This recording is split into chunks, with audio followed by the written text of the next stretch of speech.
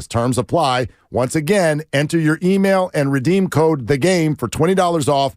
Download Game Time today. Last-minute tickets, lowest price, guaranteed. So, the other day, I bought an extremely chatty... Boring story time.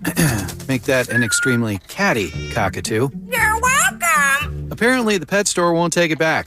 But, hey, I'll manage. I love that for you. Just like I manage without home internet. No, you don't. Sure, my mobile hotspot is slow and makes streaming shows unbearable. Oh, Bertie likes to stream. But I'm making do. Oh no, who's this? My lady friend. It's mating season, duh. No home internet? It's not that bad. No, not there. It is that bad.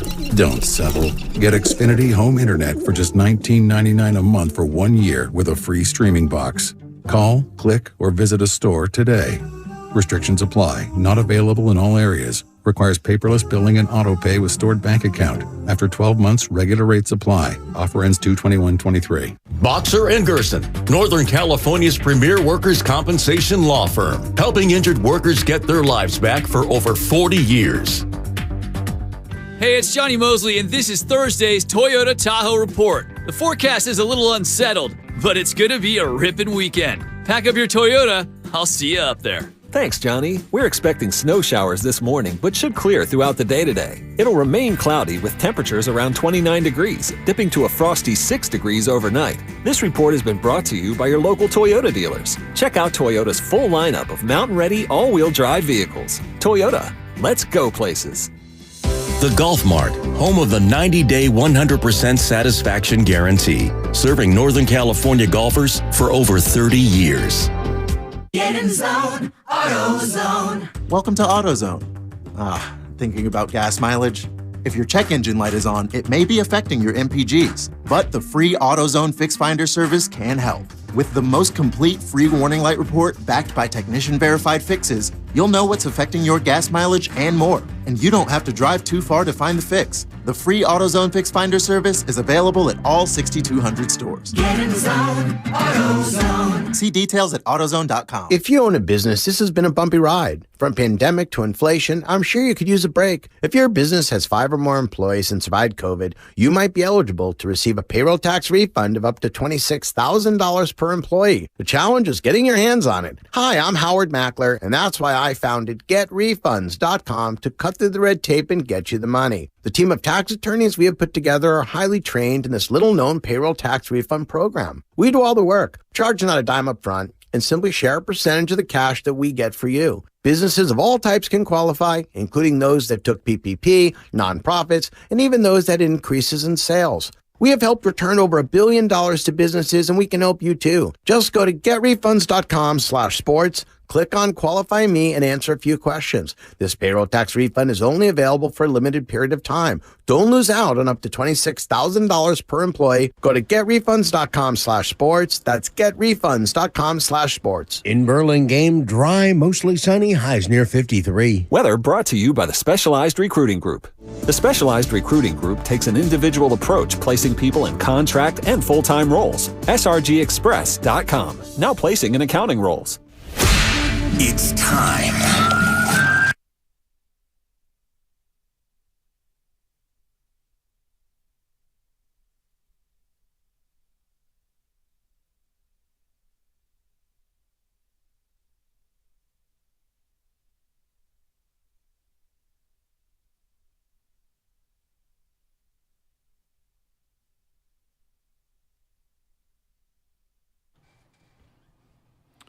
Oh,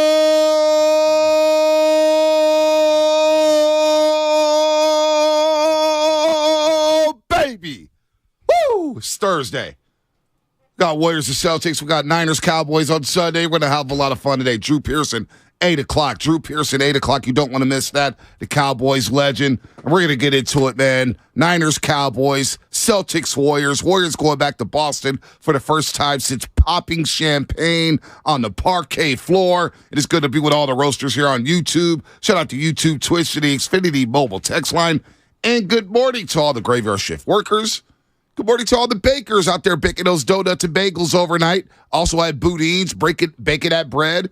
Janitors, custodians, baby mamas, daddies, strippers, you name it. Spadoni, Lutman, and Joe Shasky. Good morning to you, pal. Man, I'm fired up today. I'm fired up, man. We're inching closer to Cowboys, Niners.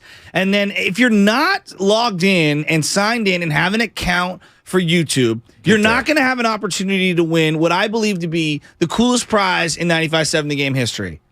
Do you see what we're giving away on Friday? NFL Blitz arcade console, the arcade game going to your crib, delivered by Jerry Rice. Blitz, NFL Blitz in your home, One of the best arcade games style. ever. I want that. I want to rig this competition. I know, but you have to have a YouTube subscription to ours. It's free. This doesn't cost you anything. You literally log in, put your email address in, find 95.7 The Game, bang that subscription bell. It says subscribe. Boom, hit the bell. It costs you nothing. We're not here to charge any money. It's just boom, do that, and then watch on Friday. He's going to give you some of these code words, and if you're subscribed you can win. You're watching, you can win. Here's the beauty of it, too. Let's say you missed it on Friday. We'll leave it up for a couple of hours. So you can go back and watch, just like all the content. Like you want to go back and watch the John Lynch thing? We already got a lot of views on that John Lynch interview yesterday. If you missed it, it's on YouTube. Search 95.7 The Game, John Lynch, and it'll pop up. So we got a lot of stuff to get to. John Lynch, of course, joined us yesterday, said a lot. The TV stuff was fascinating. What he said on Purdy and McCaffrey, also fascinating. Michael Irvin joined Damon Arado. He said some things. Michael Irvin was talking about the 92 NFC Championship game. And he was talking about being in that locker room before the game. And he said they were prepared to die on that football field. Basically, Michael Irvin, there's nobody like him. Oh, my God. He basically was like, before that game, our mindset was we had to leave it all out there on that field and prepare to die against these 49ers, and we would not be denied. It's one of the more iconic games ever. The next year, the Cowboys beat the hell out of the Niners twice. And once in the regular season in Irving, Texas, and then in the NFC Championship game where ADD had it. ADD said, you know what? We have to get faster. We have to get meaner. And I got the bag in the bank, and I'm going to pay for anything I need defensively, whether that's Charles Mann, Richard Dent. We're going to go get Ricky Jackson. We're going to go sign Deion Sanders. We're going to steal Kid Norton Jr. from the Dallas Cowboys. We're going to bring Gary Plummer up from San Diego and plug him into the middle. And we're going to kick the Cowboys' ass in 94-95, which is what the 49ers did. So, you know what? This is going to be a lot of fun. Jerry Jones also talking. Jerry Jones is chirping. A lot of chirping coming from Dallas, Texas right now. So, by the way, this will be fun tomorrow. RJ and I think Shane, whatever his name is. We're going to do a little crossover tomorrow, 7 o'clock. 105.3 The Fan, they want the smoke again. Well, they kind of want the smoke. They kind of want the smoke, but they're trying to dictate all the terms. What we want to do, I'm going to let the listeners in behind the curtain because I don't give a damn about 105.3 The Fan in Dallas.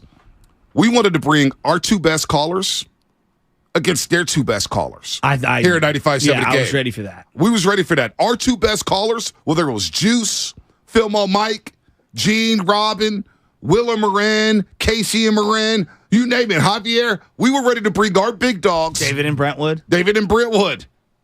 Jonathan and SF. Yes. We was ready to bring our smoke, our two callers, against their two callers.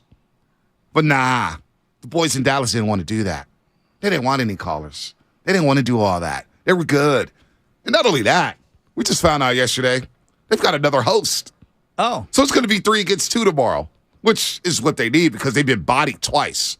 Well, so, you know what I say about 3-man shows. What's that? That means you have 2 crappy ones and you need a third one in there to fill time.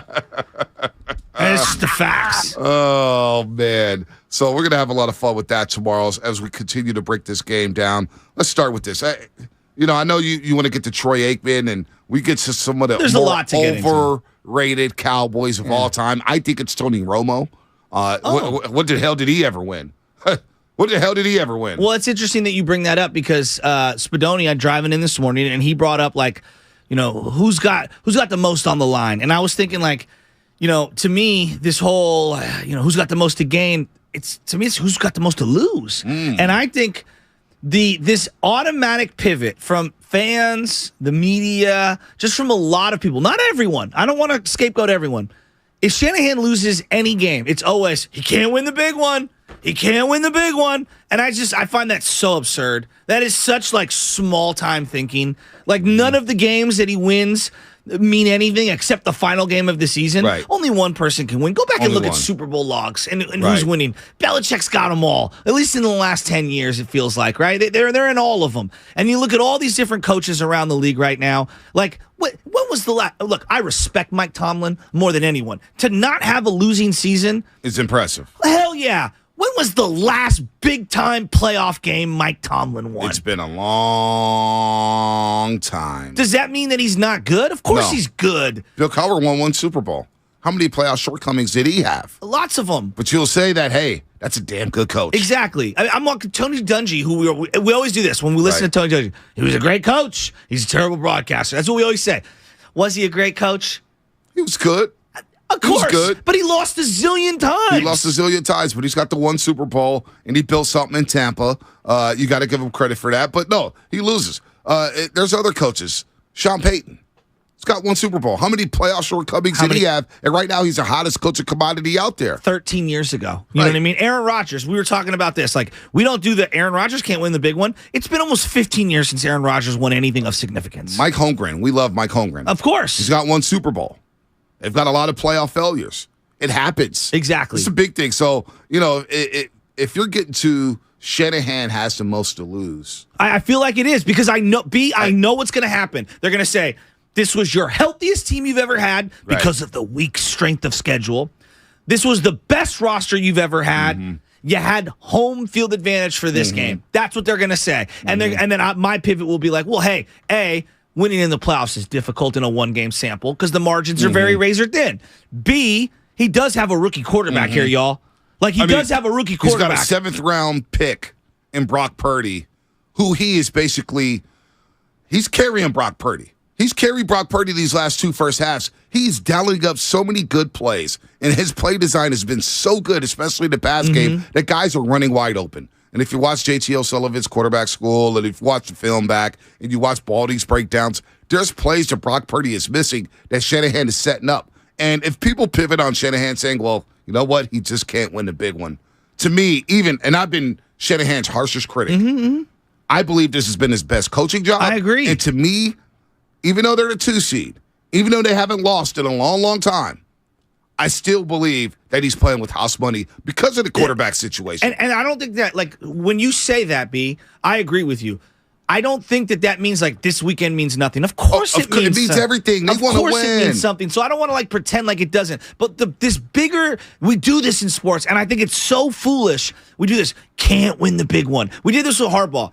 Like, NFC championship games, just getting to them is just birthright. Right. It's, you know how many big-time wins you have to get to put yourself in that position? Harbaugh and company had huge wins. Huge wins. Huge wins in New England, in the Thank you. Superdome. I mean, at home against the New York Giants in the regular season. They won a lot of big games. A lot of big games. I'm seeing 650 Xfinity Mobile text line. Andy Reid. They've won a lot of big games in Kansas City. A lot of big games in Philadelphia. But they have one ring. They've got one ring. And I think he's great. And I'm not taking it away. What I'm trying to say is, and look, I'll be devastated if they lose to the Cowboys. That's not what but I think the instant pivot to he can't win the big one is one of the dumbest things in sports. And that's why I believe, I'm telling you, B, if they lose this weekend, if they lose the weekend after, that would be unfair. It's going to go.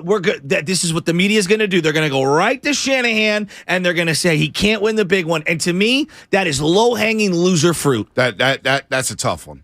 Tom Coughlin. I'm seeing Tom Coughlin, Ernie Chavez. Tom Coughlin. He's got the 2 Super Bowls with the New York Giants. What about all the losses they had with Jacksonville? Being a 1 seed, losing to Tennessee in the AFC Championship game. You know, the thing with Shanahan, and I think Brock Purdy's taking this league by storm. He's taking this market by storm. What Shanahan has been able to do to keep this team floating and keep them on the same track. This is their 3rd quarterback. I don't think we touched that on. Like, think about that. You spent all training camp getting ready for Trey Lance. Playbook for Trey Lance. You're getting ready for Trey to navigate through the season. He doesn't last 5 quarters. No. So then you all of a sudden you go right back to Jimmy Garoppolo, a guy, let's just say it. We know Shanahan doesn't trust Jimmy Garoppolo to throw passes, and we see why. Jimmy wasn't capable of running this offense to the highest level. He just wasn't. He was able to manage it, but he wasn't able to take it to the next level. No. So you navigate through Jimmy Garoppolo with no training camp and all that stuff, and he's trying to work himself back into shape, and he's on this FU tour, and he's trying to get paid this offseason. He gets hurt early in the Miami game. You're going up against your mentee, Mike McDaniel, who lit you up on the first play of the game for a big touchdown to Trent Sherfield. And you're sitting there saying, all right, Brock, it's a huge game. Levi's is rocking. Save us. And you're in your third quarterback, and you've won a division title. You've been undefeated with Brock. And all of a sudden, we're going to pivot if they lose to say Shanahan can't win the big one? I mean, was it last week a big one? Yeah. Was it the short week in Seattle a big one? Yeah. Was it the Raider game a big one in Vegas? I mean, a trap game? Go back last year. I mean, was the Green Bay game in the frozen tundra where you don't score an offensive touchdown? Absolutely. Was that a big one? Oh, absolutely. How about the Dallas game that you won on the road last year? Was that a big one? What you about were the wild card? The last game of the season at SoFi Stadium, Down 17-0. I'm with you. So this whole notion that Shanahan can't win the big one, Shanahan's going to be here for a while. Yeah. And I think he's the best coach right now in the NFC. If I had to pick all the coaches in the NFC, I'm taking Kyle Shanahan. Yeah, I think I'm with you. There's not even close. If you want to argue about McDermott or Vrabel and Andy Reid, Shanahan right now has submitted himself as a top 5 coach. Interesting how McVay just kind of fell off on that conversation. And I still think he's in there, though. He's in there. He's in that top 3. Yeah, I mean, a lot of things went wrong for them this year. He's in that top 3. Yeah. But Shanahan is on McVay. Well, what's funny is Baker Mayfield, we all agree his resume, pedigree, is more decorated than someone like Brock Purdy. Now, we can argue whether he's good or not in terms of Baker Mayfield. But winning that one game on, getting Baker Mayfield, acquiring him, and on short rest and winning, it felt like that one game meant everything for the season for Sean McVay. Right. Don't you? Everything. And everyone was like, oh, look at McVay. Look what he did with Baker Mayfield. Well, look what happened the rest of the way. It looked terrible. Right. The rest of the way. The rest of the way, it was very, very shaky. I think people don't understand how difficult it is for a backup quarterback to come in any situation, whether they've just been acquired or not. And John Lynch said it yesterday right here on the Morning Roast. If you haven't listened to it, download the Odyssey app. Go back and listen to the John Lynch interview. He gave us 27 minutes. I thought it was a lot of fun. Yeah. I know some people were very critical. Oh, man, you should ask this, should ask that. Don't worry. We'll get John Lynch back on. Yesterday wasn't appropriate. You got to live in the moment. It's Cowboys week. There's a lot of good things going on. We want to touch on that. But he mentioned how Brock Purdy in training camp, this lie that Brock Purdy looked like the best quarterback in training camp, it's an absolute fib. It's the biggest fib out there right now circulating around Brock Purdy. The only thing that's more of a tall tale is the 8 billion people who've told me they were at the NFC Championship game in 1981. Or the 90 championship against the New York Giants or something like that. Nothing drives me crazy. I was there. I was at that game. Only 68,000 were there. So you're telling me that the 100 billion of you who claim to have been there, right? Wow, it must have set an attendance record. But John Lynch said it yesterday. Trey Lance got most of the reps. Yes. Suffield came to clean it up. And Brock Purdy basically got 1 rep, and you're back to the bench. So you didn't really get to go against the starting defense. So how'd you look so good? When you weren't even getting reps, were you looking great in drills, individual drills? Were you looking great in 7-on-7? Were you looking great running wind sprints? So this lie that Brock Purdy was lighting up in training camp, he looked like the best quarterback. John Lynch just told everybody yesterday, yeah, that's a lie. He wasn't getting reps. They had no idea what they had. I mean, they like the player. Every person that they're going to acquire or bring into the facility, they've done their due diligence on, and they select them because they like them. But yeah, I'm with you. And the thing is, sometimes guys outperform your expectations of them. Right. I mean, this happens a lot in sports, B. But at the same time, I also caution myself because what we believe someone to be early on doesn't necessarily mean that that's who they're going to blossom into for the long term. And, I'm hearing people talk about, he's our 10-year quarterback. And he's just do you know how many few quarterbacks play 10 full seasons with one team? It's unbelievable. I mean, if you get 5 great years out of a quarterback, Lamar Jackson right now, you would think he'd be a 10-year Baltimore Raven. But if I told you, you know what, the Ravens and him are done with each other, would you be surprised? I would not be surprised at all. I would not be surprised if he ended up in Miami. You know what I'm saying? Or anywhere. Anywhere for that matter. Who knows? They clearly feel like they're at an impasse. Did Russell Wilson even last 10 full seasons with the Seattle Seahawks? I believe it was 9. He did not. And the funny thing is, we said the same thing about Jimmy Garoppolo after he won those 5 games at the end of 2017. And it's a miracle he lasted as long as he didn't. Right. He could have been out after 2 full seasons as a quarterback. And revisit his history, people who are in this market. So that was my first year, and it's going into my second year in 95-7 a game. He gets traded here. My 1-year anniversary happens, and this entire station was about Jimmy Garoppolo to the point where I would go to Raider games, and I hear from Raider fans and everybody saying, haha, you guys are 9 or 5-7 a game. What's going on at 9 or 5-7 a game? Was that Chris Townsend? No, it wasn't him. Shout out Will Kiss, Raiders PR I got director. the greatest Raider fan stat that not even Chris Townsend knows. Coming up next on Tammy's Cast. And that's a tease. We Listen, got Raider great right, Lincoln Kennedy right. joining us at 7. Stretch it. Who was George Atkinson? George Atkinson. Remember we used to do those Austin Raiders? Gale, Pro Football Focus. We used to do a show, Silver and Black, on Monday nights. yeah, What was it called, Spadoni? Silver and Black show, right? Yeah, and we'd have the same 3. It was Tom Flores, Lincoln Kennedy, and George Atkinson. And I used to do the show with him. Remember that, Spadoni? God, those days. So all of a sudden, shows. So all of a sudden, what was the Vegas guy? Come on, Marco D'Angelo. Marco D'Angelo. Win me some money, Marco. It was like, there's everywhere else, and then there's Vegas. That was the song he used to play for Marco D'Angelo. But no, Jimmy Garoppolo, right. 2017. We ran promo after promo for Jimmy Garoppolo. He wins his first 5 starts, and we thought, Niner fans, got our guy. Thank you, Belichick. We got our guy. I know. And what happened? What happened? It was short-lived. So, I would not. I'm taking. Look, you said it all week long. I think we've seen it around the league.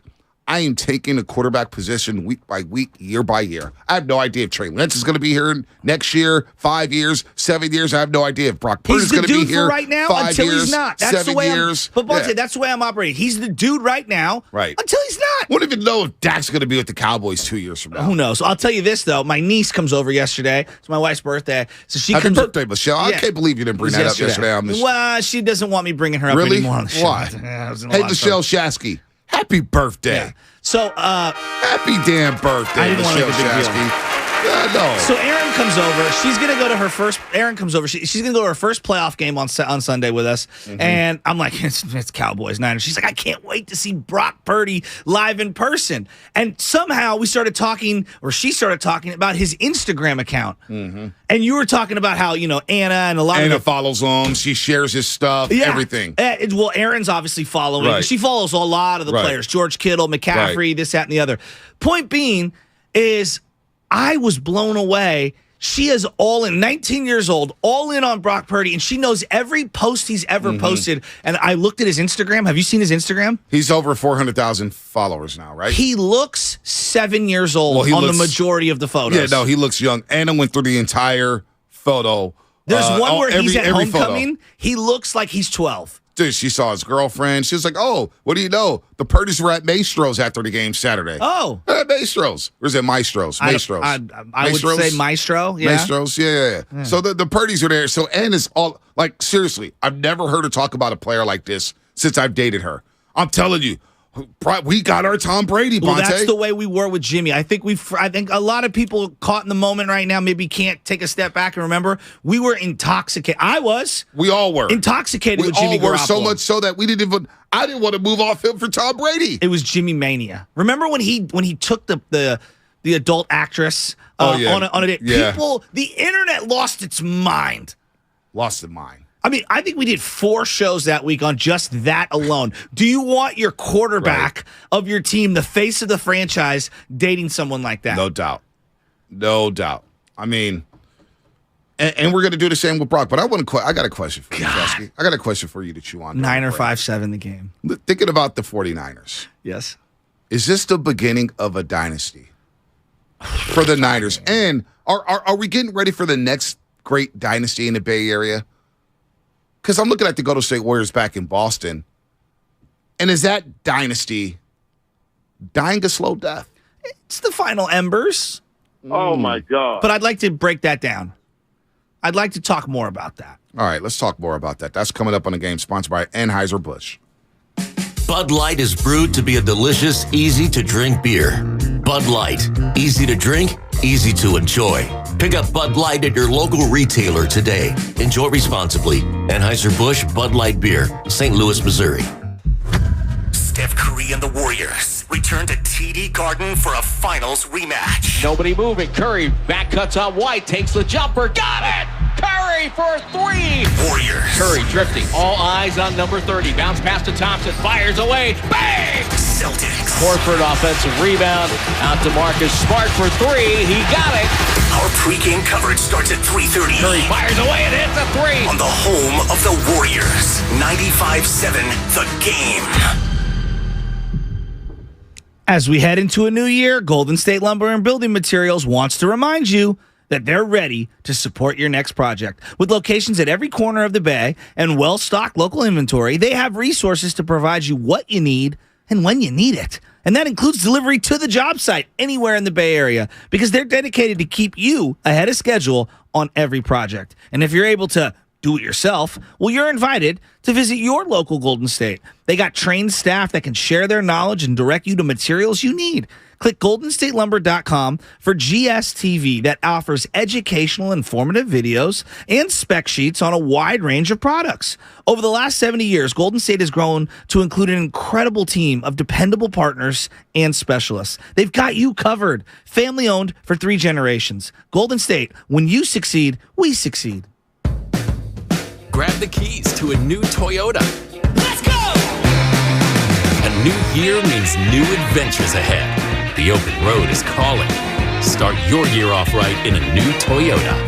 Get low 3.99% APR financing on 2022 RAV4, Corolla, Highlander, and 2023 Camry and Tacoma. Toyota, let's go places. Offer available through TFS to buyers with premium rated credit. Excludes RAV4 Prime and 123123. Every small business owner knows business happens everywhere. The office, the warehouse, or on the road. And no matter where it takes you, there's one solution to help your business thrive. Comcast Business Complete Connectivity. It's the largest, fastest, reliable network with advanced gig speed Wi-Fi and cyber threat protection in one solution. Get started for just $49.99 a month. Plus, add Comcast Business Mobile and you can save up to 60% a year on your wireless bill. And ask how to get up to a $750 prepaid card. Flight 291 is now boarding. Yep, you're going places. And when you get there, be ready to do business. The complete connectivity solution from the company that powers more small businesses than any other provider. Comcast Business, powering possibilities. Ends 2/21/2023. Restrictions apply. Requires EcoBill and AutoPay. New 50 megabits per second internet and Comcast Business Security Edge customers only. Equipment taxes and fees extra. After 12 months, regular rates apply. Gig internet required for gig Wi-Fi. Mobile Savings compares pricing of top 3 carriers. Thinking of selling your house, but you don't want to deal with repairs, cleaning, realtor photos, and showings? With John Buys BayAreaHouses.com, you don't have to do any repairs or pay any commissions. Call 510-426-7000 and John will give you a fair cash offer without any inspections, showings, or other headaches. That's 510-426-7000. When you sell to John Buys BayAreaHouses.com, you decide when you want to move, according to your schedule and your terms. John buys vacant houses, inherited houses, beautiful houses, fixer-uppers in any condition, as is. John buys BayAreaHouses.com provide you the easiest sell possible and assist you in every step of the way. If you want to sell and have any questions, please call 510-426-7000. That's 510-426-7000 and get the offer you have been waiting for. Laying waste to your town. Mastodon. Gojira. The Mega Monsters Tour. April 20th at Concord Pavilion. With special guest, Lorna Shore. Tickets on sale this Friday at 10 a.m. at LiveNation.com. Mastodon and Gojira. Part of the Mancini's Sleep World Concert Series. Paid for by government.com. Did you hear? The new 2023 Silver Eagles are available in a perfect 10 grade for the first time ever. That's right. The American Eagle Silver Dollar in perfect 10 grade, just like perfect 10s for sports cards. Coin experts are calling this the biggest event of the century for coin grading. You must hurry. Very few silver dollar coins will receive the coveted grade of perfect 10. These American Eagle Silver Dollars are brand new, 99.9% pure silver legal tender coins minted by the United States Mint. Available now in perfect 10 grade for the first time ever. Just call and you are guaranteed a new 2023 just released Perfect 10 Silver Eagle. With limited quantities, you must call now to order. To learn more, call 1-800-969-0686. If you order now, you'll receive a free collector bonus over a $10 value free with every order. Call 1-800-969-0686 now to secure your new Perfect 10 silver dollars before they are gone. That's 1-800-969-0686.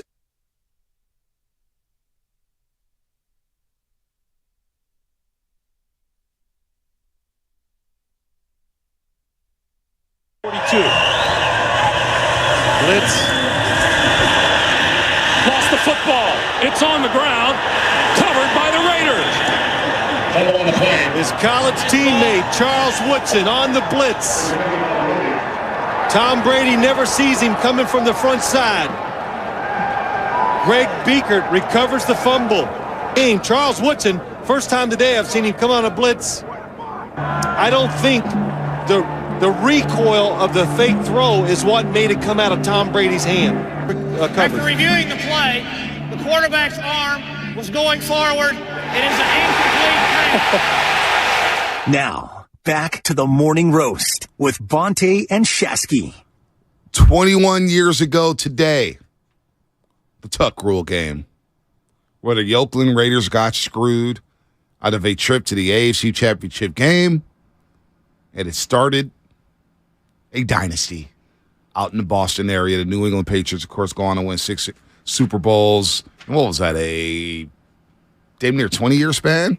About 18 years? It feels like they won 10 different ways, too. I know. Antoine Smith and Kevin Falk, Corey Dillon, Troy Brown, Deion White. I mean, it's so different. David Givens one year, the Super Bowl, lighting up the Eagles. Deion Branch. Yep, Deion Branch was good. He got traded to Seattle, then went back to New England. Remember they acquired Corey Dillon? I thought that was the move. Corey Dillon, just said that. Corey Dillon. I mean, they had some players. So they led by the defense for a long time, and then all of a sudden transitioned to the offense. So that dynasty started then.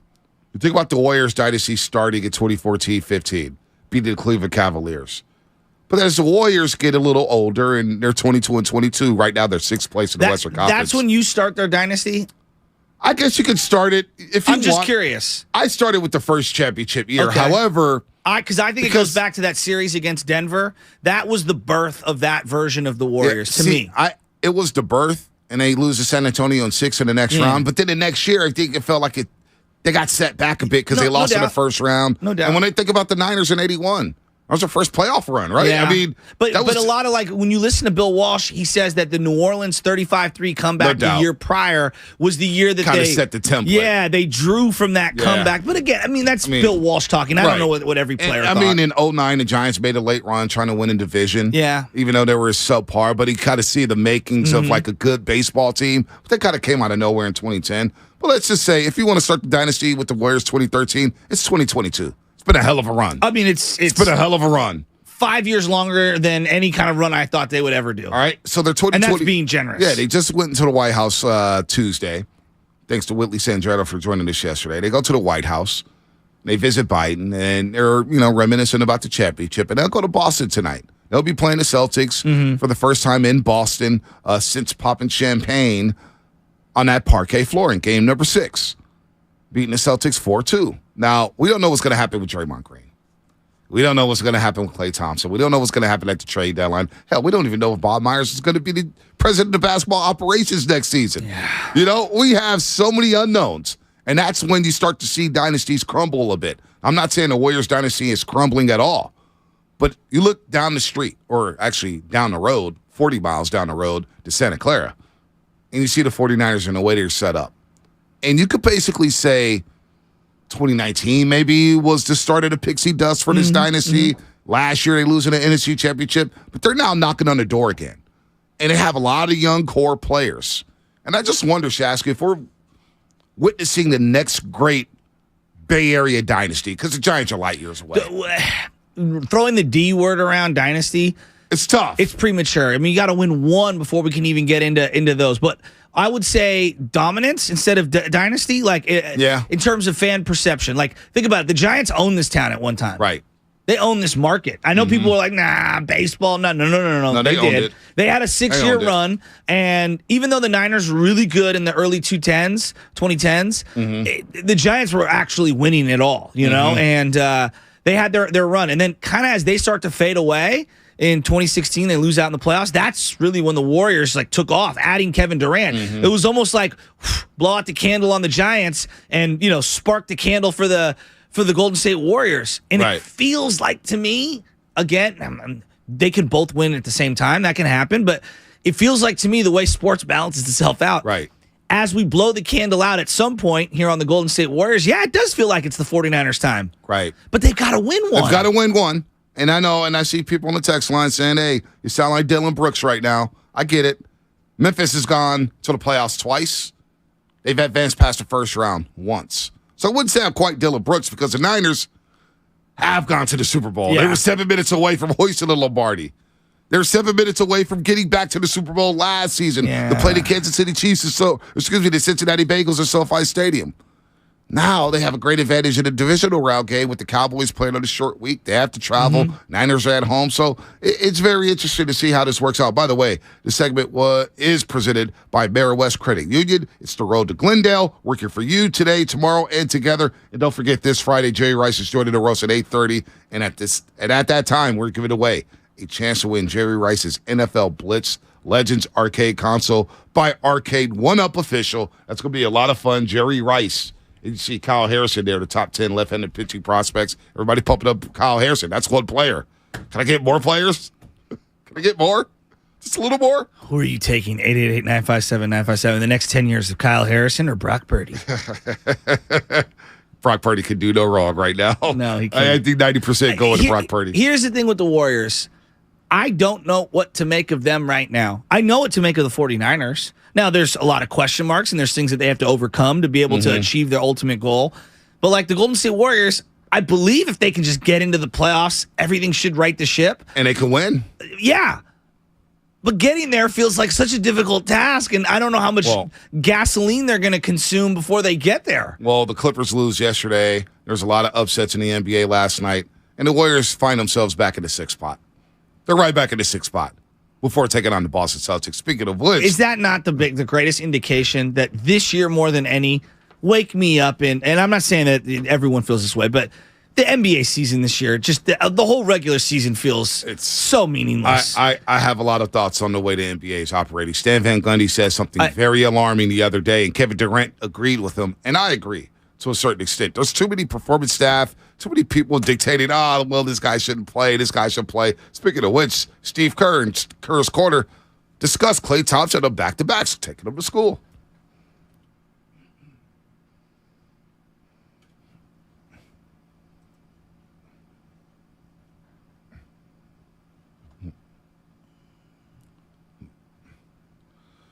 All right, Kerr's Corner, and, obviously he was talking a lot, and, the Warriors played the Celtics. He was on with Damon and Ratto yesterday, correct? He was on with Damon and Ratto yesterday, and I know he talked to the media yesterday in D.C. before they flew to Boston. But Steve Kerr says they do believe Klay Thompson may play back-to-backs later in the season. Here's Kerr. Given that Klay missed the game last week with knee discomfort, we're going to be careful. But we do think that there's going to come a time this season where Klay could play back-to-back games. It's just, we're just trying to be very careful and make sure we keep all the guys in a good place for the long haul. And that requires constant care from the performance team and communication, and we just kind of figure it out as we go. Yeah, Shasky, I don't want Klay playing back-to-backs. I'll just say it right off the rip. I know how you feel about it. You're paying him a bunch of money. No. I'm just so concerned about those leg injuries. Yeah, that's what I'm saying. No, you can't play him. No. Don't think that I think that you should play him. I think it's difficult to overcome is what I'm getting at. I think that when I look at the calendar and when I hear people say, well, they could go on a little run here. It's like, well, baked into the schedule is a lot of difficult nights because you have a limited availability of players. But Bonte, as a Warrior fan, what's more important, the back-to-back in Feb or April and June? April, May, June. Yeah, that's what's important. Yeah, so I see the bigger picture. Yep. I'm just saying it makes it really difficult for Steve Kerr on a nightly basis. And that's what he gets paid for. No doubt. And by the way, 510 Xfinity mobile text line, don't get it twisted. We're not comparing the 4-time NBA champion Golden State Warriors in the last 8 years to the Niners. Just wondering, are we starting to see the next dynasty possibly in the Bay Area? And maybe dynasty is a strong word because you do have to win one. And you probably can't have the conversation until you win one, where the Warriors have won 4. I get that. But I wonder if the tide is turning in the Bay Area as we look at Kittle, we look at Purdy, we look at McCaffrey, we look at the star Deebo Samuel, Brandon Ayuk, who just had his first 1,000-yard season. Dre Greenlaw, Fred Warner Jr. is going to be around. How about Talanoa Hufanga, who goes to all these high school football games on a Friday night? I look at the Niners and I say, I look at the Los Angeles Dodgers. Can you do something like what they've done, where they've been Clock. You know what? I'll finish it. Save it. That's what's coming up. Sponsored, brought to you by Golden State I hate Lumber. you guys. Serving the Bay Area for 3 generations. When you succeed, we succeed. Visit GoldenStateLumber.com. The other day, I bought a cockatoo. Hello! He's a handful, but I'll manage. Just like I manage without home internet. Sure, my mobile hotspot is slow and makes streaming shows unbearable, but I'm making do. Oh no, who's this? It's mating season, Dad. No home internet? It's not that bad. Don't settle. Get Xfinity Home Internet for just $19.99 a month for 1 year with a free streaming box. Call, click, or visit a store today. Restrictions apply. Not available in all areas. Requires paperless billing and autopay with stored bank account. After 12 months, regular rates apply. Offer ends 2/21/23. First, we decide where we want to go. Then we need to know the best way to get there. Hi, my name's Adam Barada. I'm the owner of Advantage Gold. We're the highest rated precious metals firm in the country. We teach people how to own physical gold and silver. Now, we've won the Best of TrustLink Award 4 years in a row because we educate our clients on how to buy gold and silver the right way. We don't pay celebrity spokespeople millions of dollars. We'd rather pass that value on to you. Call 800-900-8000 and speak with one of our experts. We'll send you a free gold kit along with my latest #1 national best-selling book, The Great Devaluation. Call 800-900-8000. That's 800-900-8000. Get the best information, the best process, the best service, the best value. Call Advantage Gold at 800-900-8000. Call 800-900-8000. Advantage Gold is not an investment advisor or a tax advisor. Consult with your financial advisor before investing. Are you ready to boost your game at work, explode with energy at the gym, and really hit one out of the park in the bedroom? Balanced Medical Solutions has your back with the best solutions for ED, PE, weight gain, and chronic fatigue. Join thousands of Bay Area men who have said goodbye to low testosterone, low energy, and low libido who now feel like world champs. Mention this station until the end of the month to get a medical evaluation with labs, including hormone tests, for only $69. Call today and get a win. 510-679-3300 or visit balancedmedicalsolutions.com. Cars for Kids. No more stressing over your old vehicle. Donate today and get it picked up tomorrow. It's the easiest service out there. Donate online at carsforkids.org. That's cars with a K. It's back and it's better than ever. The 34th Annual Manufacturers RV Show at the Alameda County Fairgrounds in Pleasanton. January 21st through the 29th. You'll see hundreds of RVs from dealers all over the West Coast. Like motorhomes, travel trailers, toy haulers, fifth wheels, van conversions, and truck campers. Go to RVshows.net for more information. Don't miss the Manufacturers RV Show at the Alameda County Fairgrounds in Pleasanton. So, the other day, I bought an extremely chatty... Boring story time. Make that an extremely catty cockatoo. You're welcome. Apparently, the pet store won't take it back. But, hey, I'll manage. I love that for you. Just like I manage without home internet. No, you don't. Sure, my mobile hotspot is slow and makes streaming shows unbearable. Oh, Bertie likes to stream. But I'm making do. Oh no, who's this? My lady friend. It's mating season, duh. No home internet? It's not that bad. No, not there. It is that bad. Don't settle. Get Xfinity Home Internet for just $19.99 a month for 1 year with a free streaming box. Call, click, or visit a store today. Restrictions apply. Not available in all areas. Requires paperless billing and autopay with stored bank account. After 12 months, regular rates apply. Offer ends 2/21/23. Thank you to all of the business owners who kept people employed during the pandemic. For all you've done, you may be eligible to claim the Employee Retention Tax Credit. a payroll tax refund from the United States Treasury Department, applicable to businesses who kept employees on payroll during the pandemic. The window is closing to claim your refund. Contact Paychex to see if you qualify. Paychex is proud to have helped more than 45,000 businesses secure over $9.2 billion in ERTC claims, an average of $190,000 per business. 50 years and thousands of experts in HR, payroll, benefits, and insurance. You may be eligible to claim the Employee Retention Tax Credit, a payroll tax refund from the United States Treasury Department, applicable to businesses who kept employees on payroll during the pandemic. The window is closing to claim your refund. Contact Paychex to see if you qualify. Visit paychex.com/ERTC to find out how Paychex can help you get additional cash into your business. Paychex.com/ERTC. Paychex.com/ERTC. Meet Joe A, Hi. Joe B, Hello. and Joe C. What's up? 3 everyday Joes perfecting their banking with Chase. Joe A is locking his lost debit card with the Chase mobile app. Joe B is cruising toward his new ride with Autosave. And Joe C's Chase banker is helping him budget to go back to school. Tools that help protect, support for what's next. One bank that puts you in control. Visit chase.com/checking. Chase, make more of what's yours. Chase mobile app is available for select mobile devices. Messaging and data rates may apply. JP Morgan Chase Bank, N.A. member FDIC. Are you ready?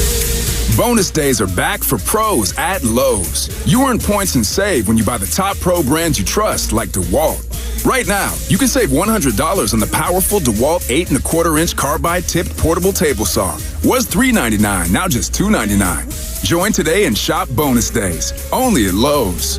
Bonus points calculated before taxes and fees after applicable discounts, if any. Valid through 1/20. Subject to change while supplies last. Visit Lowes.com/MVP's bonus points for details. I used to get frequent heartburn at night, so I made Prilosec OTC part of my morning routine. 1 pill in the morning, 24 hours, 0 heartburn with Prilosec OTC. It's possible while taking Prilosec OTC. Use as directed for 14 days to treat frequent heartburn, not for immediate relief.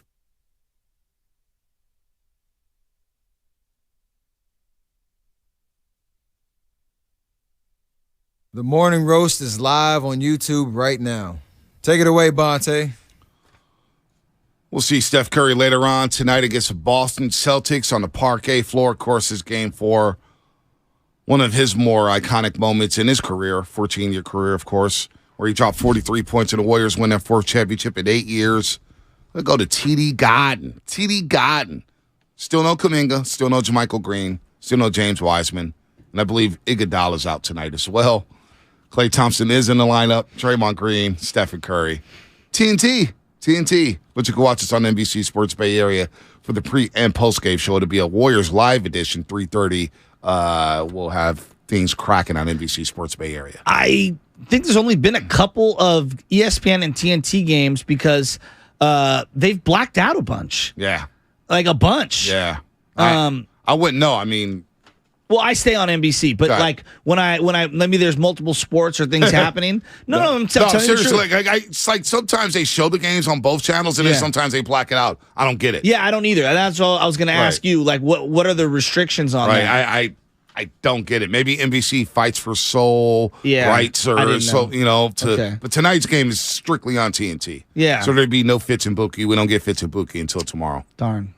So they'll be in Cleveland getting ready to rock and roll. But I'm sure they'll be at TD Garden. I'm sure they have fun at the White House. I told you no guru drops, Spinoni. You slipped up, dude. I know. You're a double agent. He's over there. He tried to get sneaky with that one there. I thought he had it. Cowboy Niner Week, and those two are arguing about power ranking of hosts and their ego. I mean, get out of here. They didn't even mention me. Crazy. Drew Pearson, 8 o'clock today. Drew Pearson, 8 o'clock. I love when download people the don't Odyssey have the right app.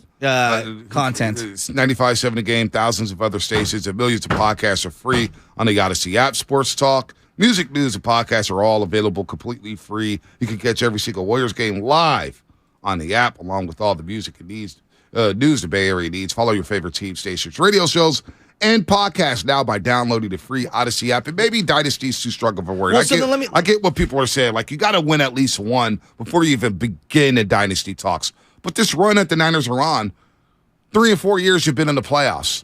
2 of those years you've won a division championship. We've got 2 teams that have been good simultaneously here in the Golden State Warriors and the 49ers. Now, the big one is the Warriors have that Larry O'Brien. Yeah. The Niners don't have that Lombardi. So I guess then let's go with just the teams that have won championships in recent memory. Did you know the Giants thing was over after 2014, even though I don't think it was because they went to the playoffs in 2016. Yeah. I still felt like they had chances. 2016, I was like, okay, they still got it. They need a closer. And then they need a closer, and they splurged on a closer, and it didn't work out. And the bottom fell out. And we should have saw. Did you know, like 2017, 2018, it was officially over? It felt like it was officially over. I didn't think so, but I held out hope. I had a little hope. However, remember I was at that other station. I ran a lot of those games on a weekend.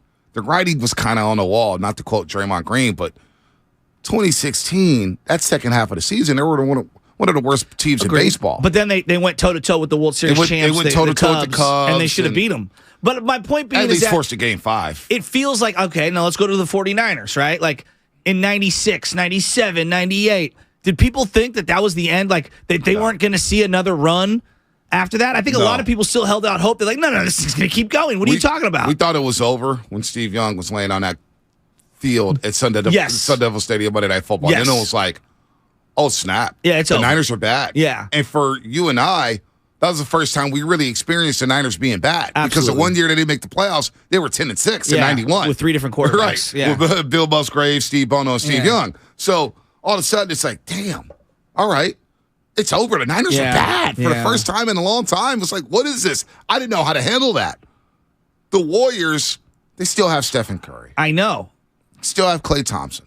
Still got Jordan Poole and Andrew Wiggins. You got Kevon Looney and Draymond Green playing at a high level. And you got these young guys that you're trying to figure out. So it doesn't feel like their run is quite over yet. I agree with that. We have to see it. They haven't lost the Western Conference Series under Steve Kerr. But if I was playing the other side of the fence and the devil's advocate, and I said to you, Bonte, they are never going to get back to an NBA Finals, would you really be that surprised? Yeah. I wouldn't be surprised. No, I wouldn't be surprised. I mean, they've had a great run, and I'm not trying to knock them. What I'm trying to say is I wouldn't be surprised. However, it will be shocking to see them lose in the Western Conference playoffs when they haven't done it yet. Okay. I thought it was shocking that they won it all last year. Mm-hmm. You know, the way and things shook out in their direction. Well, you think about the way it's set up, right? They went into the playoffs with a bunch of unknowns. Well, they hadn't even played their best 3 players or their most accomplished 3 players on the court together for more than a game. We didn't know about Stephen Curry's foot. We didn't know if Jordan Poole could adjust it going back to the bench. We didn't know if he was going to start. We didn't know how Klay Thompson was going to hold up. Draymond Green's back. Is he going to last during the playoff run? We have no idea. We had no idea. So it was a remarkable run. But at the same time, you're like, man, if they get back to the playoffs, we haven't seen them lose to a Western Conference team since 2014. I mean, like using this, yes, you're right. Using this same kind of algorithm that we're going on, the Harbaugh year, once they went 8-8, did it feel over? Before he even actually was officially parted ways with. To me, the Harbaugh era felt over when they lost to Seattle in the NFC Championship game. I felt like when they were 7-4 at Thanksgiving, to me, it was fool's gold. Okay. Because you had all the rumors circulating. You had, where was Kaepernick at? Where's Crabtree at? He seems to be unhappy. You bring back Brandon Lloyd. You basically have the same set of wide receivers. Jonathan Martin's playing right tackle. To me, when they lost to Seattle in real time, I felt like it was over. Well, when Bowman doesn't play the entire year, Willis is deactivated, and he's going to call it quits. It just that whole thing came crashing to an end. It felt abrupt though. It did. Right. Like even though yes, you might have felt it, it was very abrupt. The point that I'm going at is like with the Warriors and we look at the Niners. When it's your time, it's your time. And when it's over, sometimes we as a fan base are in denial that it's over. And you hold on too long. Exactly. Now, I don't know if we're there yet with the Golden State Warriors, but, I mean, didn't it feel like Tom Brady, they should have held on a little longer, like New England and Tom Brady? But it looked so bad that last year. That's what I'm saying. It looked so bad, and you don't know if Tom Brady comes back and they do anything. Well, and I look at it. It just felt like everybody needed to change the scenery at that point. That's a good way of putting it. But I look at that now and I'm like, oh yeah, it was clearly over. Like, you know what I'm saying? Like from New England's roster standpoint. Right, no doubt. Right now I look at the Niners and anything could happen in every offseason. One injury could change everything. And again, I'll take back the dynasty word. You can't use the dynasty word unless you win 2 championships. But it feels like if they don't strike gold now, this is their best shot with this core to strike gold. Because we don't know how long these windows are open in professional sports, but especially in the NFL. Yeah. Especially in the NFL. Think about last year's, you think about the Rams. How quickly things flip for them. Bonte, Cam Newton went from being the best player in the NFL to garbage overnight.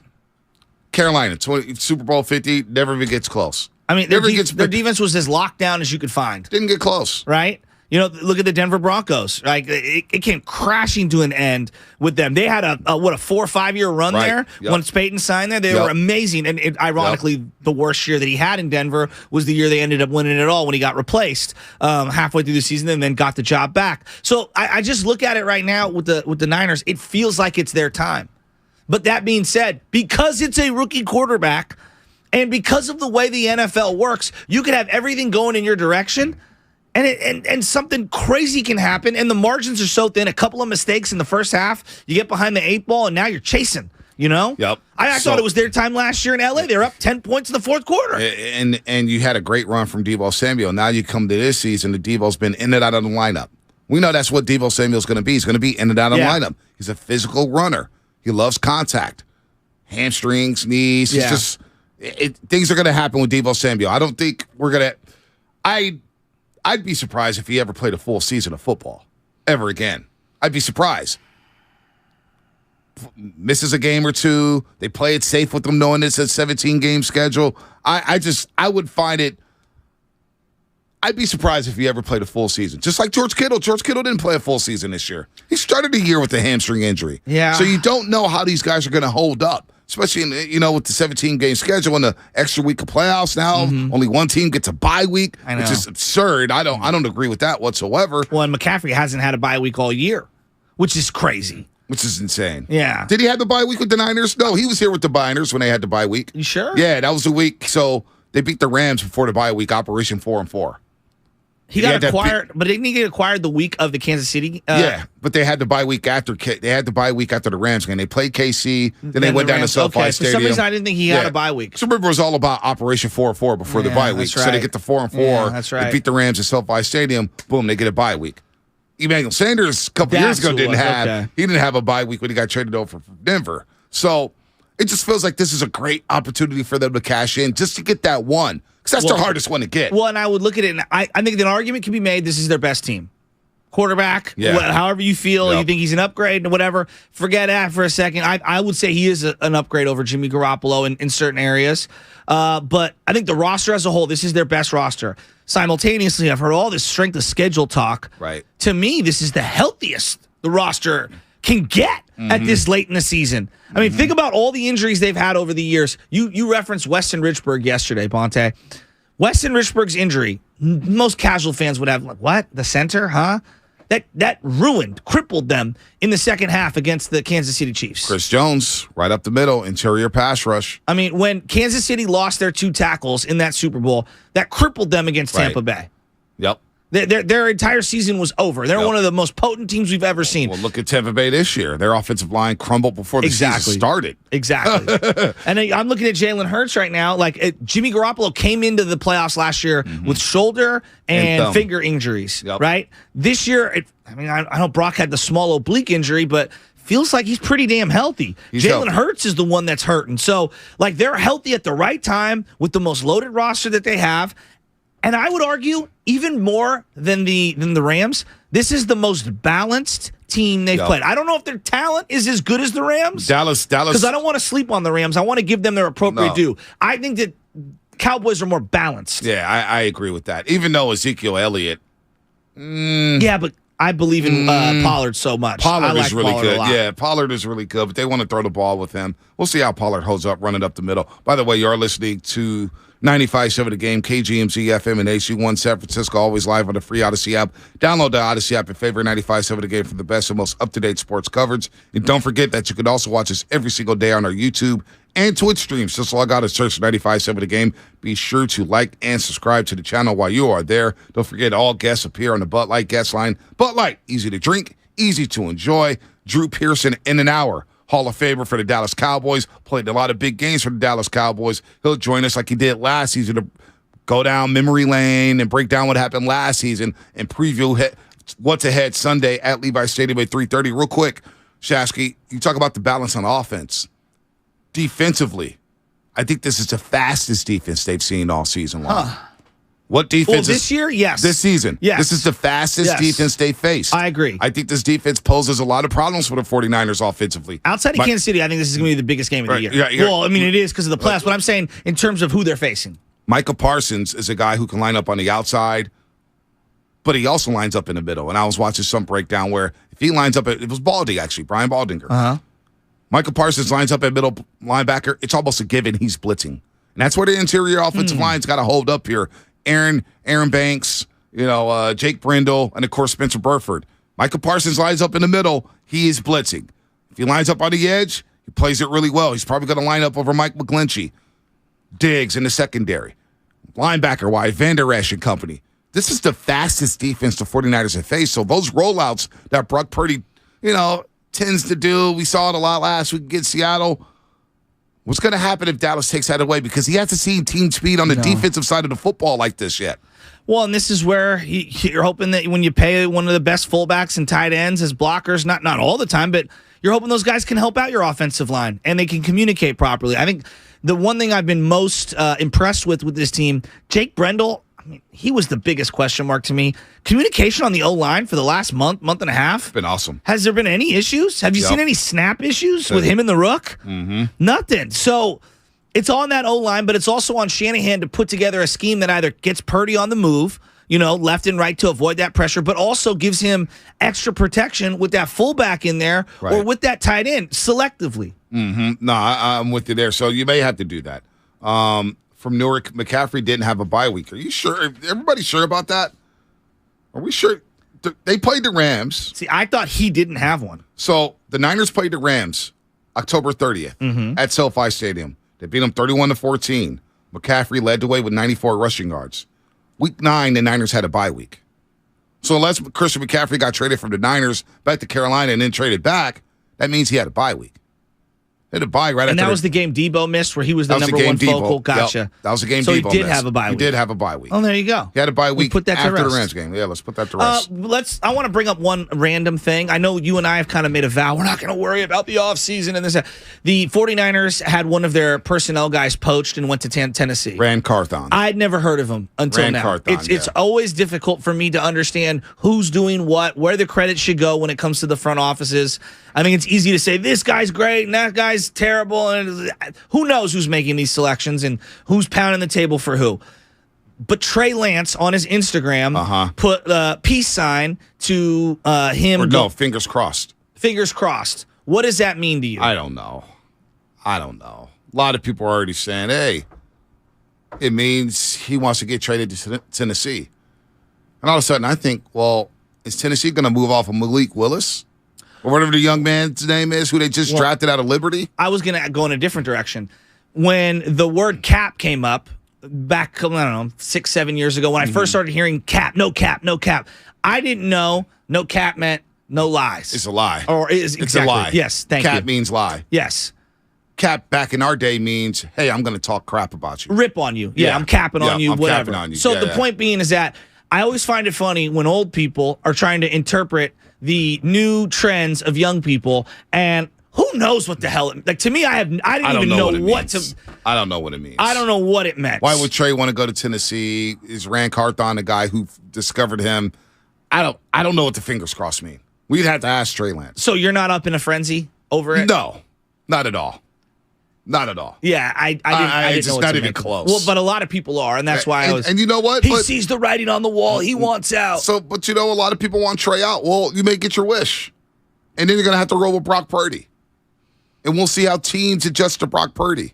Again, we're going to get a real good glimpse of the last two first halves. Now, if Jimmy Garoppolo was playing and he had those first halves, the tone would be a bit different. Yeah, but Jimmy didn't have those kind of second halves. He didn't have those, but I mean, like let's play both sides of it here. But I'm with those first you on halves. If Trey Lance had those first halves, we haven't seen Trey Lance a lot.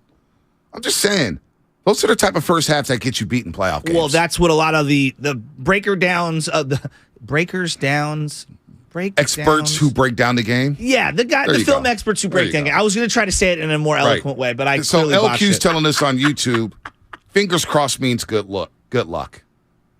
All right. Good luck for the man for going Rand Carthon. Okay, there you go. And Trey's been reposting a lot of his teammates stuff. Well, I've been following. He reposted Brock Purdy stuff. Speaking of this, I've been following Trey Lance the whole time. He always posts all of his teammates stuff. Aaron Banks and this guy and that guy, Brock Purdy stuff. Doesn't it feel like he gets this knock that he's not a team-friendly guy, that he's all about himself? I just think there's too many people that are hyper-focused on everything a social media athlete. How many times has Debo had to come dunking over the top on beat writers who are like, you think you know that what this means, and this means nothing from what this means? Like, we can't interpret social media stuff. Like, I know that that's part of the job. I'm not knocking people that do it. It's just I find it difficult. These guys Trey Lance is 22. I have no idea what the Instagram emoji algorithms are of a 22-year-old. Right. And so, you want to call me, I see a lot of stuff. Sean Salisbury tweeted out something yesterday. The question in 2023 is who's going to back up Brock Purdy? What if he goes out there and throws 3 picks and looks overwhelmed against the Dallas Cowboys? What if he lights it up? Like, I just don't get this premature notion that we're just going to hand the keys over to Brock Purdy. Let him compete. Let him compete. I wouldn't trade. Look, how I'm looking at it, I'm not trading Trey Lance. I'm not moving off of Brock Purdy. That's only $11 million in my quarterback room. Well, I think that this conversation, I want to see how the rest of the year plays out. I want to see what the offseason holds. There's a lot. Before I can even get to entertaining what we're going to do in the offseason, I want to see how this season concludes and what it looks like and kind of go from there. Also, why would we want to move off Brock Purdy when quarterbacks get hurt every single year, it feels like, under Kyle Shanahan? It's not his fault. I took a screenshot. There were more backup starts this year than any point in the last 15 years. So I'm in the NFL. Yeah, in terms of the NFL. The quarterback room full. I'm keeping good talent in that quarterback room. Let's go to Yvonne real quick in Daly City. He's going to explain what the cross fingers emoji is. Yvonne, help us OGs out. Help us old We're 40 people and out. over now. We need help. I need help. What's up, Bonte Shafty? Good morning, guys. Good morning, man. Oh, no, because everybody was making a big deal out of it, and I've seen it. So, I don't want to, as young folks who use that a lot. So, pretty much it just means, like, we tight forever. Oh, gotcha. That makes sense. That we're tight forever. So maybe he has a really good relationship with them. So, like, I use that with my close friends. Yeah, we bonded forever. We good. I like that. See, now this is why I need this. I love that. See, thank you for explaining this. This is why I didn't want to lose my mind over this. I remember when Cap first came out, Nash started texting me, Cap. I'm like, Doug, what does that even mean? I remember I tweeted that. I was like, Cap. What the hell does that mean? And the youngsters start getting on me. Oh, you old sir. You don't even know. I was like, Cap had a different meaning when I was growing up. Anyway, thanks for the call, Yvonne. No, I appreciate that. Thanks for educating us. Last thing, my niece came over yesterday, and she was going through the Brock Purdy Instagram thing. I'm telling you, B, the guy looks 14 years old in every single photo. He's a youngster, man. I couldn't get over how many people, his IG following went from nil to, what is it, 500,000? I can't. Oh, easily. People are in on Brock. Oh, they're so in on Brock. The intoxication sensation. They're so in. My mom told me, don't you dare disrespect Brock Purdy on the airways. I swear to God. She said that to you. She told me. She goes, y'all better leave my quarterback alone. She told me that. Leave my quarterback alone. Like, Mom, I've never heard you talk about a player like this before. Ever. Well, I was thinking about, there's many. Tom Brady, 21 years ago today, the Tuck rule. And it's a great story. We forget about that 6th-round pick. Monte, it's one of the most incredible stories of all time. Right. I also remember there's been lots of guys, and people are going to go to different people. Nick Foles and this and that in football, and that's fine. I'll listen to that. We talked about Kaepernick rising and then falling. There was a guy like Andrew Bynum, for example, with the Lakers. Everyone would have traded everything for the future of Andrew Bynum. Yep. Remember how good he was? Oh, he was legit. He was legit. I mean, I know Spadoni's shaking his head. Am I wrong? Andrew Bynum. He was legit. He was an all-star, and then his knees gave out. That was the thing. And he got that big money from Philly, and the rest is history. Then he started dyeing his hair. I mean, I would have bet on a 15-year career for Lincecum. Right. You know? And it was a comment and a phenom, and it came and went. You just don't know. I will say this, though. I think Brock gives him, by far and away, of the 3 quarterbacks right now, even if they're all healthy, for coming into this game, there's no way anyone can convince me he doesn't give them right now, by far, the best opportunity to win this game. Right. And it's really about Garoppolo and Brock Purdy, if we're being honest. We've seen Trey Lance didn't even finish 5 quarters. I have no idea what he is. Vontae, they could have won 4 games with Trey Lance. I don't know. Who knows? They could have won 12. They could have won something in between. I have no idea. We have no idea. Who knows if they even make the deal for Christian McCaffrey? It's a great question. They made a deal for Christian McCaffrey because they realized Jimmy needs a check down guy. Jimmy's not going to stretch field. Well, let's get him somebody who can run after the catch and help him out. So as I put a bow on all this, I know everyone wants to trade this guy away and anoint this guy and do this. This weekend, Brock Purdy is QB1 and gives us our best chance to get to the NFC Championship game and start our run for our first Super Bowl since '94. And that's all I care about. But is it okay for me to say that he's facing the fastest defense he's seen yet? Bonte, this is the Niners' toughest test. I would argue Kansas City, because regular season is irrelevant compared to the playoffs. Right. This is the toughest test, I think, balance-wise, of any of the playoff opponents since Kansas City in the Super Bowl. And that's with the utmost respect for the Rams. No, I can't disrespect. I can't disagree with that. All right, clock. Let's cut up on the game. Sponsored by Anheuser-Busch. Play some sound for Michael Irvin, Jerry Jones, and we'll continue to roll Niners and Cowboys Sunday 3:30. We're breaking it all down here on the Morning Roast. Bud Light is brewed to be a delicious, easy-to-drink beer. Bud Light. Easy to drink, easy to enjoy. Pick up Bud Light at your local retailer today. Enjoy responsibly. Anheuser-Busch Bud Light Beer, St. Louis, Missouri. Hey, it's Joe Shasky here to talk about the tax and crypto attorneys and accountants at Kugelman Law. Do you trade crypto? Do you have NFTs? Have you received a 1099 from Crypto Exchange reporting your transaction?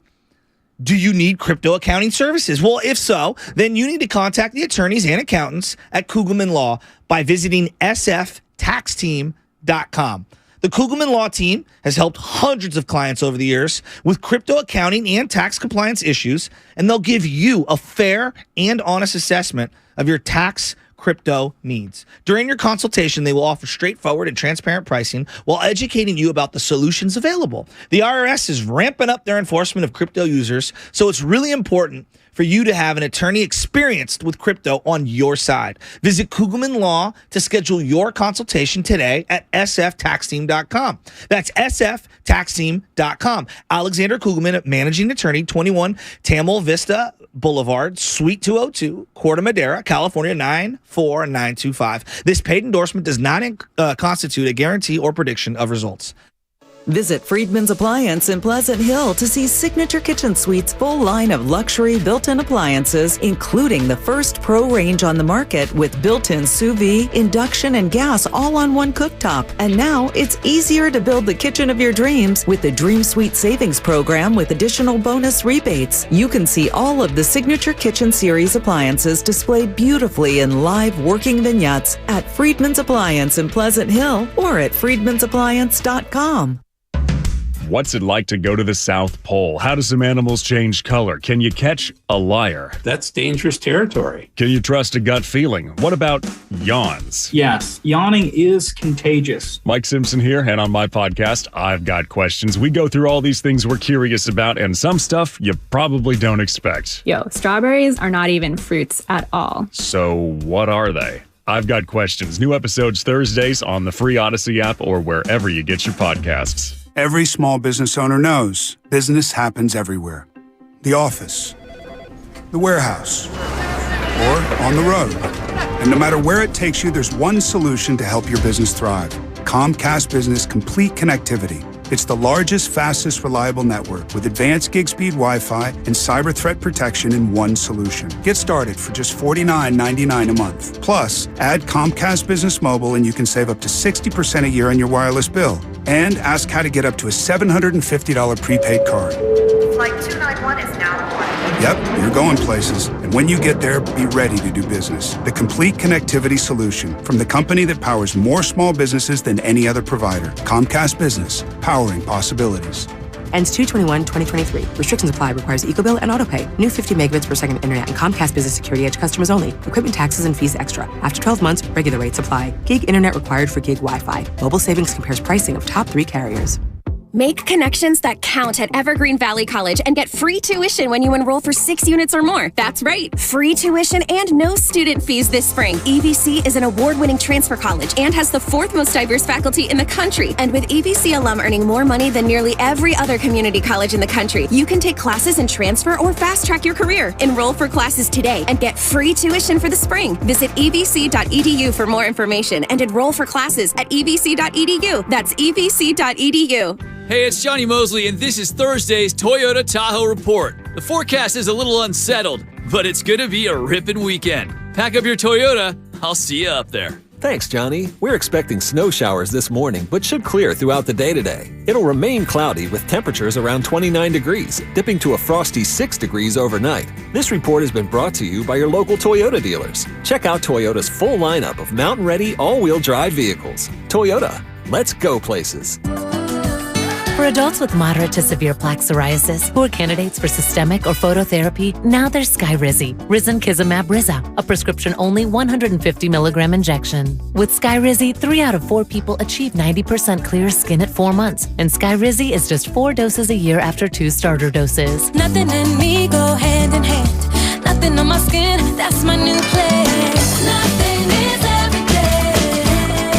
Don't use if allergic to Skyrizi. Serious allergic reactions and an increased risk of infections or a lower ability to fight them may occur. Before treatment, your doctor should check for infection and tuberculosis. Tell your doctor if you have an infection or symptoms, such as fever, sweats, chills, muscle aches, or cough, or if you plan to or recently received a vaccine.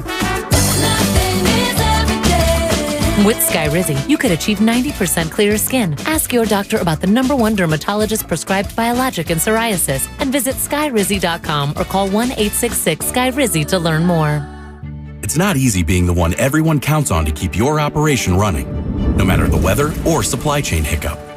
But we get you, Raymond in Buffalo, Maria in Miami, and Jules in Troy, taking control of everything that's under your control. At Grainger, we're here for you with high-quality supplies for every industry, plus real-time product availability and access to experts ready to help. Call, click Grainger.com, or just stop by. Grainger, for the ones who get it done. Tune in to 95.7 The Game for Warriors Live, 60 minutes before tip-off of every Warriors game. Brought to you by Xfinity. Supercharge your home with supersonic Wi-Fi. Unbeatable internet, only from Xfinity.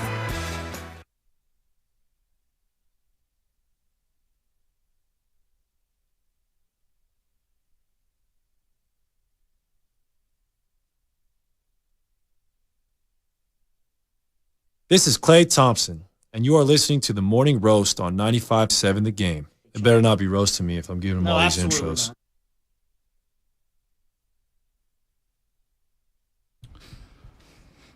This Friday, Jerry Rice is joining the roast at 8:30, and at that time, we're giving away a chance to win Jerry Rice's NFL Blitz Legends Arcade console by Arcade 1UP Official. Go to our Morning Roast 95.7 Twitter page and see what the console looks. It's not just a video game. It's actually the arcade game going straight to your game room. It's just pretty damn cool. And he's going to hold up a keyword tomorrow. And with that keyword, you text it in. We'll give the number out tomorrow, and you have a chance to win. But however, let's all get down. Here's the catch, Shasky. You got to be subscribed to our YouTube page. You have to subscribe to our YouTube page. Right now, we're over 20,000. You have to subscribe. Subscribe to the YouTube page for a chance to win this game console, NFL Blitz Arcade console. Really, really cool. By the way, download the Odyssey app, 95.7 The Game. Thousands of other stations and millions of podcasts are free on the Odyssey app. Don't forget, be cool. Drew Pearson will join us on the Bud Light guest line. All guests appear on the Bud Light guest line. Bud Light, easy to drink, easy to enjoy. We're talking Niners and Cowboys. Do you think the younger crowd knows about the Drew Pearson, Eric Wright horse collar? No, they don't. If they've gone back and watched the catch game, because after the catch, the Cowboys had a possession, and Danny White throws a dime to Drew Pearson. Mm-hmm. And he's about to turn on the Jets in the breakaway speed, and he's at midfield, and Eric Wright grabs his horse collar, which would have been a penalty today. It would have set Dallas up for a field goal. Tackles Drew Pearson, could have been gone. It was a game-saving, Super Bowl-saving tackle. Next play, what happens? Danny White fumbles. Niners win the football game. I mean, Drew Pearson was a legend. Hall of Famer. Hail Mary gets the Minnesota Vikings at the old Metropolitan Stadium outdoors. Played second base while Joe Theismann played shortstop in high school. How crazy is that? The first ever pass for Joe Theismann in high school as a quarterback was to Drew Pearson. And a touchdown. Yeah. That football life was sick. They took all the team pictures together. Most incredible thing I've ever seen. I couldn't believe it. They're rivals in the NFL. It was incredible. I mean, could you imagine going up? We always talk about these like high school teams, like Randy Moss and Jason Williams. Mm-hmm. The good old boys, that Nike commercial that came out. It's like one of the coolest things ever. Could you imagine going up against Joe Theismann and Drew Pearson? That's sick. And not just football, in baseball as well. Baseball. And basketball. They play hoops, too. Just crazy. 3 sports stars. It's insane. And Drew Pearson, of course. But maybe Spadoni at some point. Spadoni, if you do me a favor, I know this is on the fly, but Drew Pearson, when he announced that pick in Philadelphia, play that. We'll let you know who Drew Pearson is. He's a Cowboy through and through. Let's go to the Lions here. 888-957-9570. Jason in San Carlos. Jason, what's happening? You're on the roast. Hey, nothing much. I want to see if I can get this out. Hey, with this Brock Purdy guy, I think we need to pump the brakes and remind everybody we still got 2 other quarterbacks on our team. One is Jimmy that knows to get us to the Super Bowl, and the other one is a project. And with that being said, pumping the brakes on him, Brock Purdy. He can easily be a Nick Foles or a Trent Dilfer and coming in a good situation with a great defense. We all know Nick Foles couldn't run a full season. Come on, let's pump the brake on. Well, it's an interesting point because I was thinking about this when Brock took over. It was like 2 or 3 weeks in, and I've submitted. I don't know where I stand at this point, but let's say the injury for Jimmy and Trey happened in preseason, and he had to be QB1 from day one. Are they in a position that they are right now? Are they still the exact same team? Yep. They're probably a different version of that team, and I don't know what they become. Like, what does he look like prior to the CMC trade? Yeah. Well, it's kind of irrelevant at this point because it didn't happen that way, and we're here where we're here. And if things progress the way that they will, he'll be QB1 heading into next year, and we'll see what he looks like with a full offseason, a full training camp, all those different things. Those things will play themselves out. But we're here now. So going back and trying to do revisionist history about woulda, coulda, shoulda, what's he going to look like, kind of a fool's errand at this point. We're facing the Cowboys. This is what you live for. You're facing the Cowboys with an opportunity to either host or go to Philly for the NFC Championship game. And I'm seeing a lot of comments here on YouTube. Shout out to YouTube. A lot of people are like, watch the game, bro. Purdy's the one. Watch the game.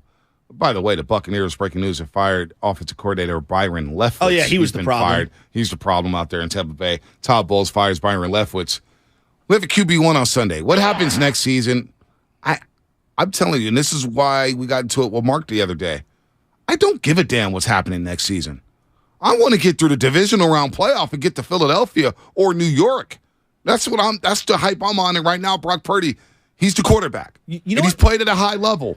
But you can also say, hey, it's okay to say Brock Purdy struggled in the first half. It's okay. No. Why can't we do that with Brock? Why does everything have to be peaches and cream with Brock Purdy?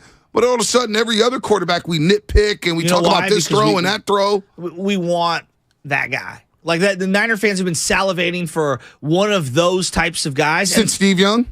Yes.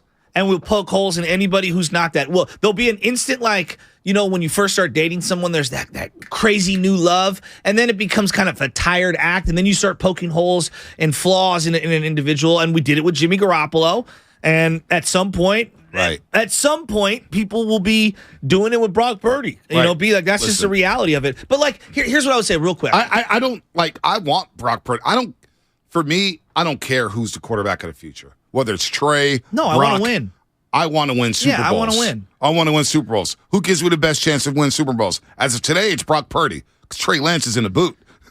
You know? You know what's funny? When we talk about the rise and fall of Kaepernick, right? We always point to him and we point to Harbaugh or Greg Roman in the play calling. You know what no one ever brings up? Michael Crabtree tore his Achilles in the offseason, all right? And wasn't available for 13 weeks. Goodwin, their center, who was a stalwart on that offensive line, moved on. All right. Anthony Davis, in and out of the lineup. Vernon Davis, concussions. Okay. There were lots of things that happened. Jonathan Martin was starting at right tackle in 2014. Jonathan Martin, the guy from Stanford who, look, God bless his soul. I hope he's all right mentally.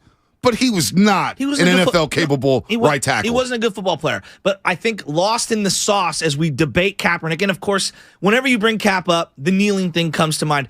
Just put that to the side. I'm talking about the football player and the environment he was in. We never take all these other steps in trying to break down why it didn't work. Well, you want to break down these steps? No, but my point is that we always look at Brock Purdy, and he's just going to be succeeding forever. Let's say CMC, something happens to him in the offseason. Let's say something happens. Trent Williams decides, we won it all. I'm going to walk away. Like, we're looking at this whole thing different. Just a year ago, Matt Stafford could do no wrong. And then you head into this year, his elbow's hurting. The team around him isn't as good. Things start falling apart. And what does everybody say? I knew it. Right. Matt Stafford's not that good. Right. He had the one little run. So, embrace the now. And he's got the weaponry that Jimmy G and Trey Lance never had. You got full complement of weapons. Full complement. But when you bring up Kaepernick, and we forget about Jim Tomsula, we forget about Jeep Chris calling plays. All right, you look at that staff. Oh, my God. You look at that staff. Eric Mangini was your defensive coordinator. I forgot about Jeep Chris. All right, Tony Sparano was coaching your tight ends. All right, 2016 comes around. Kaepernick's trying to battle. Everybody's talking up, playing Gabbard. Jeremy Curley was your number one. Yeah, Jeremy. I went down to those games, Shasky. Jeremy Curley. Listen, there's going to be a lot of people asking for media credentials this week for Cowboys Niners. I'm sure 95.7 The Game has a bunch of requests. 2016, you couldn't give out a credential. You couldn't give out a ticket. No, everybody's like, I'm good. Remember, I dragged you down in 2017. I was like, Shasky, come with me, please. Come with me to this game. Remember the meme? The car was broken. They're like, these jerks. And they put 49er tickets in my front seat. Yeah. Kenny Smith had a great joke way back when LeBron left Cleveland. I forget the joke, but he basically said, insinuated something like that. It was like, hey, man, we gave away two tickets to a homeless guy. The homeless guy came back to my car and put it back on my windshield wiper. It's like, I'm good. But you think about Kaepernick in 2016.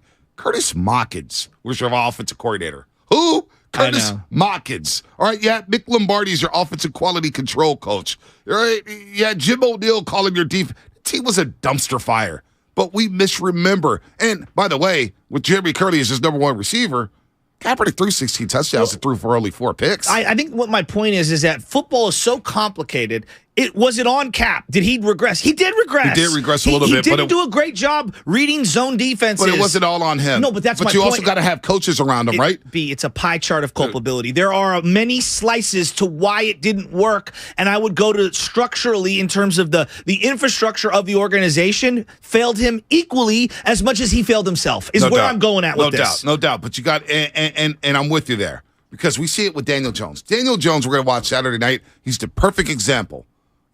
He's had Ben McAdoo. Who else did he have? He had Pat Shurmur. Joe Judge. Who couldn't even coach special teams for just a joke. The Patriots. Just a joke.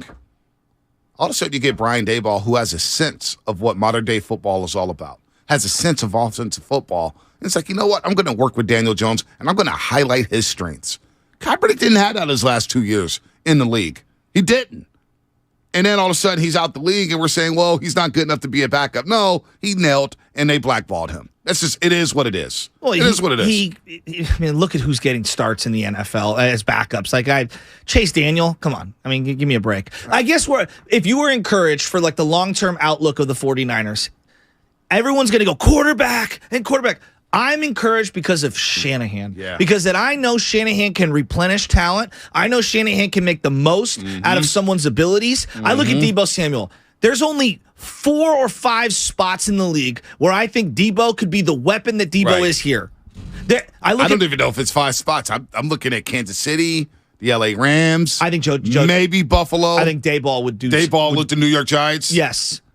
Yeah. I'll give him Doug that. Peterson, maybe? I think Sean Payton when he returns back. Yeah, Doug Peterson. Exactly. But it's a small list is what I'm getting at. Like, I think George Kittle will be really good in a lot of systems. Right. Do I think he'd be this type of a player in terms of the balance? I don't think so. How many tight ends in the league just split out wide and they don't do any blocking? Right. Like, think of all the things George and Juice do for the entirety of winning. Right. Forget just the passes they catch. What about all the blocking and the way that they scheme things up and create balance to make it easier for that quarterback in play action? When you think about that run that Christian McCaffrey had in that first quarter, great block by George Kittle, great block by Kyle Juszczyk going up the hole looking for somebody to hit. It was incredible. And then you get Trent Williams setting the edge. Shanahan is the difference. Again, you go through 3 quarterbacks in a season, and you're still knocking on the doorstep of the NFC title game. If anything this has shown is that Shanahan's system is very quarterback-friendly. Absolutely. And we've gone to all the games and seen Jimmy Garoppolo not look at guys, overthrow guys, throw behind guys, and dudes are running wide open. We saw the same thing last Saturday.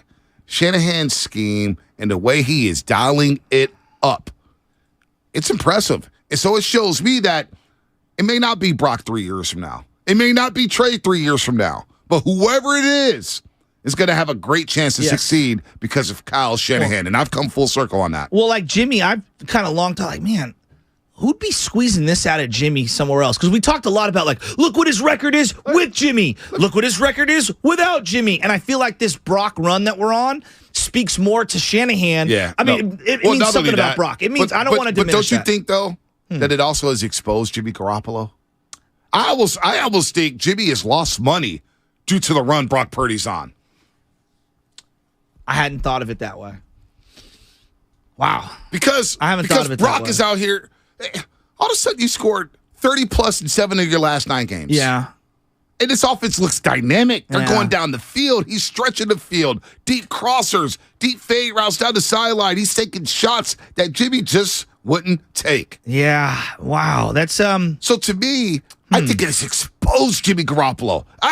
Honestly, and he may have lost money. Donnie and company may have lost money due to this run with Brock Purdy, because if I'm a GM, he was on his best run. He was too, on his best run. And Brock looks so much better. He looks so much better. So if I'm another team and I'm just using the casual eye. Yeah, I'm courting Jimmy Garoppolo next season. If I'm the, I don't know, Carolina Panthers, whatever team. Yeah. Throw a team out there. I said to you a couple years ago, I'm like, who's doing this with Jimmy G? Because everyone will be like, look at the record with Jimmy. I'm like, yeah, I know. And I'm not taking anything away from Jimmy. I'm elevating Kyle. And I'm saying, how many other coaches are squeezing this output out of Jimmy Garoppolo? Exactly. Not many. So if you're another team and you ask Jimmy, no, man, we saw Brock Purdy do this. How come you couldn't do that? I would ask that question. It's a good point. How come he's stretching the field? The plays look to be there. What's up with It's a you? good point. You know, you threw the pick 8. Can you explain that? Like, what's going on? What if Brock has a dud this weekend and they end up losing? Does that change your thoughts on it? It'd be the first. I mean, he's been almost perfect. I know we could look at B. I hear you.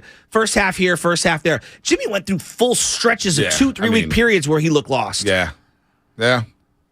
The sample size feels so small with Brock, but what I've seen, I'm so encouraged with, and I'm optimistic, and I'm hopeful, and I've got all of this long-term stuff that I understand. But then I'm thinking to myself, and I would do this with even if Mahomes was my quarterback, I'd be worried about the multi-turnover game because I saw Mahomes do it in a championship game, and I think he's the most talented quarterback I've ever seen in my life. Josh Allen. Josh Allen's a turnover machine. Almost lost a game against against Miami last week.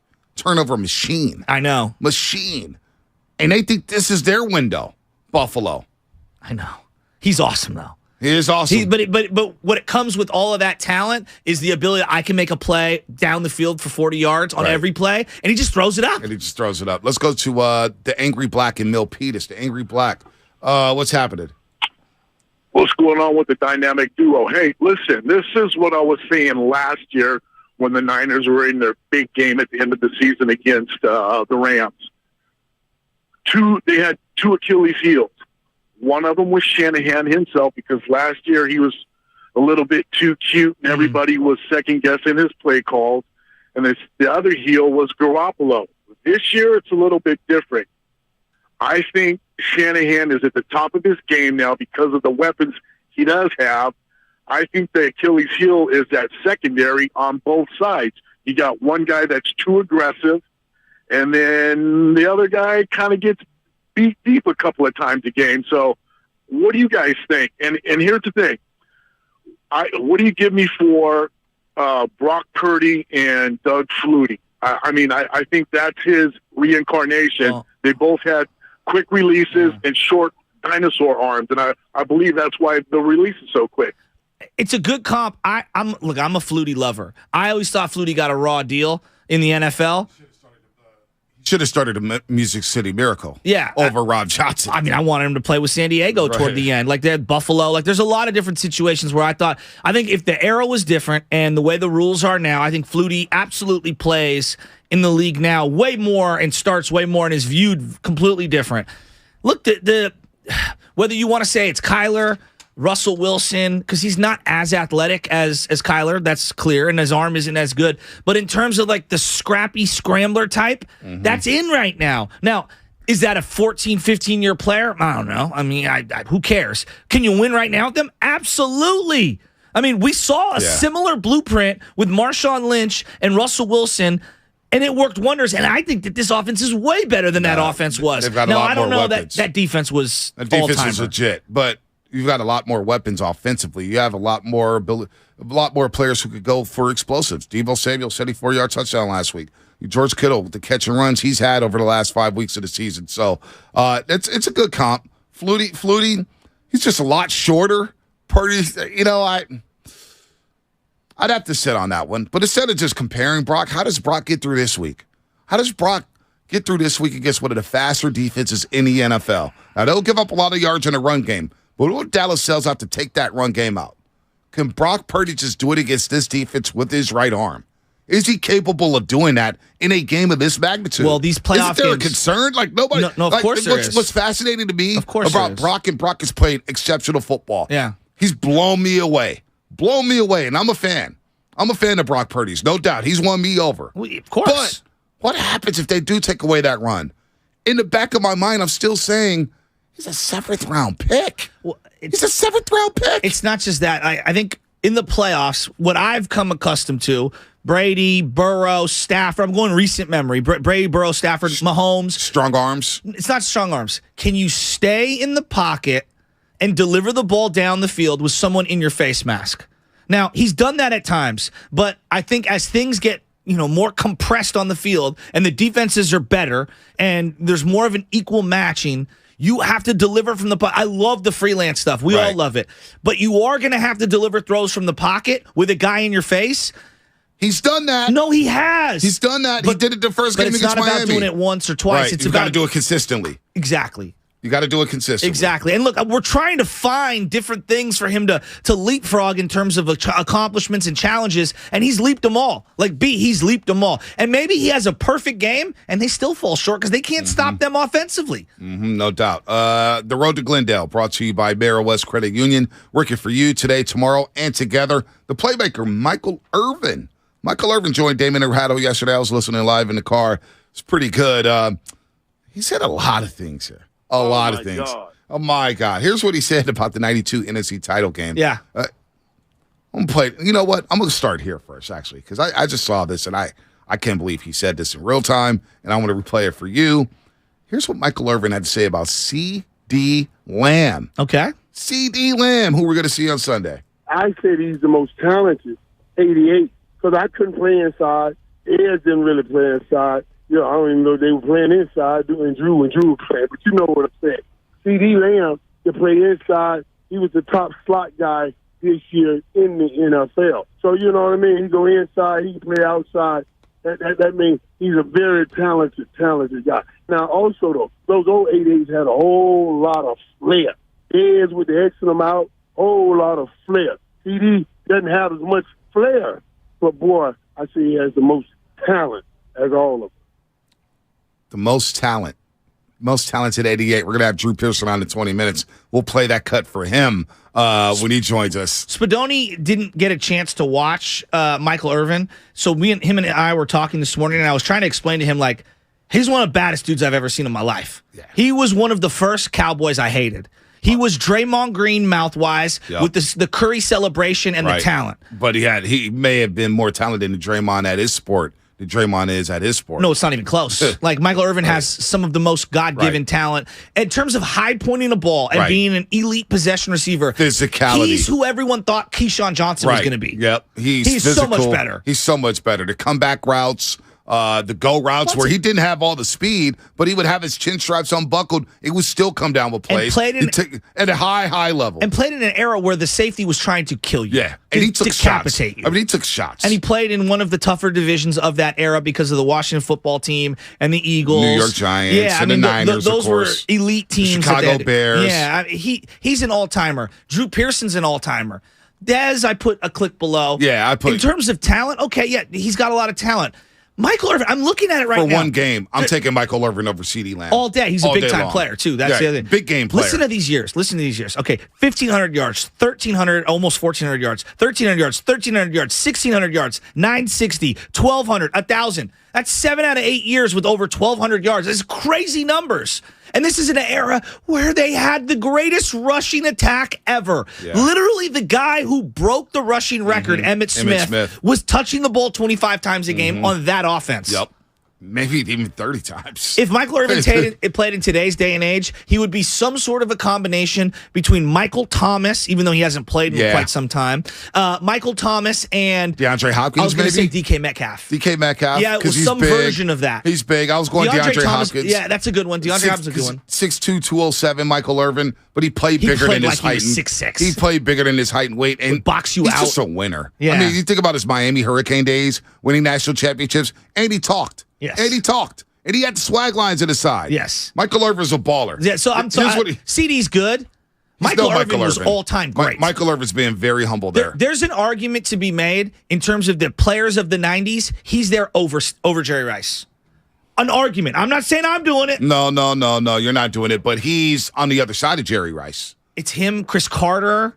I'm taking Michael Irvin over Chris Carter. All day. Now, Sterling Sharp would have been the dude. He got hurt. I know. Sterling Sharp was a badass. Dude, he was Michael Irvin was, and he was a thorn in your side in the playoffs. Well, listen to what he had to say about the 92 NFC Championship game. Coming back in the Candlestick, going back into San Francisco to play and saying, I guarantee you, we would give anything we have to win this game. That 92, I put man in the locker room, we were actually dapping each other up saying, prepare to die. We're prepared to die. We're not losing this damn game. We'll lay down out here and die. All of us before we lose that game. I'll never forget that locker room before that game. That was a locker room that, we were ready to go play. That's Michael Irvin. And, people laugh at him and say, oh, man, it's the drugs. Oh, he's just talking out the side of his neck. If you didn't see Michael Irvin play live, Michael Irvin, that's what he was about. He would die on that football field. He'd be yelling at teammates. He'd be yelling at linemen. Pick it up. Pick this crap up. Michael Irvin, he's one of those players. Like, who's a player? I think he's like number one on my list when it comes to players you hated so much growing up that after he retired and you see him on television, you respect so much more. Of course. It's just like, I want more Michael Irvin. Yes. I want to hear more from the playmaker. Kobe I need Bryant more of was that that way passion. for me. Yeah, Kobe's a good one. Kobe Bryant was that way for me, where after he retired, I was able to appreciate all the things. Like, I just couldn't stand him. Mm-hmm. I mean, I recognized the greatness. Michael Irvin's an all-timer. Yeah, all-timer. He's an all-time talent, dude. And I would say that those early 90s Dallas Cowboy teams, we have forgotten how great those rosters were. I guess I'm going to read this name coming up. We got some calls here from Sunnyvale. Oh. It's Big Nuts. Big Nuts from Sunnyvale. What's happening? You're on the roast. What's up? What's up, guys? Good morning. How's everybody doing? Good. Good. I want to talk about the game on Sunday. Hey, so just a quick comparison. My take on Brock versus Jimmy. The difference is the feet, man, in the feet. You can see Jimmy when he's back there, tippy-toeing what he's thinking. You can see what his brain is thinking as his feet are tippy-toeing, whereas Brock is much more settled, much more poised. And when there is pressure for Brock, he's able to scramble and continue to play. And that's why we jumped up from 21 points again to 31 points, whatever the average is now. I also think Jimmy doesn't have the arm slot throws that Brock has. Brock kind of can throw that trigger from different arm angles. He can give you the sidearm, almost Tyler Rogers submarine throw on some of those screen passes. And his ability to me, his ability to know this play's dead, I'm throwing it away, is really a big separator on top of the mobility. Yeah, but sometimes he plays a little. I know. Last week got a little dicey. But Bonte, I've seen him throw it away more in one game than I've seen throughout the entirety of Jimmy's career. Yeah, I mean, Jimmy likes to just throw it up. Yeah, Jimmy. Well, Jimmy does. He'll throw it into the ground. He'll eat he won't even take the sack. I don't even want to Brock talk about throws that. a tighter ball too, a tighter spiral. Let's go to Larry in San Francisco. Larry, what's happening?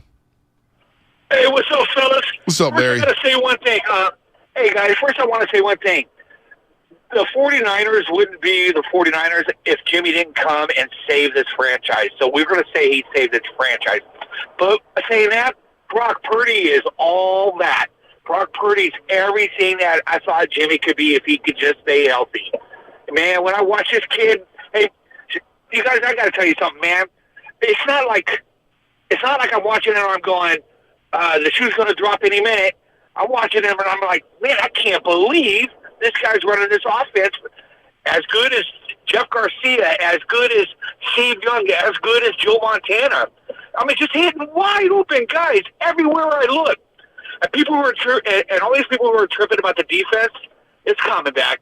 It's ready to go. All right, we'll see. And We'll see, Larry. If I was Good call, Larry. And we're doing the Jimmy and Brock thing right now. But if you were scouting the two right now, and you were saying to yourself, forget the stats. I'm asking you about the physical traits that they have. What does Jimmy have over Brock? Because I think Brock is quick release. You think he's quicker? Quicker with the release, but that's it.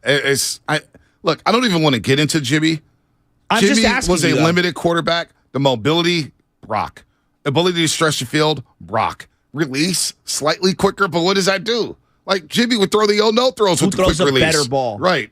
Brock Purdy. Yeah, I agree. Brock Purdy. It's the truth. Brock Purdy. By the way, Matt Mayoko, I think NBC he's more Sports, of an instinctual thrower, too. NBC Sports Bay Area. He's just a better football player. Yeah, his instincts are He feels way like a better football player. Yeah, that's you know what I'm saying. I think that's where I'm going at. Like, he's we were a better just football player. taking a step back and we were just assessing just look at the players. Look at the track record. Look at the offense. Yeah, just watch it.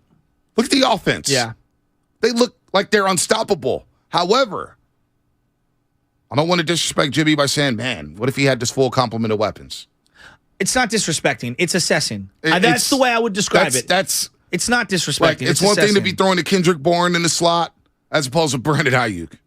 You know what I'm saying? Of course. Dante Pettis or Deebo Samuel. But you saw this game. You saw right before the Dolphin game. They did have this full arsenal. It just didn't look like this. I wonder if it would have. Because they scored 31 in L.A. with no Deebo. Even then, no, they didn't look as explosive, but they scored 31 in L.A. And they look great against Arizona in Mexico City. Like, and that may have been Jimmy's finest moment. For sure. Mike Mayoko, NBC Sports Bay Area. The NFL announced 5 teams that will play internationally next season. Buffalo, Tennessee, in Jacksonville, in London, Kansas City, and New England, in Germany. The Niners are scheduled to play the Jaguars next season, so it is possible they could take that game to Wembley Stadium overseas. Oh. I kind of want to go to that game. Kyle Shanahan spoke to the media yesterday, and he has some thoughts on the Dallas Cowboys after they win on Monday. They're a good team. They've been it all year. Probably looked at their best on Monday night, which you expected them to, just with the atmosphere and everything. But they've been good for a while, and just watching them this week, it reminds me of their team from last year and only improved. Shanahan was asked about Dallas's strengths. What is their strengths on this football team? I think starting with their D-line. It's just Dan Quinn jumps off the tape to me there. The way he gets those guys to move. They got some real good rushers. Everyone knows about Lawrence and Parson, but, there's not one bad one there. The way that they stunt, the way they can create one-on-ones. There's a reason they're number one in getting to the quarterback with sacks and pressures, and it does jump off the tape. Rest advantage. I want to get to this one, Shasky. The rest advantage is an advantage for the 49ers. 2 extra days, 52 hours, whatever it was that Tony Dungy tweeted. Here's what Shanahan had to say about that. I think it can be an advantage. Sometimes it can be a disadvantage. So I know the obvious ones. You get less rest, less time to recover. I love having more time and stuff, but sometimes you feel like you can't play those Thursday night games and you get to it and your team is just off the wall because they haven't slowed down at all. And by this time, I don't think it is about recovery. It's about detail and it's about executing and it's about playing at a high level. Once you get to games, especially in the playoffs, that recovery, people forget about pretty quickly. And just watching the Rams last year, they beat the Cardinals as good as anyone, and then they flew all the way to Tampa, and I think they were up 28-0 at halftime. So I don't think it means anything. That's a great point by Shanahan. That's a great point that I hadn't thought of. Rams beating up on the Cardinals, Kyler Murray tapping out. You fly all the way to Tampa Bay to play Tom Brady. You steal that game. Then you come back home to play the Niners. It's a good point. It's a really good point. I don't want to hear any of the crying from Dallas. Do you think Dak Prescott is better today than he was a year ago? He was really closely removed from that ankle injury, remember? I do. He feels like a better player. It's the second year. What is it? How many years is this for Kellen Moore in that offense as the offensive coordinator? 4 or 5? Yeah, he's been there for a while. Also, Mike McCarthy, his second year there. I do think Dak is better. I think Dak got to sit back this year with the injury, watch Cooper Rush play and run this offense, and I think Dak realizes, dude, I don't have to do everything. Let me dump it down to Tony Pollard. I have a tight end here in Schultz. Let me get it to him. CD Lamb, I built a rapport with him. I do believe Dak Prescott is better. Watching him the other day, it felt like... But hold on. He did lead the league in interceptions, though, despite missing all those games. So for sure, the numbers don't say that he's better, but I do believe he's a better quarterback. Watching him, he wasn't scrambling to run. He was scrambling to throw. I got really worried about that. They broke and contain a few times, the Warriors, the 49ers defensive ends, and I just worry that his little bit of mobility is just going to present some problems just slightly off script, and that's where you can kind of maybe see your DBs get exposed because it's really hard to defend. It's really hard to defend, and I worry about Gallup and T.Y. and CD kind of gashing them downfield on a couple of mobile plays. Before you worry too much, Jerry Jones was on 105.3 with RJ and Sean. They're going to join us tomorrow at 7 o'clock, and we're going to have some callers come at them, but they didn't want that, so it is what it is. But Jerry Jones said after the game on RJ and Sean 105.3 The Fan, I think what you saw there Monday night, we're going to get to see a lot when we play San Francisco in terms of keeping the ball and relying on that triple threat that he can have. Dak Prescott, that is. If we could get it, if he's healthy enough to do it, his being able to instinctively take the ball and run with it, it really is a dimension that the 49ers defense has a difficult time adjusting to. However, our boy Splash Cousin, Jordan Elliott, tweeted out that, hey, the Niners are a top 5 team when it comes to limiting quarterbacks from running out of the pocket. So this notion that they can't beat mobile quarterbacks, they have kind of tinkered with some things and slowed that down. Although Geno did have 4 carries for 28 yards, but he wasn't a big-time threat because Sean Gibson was blowing up plays. They set the edge really well. So I think they're very aware, D'Amico Ryan's a company, that, hey, we need to keep number 4 in the pocket. Who have they played this year that's mobile? That's good. It's really good. Like Justin Fields, I like him. He's a work in progress. Yeah. And they struggled against him. Struggled. It was a monsoon. Although I think the final numbers don't indicate how bad he looked at times. He looked awful in that football game. Yeah, I mean, the conditions were Would you consider Geno mobile? No. I would say that he's less mobile than Dak. All right. But more mobile than Jimmy. Yeah. If I was comparing. Might have been Jared Stidham, to be honest. It's a good point. Or Patrick Mahomes. They struggled against both. Yeah, absolutely. Justin Herbert? I don't know. But I guess what I'm saying is like Dak feels like one of the top 5 quarterbacks they faced this year. So I know we want to throw numbers and stats and things like that.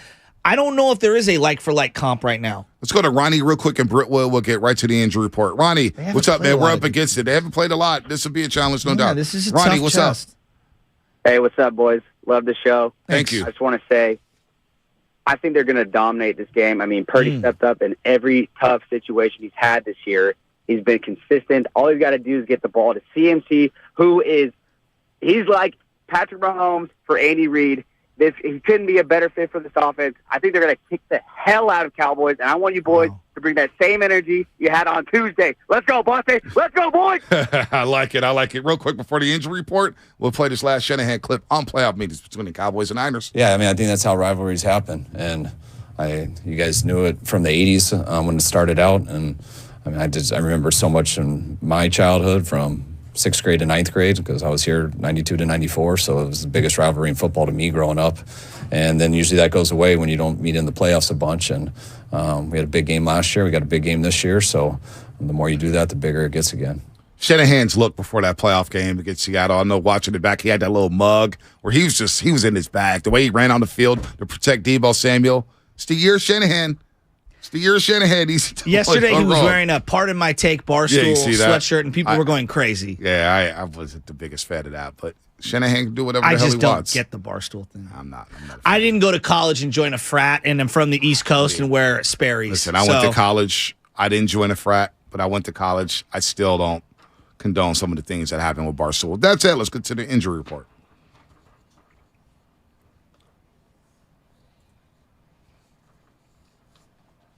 Oh, my God.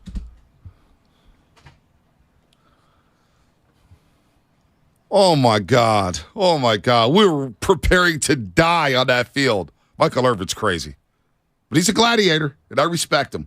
Damon and Ratto every single week. Michael Irvin, the playmaker. Always some good content there. The injury report, Dakota State Warriors return to the parquet floor tonight, but they won't be at full strength. when they do. So the Celtics, too. They're without Jaylen Brown, but the Warriors will be without Andre Iguodala, who's still out with right hip soreness. He joins inactives JaMychal Green, James Wiseman, Jonathan Kuminga. Although Kuminga and JaMychal Green have a shot to play tomorrow in Cleveland, it sounds like they're getting closer and closer to returning. James Wiseman thought it was a day-to-day sprained ankle. He's been out for 3 weeks. What the hell is going on with that? Again, I mentioned that Jaylen Brown is listed as questionable with right adductor tightness. He did participate in practice yesterday.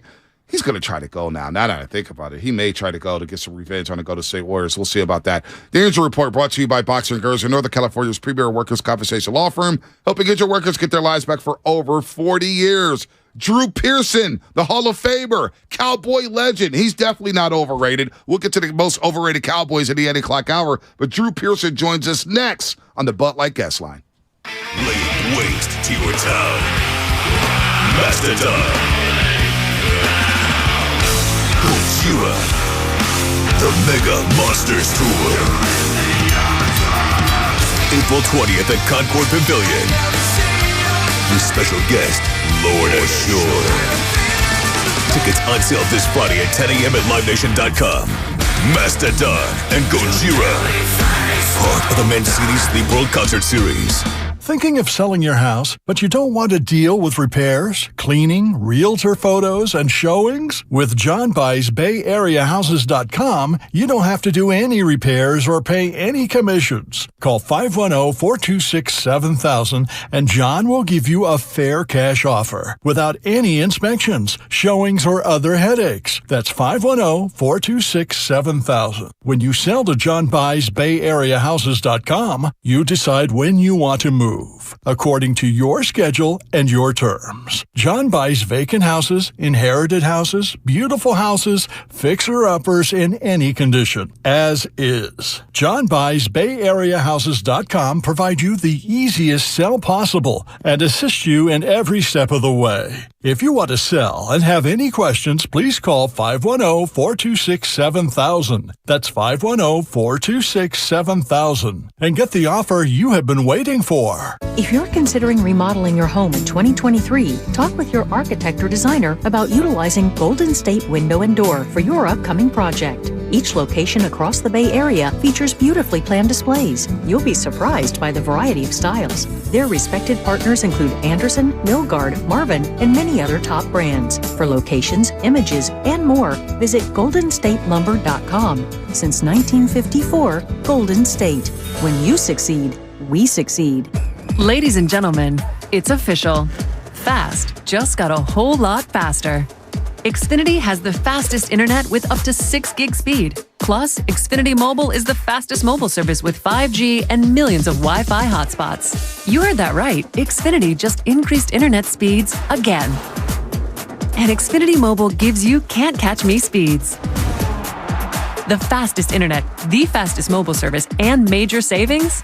Can't argue with the facts. Now through March 21st, new customers can get started with 1.2 gig internet with unlimited data included. It's all just $50 a month for 2 full years with no annual contract when you add Xfinity Mobile with unlimited data at regular rates. Go to Xfinity.com/faster. Call 1-800-XFINITY or visit a store today. Requires paperless billing and autopay with stored bank account. Restrictions apply. Taxes and fees extra. Xfinity Mobile requires Xfinity Internet. After 24 months, regular internet rates apply. Actual speeds vary. Get in zone, AutoZone. Welcome to AutoZone. What are you working on today?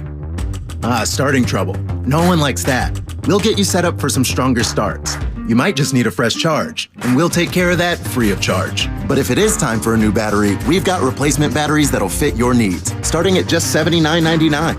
You can learn more about our battery selection at AutoZone.com. That's what makes us America's #1 battery destination. Get in the zone, AutoZone. Claim based on data from the NPD Group 2021.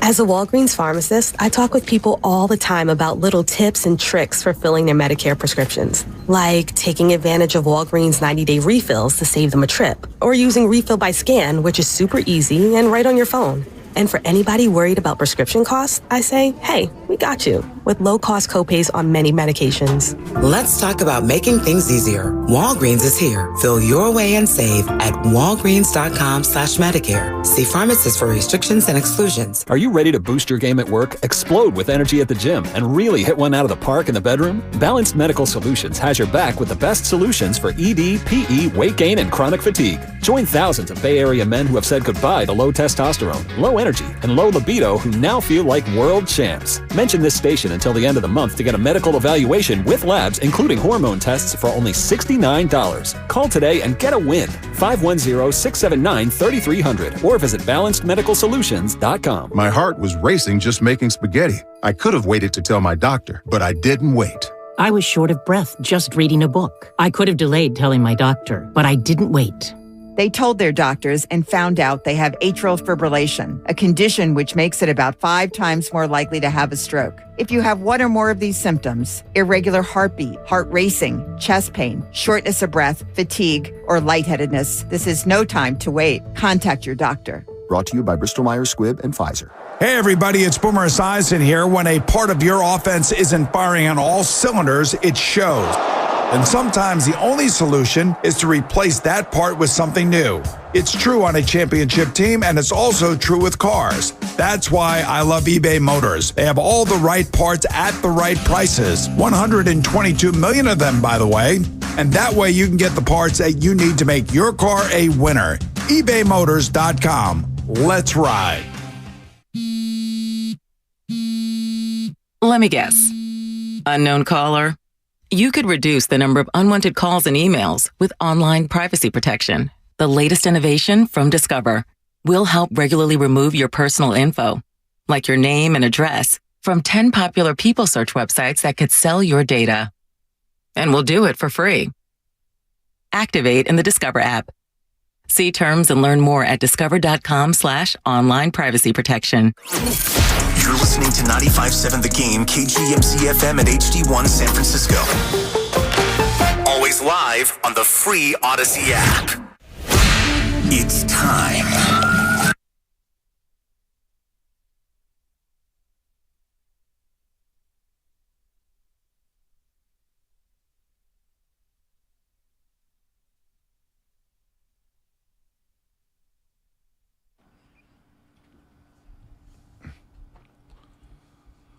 Oh, baby. We're almost to Sunday. We're almost there. 3:30, Levi's, Niners, Cowboys. Cannot wait. But in the meantime, we got Warriors and Celtics and Warriors and Cavs in back-to-back days. Going to take our minds off the game for a couple hours.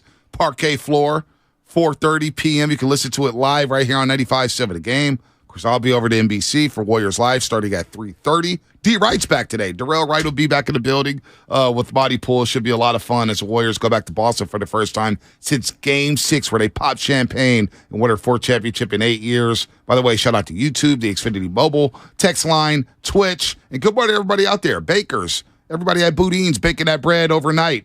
Donuts, 24-hour donut shops. Baby mamas, baby daddies, strippers, CHP, cops, teachers, students.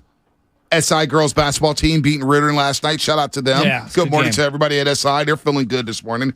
And good morning to Drew Pearson, the NFL Hall of Famer. One of the greatest players in Cowboys history. And Espino, do you have that? You have that draft sound? Oh, we'll play it a little later. We know Drew Pearson is known for that. You have it? I want to thank the Eagle fans for allowing me to have a career in the NFL. Thank you. I am honored as an undrafted free agent to be selected to make the Cowboys second-round draft pick. And on behalf of the 5-time world champion Dallas Cowboys, Hall of Fame owner Jerry Jones, Dean Jones and the Jones family, Coach Jason Garrett, all the Cowboy players that played before me, that played with me, and played after me, with the second pick and the 60th pick in the second round, the Dallas Cowboys select defensive back from Colorado, Chidobe Awuzie. That's an all-timer. We love it. We love the passion. We love the intensity. He was a 3-time first-team All-Pro, a Super Bowl champion, a 3-time Pro Bowler. Drew Pearson back on the Morning Roast, courtesy of the Bud Light Guest Line. All guests appear on the Bud Light Guest Line. Bud Light, easy to drink, easy to enjoy. Drew, how you doing these days? I'm doing great. Every time I hear that, I get a little more fired up. What about Niners Cowboys? It's amazing, guys. The guy that never got drafted, to sign as an undrafted free agent, now is known for the draft. Draft day speech. That's pretty ironic. No, it's pretty legendary there. And Philadelphia fans, we got to hear about them. They're annoying. We all know that. But, Drew, when you see the Niners and Cowboys matched up in the playoffs, we talked to you last year about the matchup. Niners go down to Texas, to Jerry's World, and beat the Cowboys in the wild card round. What did you think this time around when the Cowboys ended up beating up the Buccaneers, knowing that a West Coast trip was happening back to the Bay Area? Yeah, I think the Cowboys will be a little better prepared to meet the intensity level that they know San Francisco is going to bring in this playoff game, especially at home. Last year when San Francisco came to visit us and we played them and we started that game, we weren't ready to play. San Francisco took it to us, punched us in the mouth, kicked us all over the field, and we just took it, couldn't do anything for a whole half of a football game. And then finally woke up later in the third quarter and then had some success in the fourth quarter and almost was able to pull the game out. But we got to start and meet that intensity level that San Francisco is going to bring. And we know that's their MO this year. They are a physical football team, and they're going to bring that, and we got to be ready for that. Drew, you're an undrafted guy that ended up, having just a remarkable career, just a remarkable career. So I'm sure that you can have some interesting perspective on what we're seeing with Brock Purdy right now. I heard Pete Carroll reference him as Fran Tarkenton. Now, I didn't get a chance to see Fran Tarkenton live, but I've seen all the old school highlights and the way he ran around at his size to do what he did. I mean, he was really a step forward in the evolutionary chain to what you see today from these quarterbacks. What do you make of the Brock Purdy story thus far? I never thought of that, but that is a great comparison, Purdy to Fran Tarkenton, because their style of play is pretty similar. Back in the day when we played those Vikings, we didn't know, Fran Tarkenton was the guy that caused the most problems for our defensive pass rush. Harvey Martin and Too Tall and Randy White and those guys, simply because he would not stay in the pocket. You didn't know where he would end up on a particular pass play. And Purdy has that same kind of quality. He has the ability to move around, and he's going to cause some havoc as far as being able to find him and put some pressure on him because of that ability to move around. But it's a tremendous story, and that's what the NFL is all about. You got guys coming in here, the first-round pick, the ones that everybody expects to do this or that and have success in the NFL. Yeah, and that happens in a lot of cases. But the real stories are the guys like Purdy, the guys like Drew Pearson that come in, and nobody expects you to do anything. And then you get an opportunity, and unfortunately you get the opportunity because the injuries of the people ahead of you. But you get that opportunity, then you take advantage of that opportunity, and you turn it into something, and that's what Purdy's doing. And that's what Drew Pearson was able to do, back in the day.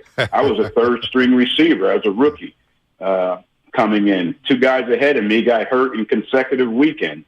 And then no one's left but me, so I had to be the one. But that was my opportunity, and I stepped up and was able to make some plays, even in playoff situations. So Purdy's taking advantage of his opportunity. The 49ers are using him in the right way to take advantage of his abilities, and that's what makes him what he is. Hall of Famer Drew Pearson, Super Bowl champion, Super Bowl 12, of course, former Cowboy receiver, played his entire career with the Dallas Cowboys, and you once held the nickname Mr. Clutch. Mr. Clutch. And you were clutch. Who's the most clutch player on both teams this weekend when it comes down to the Niners and Cowboys? The most clutch players?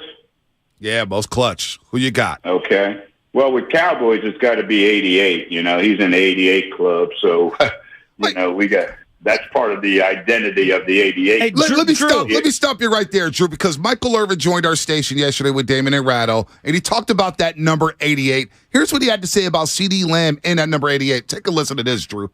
I said he's the most talented 88 because I couldn't play inside. Ed didn't really play inside. I don't even know they were playing inside doing Drew when Drew was playing, but you know what I'm saying.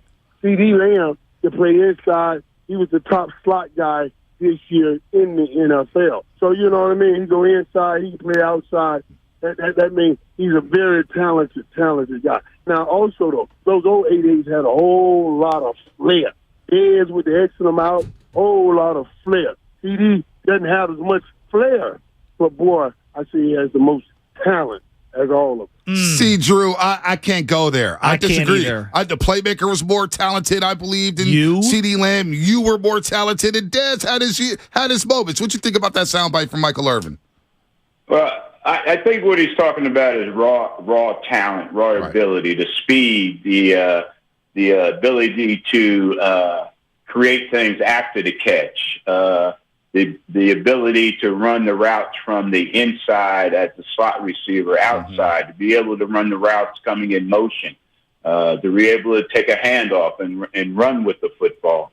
I think that's what Michael's talking about. The thing about the 88 Club, we all wore that number, the four of us, including CD now, but we were all a little different in our styles and what we brought. Right. When we wore that 88. And CD brings something different for sure. He reminds me more of Bob Hayes than anybody because the action kind of starts when he catches the football. And he has that speed and that knack to break away from defenders, take a hit. He's a lot tougher than he appears to be. He has the mental toughness edge that the 88 Club always had. And so, we're really proud of what CD has done to this point. Wearing that star, there's a lot of great expectation comes with it, especially from the quarterback position. Everybody lives in the shadow of Aikman and Roger Staubach because they got the rings, and I look at Danny White, who was really good, but he was never able to get that Super Bowl, and it felt like it just hung over him forever. How big of a game is this for Dak Prescott in terms of his standing overall with the Cowboy fans? It's a big game. It's the playoffs.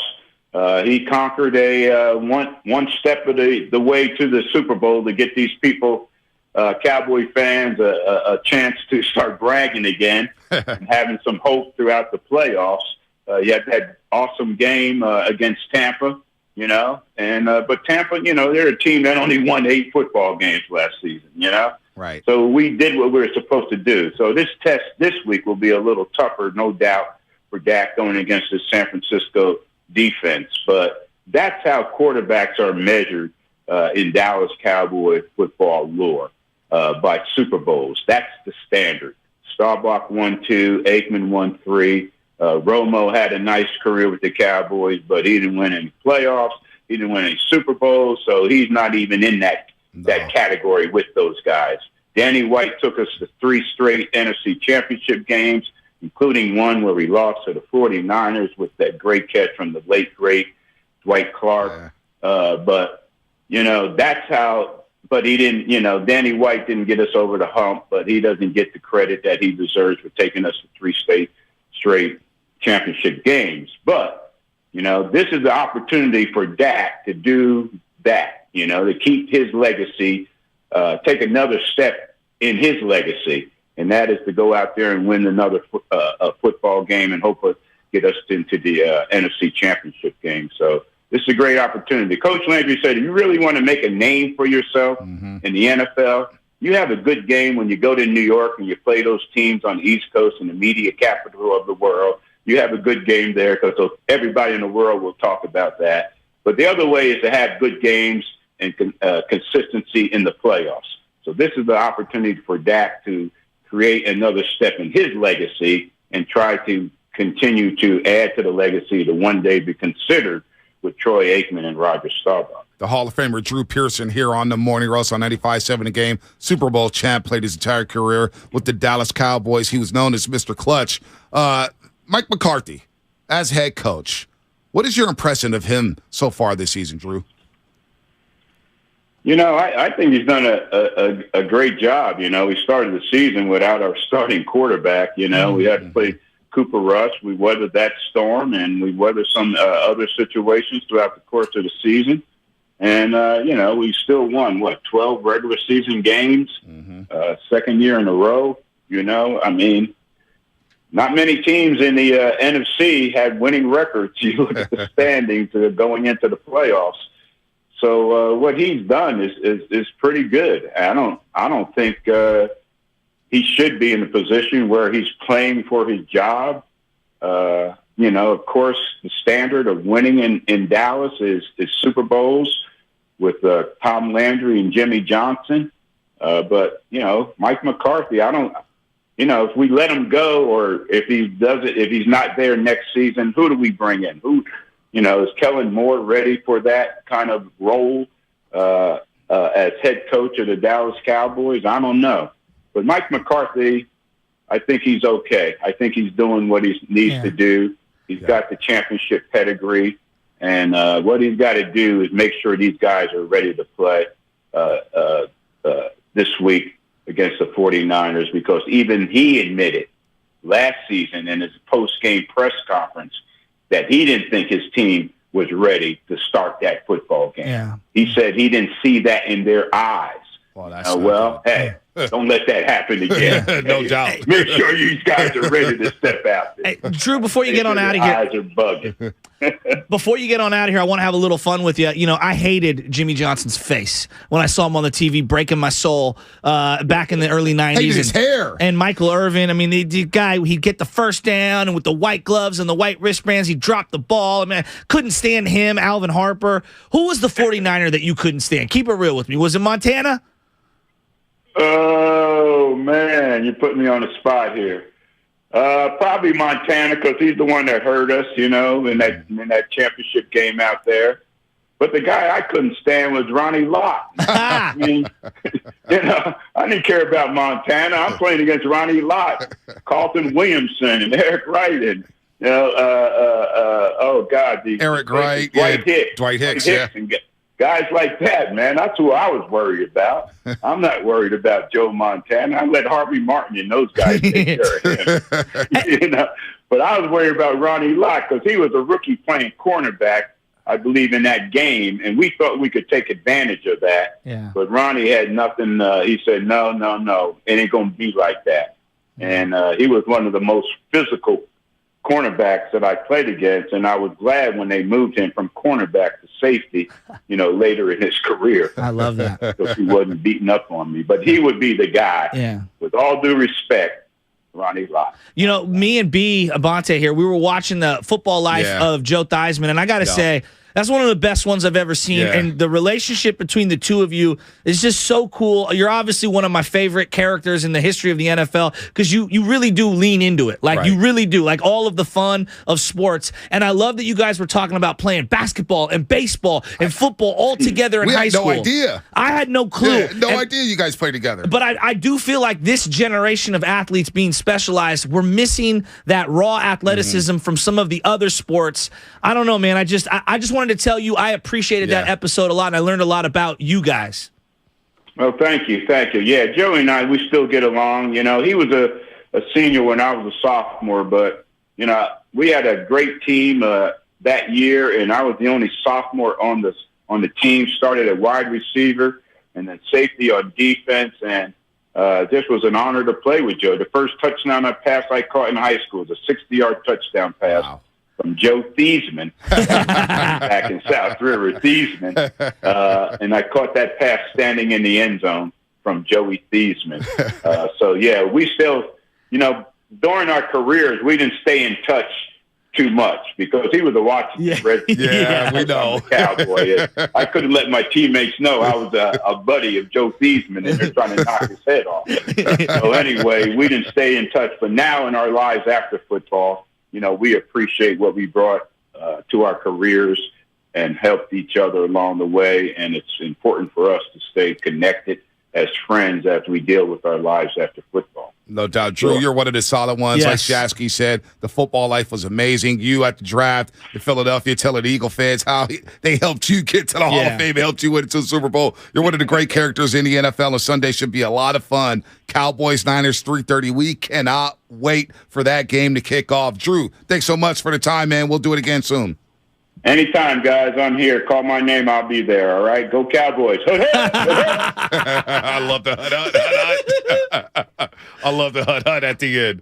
He's unbelievable, man. Hated Roddy lied. I don't blame him. Roddy was just corner safety. I can't wait for this game, Shasky. I know. I can't wait for this game, dude. I know. I'm glad that I have the Warriors to distract me, to kind of get through the day. I've got 3 CYL games in a row here, Thursday, Friday, Saturday. So it kind of gets you through the day. You don't think about it. And then Saturday is going to be a long one. Saturday, those football games are going to feel like they're going to feel like 5-hour games. Well, of course. It just will. They're going to feel like, and then Sunday's going to happen. And I'm telling you, man, I'm not going to be able to sleep well Saturday. Dun, dun, dun, dun. I'm not going to be able to sleep well Saturday, tossing and turning, thinking about when I'm hitting the parking lot, what time I'm arriving, what am I going to do, and when the Stars hit that Levi Stadium. Let's go to David in Denver, man. David in Denver. I got to calm down. David, what's happening? What's up, fellas? Hey, just had a couple points. I wanted to get back to what you guys were talking about, Shanahan, a minute ago, and what Joe was saying. I think both are true for me as a fan, meaning the whole talk about he can't win the big one if it doesn't happen, that is kind of weak and absurd. I get that because nowadays everyone wants to over-rotate and say these, extreme things. I ain't with that. At the same time, I got to tell you guys, I do have a little bit of question, feel like Shanahan's got to prove a little something to me. We got a Super Bowl that we lost the lead in the fourth quarter. We got an NFC championship we lost the lead in last year. Now, you could put that at Jimmy's feet, I guess, as many of us have. But for me, it's I don't know, Shanahan, I do need to see, can you finish it out? Can you finish it out and lead us all the way? There's a little bit of me that still has that. I'm not saying I'm going to totally say he's a loser if he doesn't get it done this year. I'm just saying I do have a little bit of question about that. I think that's fair. What do you guys thought? I think that's a really fair assessment. I just think in general, as sports people talk about, things, we talk about championships like they're so easy to win. They're ridiculously difficult. Jerry West is the logo. What was he, 1 for 8, Bonte, in the finals? He won 1 championship. Right? One championship. In this day and age, that would never happen. You would never allow him to be the logo. No. And nor would you allow him to be a finals MVP as a loser. I mean, Hackman Leonard on line 2 as a loser in the 87 divisional round and gets MVP. NLCS, excuse me. But yes, you're 100% correct. And I don't think we understand how difficult it is to put yourself in a position to win that. John Madden, we all agree, legend. How many times did he lose before he finally won that final one? He said he lost to the eventual champion 3 straight years. Pittsburgh, Miami. What was he, year 9? Yeah, year 9. I think year 9. They lost to all the eventual Super Bowl champs. And he's a legend, and he's one of the greats. And so I just think that we do this thing as sports fans where if you lose at the end, we go, oh, you can't win the big one. To me, what about all the big games you win to put yourself in position? Now, we can argue about, play calls down the stretch. Should you run or throw and this, that, and the other? Also, do your guys step up and make plays? Well, I think they're going to be in a position to make plays this Sunday. Shanahan has done a great job of putting his offensive weapons in position to make a lot of plays. You saw it last week with Devo. The week before, you saw it with Kittle. Hell, you saw it with Kittle the last 5 weeks. Ayuk. But doesn't Shanahan... Out of all the seasons, he's been Niners head coach. And I've gotten on him about the Super Bowl. I don't forget that. I was very hard on Shanahan. I put it more on Shanahan than I did Jimmy Garoppolo. This season, I'm sitting back watching the 49ers and say, do you know what? If they were to lose to the Cowboys, if they were to lose to the Philadelphia Eagles, this is just me now. Shanahan gets a pass. He's got the last pick of the NFL draft. Hey, Brock, I need you to play quarterback. Jimmy's out, Trey's out. To me, this year, out of all the seasons under Kyle Shanahan, he gets a pass this year because he's playing with their rookie quarterbacks never win a Super Bowl. And I agree with you. But I also, on the other side, hear the argument of this is the most healthy they've ever been. It is. Quarterback's the most important position in all of sports. I agree. But last year, their quarterback was so banged up, and their team was banged up by the time they got almost to. won. I know. This is also, I believe, their most loaded roster.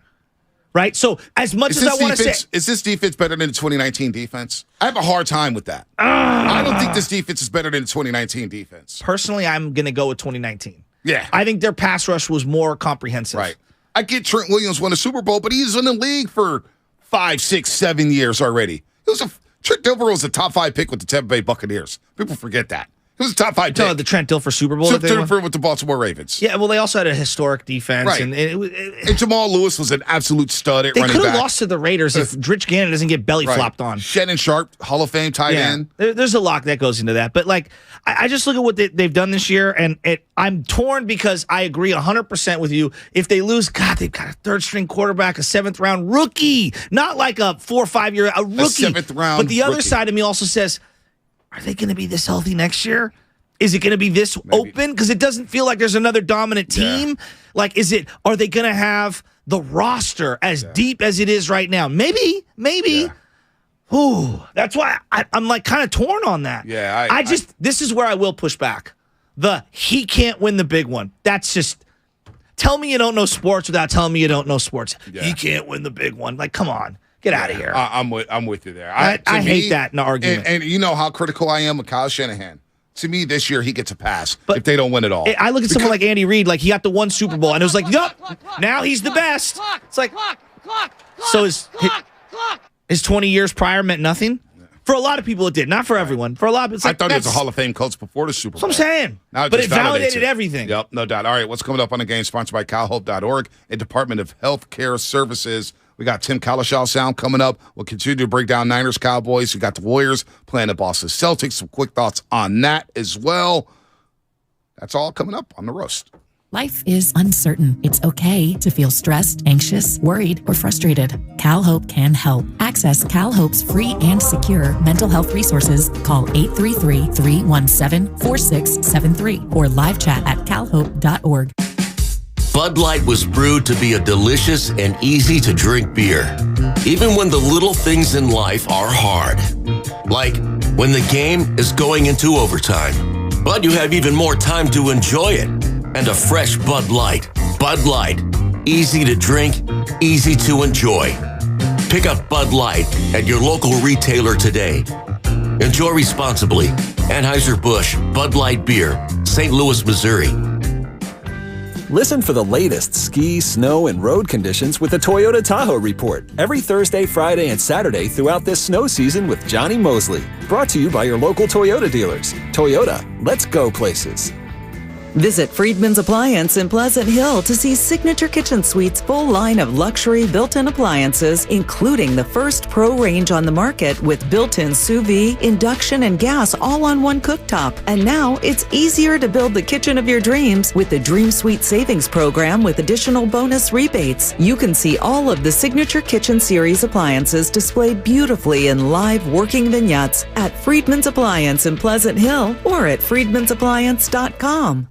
There's a reason Golden State has become the trusted partner for professional builders and contractors. The breadth of what they offer is remarkable. Their product knowledge can save you time. They're the largest distributor in NorCal of many of the brands they carry. Golden State's newly refreshed app offers installation guides, building codes, and much more. And the GSTV link on their homepage is a useful resource. Family owned for 3 generations. Golden State. When you succeed, we succeed. 1-877 Cards for Kids. KARS Cards for Kids. 1-877 Cards for Kids. Donate your card today.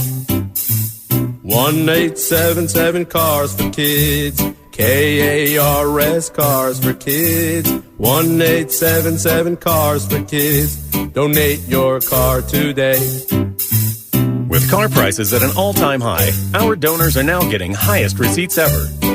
Donate at carsforkids.org and your car can be picked up tomorrow. 1-877 Cars for Kids. KARS Cars for Kids. 1-877 Cars for Kids. Donate your car today. Now accepting donations of land, homes, buildings, or any kind of real estate. So, the other day, I bought an extremely chatty... Boring story time. make that an extremely catty cockatoo. You're welcome. Apparently, the pet store won't take it back. But hey, I'll manage. I love that for you. Just like I manage without home internet. No, you don't. Sure, my mobile hotspot is slow and makes streaming shows unbearable. Aw, Bertie likes to stream. But I'm making do. Oh no, who's this? My lady friend. It's mating season, duh. No home internet? It's not that bad. No, not there. It is that bad. Don't settle. Get Xfinity Home Internet for just $19.99 a month for 1 year with a free streaming box. Call, click, or visit a store today. Restrictions apply. Not available in all areas. Requires paperless billing and auto pay with stored bank account. After 12 months, regular rates apply. Offer ends 2/21/23. My heart was racing just making spaghetti. I could have waited to tell my doctor, but I didn't wait. I was short of breath just reading a book. I could have delayed telling my doctor, but I didn't wait. They told their doctors and found out they have atrial fibrillation, a condition which makes it about 5 times more likely to have a stroke. If you have one or more of these symptoms, irregular heartbeat, heart racing, chest pain, shortness of breath, fatigue, or lightheadedness, this is no time to wait. Contact your doctor. Brought to you by Bristol-Myers Squibb and Pfizer. When temperatures drop, COVID-19 cases may rise. So, if you test positive and are at high risk, act fast. Even if your symptoms feel mild, ask your provider if an authorized oral treatment could be right for you. Visit treatcovid19.com. Sponsored by Pfizer. In Burlingame, dry, mostly sunny, highs near 53. Weather, brought to you by Auto Trader. Shop millions of new cars, used cars, and electric cars on Auto Trader and find your 1 in a million car. Finally, it's easy. Auto Trader. The other day, I bought a cockatoo. Hello! He's a handful, but I'll manage. Just like I manage without home internet. Sure, my mobile hotspot is slow and makes streaming shows unbearable, but I'm making do. Oh no, who's this? It's mating season, duh. No home internet? It's not that bad. Don't settle. Get Xfinity Home Internet for just $19.99 a month for 1 year with a free streaming box. Call, click, or visit a store today. Restrictions apply. Not available in all areas. Requires paperless billing and auto pay with stored bank account. After 12 months, regular rates apply. Offer ends 2/21/23. Trevor Noah has added 2 more San Francisco shows to his Off the Record tour, December 8th and 9th at the Masonic. All shows are on sale now at Ticketmaster. For your chance to win a pair of tickets to see Trevor Noah, head to 957thegame.com.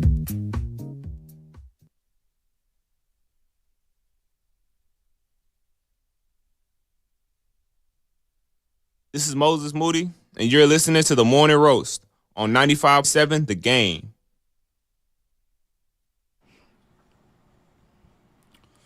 Oh, yeah. I see the calls lighted up.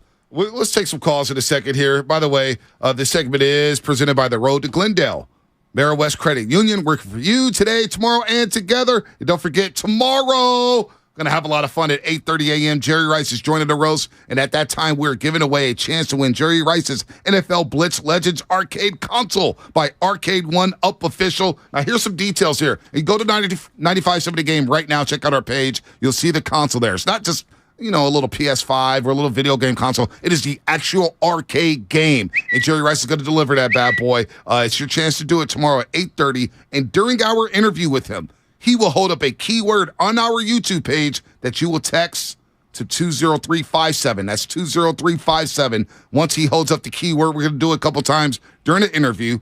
One person will then be selected to win the prize. That's Thanks crazy. to Jerry and Arcade One Up for this great opportunity. I mean, we're only a couple of subscribers short here of getting near 25K. Like, what are we doing right now? Get on here. Do you want to win the arcade games? One of the coolest arcade games ever. Yep, no doubt. Let's take some calls Subscribe. here. Take some calls. Let's go to Bay Rob in the city. It's been a while, Bay Rob. What How up? you been, man? Happy New Year, Bay Rob. Happy New Year's, guys. Don't think I'm not around. I'm keeping my eyes on y'all. I'm listening. I'm just being quiet. But Vontae, you talking about giving Shanahan a pass? I'm not giving Shanahan no pass. Not this year. Now we don't found the better quarterback. You see how our offense is running? We looking unstoppable.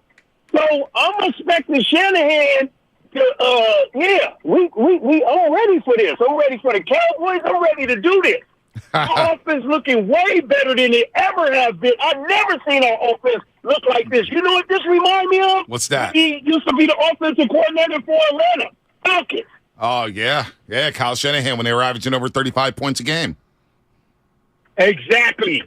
Purdy with the bootleg, all that, the naked boot. I ain't seen that in so long. I'm so excited. I can't wait wait for the game on Sunday. I'm pumped with you guys, you and Butcher Boy. I'm ready for this. I'm ready for this. It's on. It's on. You know what I can't wait for? It's on like Donkey Kong. Sunday morning when we get in, I pull into the lot, and I get out of my car, and I just start sniffing the barbecue and the weed, and I just start hearing Niners. That drive down. And I see all the flags. That drive down, and is going to be talking to me, and he's going to be going through one ear and out the other. Oh, I've got certain songs that I will be playing on the drive down. There's no doubt. You know I got my playlist. The playlist is going to be happening this week, and I'm going to be so zoned in. I've played this game in my head already over 150 times. Oh, yeah? I was going to play out. Oh, yeah? I feel like I'm one of the players. I'm not close to being one of the players. I'm not a coach, but I feel like I am, Stasky. United Players, Bonte Hill, Joe Shasky. Shout out to United Players. I'm serious, man.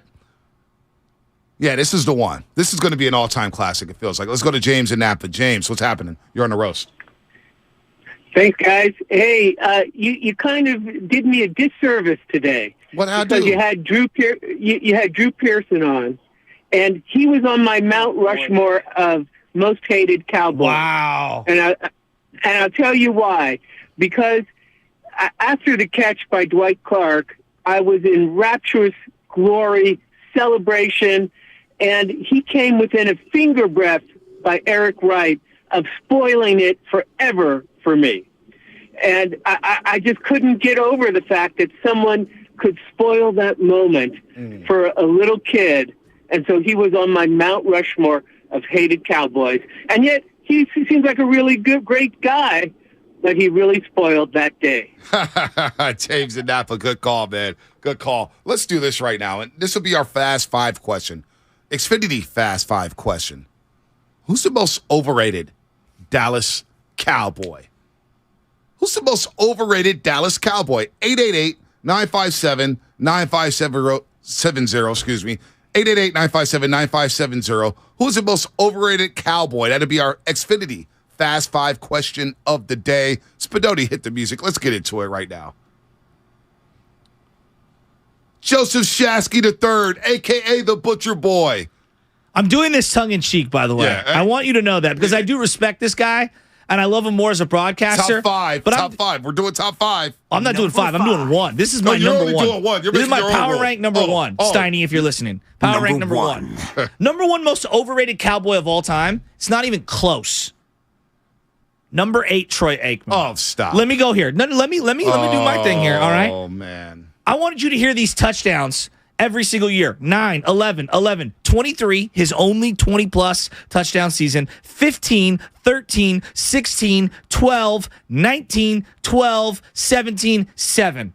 This man threw for 19 or more touchdowns twice in his entire career. Threw for over 3,300 yards one time. Everything else, right around $3,000. He had the greatest running back statistically in the history of the game with the greatest offensive line. I already referenced stuff, the 10,000 yards over an 8-year period that Michael Irvin had.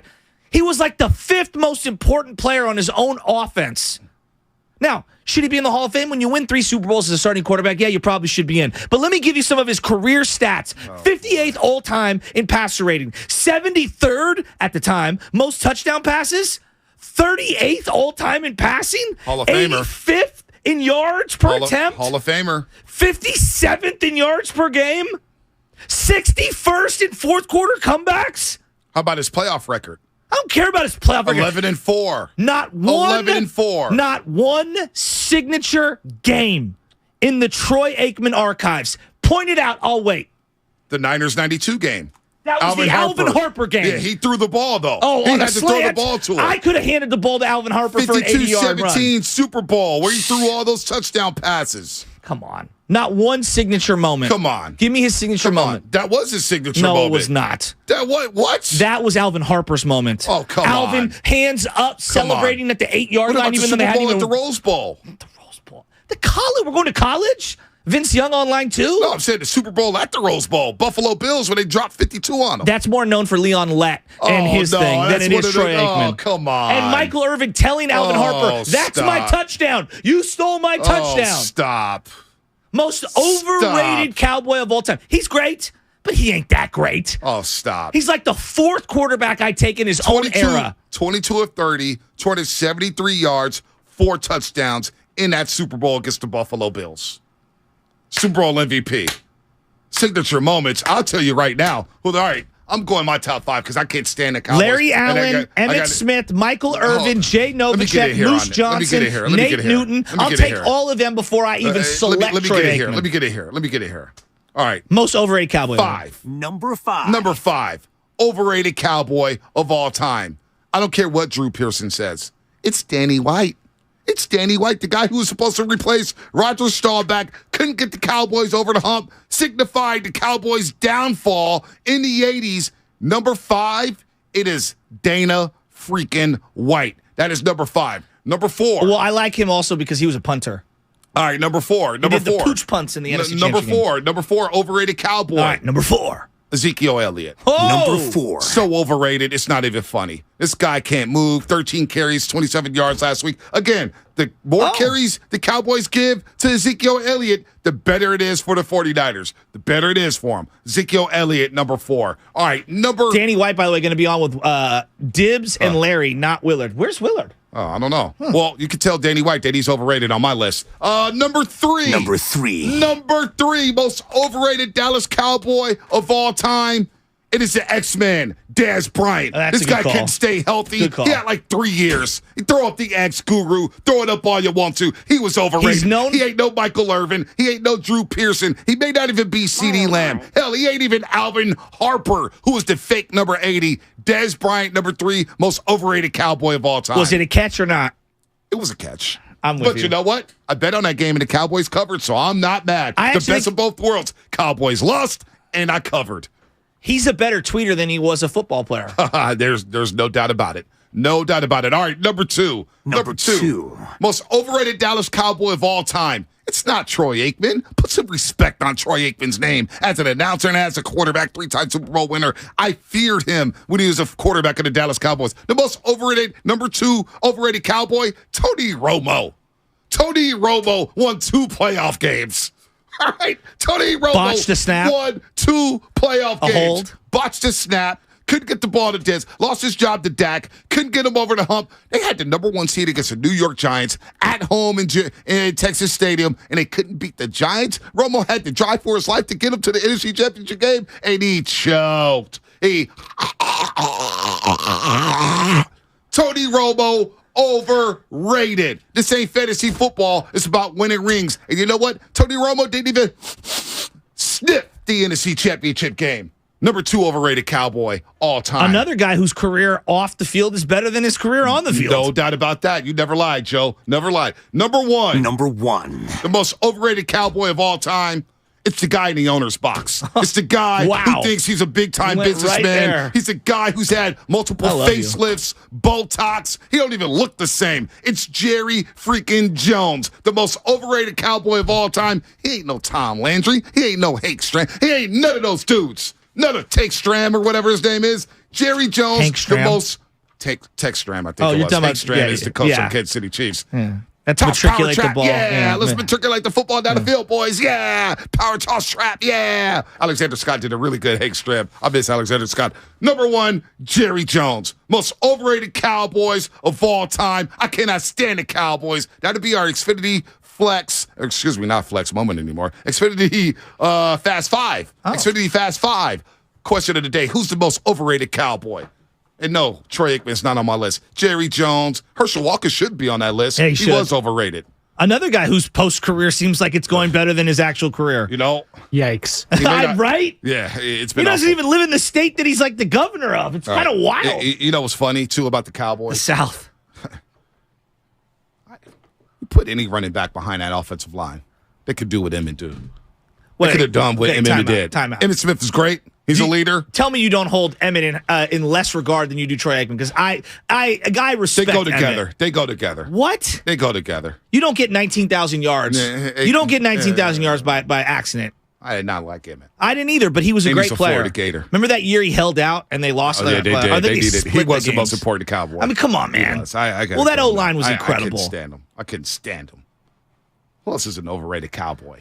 And by overrated, we mean like corner, like Miles Austin. So for Miles example, Austin, that's Miles a good Austin's a good one. Yeah, that's a very good one. See, like I think people forget and sleep on underrated. I think DeMarcus Ware was an underrated Cowboy. Yeah. How about who's the wide receiver who used to pop off at the mouth? Was it Patrick Claiborne? Patrick Claiborne. Wow, you're going way back. No, he was talking. Wow. They got beat by the Patriots. The Patriots were trying to go undefeated, and they went down to Texas Stadium and they beat the Cowboys. And Patrick Claiborne was like, "Well, we'll see what happens in the Super Bowl when we play them." And they're like, "You guys are going to the Super Bowl?" He goes, "Like I said, if the Patriots make it, we'll see what happens." Like, dude, Patrick, slow down, What was the show where they had guys try out for the team? Oh, that Cowboy show. And Michael Irvin was one of the coaches and How stuff. great was that? It was awesome. What was the name of that show? Come on. Patrick Creighton. Was it Patrick Creighton? Not Claiborne, Patrick Creighton? Gosh. I do think that their offensive line, I know we gave the nickname to the Washington football team. Mm-hmm. To me, I think that Dallas Cowboy line of the 90s is the best liner. Because I watched old man Larry Allen 1 year or 2 years with the Niners. He's the greatest left guard I've ever seen in my life. Eric Williams, Nate Newton, that line was the nasty. greatest offensive line I've ever seen. Was the name of the show. Sorry. Fourth and long. Fourth and long. Fourth and long. Fourth and long. Who was the kick returner that won the show? He made the team, right? Yeah, he wasn't bad. He wasn't great, but By he the way, wasn't bad. I see a lot of Roy Williams, and the reason why Roy Williams would never, ever be on my list. The safety or the wide receiver? The safety. Because the wide receiver went from Detroit to... And to Dallas. And he was overrated, too. Yeah. He had Jesse Holly, by the way. Jesse Holly. Jesse Holly. By the way, Permian High School, Roy Williams. Roy Williams with the Permian High School, Friday Night Lights. Yeah, he went to Permian. Roy Williams, a lot of people are saying the safety being overrated. I will never, ever slander him. Number one, I remember playing catch with him when I was playing Pop Warner football. And he's from Union City. Played at Logan High School. He's a Bay Area cat. Okay. Roy Williams is slandered free. He's a Bay Area cat. I will give him a pass. Oklahoma? I did like him. He was a good player. He was a good player. I respected him big time. He was a good Bengal, too. I just hate the freaking Cowboys. So our overrated list. Who's the most overrated Dallas Cowboy of all time? Jason Witten on that list? Jason Witten. Still open for a 2-yard check down. Still, right now. By the way, my favorite was when Jason Witten showed up on television with a full head of hair. And everyone was like, wait a minute. I just saw your hair. My favorite was when John Gruden had him and thrown tight end screens to him when he's like 50 years old. That was my favorite part. He was a Raider. I forgot he was a Raider. By the way, Tim Another Calishaw. one to the Hall of Fame. Tim Calishaw. Is he still with the Dallas Morning News? I just remember him from Around the Horn. Yeah, he was I used to watch Around the Horn, but now it's so played out. Yeah, Justin Tinsley's on there. Our boy Justin Tinsley. Oh, good Big for time him. Cowboy. We should have got. He just had a baby. Shout out to Justin Tinsley. Tim Calishaw, Dallas Morning News, joined Damon Arado earlier this week, and he was asked what Dallas does consistently well. Here's his answer. They had breakdowns in really everything, every way you measure a team. The running game has still gone to pot, and it was okay last night. Zeke's half dead, but Pollard's pretty good and looked better last night. The passing game obviously was tremendous last night, but that hasn't been the case week after week. But they're mostly good against good teams. I think they did a lot of sleepwalking against Houston and Indianapolis and then Washington, and that's not really excusable. But they knew where they were going, and they knew they realistically weren't going to catch the Eagles. They rush the passer well, as you said, Parsons, every week. Now, some teams make that somewhat irrelevant by running the hell out of the ball, and that's something the 49ers will try to do and can do, and it's something Tampa Bay can't even come close to doing, and that made a miserable night for Brady. But other than the pass rush, that's the only thing they do consistently well. And then he feels strongly about Zeke's downfall. In every conceivable way, you can look at numbers simply or with more of a microscope. Pollard is a much better runner. They keep Zeke around. They like Zeke. Players like Zeke. But there's nothing worse than a 1st and 10 handoff to Zeke. When you've got CeeDee Lamb and you've got Schultz and you got Pollard and people to do things and to settle on a 2 or 3 yard run by Zeke. And Kellen Moore loves to do it like 4 times a game, even when they need, to change the momentum a little bit. So I don't think it's a shock. He's played 7 years. They used the hell out of him his first 3 or 4 years. So he averaged 3.9 yards a carry this year. He doesn't have any kind of burst to get away from anybody. Pollard does. and Pollard needs to have 20 carries or 20 touches, whatever you want to give him, for this team to try to do something Sunday. All right, Fast Five question of the day coming up, brought to you by Xfinity. Xfinity Fast Five question. Who is the most overrated Dallas Cowboy of all time? 888-957-9570. We'll start that in a second. What you think about Kalashaw's thoughts on Ezekiel Elliott? Because it is a sad tale. At one point, I thought he was going straight to the Hall of Fame.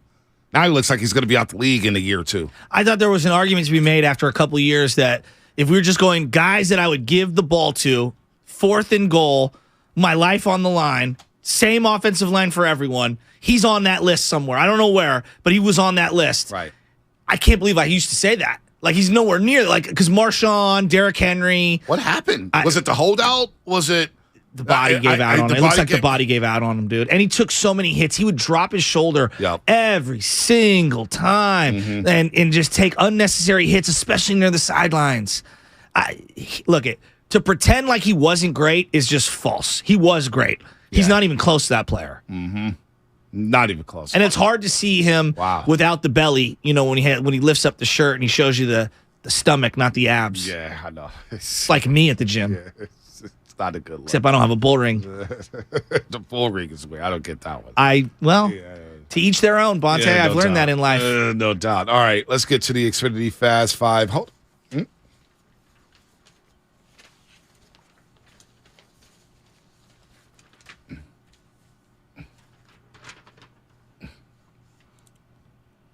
All right, question the other day for our Xfinity Fast Five, 888-957-9570.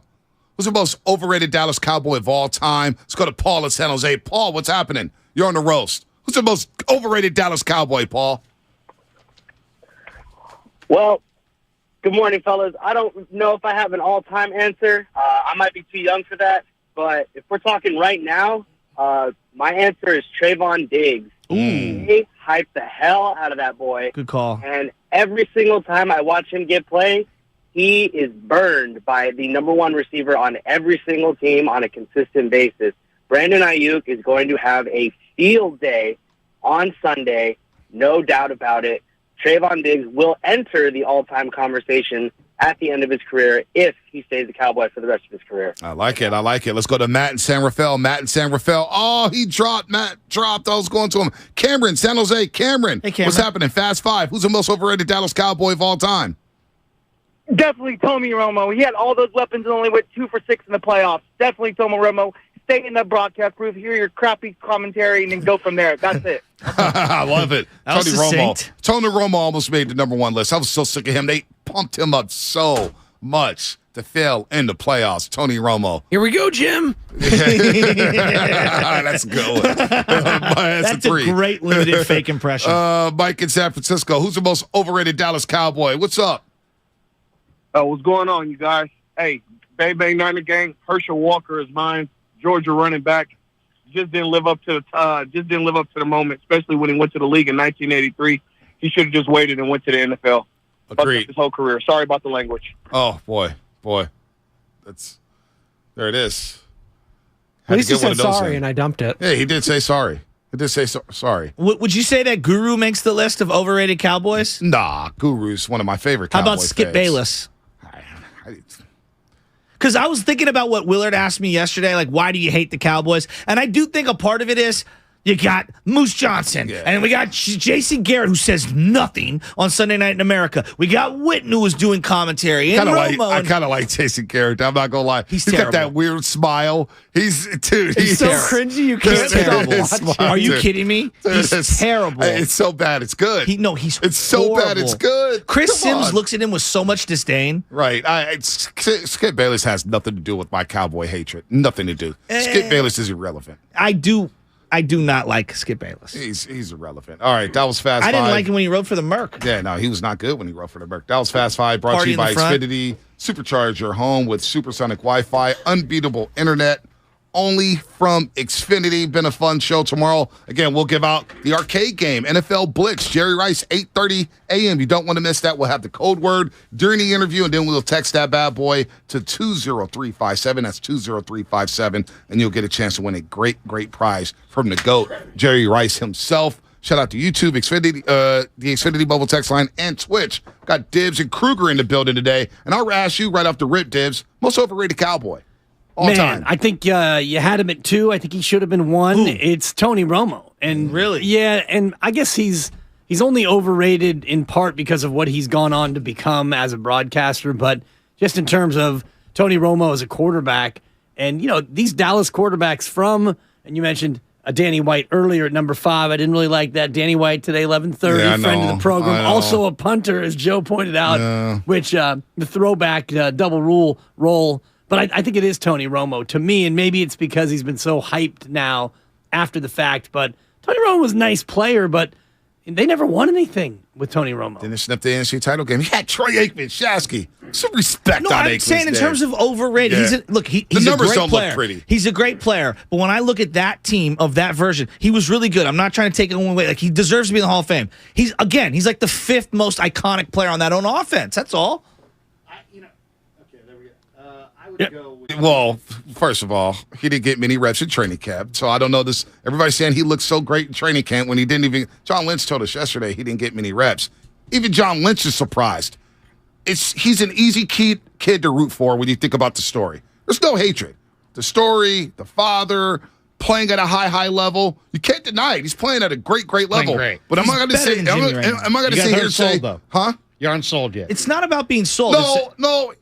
You want to see more. You want to see more. But he's had back-to-back first halves where he struggled a bit, and he's thrown some dangerous passes. Look, the kid is winning.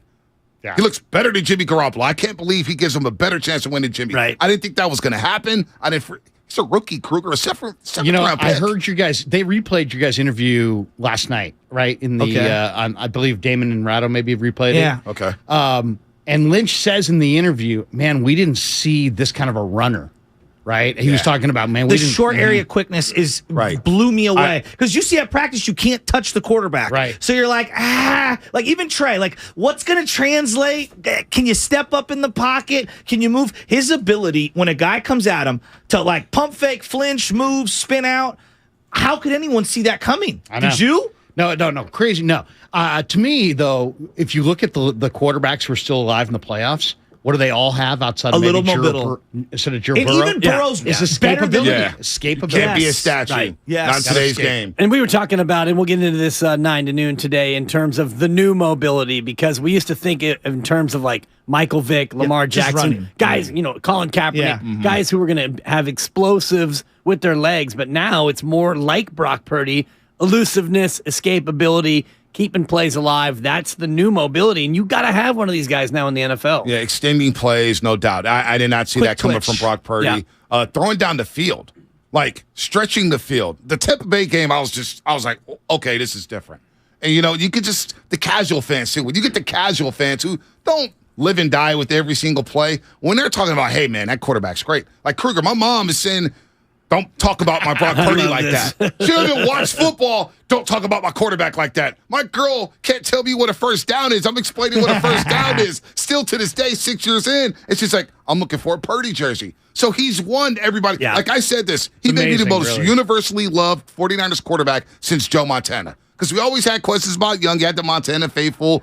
My dad never gave in on Steve Young. Joe would have won this game. Right. Joe, I'm telling you, like we would argue coming out of the stadium. 92, I'll never forget it. My grandpa, me, and my dad walking out. Joe would have won this game. That's what he kept saying. Joe would have won this game. There's no doubt about it. I remember people chanting for Joe. Steve was the reigning MVP. He's like, you got to be kidding me. Think about how this fan base turned on Jimmy. I haven't even given Trey Lance. People want Trey Lance out of town right now. Well, Trey Lance may want out of town. Somebody explain what the crossing fingers was. He's got his fingers crossed that Carthon's going to bring him with him. It was more so wishing Carthon good luck. The young kids explain what the emoji Gotcha. In the emojis. I don't speak emojis. Nor do I. The only That's the kid still. and I don't even know what emoji I ever use. Like the thumb. I'm not a big thumbs up guy, and I don't have an iPhone either, so I don't. A lot of times, if I'm you don't go with the thumbs up. Droid for life. No. No. Don't get me started on the iPhone. It's America's #1 cult, and Joe's talking about a broken phone right now. It's an iPhone, no doubt. The app, the fact that Apple, all of their their devices are proprietary, meaning they don't work with anything outside of Apple. Well, the European law now is changing. To America, yes. European law is changing. That's why all of the new outlets are the USB 2.0s, and all of their new products have to be, because they lost some lawsuit in Europe to where they have to switch everything over so that there's universal adapters and chargers and things like that because of what you're talking about. In Europe, yeah. Okay. Yes, and so it has to come over here at some point. Yeah. So all the new stuff has USB 2. Okay, good. But they're late to go on it. Like when you text me a photo, right? When you text me a photo from an Android to an iPhone, it looks like there's a Brooder film. And it's the same thing when I get the and because the Android, like the photos and the movies and all the rest of it's so much higher quality than with Apple. So whenever I get an Apple video, same thing. It's like thing looks like it's like furry garbage. It's because of the messaging that they send. Apple uses an inferior messaging sending service, and they want you to feel ostracized so that you come into the group. And I do feel ostracized. So I was coaching at Bishop O'Dowd. I started the boys volleyball program, and they actually went to the Northern California final last year. My freshmen went as seniors last year. They were one win away from the state championship match. Now, I'd been gone for a couple of years, so I don't get credit, but I did start the program. Yeah. First You're year, the Mark Jackson. I started they had no program in O'Dowd. I knew you'd get a gig. Dude, I got to ask Kruger something, though. Man down. Because, go ahead. No, it's a phone thing. First year, we have a team thread. Oh, yeah. And I'm not on it because I'm the only Android. Yeah, so you're the guy. Every time I'm like, hey, how come no one responds to me when I say practice is going to be at 4:15? They're like, Coach, we don't speak your I guess I show up as green, or I show up the green whole bubbles. New thread, depending green on bubble. your Yeah, green yeah. bubbles. So you talk about being ostracized. Yeah. I was ostracized. My cousin in the family chat ruins the whole chat, and I told him I will buy you an iPhone just so you can be in the chat, and like just to have a burner because it drives me nuts. None of our pictures load. I do got to ask Kruger, though. Did you see this coming from Brock? This what we're seeing, the explosion. 31 points, 30-plus points in 7 of the today, last 9 to noon. night. But did you see this coming from Brock? Hell to the no. You know, I know. Yeah. No, absolutely not. All I saw was a guy that in summer camp and in mini camp that with every drill, he was the most accurate quarterback. The guy, he clearly could move. Yeah. He could throw well on the move. Yeah. He could throw accurately on the move. But no, didn't see it. Didn't see this. And I mean, this is the longest Niners winning streak, guys, in 25 years. It's insane. And he's been a big part of it. Huge part of it. Huge part of it. And they're explosive. And he's getting the ball to the playmakers. Although Shanahan, I think it has been the year of Shanahan. He's been showing out the play design on last Saturday against Seattle. Guys are running wide. Yeah. Open on drags, crossers, you name it. But Purdy's making plays happen. Well, I got to give him credit. And it's not just what he's doing. Like when you go talk to some of these guys, like Brandon Ayuk sometimes doesn't want to talk, sometimes does. He's like running up to guys. Man, Brock Purdy's the real deal. I mean, he's volunteering that. I mean, these guys there's a feeling about Brock in that room that they're going to get it done with Brock. So we'll see. And see if they can. I mean, it's obviously helped by the fact that he's never lost in his NFL career. And that's why he has universal love from the fans, because he hasn't gone through that dip. Jimmy Garoppolo, some people want to blame him for losing the Super Bowl. He doesn't connect with Emmanuel Sanders. Like, that was the only play that didn't go the Niners' way. But because he didn't win the big one, it's easy to ostracize or look down on Jimmy Garoppolo. Right now, Brock Purdy, what kind of a Niner fan could be like, I'm down on Brock Purdy? Yeah. Well, and all the guys talk about is that, you know what? He didn't walk into the room and be like a total fake and try to win everybody over with this rah-rah crap. He was, to a man, they'll be like, dude's an alpha. Yeah. Dude's an alpha. He'll yell at guys. He'll tell guys what to do. Ray McLeod was like, man, the first time I got in the huddle with him, I was like, this guy's a rookie? Yeah. And he's just ordering guys around. Well, the reason I think why I'm being super cautious, and we talked about this before the season even started, because the boss is like, how are we going to deal if Trey Lance has success? How are we going to be if Trey Lance doesn't have success? And what's the tone going to sound like, and all this, that, and the other? And we kept saying, like, anyone can have a singular great year, right? Which is the facts. Like, Kyler Murray, a year ago, 8-0, looking like the best player in the league. Things have changed dramatically with Kyler. No one wants to be around him. He's toxic. He's getting people fired. Baker Mayfield broke the record for rookie touchdowns in 1 year, took a team that hadn't won but one game over a 3-year period, and lit the world on fire with Cleveland with a crap roster, and it just came crashing down, and ego and all the different things as well as his limitations really submarined him. So I'm just cautious because I'm like, all right, Jimmy looked great early on. He had moments. If you pulled me after week 17 against Seattle in 2019 after the run that they went on, he's my quarterback for the next 10 years. And then instantly things switched with him. The Minnesota Viking game, first half, I told him, I'll text him like this, he just doesn't see the field. I'm cautious something like that may happen, and guys do change, or the roster around him's changed. I think what he's done is great. He's QB1. It's unequivocal. Who knows what ends up happening in the offseason with the team and this, that, and the other. I think of the 3 guys that are here, clearly he gives them the best chance to beat the Cowboys on Sunday, and it's not even close. The offense right now, and what you were talking about with Shanahan and the play calling, and a lot of that is based on what he has around him. Forget Brock Purdy, but Kyle Shanahan able to design plays knowing that Christian McCaffrey is going to draw so much attention from the defense. That's a good point. You've got Ayuk. George Kittle has become a red zone threat. And oh, by the way, Deebo Samuel, this is something Mark and I talked about. You didn't even really notice when Deebo was out those 3 or 4 games because there's so much else going on around. Right. They have not unlocked Deebo Samuel fully since he's come back from injury. I know he had the big play. He had the big play, but in terms of like getting him the ball a bunch and really leaning on Deebo Samuel, it might be this weekend where you have to pull out all the stops. He was reintroduced last week, I think, Deebo Samuel, with some of the jet sweeps, the formations getting him the football, getting him the ball in space. Even on the one where Ayuk started running the route and Purdy threw it deep, that's who knows who the primary was. I will never try to guess who the primary receiver was on any given play. That's why the all-22 has been ruined by some of these bloggers. But Deebo was running wide open. It was like, Deebo big walk into the end zone if he catches that or if Purdy sees him on that play. So Shanahan, McCaffrey, Purdy. But this is the fastest defense Purdy's going to see, right? No, at this point? I don't think there's any doubt as far as rush up front.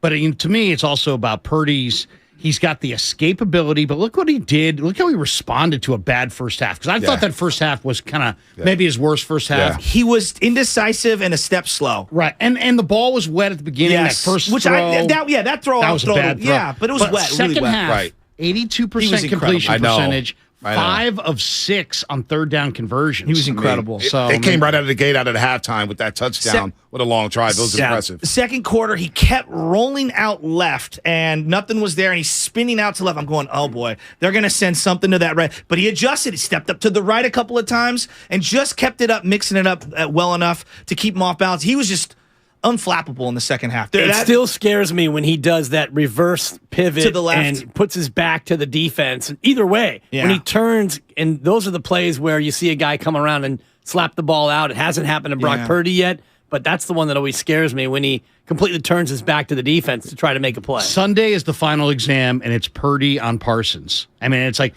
Parsons is a different animal. Dude. He's so fast.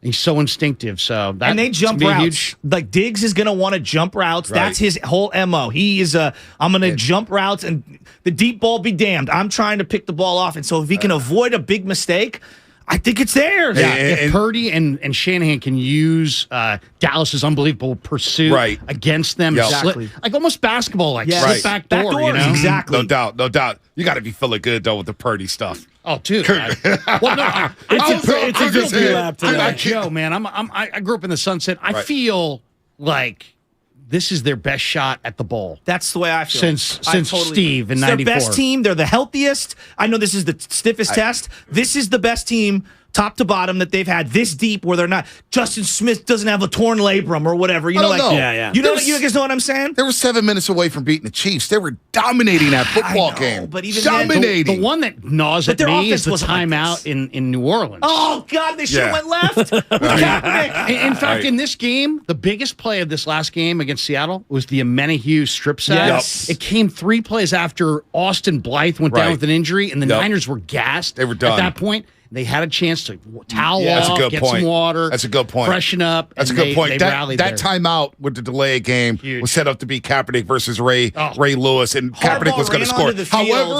However, I still to this day believe that Baltimore would have ran right down the field because it was just their year. That's what they were doing. Or maybe hand the ball to, I don't know, Frank freaking Gore. Well, that's, I mean, the fade, he was grass on that first down. He didn't play on that first down. The fade route. And Frank Gore I saw Frank Gore in the airport that next morning in New Orleans. He was crushed. Of course. Crushed. No doubt. I mean, seriously. But they shouldn't even have been in that game because of the way, like the stoppage. There's a lot they played the so prolonged bad. halftime with the Beyonce power outage. Fumble. Yeah, exactly. But the Chiefs game, we forget how much they were dominating. Troy Aikman, right before that 3rd and 15, said, 3rd and 15, Troy Aikman was like, boy, you get down to a point where you need to make a play, and Mahomes hasn't been able to make a play. In 3rd and 15, Emmanuel Mosley, who has been so solid for the Niners, doesn't cover his Patrick Grass in that zone D. I cover 3. Tyreek Hill, and the rest is history. But everything broke down. Interior offensive line broke down. Chris Jones started dominating. I thought Shanahan's play calling on the last play. He threw 4 straight passes when I thought, and Chasky, we watched this game together,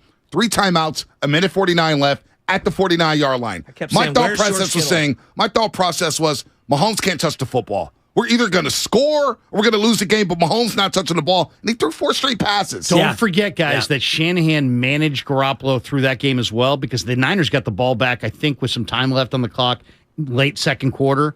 And just said, you know what, we'll take it into the... No, he didn't call timeout. He threw an 80-yard bomb, not 80, but like a 60-yard bomb to Kittle and got the OPI. Which was a terrible call. It was a terrible call, but Lynch was screaming like, timeout! And run plays. He was too. We were arguing. We almost got into a fight that day. Don't give Mahomes the ball. We almost got into a fight because I knew the Niners were getting the ball at the 3rd quarter. Yeah. At the start of the 3rd quarter, I'm thinking, double up. That's what Shanahan likes to do, yeah. And Lynch, and I'm screaming, and then they show Lynch, and I'm like, I can't believe he left 40.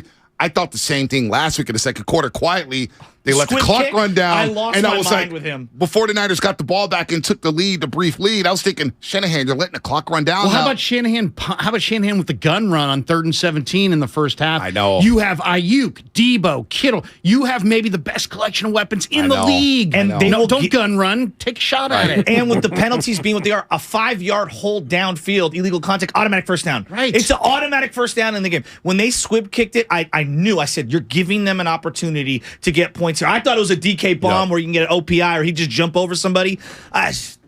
Situational football with Shanahan is frustrating because I feel like he overcorrects in both directions. Still a work in progress. Well, and it all goes away if you can win 3 more games. And we're not going to talk about what happened in the Super Bowl and the mismanagement. You guys just went rat-a-tat-tat on like 6 or 7. I'm still different because games. because I thought they had a great chance. Like you say, this is their best chance. They still got to get through Dallas. He may have to get through Philly, and Philly, and then there may be Kansas City waiting. There's Who a knows? monster waiting in the AFC. Or Cincinnati. And Cincinnati's looking for revenge. And let's just also remember before we go too crazy on Brock Purdy, only 4 rookies have ever made it to the conference championship game at quarterback. So even if they win this game, they're expected to. I think we all who are they? expect Mark them. Sanchez, Ben Sean Roethlisberger, King, Sean King, Ben Roethlisberger. Yeah, for Tampa Bay. Wow.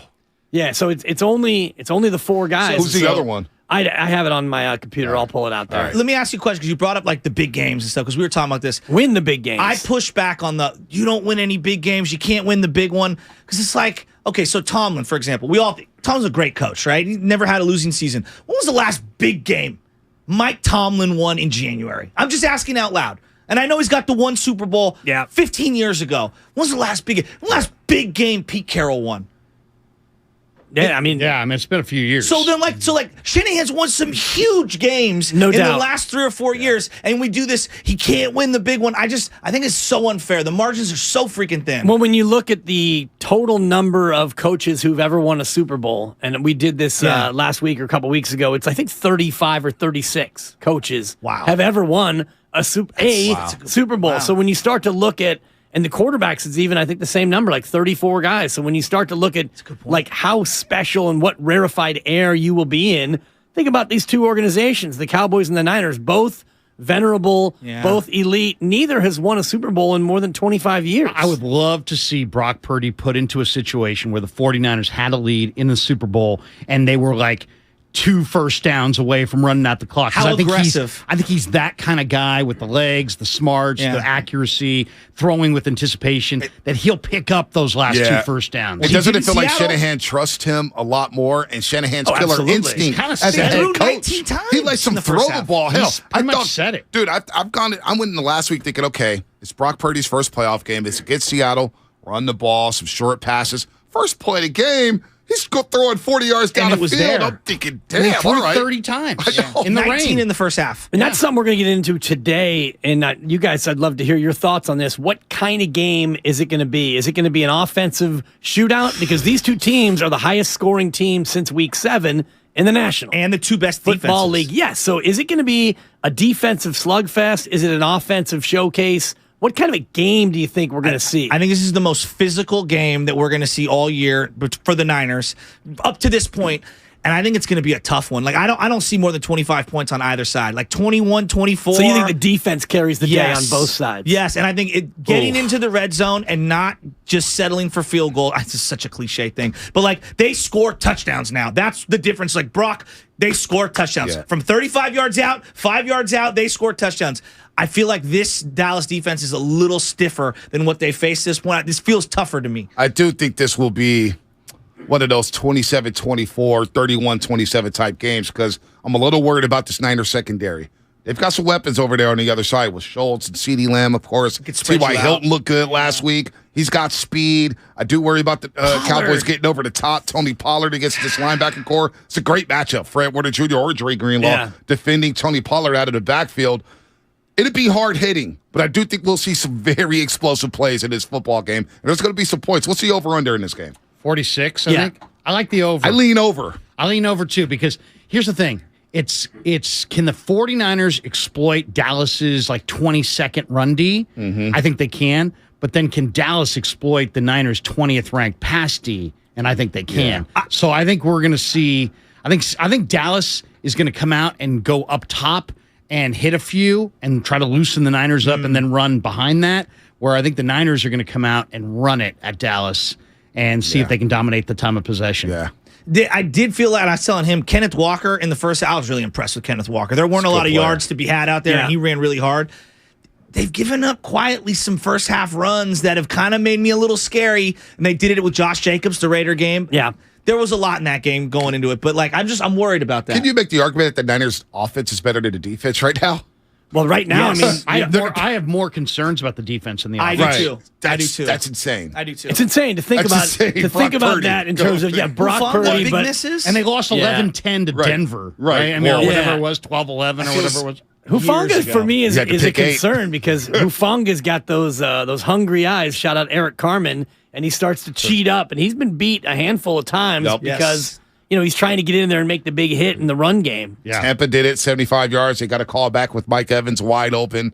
Washington dropped the deep pass. Did it. First quarter, got deep dropped it. Yeah. A.J. Green, Arizona. They've been giving up the ball skills of Lenore and some of their DBs in the last month have looked really questionable. Charvarius has had some great moments, and then there's some weeks he just looks bad. Like, just straight up, he got punked by DK, I felt like, on a number of plays. They miss Emmanuel Mosley. Well, and then the other thing is they're I'd feel so much better if they had Mosley. I'm with you. They're like last second, a lot of communication between Gibson and whoever the far corner is, and they're just scaring me. I'm seeing them switch it up at the last one. Like, guys, get in position here. Quick hike it. I think Dak's going to quick hike a little more up tempo this week. They ran up tempo last week against Tampa. That was a good play by Dallas, Kellen Moore, and Mike McCarthy. What else you guys got coming up? Danny White, we've 11:30. got Matt Barrows at 10 o'clock. Nice. We're going to get a look at what's been going on down there in Santa Clara. He's cheating on his boo, huh? Well, Matt, fellow short, bald guys.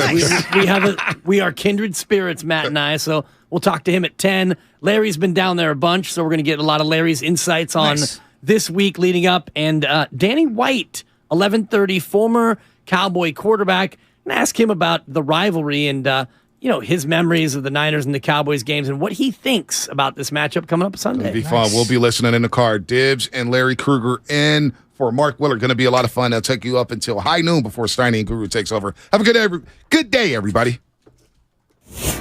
They're longtime friends. Let me tell you something real quick about Dibs that I'm sure not everybody knows. And first-time partners. Hang in there, big guy. There'll be brighter days ahead. Now these two home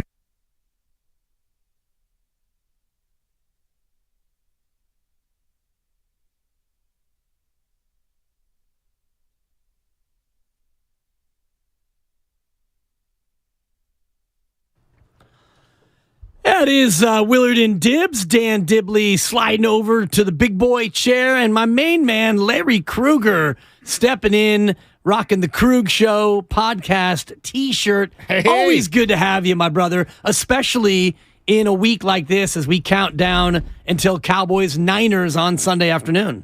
Man, this is a great day to talk sports, man. You got Warriors-Celtics tonight, rematch of the NBA Finals. Warriors haven't been there since, June? I think I do remember the last game, Warriors-Celtics in Boston. Yeah. It was kind of an eventful game. So I'm looking forward to that tonight. And then, of course, NFL playoffs and the Niner game coming up Sunday. And something's got to give because Dallas is playing well and the Niners are playing well.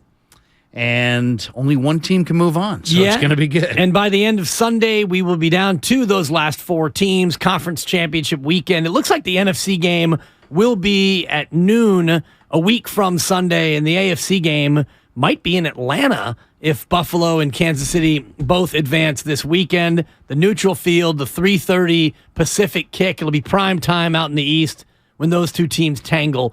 888-957-9570. The question that we're going to open with here is something that Larry kind of addressed with the boys in the changeover. Who scares you the most on the Dallas Cowboys? Is it Dak Prescott, who's played very well since coming back from injury? Is it the aforementioned Tony Pollard, who has become an absolute tour de force at running back? Is it Micah Parsons? Is it CeeDee Lamb? Love to hear from people. 888-957-9570. Who scares you on this Dallas team the most? Well, I mean, it's definitely Micah Parsons. I mean, Micah Parsons reminds me of Lawrence Taylor. I mean, he's not as strong as Lawrence Taylor, but he's fast. He hits like a truck. He's got unbelievable instincts, and they run kind of like a five-man surface. So it's like they have a 4-3, but then Parsons is always at the quarterback. So you got DeMarcus Lawrence, you got the kid Osa from UCLA inside, who's a major pass rusher, and then you got Parsons. So to me, it's Parsons. Parsons has a little bit more speed than most rushers. He's got more speed than any rusher they've gone up against, I think, this year. He also has more ability to change a direction. So I think this gives Brock Purdy his stiffest test. We've seen Purdy do a really incredible job of either hanging in the pocket and making plays or escaping the pocket and extending plays, and he hasn't had to get away from an athlete this skilled, this fast, this versatile as Micah Parsons. So that to me, if you could take one player off the field and say, you know what, he's just going to miss this game. You get a healthy scratch. Yeah, healthy scratch. Micah Parsons, and he did take the knee to the thigh in the Tampa game, so maybe he'll be less than 100%. I mean, that's probably wishful thinking, but yeah, Micah Parsons. And then on offense, I think it's Dalton Schultz, the Stanford tight end. He caught two touchdowns last week. He is Dallas's number 2 receiver. It's, Gallup's a nice player, but it's Dalton Schultz. And the Niners have done an incredible job against tight ends with their great linebackers. But to me, it's Schultz. And I love that matchup in terms of, if it's going to be Fred Warner against Dalton Schultz in terms of the underneath routes, if the Niners do play man. And I know they play a lot of zone, certainly in certain down and distance situations. Micah Parsons, when he's going to rush, is that the McGlinchey side or the Trent Williams side? Does he traditionally come on the left side of Dallas's defense? And if so, how big of a test is this for Mike McGlinchey? Well, he's the right outside linebacker, I believe, and so I think he's more times than not going to be lined up on Trent's side. Wow, what a matchup. But they're going to move him around. I mean, they're going to move him around. I would expect to see Parsons all over the formation.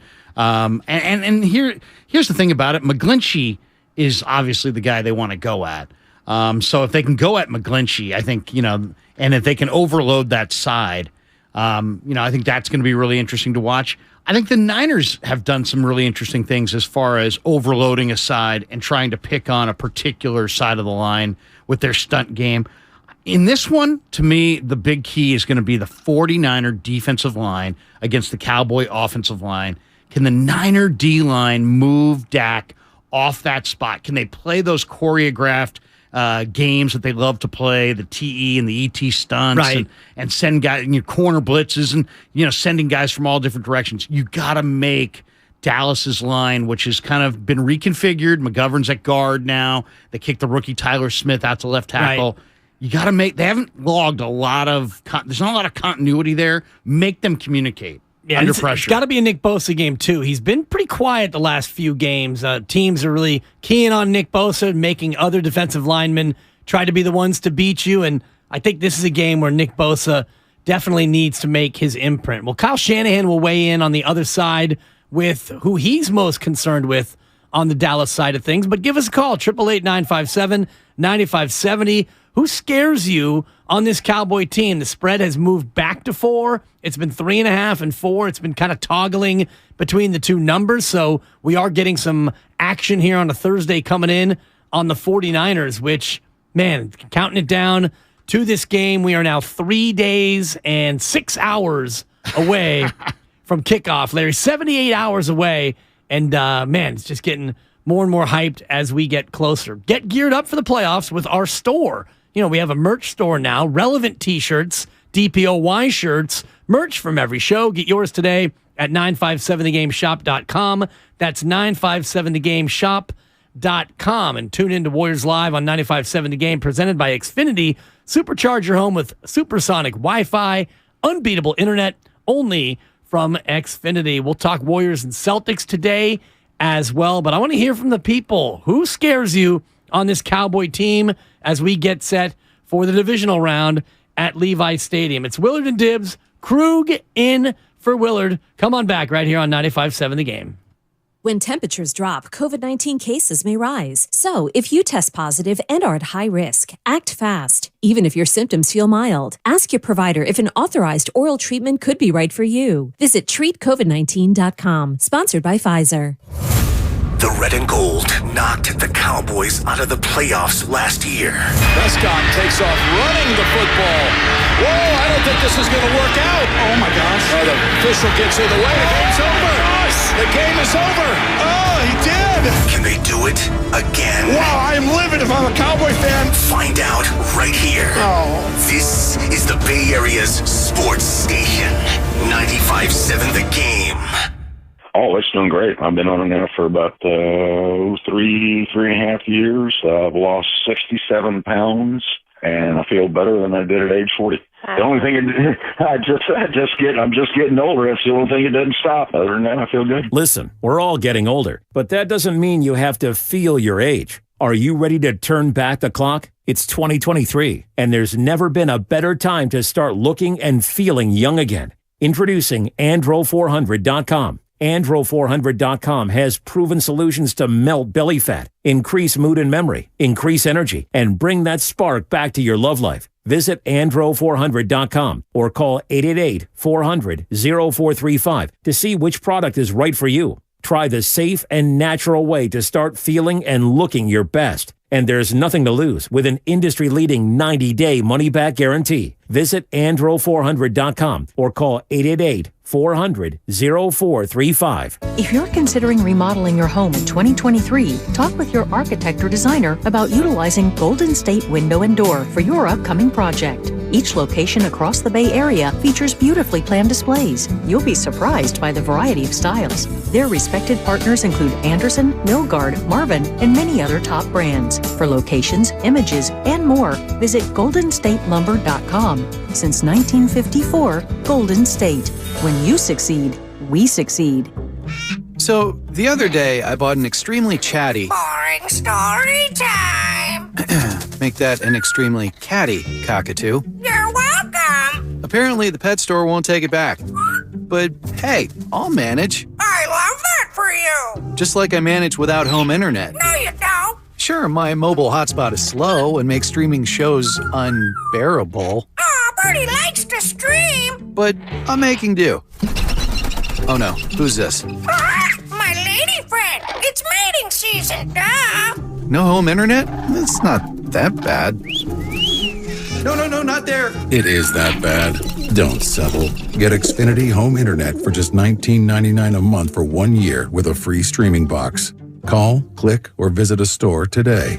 Restrictions apply. Not available in all areas. Requires paperless billing and auto pay with stored bank account. After 12 months, regular rates apply. Offer ends 2/21/23. Do you have 3 ex-wives and your current trophy wife wants a life insurance policy 3 times the size of the policies you had to purchase for your previous mistakes? If so, you need to call Big Lou at Term Provider, 800-200-1966. Big Lou is intimately familiar with your problems, and if you're 50 or 60 years old and in reasonably good health, a $1 million policy should only cost about $100 to $200 per month. Big Lou may have a solution for your previous policies as well. You may even save enough money to lighten the load on your new $1 million policy. Remember, call Big Lou. He's like you, except he's only on number 2. Call Term Provider at 800-200-1966. That's 800-200-1966 for $1 million in term life insurance that you can live with. Call Big Lou at 800-200-1966. 800-200-1966.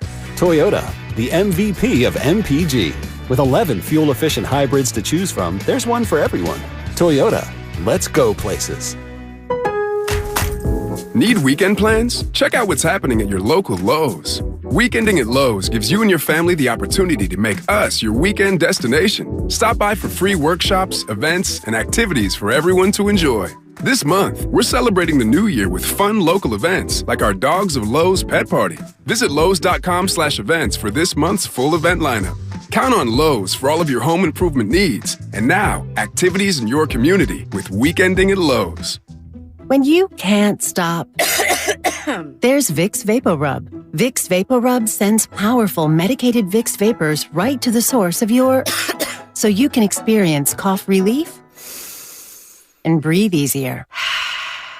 Generations of families have trusted Vicks VapoRub to help relieve the worst cold symptoms. So next time you have a cough, reach for the Vicks VapoRub.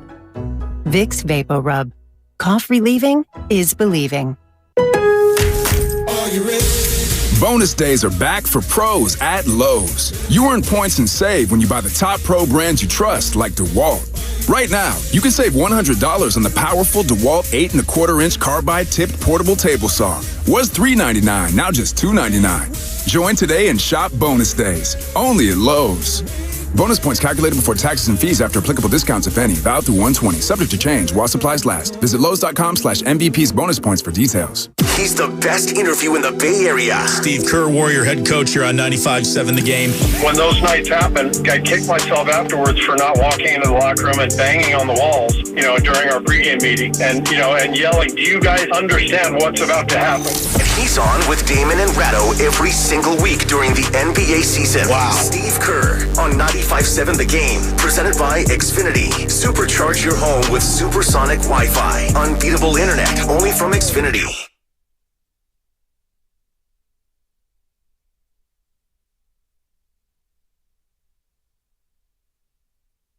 The game's over if they keep it in bounds. Dak has to get this out of bounds or he's taking a shot to the end zone. This is scary because I would take a shot to the end zone here when they're in the sideline defense because you actually can hold on to the ball. You need someone, San Francisco, to get to the quarterback here. Prescott takes off running the football. Whoa, I don't think this is going to work out. It will. They'll be able to clock this. They were planning for it. It's down. Oh, my gosh. No, the official gets in the way. The game's over. The game is over. Oh, he did.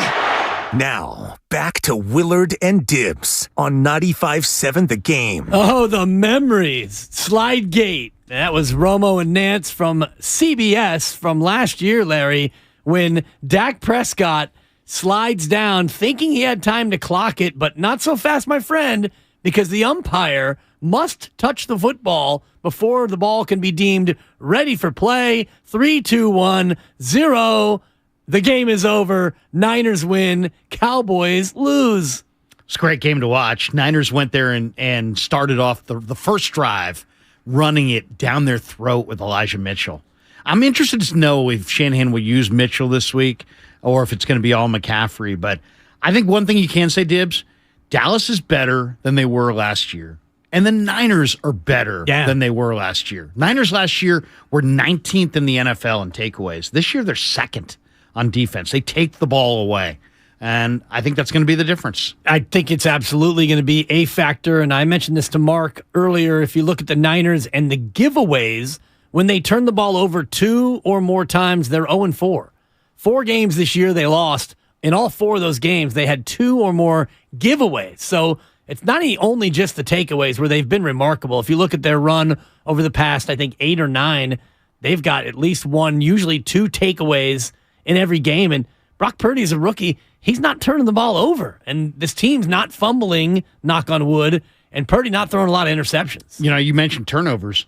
The most amazing stat I think I've read this week in preparation for Sunday, the 49ers, when they are even or plus on turnover margin in games this year, 14-0. Man. When they are negative in turnover margin, 0-4. So win the turnover battle, and who's more likely to turn it over? Dallas has got a ton of pressure up front on their defense, a lot of speed, Parsons, and a rookie quarterback, but Dak is the one who's got whatever he's got, 8, 9 picks or whatever in the last 10 games or so. He's the one who's probably more likely to throw the picks. Yeah, and this defense, as you mentioned, has been so great at taking it away. We'll talk to Matt Barrows coming up at 10 o'clock. All guests appear on the Bud Light guest line. Bud Light, easy to drink, easy to enjoy. I know you were down at 49-49 Centennial yesterday. Yep. So all these Shanahan cuts we're going to play, probably just a refresher for you. It's a repeat because you were down there listening to Shanahan live, but he actually weighed in first on what he thought of Dallas after their win over Tampa. They're a good team. They've been it all year.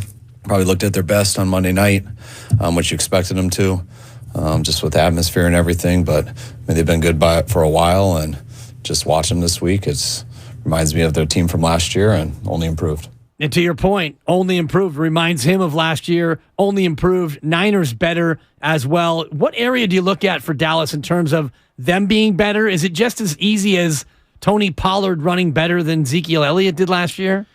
Well, I think they're better in a couple areas. I think they're better because Parsons is older. I mean, Parsons was a rookie last year, so I think he's quite a bit better. And I think Dallas is just deeper. They're deeper up front. Now they have DeMarcus Lawrence, but then they also have Dorrance Armstrong, who's got 10 sacks. They got Parsons. They've got Dante Fowler. They've got Sam Williams. They've got more rushers up front. And then in the back end, they've got great depth in the secondary. Guys like Israel Mukuamu and Kelvin Joseph and Malik Hooker and these guys. They've got some really good DBs behind their starters. So I just think they're deeper up front and deeper in the secondary. 888-957-9570. Who scares you from this Dallas team? Larry said it is Micah Parsons. For me, it's Tony Pollard in a ground game that the Niners have shown a little bit of vulnerability in their run defense of late. So I'm just concerned about the Niners being able to control Dallas on the ground in terms of, being able to avoid letting Dallas have short yardage. And then, if you've got Dak in 3rd and 1 or 3rd and 2, I think then he becomes a much more potent two-way threat against this defense. Yeah, I mean, 1st and 2nd down is going to be key because can you get the 3rd and manageable, or is it 3rd and long? If it's 3rd and long, advantage defense on both sides. But if you can get the 3rd and manageable, now that's advantage offense on both sides. So to me, I'll tell you another concern.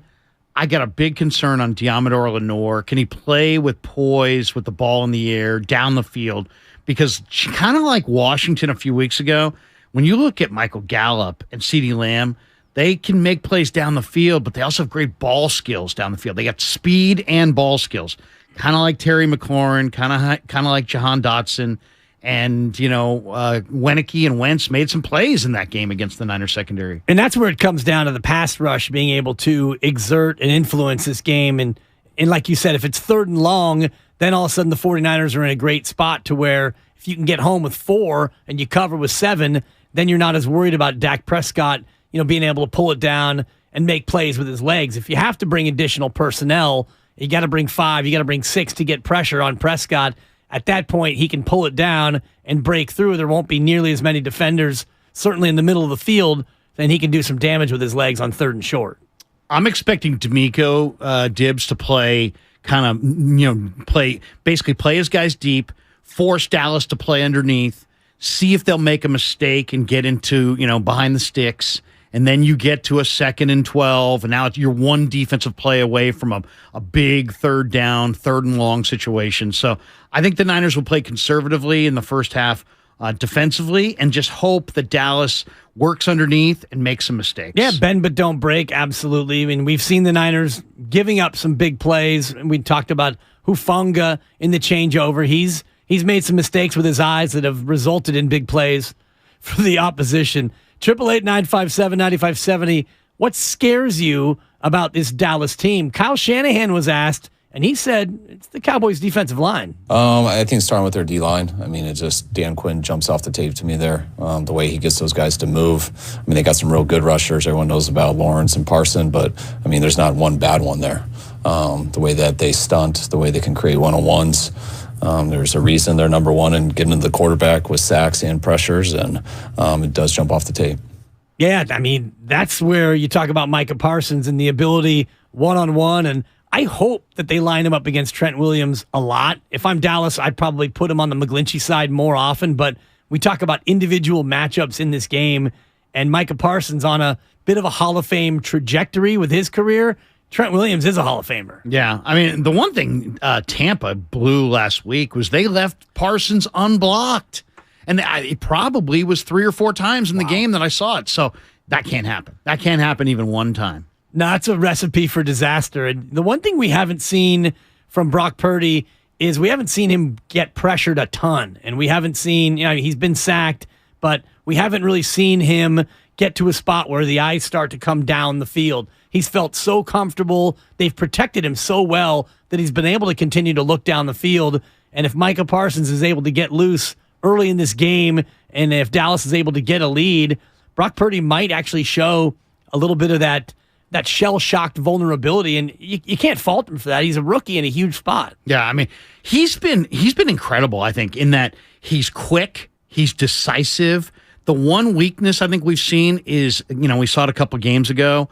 We saw it against Arizona, where he got too much escaping out the back door. Right, and as you talked about, turning your back on the defense, pivoting. There, Tim Ryan's calling it the Purdy pivot, where he pivots to the right or left to escape out the back door.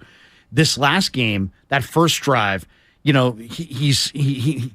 drops back to pass. I think it was 2nd and goal from the 3. Drops back to pass, scans the field to his left, sees nothing, then sees Nwosu and Irvin peeling off the edge, and he starts to feel that pressure. What did he do? He took a decisive step forward and then quickly looked to his right, and in one motion got it out to McCaffrey in the flat for an easy touchdown. Yeah. And it looked easy, but it was that decisive movement of stepping up in the pocket and releasing the ball with accuracy. He makes it look easy, but he's got to not try to skate out that back door, because those can turn into a punt, right? Because then all of a sudden they sack you and you're minus 15 on the play and you're 2nd and 24. Right. That's a recipe for disaster. And it also makes you vulnerable for the big hit. And we saw it on that pass to Ayuk in the corner where he rolled, he kept the play alive, and he held the ball for so long. And finally, the one that Ayuk dropped in the corner, he took quite a big shot on that play. Brock Purdy did, and that's something that you got to hold your breath a little bit, because he does hold the football trying to make things happen, which is great. But to your point, it leaves you vulnerable for potential calamity. Well, and you saw in this Dallas game against Tampa, I forget which Tampa D lineman it was, but one of the Tampa D linemen bounced on Dak Prescott while he was on the turf and kind of tried to drive him into the turf. Dallas knows the 49ers don't have a legitimate backup. Nothing against Josh Johnson, but they don't have a Jimmy Garoppolo sitting there ready this week, right? So if I'm Brock, I'm getting rid of the football and I'm not taking that hit, because I would not put it past Dallas to get a vicious hit on the quarterback and trade that for a 15-yard penalty if they can hurt him. And that's what Bill Romanowski would always say when we would have him on a weekly. Sometimes you got to take a 15, right? And that's where the Niners don't really have. They have a backup in Josh Johnson, but he's very, very lightly tested, and the drop from Brock Purdy to Josh Johnson is quite severe. 888-957-9570. What scares you? Let's go out to Travis in Oakland. Travis, you're not on. Oh, there you go. You're on 95.7 The Game. Travis, what's going on? Hey, good morning, guys. Thanks for taking my call. Sure. Who scares you, Travis, on this Dallas I don't team? know. Yeah, I got to be honest, and maybe I'm taking crazy pills or I'm just on a cloud of like disillusion and false reality, but I honestly have to say no one. I've been listening all week. I'm between jobs, starting a new job on Monday, thank God. But, there's been a lot of talk around the Niners' shortcomings. And I feel like we're kind of looking past maybe some of Dallas's stinkers, especially on the defensive side of the ball.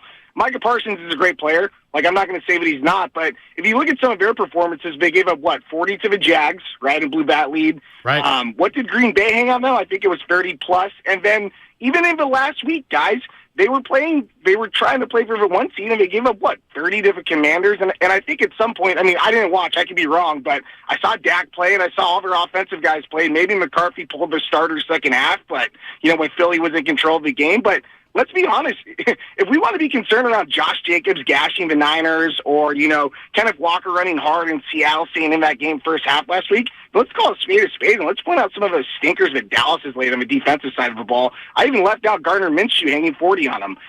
The last thing I'll throw out, right, if we go back to last year, they're better, they're deeper than they were last year, but in last year's game, Jimmy Garoppolo, if I'm not mistaken, he got hurt, right? He got hurt another injury in that game. Right. And in the second half, went 5 of 11, 45%, 39 yards, no touchdowns, and a pick. We should have beat them by double digits. I expect better from Brock, rookie or not, right? Let's stop moving the goalpost back on the kid, and let's let him play, and let's let him ball out. Shanahan saying the D-line scares him. He's going to scheme something up. I'm not worried at all. I think we're going to win by at least 10. Would love to hear your guys' thoughts on all of that. Thanks so much for taking my call. Right on, Travis, and congrats on the gig, being able to get a job, start a new job on Monday. It's exciting for you, Travis. Way to go. New beginnings. Yeah, no doubt. I will say this about Jacksonville. Jags ran for 7.1 a carry against Dallas. Man. 7.1. That's a gaudy, huge number. And if I'm the 49ers, that's my goal, is I'm running the football a lot at Dallas, and I'm making them prove that they can stop it. And then if I'm Shanahan, I'm looking at that Dallas Cowboy linebacking core, and they've got Parsons, who we know is more of a defensive end, Anthony Barr, more of a defensive end. I don't think any of those guys are great coverage players. Barr, Van Der Esch, Parsons. Make those Dallas linebackers play coverage, and then let's see what they got. I don't think any of those Cowboy linebackers can hang with the Niner weapons in coverage. Well, especially with the scheme, and you've got McCaffrey, who you can flare out to the slot. You got Deebo Samuel, and of course George Kittle, monster threat, and what a renaissance for his season since Brock Purdy has taken over. Ironic that his bestie, Jimmy Garoppolo, was having trouble finding him, and all of a sudden now Mr. Irrelevant Brock Purdy comes in, and George Kittle has been lighting it up. 888-957-9570. Who scares you on this Dallas team? And coming up, I'm going to share something from Tony Dungy, Larry, that I think is a huge advantage for the 49ers. But first, Derek in Richmond. What's going on, Derek? What are you doing? Hey, doing good. I'm hoping the 49ers are going to win. One person in Dallas that no one has been talking about that scares me is that big old tight end Schultz. That's a big boy. And I'm not sure who in the 49ers and that can hang with them outside of our linebackers. That's all I got to say. Yeah, thank you, Derek. Stanford Schultz is something that you've been talking about, Larry, a lot. Well, he's got 2 touchdowns this week. He is their number 2 receiver, if you look at the numbers, and he's got great. He's not a strong inline blocker. He's kind of built narrow, but what he really is a good receiver with a little bit more speed and a lot of height. I'll tell you the other thing that you got to remember with Dallas's receivers, Schultz is tall, CeeDee Lamb will go up, Gallup will go up. Not only do the Niner DBs and linebackers need to cover these guys, they need to be, competitive at the catch point with the ball in the air. Because the one thing that we saw last week against Tampa, when Prescott, when he goes and throws those 50-50 balls to his receivers, first of all, we know who his receivers are going to be. It's Lamb, it's Gallup, and it's Schultz. But he throws the ball up. He lets them go up and leap for it. So not only is Lenore and the Niner DBs and linebackers going to have to cover these guys, they're going to have to go up and contest those balls and try to high point them, because that's kind of the way where Dak wants to miss. He's not going to miss left and right. He's going to miss high or low. And to me, I think he's going to try to go high because he knows his receivers will go up and get it. Yeah, and Dalton Schultz, very physical, as you mentioned, couple of touchdowns last weekend. So here's something from Tony Dungy, great coach and now broadcaster. He points out the huge advantage for the 49ers, and it's the travel angle. Dallas had 52 hours less in terms of rest than the 49ers. Niners played the opener on Saturday last weekend. Dallas had to play all the way until Monday night, deep into the night on Monday night, and Dallas has to make 2 flights. So they fly home from Tampa to Dallas, not a short hop, and then Dallas to San Francisco. The Niners were home. They have 52 hours of extra rest, and they didn't have to go anywhere. How big of an advantage is that for the 49ers? Not only the rest, but the no-flight factor. Oh, I think it's huge. I think it's absolutely huge. Dallas plays in Tampa, flew back to Dallas, then has to fly from Dallas to San Francisco. The Niners, for the last, 6-7 weeks, been hanging out in the Pacific time zone, and they barely have ever left. They've been sleeping in their own beds more times than not. And as somebody who used to do quality control, an extra day means a lot. The Niners had more than that. They had played Tampa, so they already had a game plan for Tampa. As soon as the Vikings lost their game, the Niners could have easily jumped right in full bore on an all Dallas preparation, right? Even not knowing who was going to win because they were already prepped for Tampa. But then, I asked Charles Omenihu about this yesterday in the locker room. I said, Charles, is there a real advantage? And he's like, well, you could say that. But when we get out there on the field on Sunday, we ain't going to be thinking about, hey, we've had an extra day and a half. Exactly. But I think that what you're talking about, the prep, and you could have started prepping for Dallas at halftime of that game against Tampa, because it didn't look like Tampa had much of a shot after Dallas got up, I think, 24-0 in that ball game. Kyle Shanahan yesterday was asked about this very thing, the rest advantage. I mean, I think it can be an advantage. Sometimes it can be a disadvantage. So I know the obvious ones. You get less rest, less time to recover. I love having more time and stuff, but sometimes you feel like you can't play those Thursday night games, and you get to it and your team is just off the wall because they haven't slowed down at all. And by this time, I don't think it is about recovery. It's about detail, and it's about executing, and it's about playing at a high level. Once you get to games, especially in the playoffs, that recovery, people forget about pretty quickly. And just watching the Rams last year, they beat the Cardinals as good as anyone, and then they flew all the way to Tampa, and I think they were up 28-0 at halftime. So I don't think it means anything. He said kind of both things. It can mean something, but then again, it may not mean something. And he kind of echoed what Charles Omenihu said to you in the locker room, Larry. Well, and okay, there's game planning, and then there's rest and recuperation. 2 different things, I think in game planning, there's advantages. But then I think the real advantage is in the rest and recuperation. Now, everybody's dinged. Everybody's got something. If you're playing NFL football and it's January, you're still going. You've been doing it since July. It's one of my favorite cliches. This time of year, no one's 100%. Right, everybody. The old saying is, I know you're hurt. Tell me when you're injured. Exactly. You know what I mean? Yeah. So everybody's hurting. But I would say Shanahan's right on the money. It's going to come down to execution, offensively, defensively. I expect the one thing I love about the Niners' defense this year is that not only do they have depth up front, talent up front, but they're playing intricate games up front, and the continuity in the players they've had, they're doing this they're carrying out these games at a really high level. But it's also just about awareness and preparation. Give you an example. Dallas, Maher, with his, nightmarish game against Tampa. It was the field, Larry, if you hear them. He and Brian Anger talking about it. Maybe it was the field. It's a bottom 5 field in the NFL. But I think if you're the 49ers, you got to talk to your defense and say, guys, we need to expect that they're going to go for it on 4th down. Right. We need to expect that they're going to go for 2-point conversions. We need to be really buttoned up on what they do in the 2-point game and what they do in a 4-down situation. Expect a 4-down. Expect a 2-point. Don't be surprised by it. 888-957-9570. Larry in for Mark today. It's Willard and Dibbs. Let's go out and look at life on the other side, Larry. Chris in Richmond. He's a Cowboy fan. Chris, what are you doing? Gentlemen, appreciate your time, number one, man. I've been listening to you guys for a long time, first-time caller. I just been hearing a lot of the calls, and I've watched every game as a Cowboy fan. I will be at the game. George Kittle, unstoppable, man, but we're not going to have a linebacker, and I probably believe it's going to be Jaron Kearse, who's a big, rangy safety.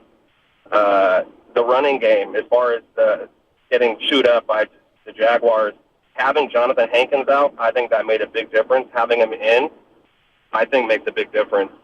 It's going to be a tough game, but I think they're underestimating us a lot. Not going to win, but it's going to be a fun, as they say, slobber knocker. It's going to be a tough game.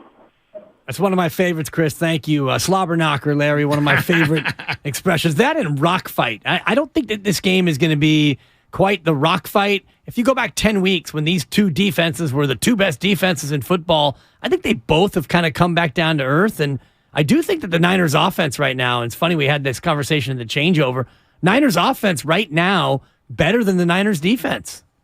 I mean, there's reason to believe it is. I mean, the 49ers are scoring 35 a game under Brock Purdy, so and there's, and this talk like, oh my God, this is the best defense. No, it isn't. Tampa was the best defense they faced as far as statistically. Yeah. And you could claim Washington had a better defensive front than Dallas has. So I don't know, this idea that, man, Brock Purdy hasn't faced the kind of defenses that he's going to face in these playoffs. Really? The defenses he's faced already are higher ranked statistically than Dallas, than Philly, than Kansas City, so.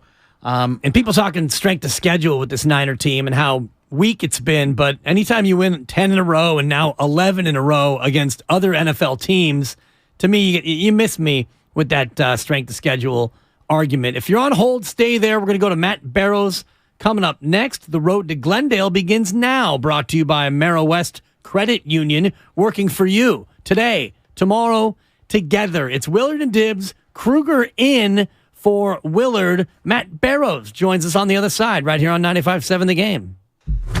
Steph Curry and the Warriors return to TD Garden for a finals rematch. Nobody moving. Curry back cuts on White, takes the jumper, got it! Curry for three! Warriors. Curry drifting, all eyes on number 30. Bounce pass to Thompson, fires away, bang! Celtics. Horford offensive rebound, out to Marcus Smart for three, he got it! Our pregame coverage starts at 3:30. Curry fires away and hits a three! On the home of the Warriors, 95.7 The Game. Golfers, tee it up this Thursday through Sunday at the Golf Mart for the Callaway Fitting event and be the first to score the new Paradigm woods and irons. The woods are engineered with forged carbon to maximize distance and forgiveness. The irons feature a forged face for increased launch speed and spin. A new paradigm in performance. Go to worldwidegolfshops.com and reserve your free custom fitting experience happening this Thursday through Sunday. The Golf Mart, home of the 90-day satisfaction guarantee. Have you considered walking through another door? I don't mean to pursue another opportunity, but upgrading a door in your home. Now, if you are in fact looking for another opportunity, Golden State Window and Door can provide you with plenty. You can create renewed function and design for use indoors and out. You'll find modern options like Marvin's Elevate In-Swing French Door, Barn Doors by Trustyle, or Anderson Big Doors that welcome in natural light. Golden State Window and Door features a variety of materials, sizes, and glass options. You can get inspired by the many possibilities when you visit goldenstatelumber.com. Click on virtual tours and you'll discover beautifully planned displays of doors and windows of all kinds that will spark your imagination. Then, talk with our builder or designer to see what might be a good fit for your home. Serving the Bay Area for 3 generations. Golden State. When you succeed, we succeed. Every small business owner knows business happens everywhere. The office, the warehouse, or on the road. And no matter where it takes you, there's one solution to help your business thrive. Comcast Business Complete Connectivity. It's the largest, fastest, reliable network with advanced gig speed Wi-Fi and cyber threat protection in one solution. Get started for just $49.99 a month. Plus, add Comcast Business Mobile and you can save up to 60% a year on your wireless bill. And ask how to get up to a $750 prepaid card. Flight 291 is now aboard. Yep, you're going places. And when you get there, be ready to do business. The complete connectivity solution from the company that powers more small businesses than any other provider. Comcast Business, powering possibilities. Ends 2/21/2023. Restrictions apply. Requires EcoBill and AutoPay. New 50 megabits per second internet and Comcast Business Security Edge customers only. Equipment taxes and fees extra. After 12 months, regular rates apply. Gig internet required for gig Wi-Fi. Mobile Savings compares pricing of top 3 carriers. Bud Light was brewed to be a delicious and easy-to-drink beer, even when the little things in life are hard. Like when the game is going into overtime, but you have even more time to enjoy it. And a fresh Bud Light. Bud Light. Easy to drink, easy to enjoy. Pick up Bud Light at your local retailer today. Enjoy responsibly. Anheuser-Busch Bud Light Beer, St. Louis, Missouri. For the ones finding new ways to ensure the job always gets done. For the ones wearing many hats. For the ones who are hands-on, even from far away. And the ones keeping business moving forward. We are Grainger, offering professional-grade industrial supplies, plus real-time product availability and access to experts ready to answer your toughest questions. Call, clickgrainger.com, or just stop by. Grainger, for the ones who get it done. The NFL playoffs live on Odyssey. Throws, caught! Touchdown as time expires. Unbelievable turn of events. Non-stop coverage from the biggest sports radio stations in the country. Podcasts dedicated to each NFL team. And postseason games streaming live for free. Takes the handoff, looks right, throws right, end zone, caught, touchdown. Your playoffs. Your Odyssey. Get in the game and download the free Odyssey app today. Get in zone, AutoZone. Welcome to AutoZone. Thinking about gas mileage? If your check engine light is on, it may be affecting your MPGs, but the free AutoZone Fix Finder service can help. With the most complete free warning light report backed by technician-verified fixes, you'll know what's affecting your gas mileage and more, and you don't have to drive too far to find the fix. The free AutoZone Fix Finder service is available at all 6,200 stores. Get in the zone, AutoZone. See details at AutoZone.com. They say they'll get your biggest tax refund. Jackson Hewitt says your biggest tax refund guaranteed, and a chance to double your tax refund. Thousands in weekly prizes during the Double Your Refund sweepstakes. Your biggest refund times 2, twice the money, so forget about them. File your taxes on the double at Jackson Hewitt today. No purchase necessary to enter or win. Open to U.S. residents 18 or older who file a 2022 federal tax return. Promotion ends 4/2/23. Visit jacksonhewitt.com for rules. The Manufacturers RV Show is back. See hundreds of RVs from dealers all over the West Coast. Don't miss the 34th Annual Manufacturers RV Show at the Alameda County Fairgrounds in Pleasanton, January 21st through the 29th. The easy way to donate your car. Donate today and your car can be picked up tomorrow. Call 877-CARS4KIDS today or donate online at carsforkids.org. Remember, that's cars with a K. Guys, fellas, men, are you Roman ready for Valentine's Day? Right now, generic Viagra, aka Sildenafil, is just $4 per dose at Roman. Just complete a free online visit with a U.S. licensed healthcare professional. If medication is appropriate, Roman sends everything right to your door with free shipping and in discreet packaging. Go to ro.co/Viagra to get generic Viagra for just $4 per dose. Do it by February 8th for 20% off and guaranteed shipping by Valentine's Day. That's ro.co/Viagra. You're listening to 95.7 The Game, KGMC FM and HD1 San Francisco. Always live on the free Odyssey app.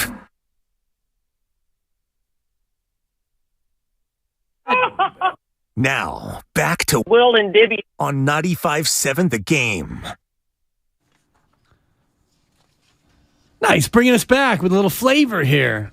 Little flavor from the 80s, Larry Seriously. Kruger. This is you and I. This is our little heyday. beasties. Yeah, no doubt. Larry Kruger in for Mark Willard today. Mark back tomorrow. And it is an exciting day here on this Thursday. It's Willard and Dibs. We are getting ramped up for 49ers and Cowboys. And let's make this happen right now. We'll turn our attention to the phones. All guests appear on the Bud Light guest line. Bud Light, easy to drink, easy to enjoy. He's an NFL insider and 49ers reporter. Matt Barrows, he joins us. Matt, what's going on? How you doing? I'm doing well. How are you? Doing great. Getting really excited for this Cowboy-Niner game. I'll start you with a softball because that's what I like to do. Shout out Jenny Finch. High-scoring game, low-scoring game. Which way do you see this one playing out on Sunday? Yeah, I see high scoring, and of course that means that it'll be 10-6. But yeah, my thought is gorgeous day on Sunday, no rain in the forecast, and you've got these two offenses that really looked great in their opening round games, and this is sort of a playoff thing in my mind. Unless you're playing in Green Bay, usually by this point in the season, the offenses have kind of worked things out, not making as many penalties. They kind of understand the concepts, this, that, and the other. The defenses might be worn down a little bit after playing 18 games. So, and I think that's sort of the key to this 49ers team, is that perhaps in previous iterations of the 49ers, they couldn't keep pace with Dak Prescott at full throttle, or maybe a Patrick Mahomes or Josh Allen, those types of teams. But this has been a scoring machine with Brock Purdy. Really, the only game that they struggled to score points was that game in Seattle, where Brock Purdy had essentially his right side was impaired with that oblique injury. So. He's full go now. This offense is certainly full go. Every member of that weaponry that he has is on the field, I'd be surprised if they score fewer than 30 points. It's funny. People have said, "Oh, Purdy's got the it factor," and I'm like, "Well, what is it?" And I guess I would say it's a combination of touch and timing and accuracy. But I guess I'll throw it to you. I mean, what does he have that stands out to you, and what surprises you about his ascension? Because he's just been spectacular. Yeah, well, the it to me is it happened in that Miami game where he just came in cold, and you thought, oh boy, 7th round pick, kind of taking over this offense. There's going to be all sorts of mistakes, and the timing's going to be off, and it was none of that. He hit the ground running. And I give full credit to him and to the 49ers defense, really, because I think it's really related to the fact that he had been functioning as the scout team quarterback.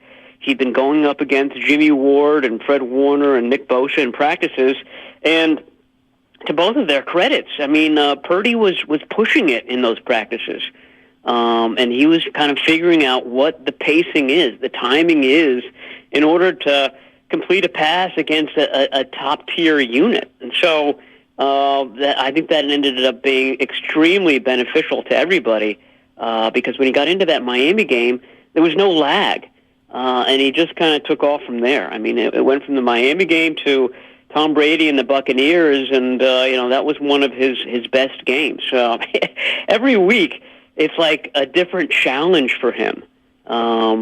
It's going from, oh boy, his first ever start, it's against Tom Brady. Oh boy, his first ever road game, it's in Seattle. And now he's got the Cowboys coming in for his first ever divisional playoff game against really the first really good team that he's played. I think there's been a lot of mediocrity in the opponents that they've had, and this is another big test for him on Sunday. How much of that plays into the 49ers maybe being a little bit cautious going into this game? The fact that they haven't played a bunch of world beaters. Seattle, yes, they were a playoff team, but barely. Washington and Vegas and Arizona, teams that were not in the postseason. Is there some concern that the 49ers are facing the toughest team that they've played in the better part of 2 months? Yeah, I mean, I think that has to be a concern. Look at the last really great team that they played. It was the Chiefs in Week 7. And then it's been a bunch of teams that are either not very good or around 500. I mean, each of those teams has been flawed. And to their credit, the 49ers have dispatched most of these teams pretty thoroughly, with the exception of the Raiders. They really haven't played one of the titans of the NFL. And, I think the Cowboys are in that category. I think the Eagles certainly are in that category. So if both the 49ers and the Eagles win, of course, that championship game will be in Philadelphia, and then that will be the biggest test. If they win that one, it'll probably be the Chiefs or the Bills, or maybe the Bengals. And then that will be the biggest one. But, I think that's a great point. Like I said, a lot of teams are sort of in that mediocre range in the NFL, and those have been mostly the 49ers' opponents since Week 7. One of the interesting elements of this thing is both defensive coordinators, D'Amico and Quinn, have been interviewing for multiple jobs this week. Matt, do you have any idea, and I was asked this question yesterday, what the time impact is for an interview with a prospective head coach? I mean, has D'Amico spent 2 hours on this? Has he spent 20 hours on this? I mean, what do you know? Well, I mean, I would think that he got a lot of the heavy lifting out of the way last year when he was interviewing for the Vikings job. Remember, he pulled out of that job, but he pulled out of the second interview. So he had one. So I think he knew what he was going to be asked. He had prepared last year. So I'm sure he had some of his ducks in a row then.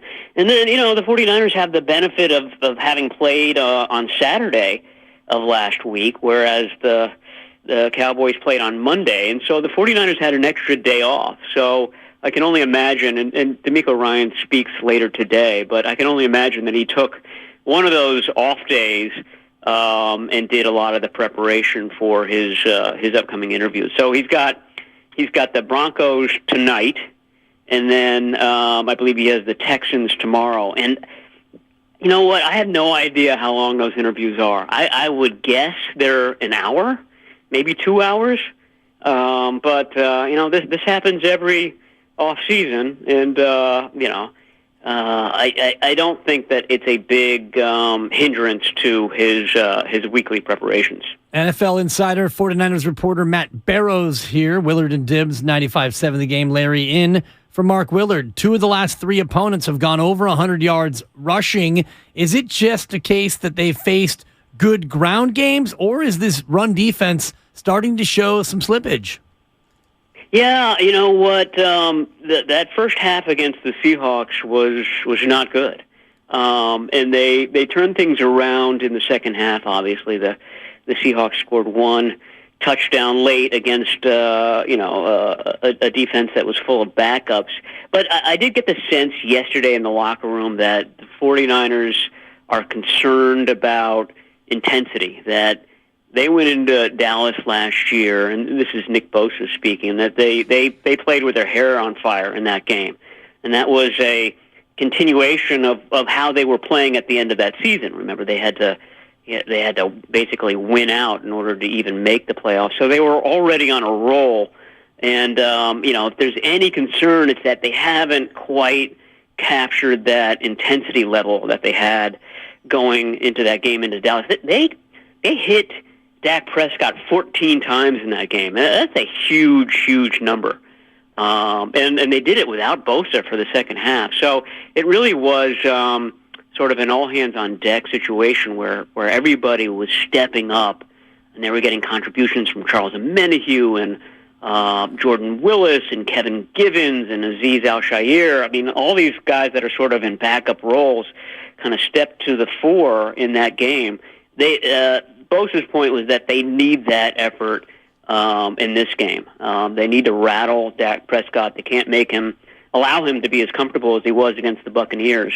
And so I think you're right. There's kind of a tightening that needs to happen. That's sort of the double-edged sword of kind of, wrapping up the division on December 15 and then sort of coasting into the playoffs.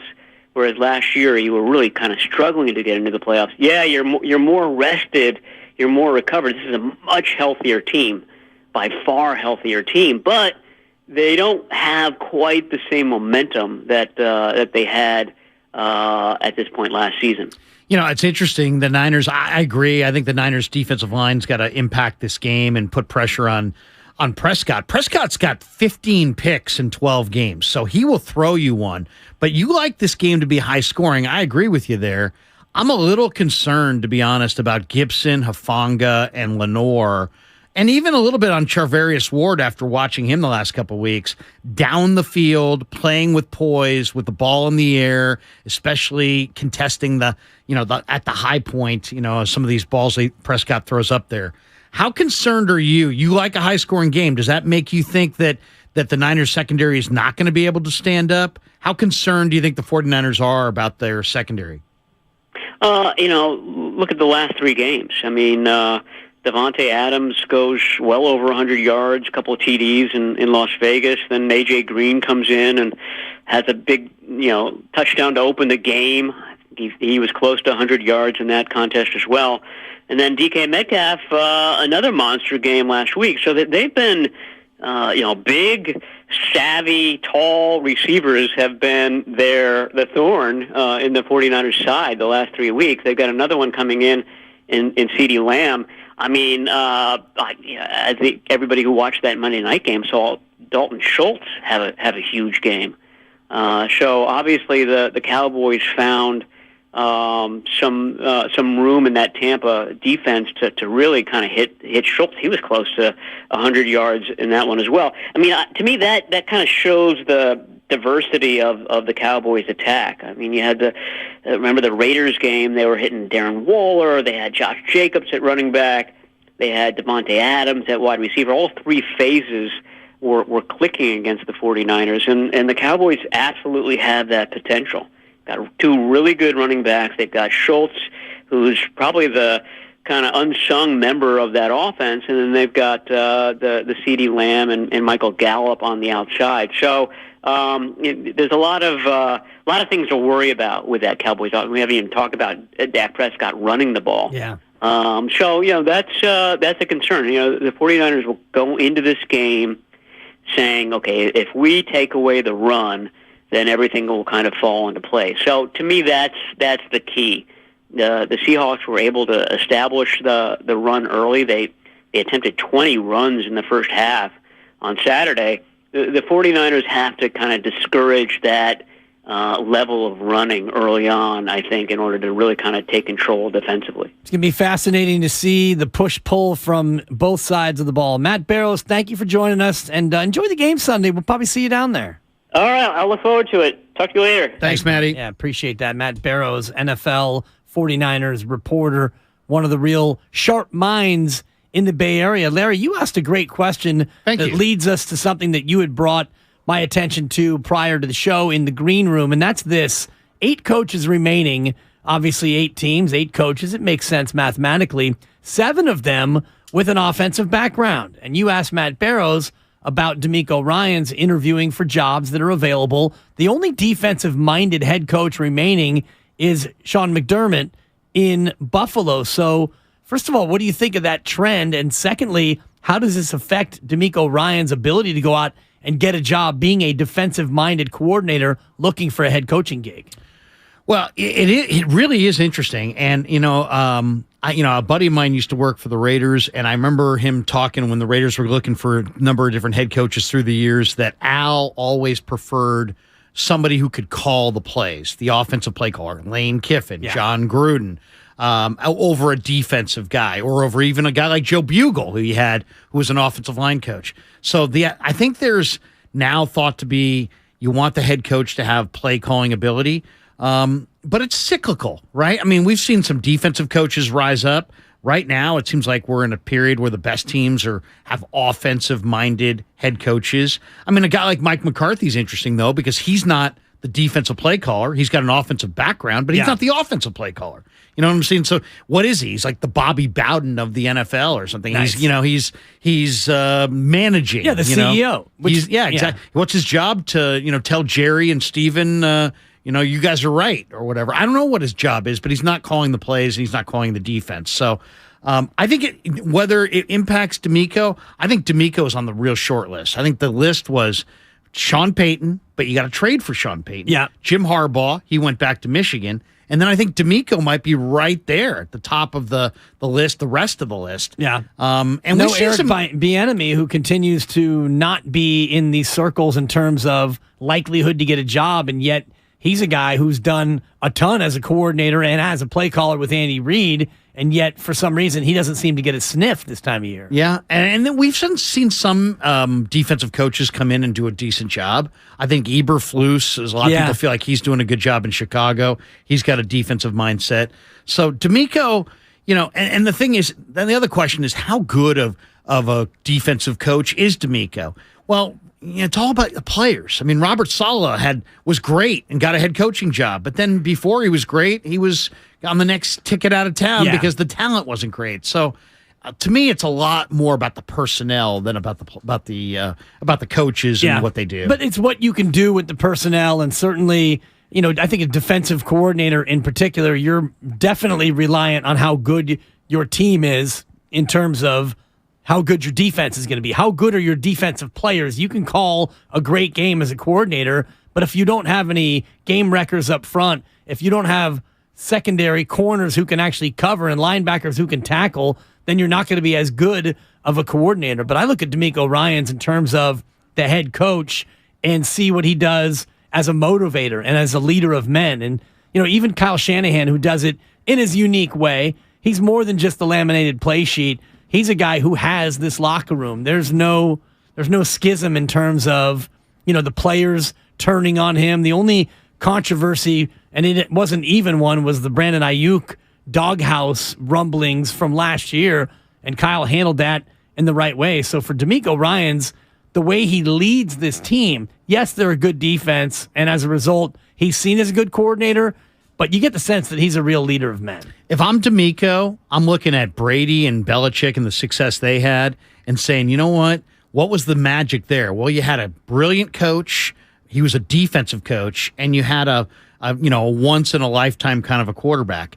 If I'm DeMeco, I think I would prioritize going somewhere where there was a established, good quarterback in place, because he's going to handle the defensive side of the ball. I thought it was interesting, too, when Shanahan and Lynch took over the Niners. They spent a lot of money and a lot of draft capital early on bolstering the defense because Shanahan believed they could find guys after the draft that would fit his system and did. Raheem Mostert, Jeff Wilson, and others. And then he felt like his addition to the offense would give that offense a shot in the arm. So I think you need a little bit of balance. I think Buffalo's interesting. They got the defensive coach. They got Josh Allen. They got Ken Dorsey kind of running the O. Yeah, Ken Dorsey smashing cameras in one of the great viral got a moments. Temper. Oh, shout out Miramani. He's an Orinda kid. That's right. He's a good guy and a former Niner. Yeah, exactly. Larry's in for Mark today, and it's Willard and Dibbs. 888-957-9570. We're talking about who you're scared of on this Dallas team, but you mentioned Kyle Shanahan and fines and his ability to get undrafted guys. Drafting running backs hasn't necessarily been their thing. John Lynch on with the Morning Roast yesterday, Niners GM talked about a running back that they were able to acquire. He's been a godsend, I'll tell you, everything you see on the field, you think you know a player, and then it's always, you have a little bit of a different reality when you see him up close, when they're on your team. And he's just as good as we ever thought he was on the field, or better. I think the intelligence that he plays with is really just elite. His skill, his versatility, all that. But I just think the commitment to being that player is probably what you don't know from afar. And man, this guy, I tell people all the time, he works coach's hours. He's here in the morning. When you get here, he's still here when you're leaving. And it's just so impressive. And John Lynch on Christian McCaffrey, Larry. They traded 4 future draft picks for Christian McCaffrey. Some panned the trade. I know ESPN gave it a C-. Does this go down as the best deal in 49ers history? That's a great question. Because there's been some good ones. They traded a 2 and a 4 for Steve Young. That's a good trade. That was a good trade. Yeah, and then they put him on ice for about 5 seasons. Yeah. Eventually, they turned to the lefty. That was a good trade, and they've probably made some other good trades. They've made some horrendous trades. Yeah. Charles Haley to the Cowboys. Yeah. Was a horrendous trade. The Niners have not lost since the Christian McCaffrey trade. It's hard to believe. Now, here's the question I would have. And I was debating this with a buddy last night. We were debating who has had the more profound impact on the 49ers offense. Is it McCaffrey, and is the turnaround about him, or is it Purdy and the turnaround's about him? He argued McCaffrey. That's what I would argue. I argued Purdy. And what I pointed to was, well, they had McCaffrey against New Orleans, and they only scored 13 points. But since Purdy has stepped in, 33 against Miami, 35 against Tampa, the best-rated defense he had faced all year, 21 on the road against Seattle, 37 against the Commanders, who have arguably one of the best defensive fronts in the game, 37 in overtime in Vegas, 38 against Arizona, and 41 last week against Seattle. I would say, as much as I like McCaffrey, and McCaffrey's a huge impact, I think Purdy has been the real difference maker. I mean, if you really look at those numbers, whatever they're averaging, 37 a game or whatever since he stepped in, I mean, that's hard to deny. They've been the best offense in football, certainly from before Brock Purdy came in, but since Brock Purdy took over, he's been spectacular. That New Orleans game was a weird one. It was. McCaffrey, 11 carries for 32 yards. The Niners didn't do anything in that game offensively. The defense was so dominant.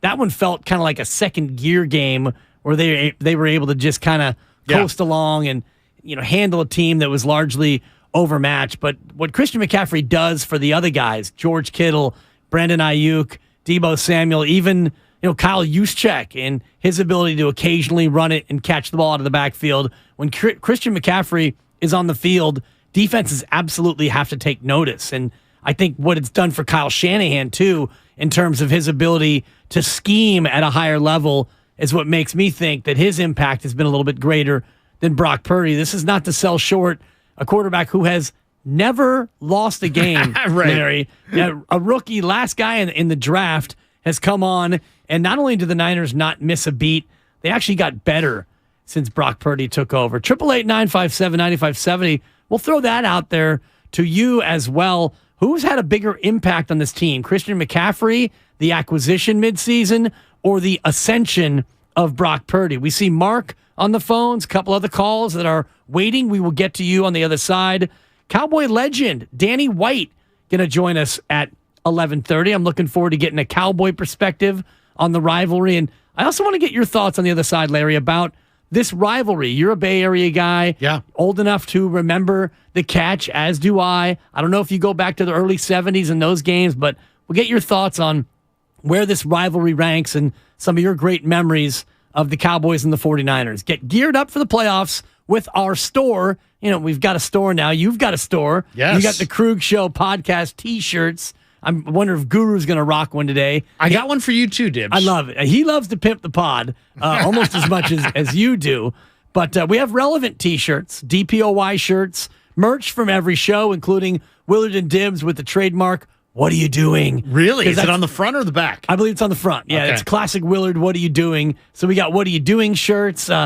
We got Rat on the Table from Steiny and Guru. All kinds of great merch from every show. Get yours today at 957thegameshop.com. That's 957thegameshop.com. We'll go to the phones next, and we'll talk Cowboy-Niner rivalry as well. Willard and Dibs with Kruger in for Willard on 95.7 The Game. Bud Light is brewed to be a delicious, easy-to-drink beer. Bud Light. Easy to drink, easy to enjoy. Pick up Bud Light at your local retailer today. Enjoy responsibly. Anheuser-Busch Bud Light Beer, St. Louis, Missouri. Ladies and gentlemen, it's official.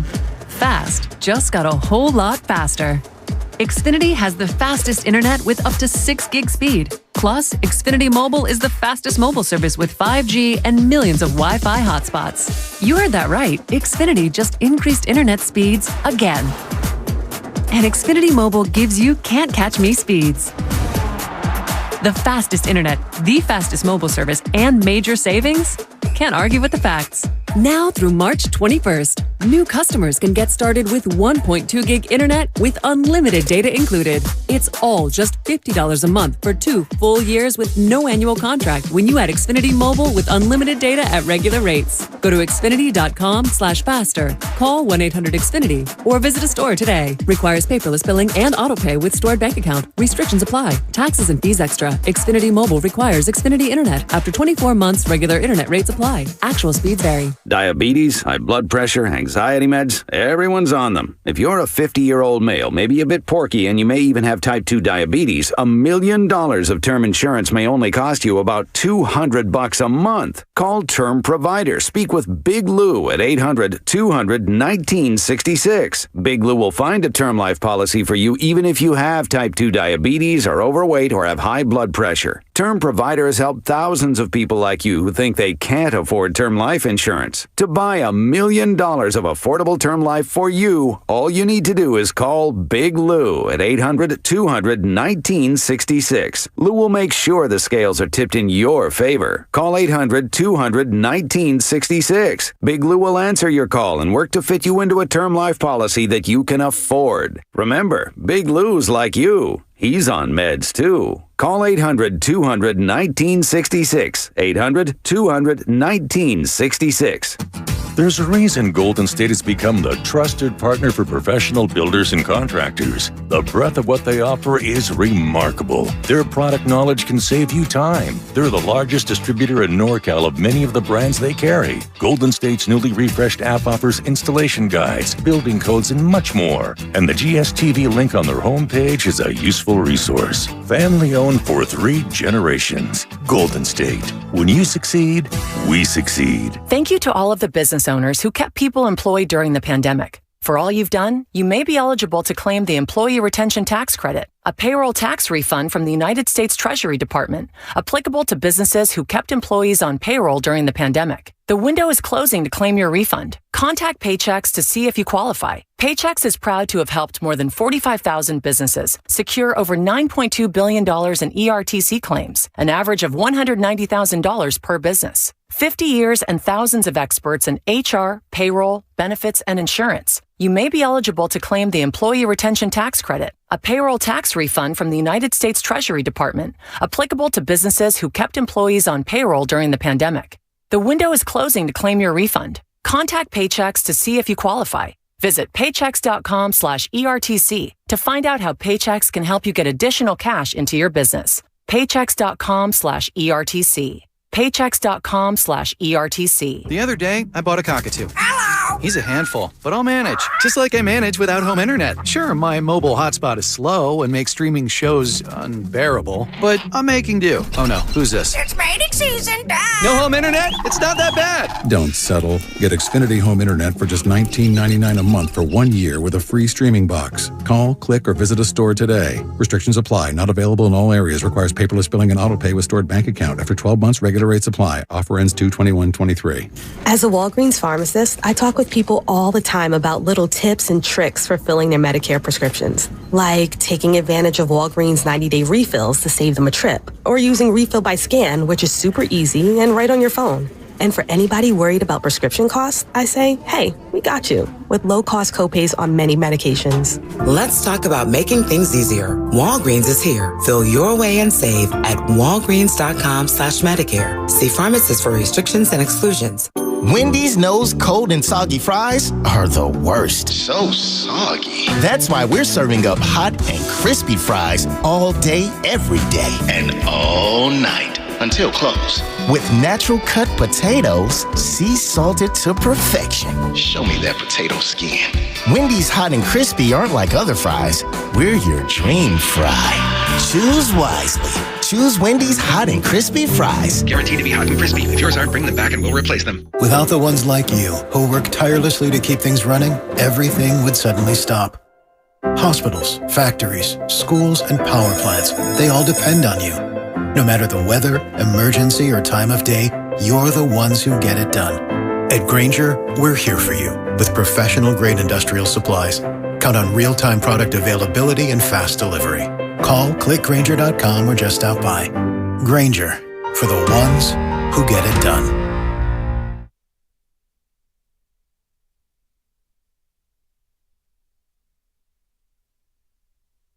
Now back to Willard and Dibbs. Take it away, Mark.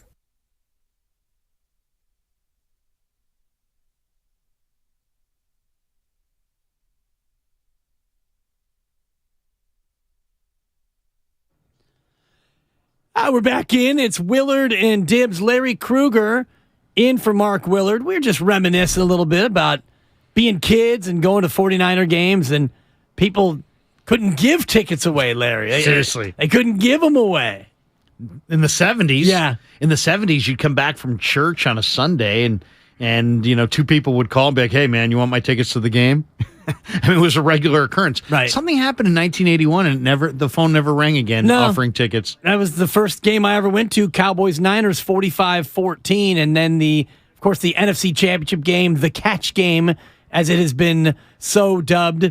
And just a quick story. We're going to go to the phones. Mark wants to talk about who he's scared of. And also, 888-957-9570, who's made a bigger impact offensively this year? Christian McCaffrey, when he was acquired, or Brock Purdy when he came in to replace Jimmy Garoppolo? I'd love to hear your opinion on that. 888-957-9570. But the station, when it launched, I was the first person hired. Your buddy Chris Townsend was already here. Right. I joined Townie, and at the time, the station was called Sports Radio 957 because we took over The Wolf country station. There So you go. between my hiring, the launch was April 15th, 2011, and on August 1st was when we were going to debut the new station. And so during that time, I was having conversations because I was already on board. What are we going to name the station?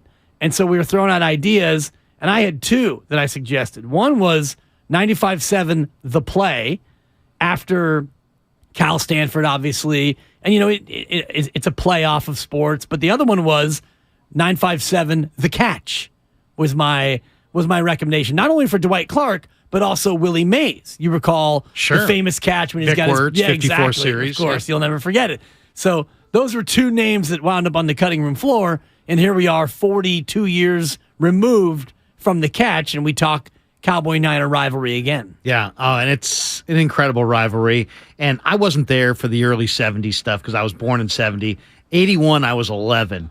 And it was and that's just right when you start to get into that peak sports fandom. I think my first Super Bowl that I ever watched was Vikings-Raiders, Super Bowl 11. And that was probably, I was 6 or 7 years old. And Sammy White got blown up by George Atkinson, Jack Tatum. And wow. It was an incredible day.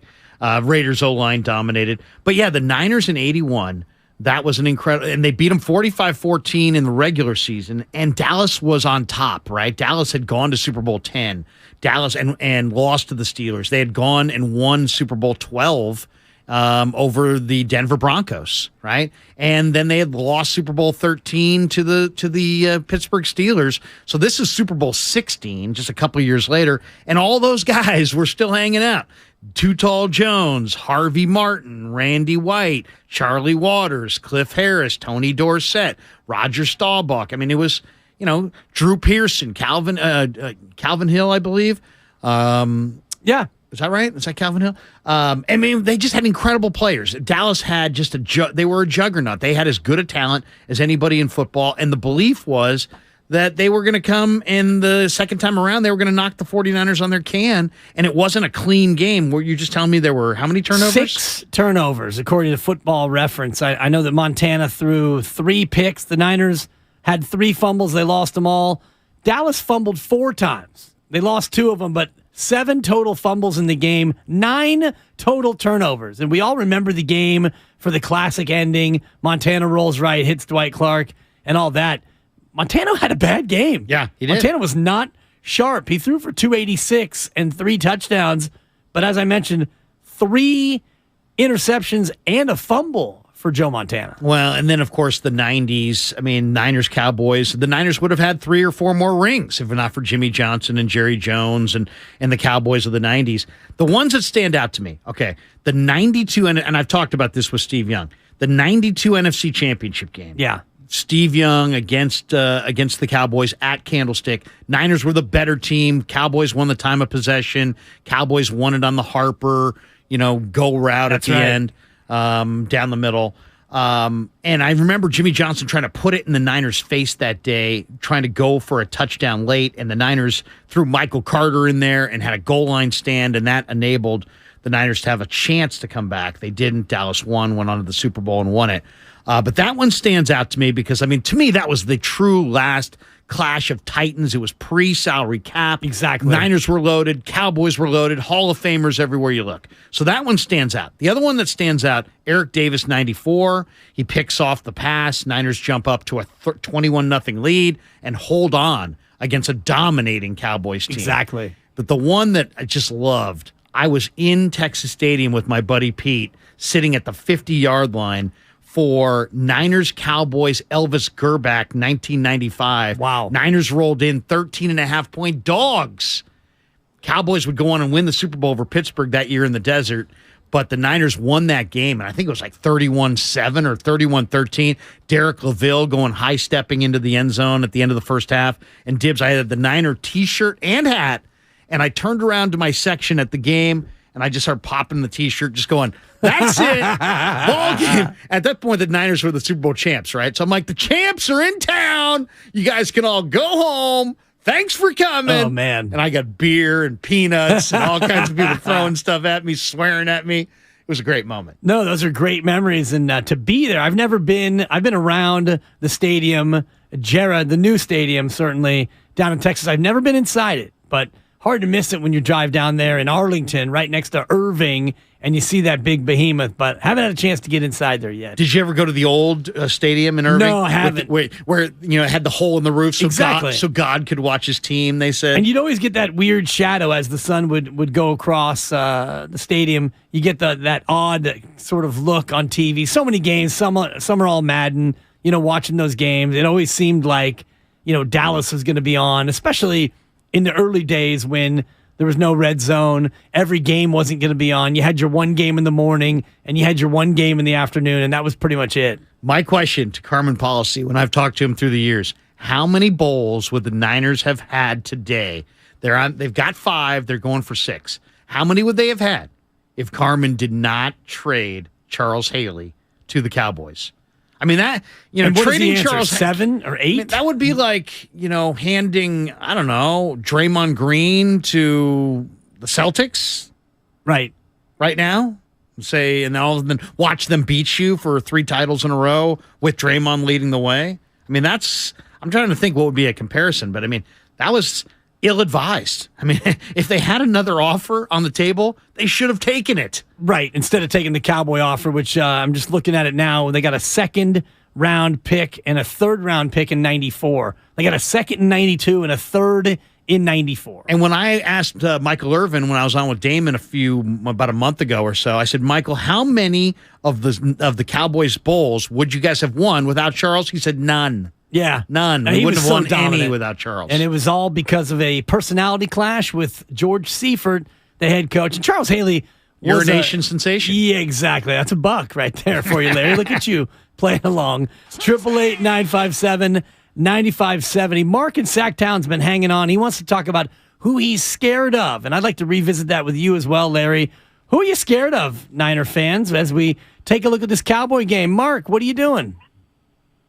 Oh, man, I'm just excited, patiently waiting for this showdown. I just want to say, Larry, big fan, the Crew Show, man, that's a powerhouse you got going on over there, 95.7. We appreciate you opening the phone lines and making it available for everybody to give their take. But I just want to say, I'm not really scared of anybody in the NFC at this point, even in the NFC. I want to say that I feel like Brock Purdy is the biggest item we've got, and he's the biggest reason why we're doing so good. And I want to start off by saying, if you haven't already, put your money on San Francisco before it's too late. If you need to schedule a time off for the NFC Championship or the Super Bowl, do it now. I don't think Dallas has a chance. I feel like the Niners blow them out in the second half. My score prediction is 48-31 Niners. Man. But yeah, I don't believe anybody in the NFC has a chance, to be honest. If you don't believe me, I'm gonna double down and say the Jaguars knock off the Chiefs as well on Saturday. Ooh, that's bold. Numbers that I know, that I'm aware of, that are behind Trevor Lawrence and Brock Purdy. The numbers are behind them, and there's a reason why Trevor Lawrence threw 5 picks and came back and all that. Like, there's a reason behind why these two quarterbacks are doing so well. I have a feeling the Jags are going to meet us in the Super Bowl, but Yeah, if you haven't already, put your money on the Niners. Thank you, Mark. Appreciate it. Mark saying 48-31. That would be, I mean, I know we all look at Brock Purdy and say, okay, it's been 30 points a game or more. The offense is humming, but 48, to hang 48 on the Cowboys, that would be an entertaining football game, Larry, if it's 48-31. Oh, man, that would be like a college bowl game. Seriously. I mean, that would be incredible. I don't see Jacksonville beating Kansas City at Arrowhead. I just don't see it. I don't see that. I think if I got to that game late, it would be 21-0 Chiefs. I just get the feeling that Kansas City's going to roll. If you were to pick an upset out of the four, which one would it be? There's no doubt in my mind. I'm going with the New York Giants. The New York Giants The New York Football Giants? The New York Football Giants Thank are you. going to beat the Eagles in Philly on Saturday. Done. Thank you. We're going to lock that up. I really believe that. I love the kid from Walnut Creek. The wide receiver from Berean Christian High School. He's playing fantastic. Isaiah Hodgins, he had over 100 yards last week. Saquon Barkley's playing well. Daniel Jones ran for 7 first downs. Yeah. 2 of them were sneaks, but 5 of them weren't. And he ran for 70 yards. He's running exceptionally well. And New York Giants on defense, they're not there yet. They're going to be better in 3 years. But Daboll's got them playing well. And they've got 2 guys on their front. You have to double team. Dexter Lawrence is a monster inside at tackle, and Kayvon Thibodeau. Yeah, I mean he's like one of the hottest edge rushers in the game. They're on the same line, so I think you can't combo block both of them. I like the G-men. I think they're rugged. I think Philly's a little dinged up, a little rusty, a little nervous. Yeah, with some offensive line injuries as well. They're the 1 seed. There's expectations. The And plus Giants roll Jalen in. Hurts, They're how loose. far back is he? Is Jalen Hurts, how close to 100% is he going to be? That's a good question. With that same injury that Jimmy G had, and I know that it shouldn't limit him in terms of running the ball, but certainly throwing it. And I loved what I saw from Saquon Barkley last week. He looks fresh and rejuvenated. Yeah, and I'll tell you, I mentioned this before about taking a shot at the quarterback, but in this game, I would not hold back on Kayvon Thibodeau. Trying to take a little pop on that right shoulder that Travis Gibson of the Bears bounced on 5-6 weeks ago. And let's find out, how healthy Jalen Hurts really is. Giants are getting 7.5 in that one, and Larry's calling for an outright victory for the Giants. If I had to wager this weekend, I was thinking, what would I wager on this weekend? I would take Kansas. I would do a teaser, and I'd go Kansas City. They're -9. I'd turn that into like -1.5. And then I would take the Giants. They're getting 7.5. I'd throw 7.5. Give me Giants plus 15. Oh, you're talking a 7.5 point teaser. 7.5 point teaser. That's too aggressive for me. That's pretty aggressive. Well, you don't get great odds when you go with a 7.5 point teaser. No, but you cash if you. You can, but a two-team. I like a Giants two-team plus teaser is going to plus probably 15. still be about -130 with 7.5 points. Yeah, you're not getting great value. True. That's for sure. But I like the Giants with all those points, and the Chiefs. You can turn it down to Chiefs at home against the Jaguars -1, 1.5. I mean.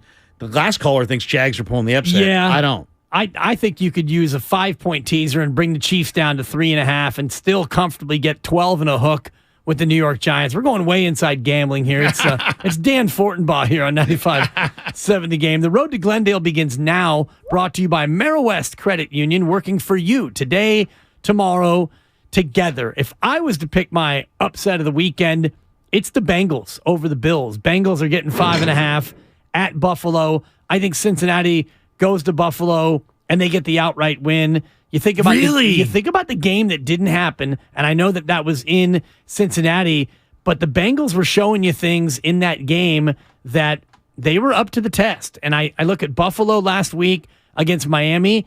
That was a scary one, Larry. Even though they ultimately got their offense going and they made it somewhat of a comfortable victory, although I know Miami just lost by 3, Buffalo couldn't put the Dolphins away with Skylar Thompson at the helm. Joe Burrow, since the opening couple of weeks of the season where he was off and he was erratic and he was a little bit scary, he's been fantastic. I know that Buffalo has been fueled by the Damar Hamlin story, and it's great to see Damar Hamlin. He's been at the facility almost every day, not ramping up to play, but certainly out of the hospital and feeling better, feeling well enough to go to visit his teammates. I like the Bengals outright to go to Buffalo and spoil the party for a neutral game in Atlanta. So it's bold, but I'll say this. I mean, you know, Buffalo's defense just gave up 31 to Miami with Skylar Thompson, their third quarterback. I also have noticed that, you know, look at the quarterbacks who are still alive. Look at the quarterbacks who made it to the playoffs. There's an awful lot of, I mean, outside of Joe Burrow, who's a true pocket passer, but he also has a little bit of movement ability. The rest of the guys all can really move. And I just kind of wonder if that's the element that Brock Purdy really gives the Niners, and if that's the element that Jimmy wasn't giving the Niners. I look at Brock Purdy, and in a lot of ways, you know, Trey Lance was supposed to be this multi-dimensional fast guy. I think effectively Purdy's faster than Trey Lance because of the 1-5-5 split and the 10-yard split. He's got escapability. I love it when you talk 10-yard split, Larry. Like that? I'll drop that 1-5-5. The 1-5-5. Well, you know what Tyreek Hill's is? 1-5-0. So he's basically almost as quick as the Cheetah, but with a better arm than Tyreek Hill. Probably. I don't know. I haven't seen the Cheetah hurl it. Well, you're not alone in terms of being surprised by Brock Purdy's athleticism. John Lynch on the Morning Roast yesterday said basically the same thing about Brock Purdy. You know, the thing that probably, like when people say what surprised you, because people say, are you surprised? Obviously, with this success, we are, you know, how well he's played. I think the area that probably has surprised us, you saw some running ability in college, but I didn't know he's this good an athlete. He's a very good athlete. Yeah, same here. Pete Carroll calling him Fran Tarky. His ability to move on the field and create and extend, that has been surprising for us. I can't say that we saw that. I saw a good athlete. I did not see this. And so he's been tremendous for us. And yeah, the athleticism, man. I didn't hear him mention the 10-yard split 1-5-5, but he basically was echoing your comment about Brock Purdy and being surprised at the athleticism. Well, you know what it does is it gives Purdy the improv ability. I mean, it's like when the Niners drafted Trey Lance, they drafted him because they envisioned Josh Allen and Patrick Mahomes. What do those guys have? They can make plays from the pocket, but they have mobility to improv, to make plays late in the down. And to in Allen's case, he's got the size that Trey Lance has and the ruggedness that we thought that Trey Lance could bring inside the tackles in the run game. And so they drafted Trey with those traits. But then they also drafted Purdy with those traits. And now you're watching Purdy, and Purdy's literally doing what Josh Allen does and what Mahomes does. He's athletic, he's tough, he's smart, he's poised, he's calm, but then he also has that quickness to escape and to improv when things break down. And, you know, that's the thing. I mean, I talked to Greg Cosell 25 times about Jimmy Garoppolo in the last couple of years, and he always would say, hey, he's not a good late-in-the-down thrower. If Kyle designs it for him and he can get rid of it, boom, he's good. But if he's got to hold it, tuck it, and move around, it's bad things are going to happen. When I'm watching Purdy and he kind of gets out of structure, I'm thinking good thoughts. Yeah, late in the down, that's a great way to describe it because, you know, when the play happens, first read, Jimmy G, one of the best that the 49ers have had because he can make the throw if he knows where it's going to go. But when he had to go to the second read, the third read, and if none of that's open and you have to improv, you got to buy time with your legs. Jimmy's not good at that. Brock Purdy's great in terms of movement and also the ability to still see it, to still be able to look downfield and make an off-schedule play. It's something that, you know, nobody saw in Brock Purdy coming into the season. The thing that really I think is next level is that with Shanahan, he knew that after a number of games that Garoppolo off the play action from under center was lost. Like, it's when he turned his back on the defense, he turned back around. He was like seeing the picture for the very first time. Now we're seeing Purdy operate the play action game from under center. He turns his back on the defense. As soon as he flips around, he has a total account of where his receivers are in the route. Right. And he is literally about on the doorstep of releasing the football. So as he's turning back around. Back around. So that's innate. You know, that's something that's a gift. Yeah, we talked to his quarterback coach, Will Hewlett, and he was referencing a thing called S2 cognition where they basically test you to see how you react under pressure, whether or not you actually see it, what your quick decision-making ability is. There's tests that you can put athletes through in baseball and in football. I think soccer as well. I don't know if they have one for basketball, but you're able to actually rate if a player is going to have these skills. And this is something that I think more teams are going to start to adopt in terms of quarterback metrics, because we always talk about with QBs hand size and height and weight. 40 times. Exactly. All of the old school measurables. Exactly. Things that matter not at all. Things that actually matter more are the things we're seeing now in Brock Purdy. Can you, under duress, still be able to remain calm, find the open guy, make quick decisions, and deliver the football? And that's what we're seeing from Brock Purdy. Yeah. And what you're also seeing is there's no statue quarterback. The idea remaining that, of the 8, right? The idea of the left. I mean, if you're a statue that you can't move, linebackers are 220. There's no such thing as a 4.7 running linebacker. They all run 4.5. Right. You look at the Niners, Greenlaw 4.5, Warner, Aziz, they're all 4.5 guys. So they're burners. They got tons of speed. And there's all kinds of these like hybrid safety / linebackers that are 215 pounds. Well, and if you look at the numbers, the guys who sacked the quarterback used to be D tackles and D ends. Now there's fewer tackles or fewer sacks coming from D tackles and D ends and more coming from DBs. Right. So you need that. That means more speed is coming at the quarterback. You need more quickness to evade it. And more of an ability to make the quick decision to get rid of the ball and still be able to decipher what the defense is doing. 888-957-9570. What scares you about this Dallas Cowboy team? Is there a player? Is there a scheme that they might throw at the 49ers? What's got you worried, Niner fans? We're all very confident that the 49ers can and probably should win this football game, but what scares you? What's giving you a little bit of a pause? Danny White going to join us at 11:30. All guests appear on the Bud Light guest line. Bud Light, easy to drink, easy to enjoy.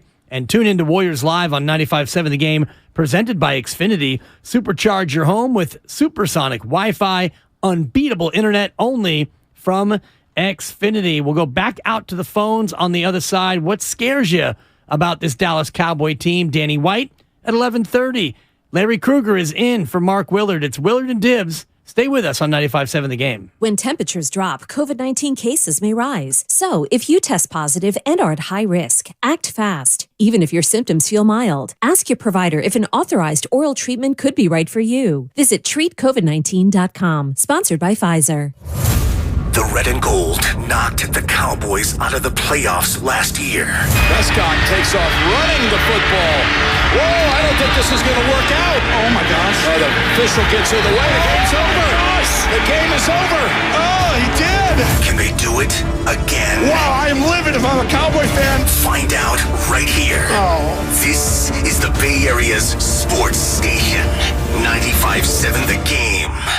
Are you ready to lose that belly fat and get in shape? How about spicing up those romantic moments or increasing your energy and improve your mood? If you're ready to feel like you did 20 to 30 years ago, we have your ultimate solution, Ultra Max T. Since 2004, Andro 400 has helped men like you safely and effectively lose belly fat, boost T levels, and spice up those spontaneous romantic moments. Andro 400 has now developed the ultimate T booster, Ultra Max T, the most potent and all-natural fat-melting, romance-enhancing T-boosting supplement available. We're so convinced you'll love how you feel using Ultra Max T that we offer an unconditional 90-day money-back guarantee. So if you're ready to lose that stubborn belly fat, boost testosterone levels, and reach your peak romantic performance, order Ultra Max T today. Call 888-400-0435, 888-400-0435, or go to andro400.com. That's andro400.com. The listening you love is on the free Odyssey app. Your trusted local radio stations, coverage of your favorite teams, live news from your hometown, and millions of podcasts on demand. Best of all, you can completely customize your listening experience. Follow topics you care about, like leagues and teams. Pause or rewind your local sports and news, and add shows to your queue to catch up later. There's a lot to listen to, so get started and download the free Odyssey app today. I'm getting vaccinated with Prevnar 20. So am I, because I'm at risk for pneumococcal pneumonia. I'm asking about Prevnar 20 because there's a chance pneumococcal pneumonia could put me in the hospital. Age 65 or older, you may be at increased risk for pneumococcal pneumonia. Ask your doctor or pharmacist about getting vaccinated with Prevnar 20, pneumococcal 20-valent conjugate vaccine, a Pfizer vaccine that can help protect against pneumococcal pneumonia in just one dose. Prevnar 20 is approved for adults to help prevent infections from 20 strains of the bacteria that cause pneumococcal pneumonia. Continued approval may depend on a supportive study. Don't get Prevnar 20 if you've had a severe allergic reaction to the vaccine or its ingredients. Adults with weakened immune systems may have a lower response to the vaccine. The most commonly reported side effect was pain at the injection site. For additional common side effects and full prescribing information, please call 1-855-213-2138 or visit Prevnar20.com. I want to be able to keep my plans. So I'm asking my doctor about getting vaccinated with Prevnar 20. So, the other day, I bought an extremely chatty... Boring story time. Make that an extremely catty cockatoo. You're welcome. Apparently, the pet store won't take it back. But, hey, I'll manage. I love that for you. Just like I manage without home internet. No, you don't. Sure, my mobile hotspot is slow and makes streaming shows unbearable. Oh, Bertie likes to stream. But I'm making do. Oh no, who's this? My lady friend. It's mating season, duh. No home internet? It's not that bad. No, not there. It is that bad. Don't settle. Get Xfinity Home Internet for just $19.99 a month for 1 year with a free streaming box. Call, click, or visit a store today. Restrictions apply. Not available in all areas. Requires paperless billing and auto pay with stored bank account. After 12 months, regular rates apply. Offer ends 2/21/23. Do you have 3 ex-wives and your current trophy wife wants a life insurance policy 3 times the size of the policies you had to purchase for your previous mistakes? If so, you need to call Big Lou at Term Provider, 800-200-1966. Big Lou is intimately familiar with your problems, and if you're 50 or 60 years old and in reasonably good health, a $1 million policy should only cost about $100 to $200 per month. Big Lou may have a solution for your previous policies as well. You may even save enough money to lighten the load on your new $1 million policy. Remember, call Big Lou. He's like you, except he's only on number 2. Call Term Provider at 800-200-1966. That's 800-200-1966 for $1 million in term life insurance that you can live with. Call Big Lou at 800-200-1966. 800-200-1966. Thinking of selling your house, but you don't want to deal with repairs, cleaning, realtor photos, and showings? With John Buy's BayAreaHouses.com, you don't have to do any repairs or pay any commissions. Call 510-426-7000 and John will give you a fair cash offer without any inspections, showings, or other headaches. That's 510-426-7000. When you sell to John Buy's BayAreaHouses.com, you decide when you want to move, according to your schedule and your terms. John buys vacant houses, inherited houses, beautiful houses, fixer-uppers in any condition, as is. John Buy's BayAreaHouses.com provide you the easiest sell possible and assist you in every step of the way. If you want to sell and have any questions, please call 510-426-7000. That's 510-426-7000 and get the offer you have been waiting for. You're listening to 95.7 The Game, KGMC FM at HD1 San Francisco. Always live on the free Odyssey app.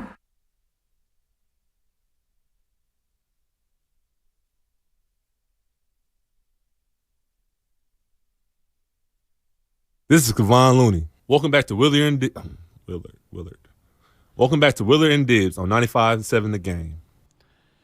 Thanks, Kevon. Good luck tonight. Warriors taking on the Boston Celtics.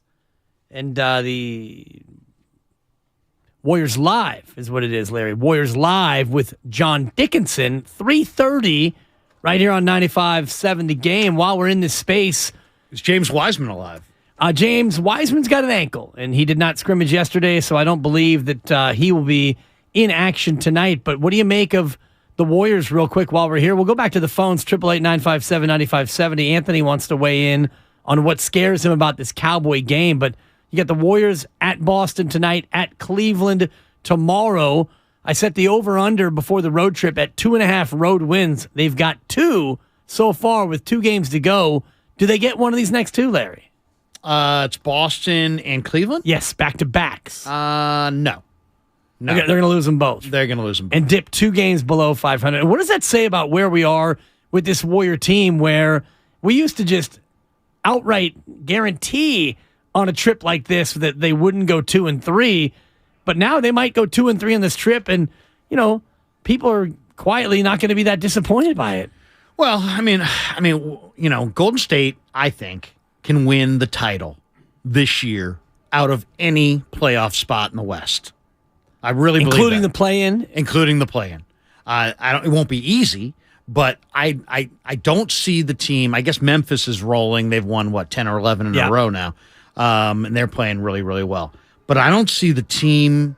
Maybe Dallas, if Dallas is talking about making a big trade, bringing in Bojan Bogdanovic, and if Dallas could add a couple more pieces, I kind of am intrigued by Dallas. Obviously, Denver's played pretty well. Phoenix is there. I don't see any team in the West that I really picture beating Golden State 4 times in the spring. That being said, I also don't see Golden State winning a title if they get 0 out of Moody, Kuminga, and Wiseman. Yeah. So I don't know what the deal is. I read today that Wiseman's not going to be traded. Joe Lacob obviously loves James Wiseman. I just don't get it. I don't see it. I'm not understanding it. I don't understand why he's out for 3 weeks with an ankle. I didn't see him hurt the ankle, so maybe that's part of it. But I don't know.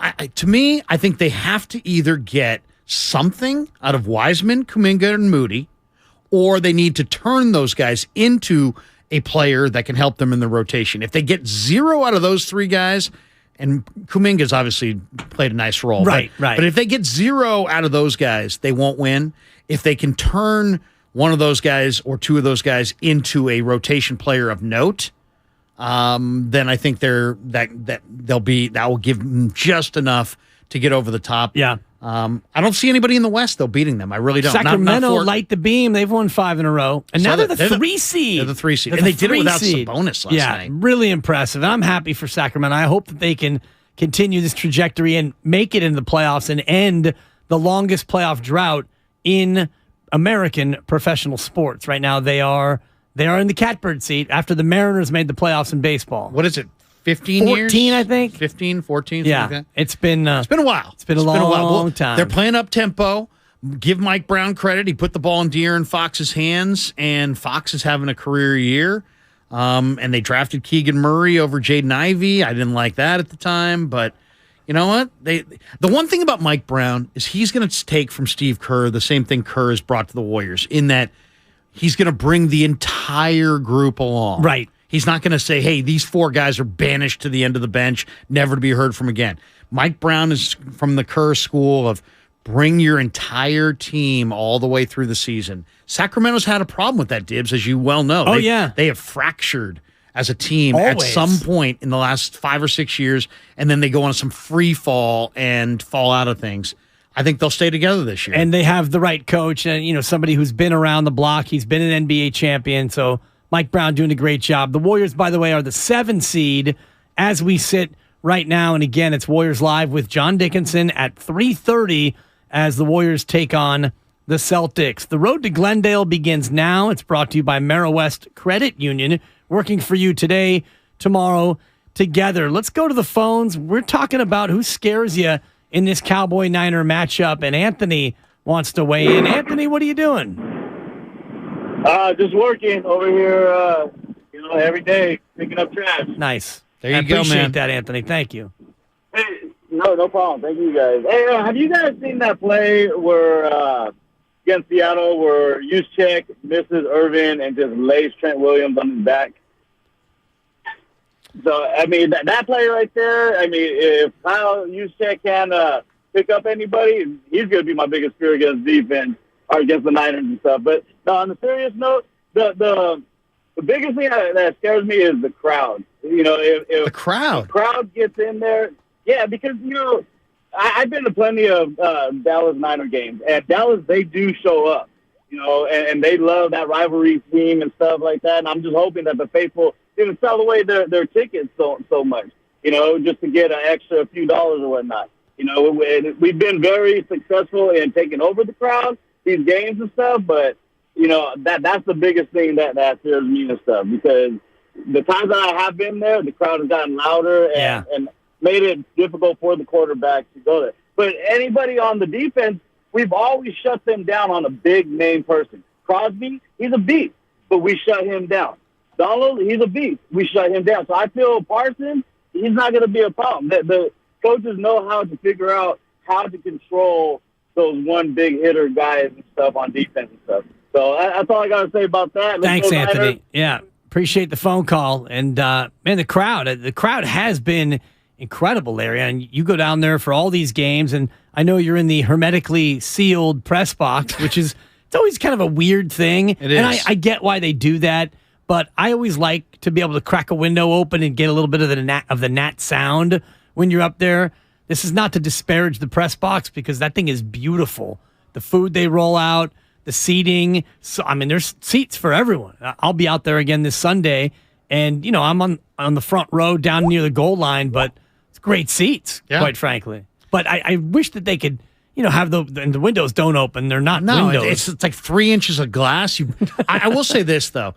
When Amenahue strip sacked Geno in this last game, you could feel the glass shaking. Yeah. I mean, you could feel the impact of that. That was an incredible moment. I guess the guy that I kind of fear outside of Parsons, and I don't even know how to pronounce his name, it's the UCLA D tackle, Osa Odigizugzu, I think that's right. I don't believe that's right. No matter what you said, I was going with it. Yeah.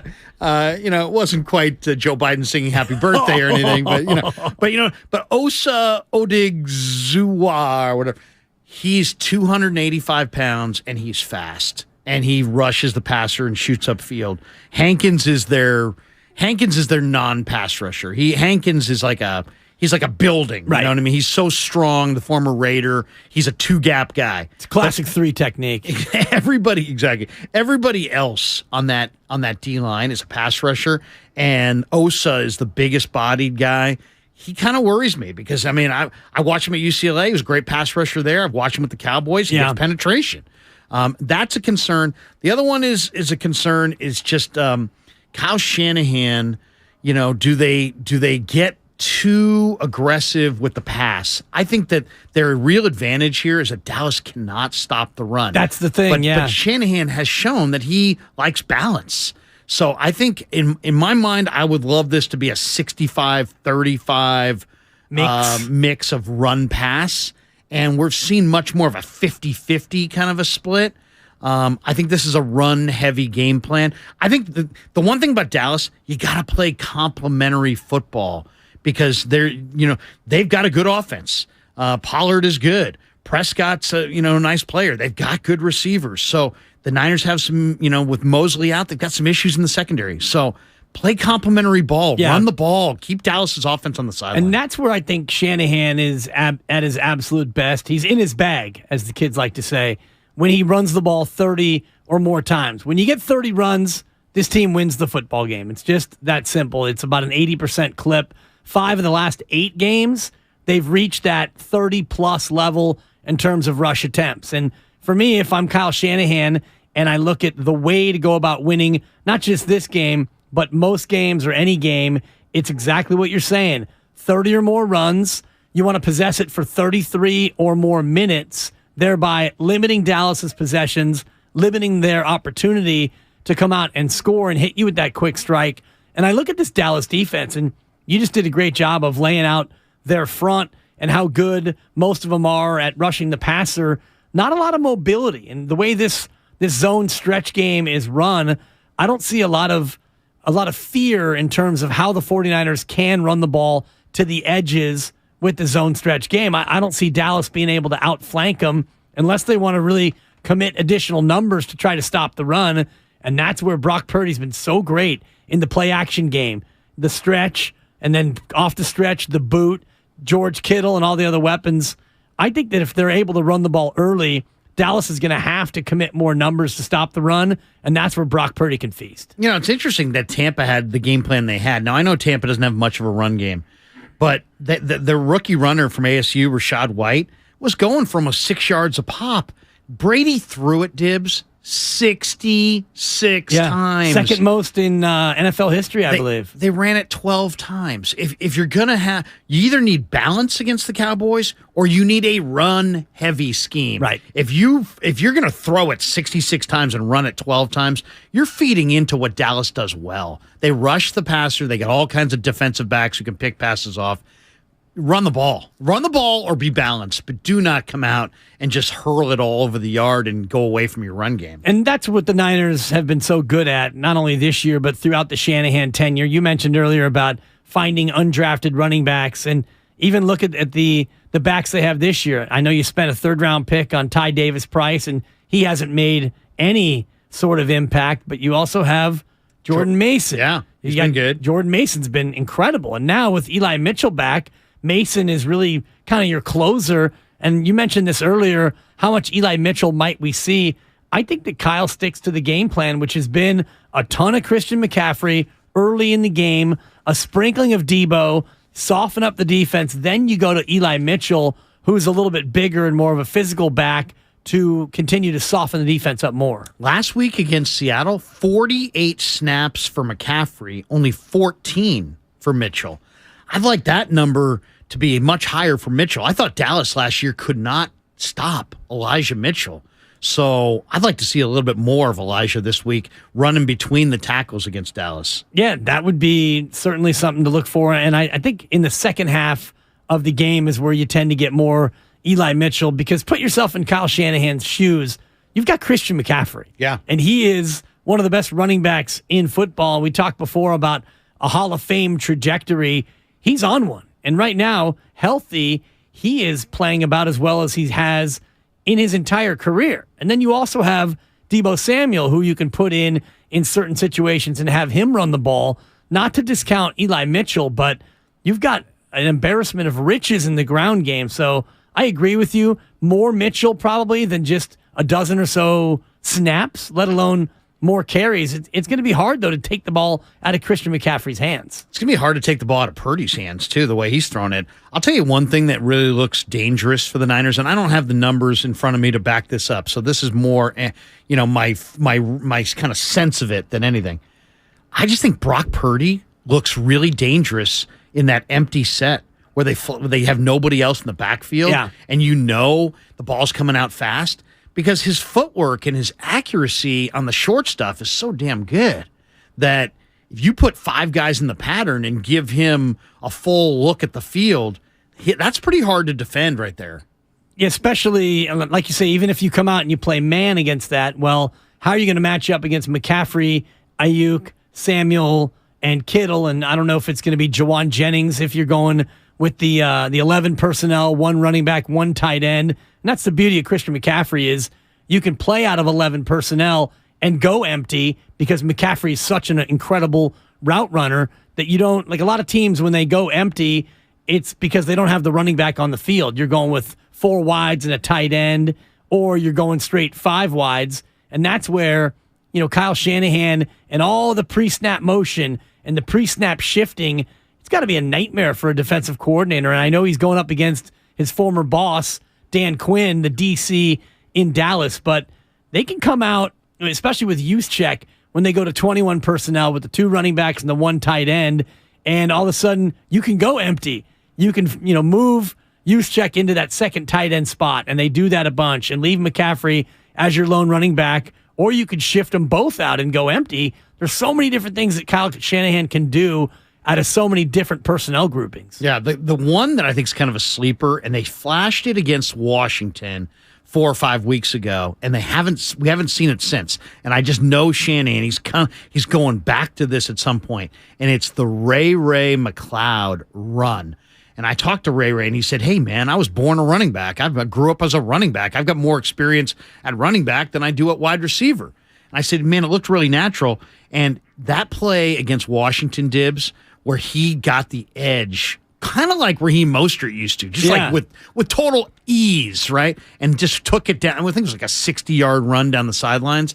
Ray's got that big play ability. I'd love to see them utilize him in the run game. Yeah, so much speed, too, which, we all were expecting to see that from Danny Gray. Danny Gray is another guy who hasn't really been able to crack the rotation and make it on the field. I asked Ray, I said, Ray, you got any pregame rituals? He said, yeah, I like to come back after I work out on the field, listen to a little 50 Cent High All the Time, and then that gets me in the mood for doing what I do. I said, all right, sounds good. Do you, Ray? Yeah. I am a little bit concerned, and I've had this concern for 5 or 6 weeks, and it's Ray McLeod in the kick return game, because he does have the tendency at times to be a little loose with the football there. Well, not this year. Right. But last year. And that is kind of one of those things. And I brought it up a couple times early in the season with Lowe on the pregame show, and then I just stopped mentioning it because we haven't seen it. Right. But Ray last year, Dibs, fumbled 6 times. Man. This year, I don't think, knock on wood, he's fumbled at all.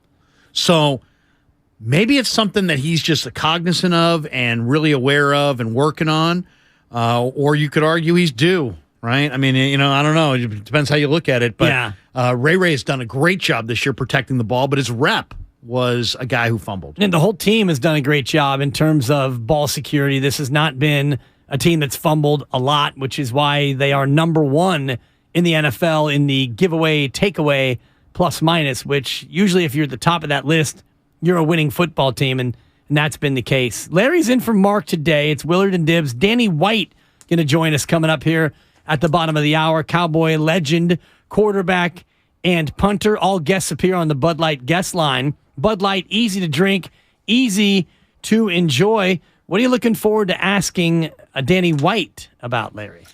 Well, Danny White is such an interesting guy because he came into the league. He was a punter and the backup quarterback, and didn't play for like 4 years, sat behind Roger Staubach, and then played really well. Really well. I mean, the Cowboys won a lot of games with Danny White. But it just seemed like, unfortunately, he is the guy who was there when the Niners kind of went by the Cowboys. And I want to ask him what Dallas's mindset was like. You mentioned you were at the 45-14 shellacking of the Cowboys in 1981. That was a regular season game. I think it was like week 5 or week 6. Well, the Niners played the Cowboys in the NFC Championship game, and I'm just kind of wondering what their mindset was like going into that game, because they still had all the big stars, and they still had all the future Hall of Famers, and the Niners were kind of this plucky upstart, you know what I mean? And I just was wondering if they had full respect for the 49ers going into that NFC Championship game, or if they really thought, you know what, they got us last time, but we didn't really show. And, I'd be eager to hear his thoughts on kind of the two dynasties. Yeah. It was kind of the sun setting on the Cowboys dynasty and the beginning of the 49er dynasty. And the 49ers would go on to win the next 4 matchups against Dallas after that NFC Championship game. The two teams would play in 1983. Niners rolled. 85, Niners rolled. And then 2 trips to Dallas, 31-14 and 24-6. Those were in 1989 and 1990. So it really was kind of a changing of the guard. And also, I want to ask him about following up and replacing a legend, because you go from Roger Staubach to anybody.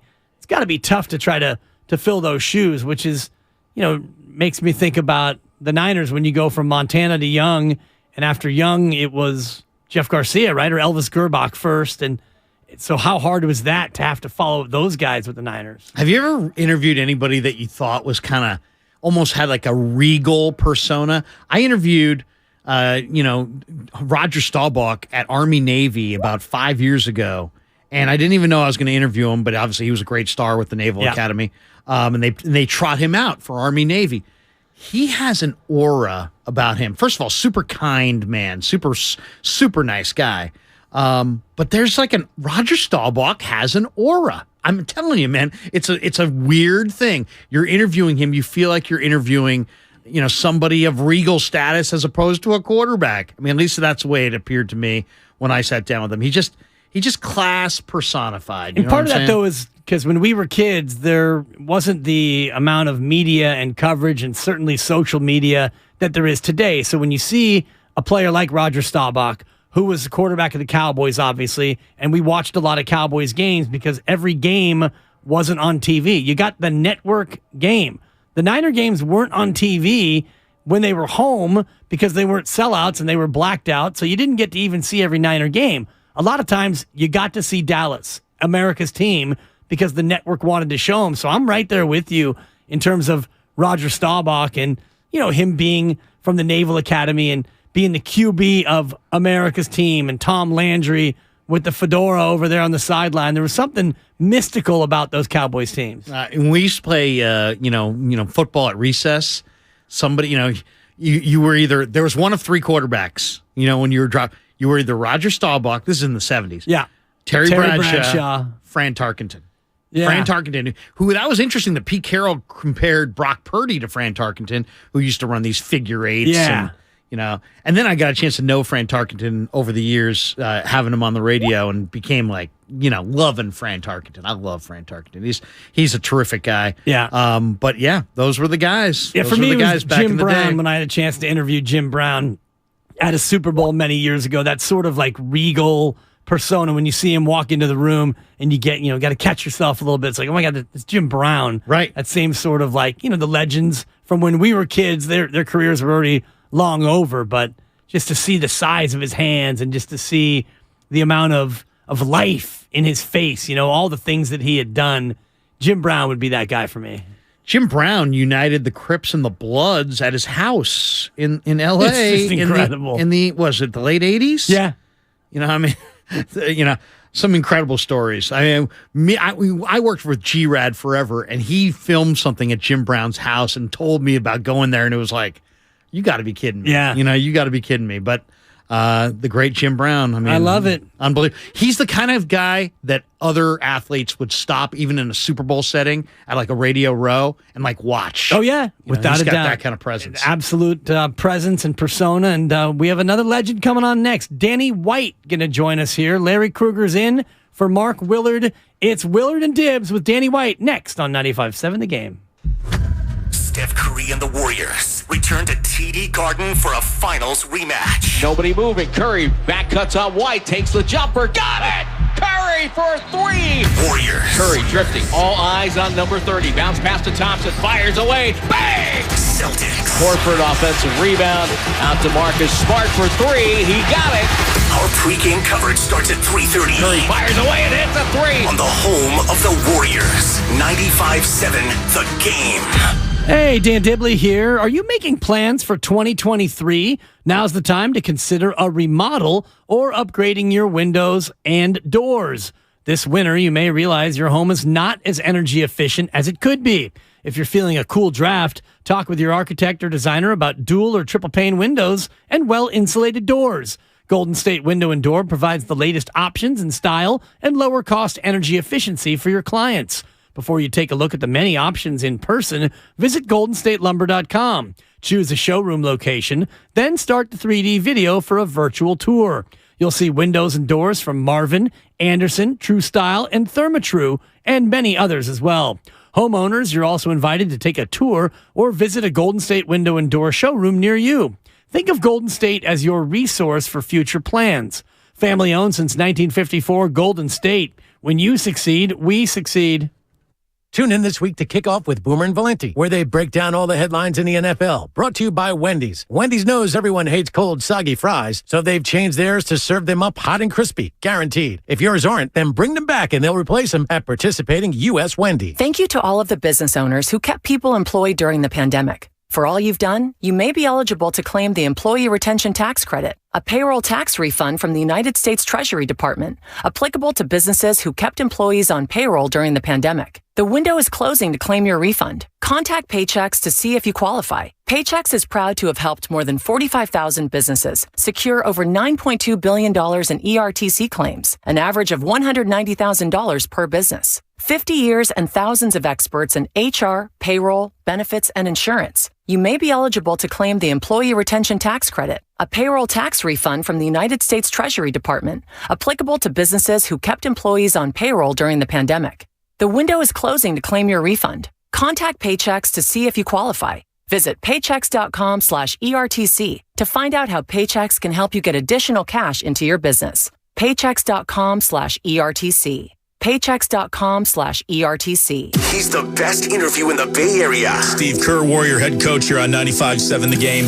When those nights happen, I kicked myself afterwards for not walking into the locker room and banging on the walls, during our pregame meeting and yelling, do you guys understand what's about to happen? And he's on with Damon and Ratto every single week during the NBA season. Wow. Steve Kerr on 95.7 The Game. Presented by Xfinity. Supercharge your home with supersonic Wi-Fi. Unbeatable internet only from Xfinity.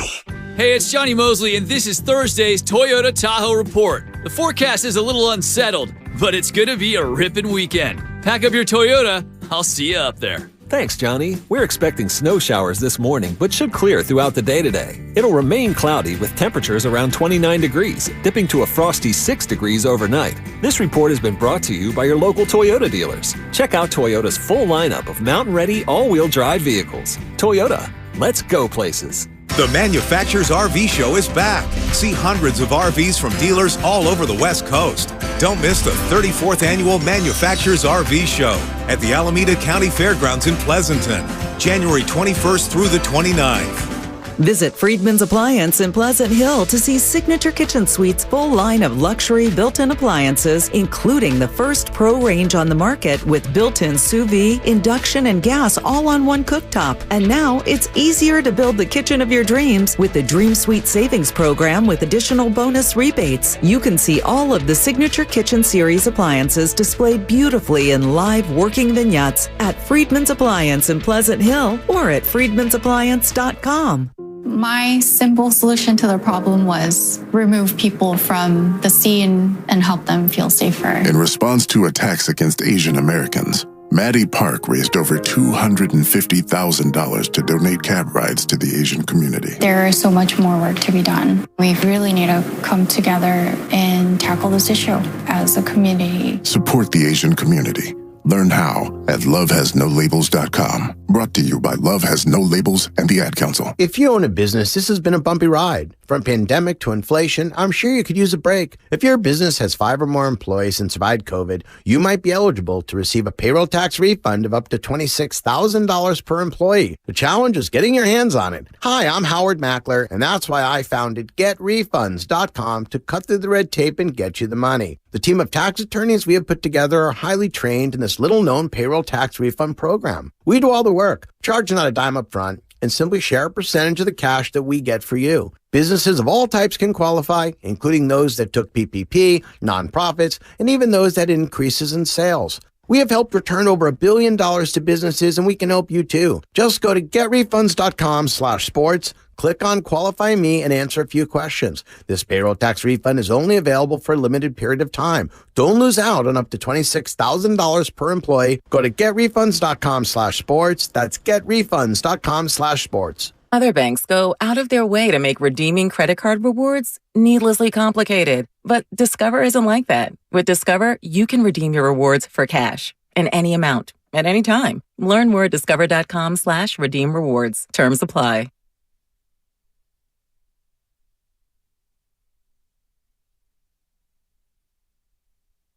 Now, back to Willard and Dibs on 95.7 The Game. Welcome back. It's been fun, Larry, chopping it up with you. Larry Krueger in for Mark Willard here. Mark back tomorrow as we continue to count it down. Sunday, 3 o'clock, 3:30.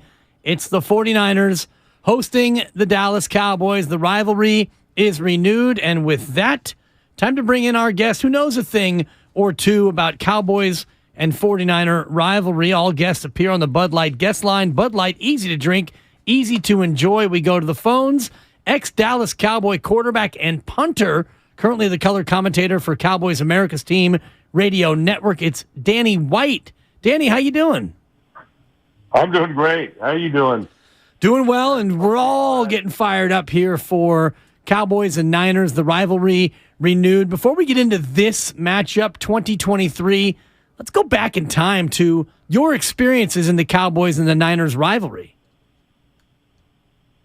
Well, I mean, it's hard to remember the rivalry without everything getting blocked out by the catch.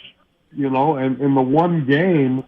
But there were a lot of games before that where we pretty much dominated the rivalry, and then that game happened, and that play actually, because we had the game won, we thought, and it's amazing in the game of football how things can turn, on a dime, on a single play. And you look at the great plays, the catch, the Hail Mary, those of course were plays that were not by design. They just happened. The football gods took over, as they always do, sooner or later. And you get the breaks, you get the bounces, you get the calls, you get the injuries, and something that's out of your control seems to often take effect. And that's kind of how I felt about that play and that game, was that, hey, it was meant to be, and it was out of my control standing on the sideline watching them go 90 yards for a touchdown to win that game. But the rivalry, was of course a lot more games than that, but dominated by that one game and that one play. I was telling Dibs before, Danny, that your guys' talent in the early 80s, late 70s as well, but really still right there in 1981 was just amazing. I mean, an amazing talented team on both sides of the football.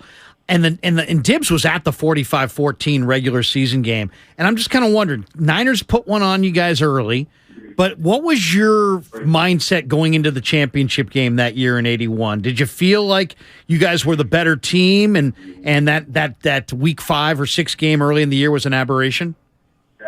Well, yeah, and I think that's true now. And I think it's always teams evolve during the season, and your strengths and your weaknesses are developed, and all you do is you try to build towards the playoffs, and you want to be playing your best football when you hit the playoffs. And it happened to the Rams a couple years, last year, and every year, and then this year, look what's happened to them. And so the way the owners, and to their credit, they've created a system that breeds new life every year.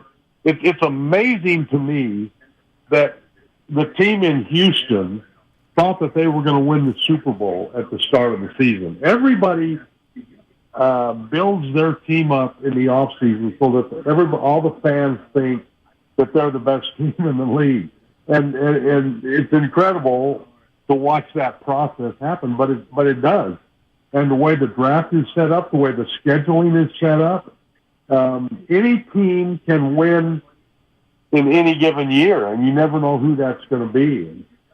So, yeah, we talk about the Dallas-San Francisco rivalry, and we talk about all the stats this season and all the things that the 49ers have done and the Cowboys have done.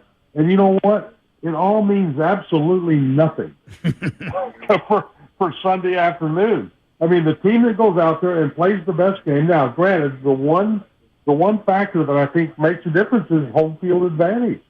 It did for us. We played 3 championship games, 80, 81, 82, all on the road, and lost all 3 of them.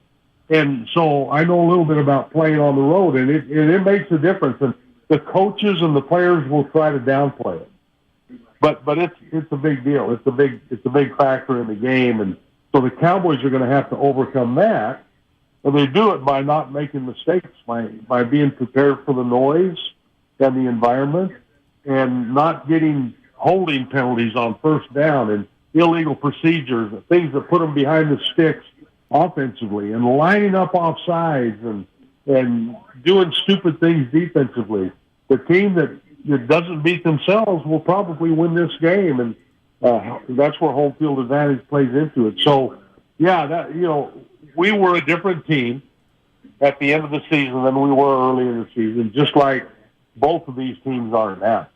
Former Cowboy quarterback Danny White here with Willard and Dibs on 95.7 The Game. The Niners looking markedly different with a third-string quarterback, kid out of Arizona, Brock Purdy. What do you make from afar of what Brock Purdy's been able to do as a rookie going undefeated here late in the year? Well, we put way too much emphasis. I say we. I've come over to the dark side of the media. Yeah. and on the quarterback position. Yeah, he's the guy that touches the ball in every play, and it's critical to have a good quarterback. But just draw the comparison between Tom Brady and Brock Purdy this year.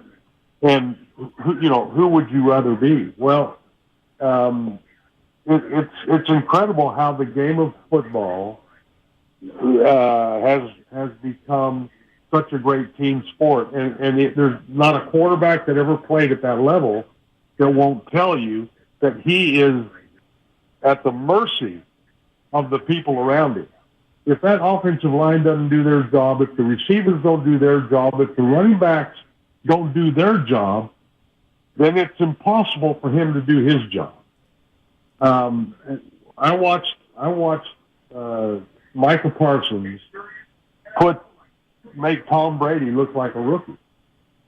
And that's how powerful one player or one defense, and he didn't do it by himself, but he was breathing down Brady's back on every play.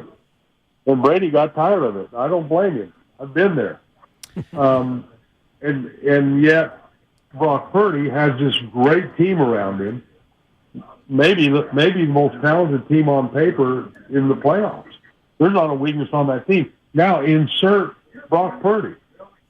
And it could be him. It could be just about anybody that's played quarterback at the collegiate level, and they're going to go out there and look good.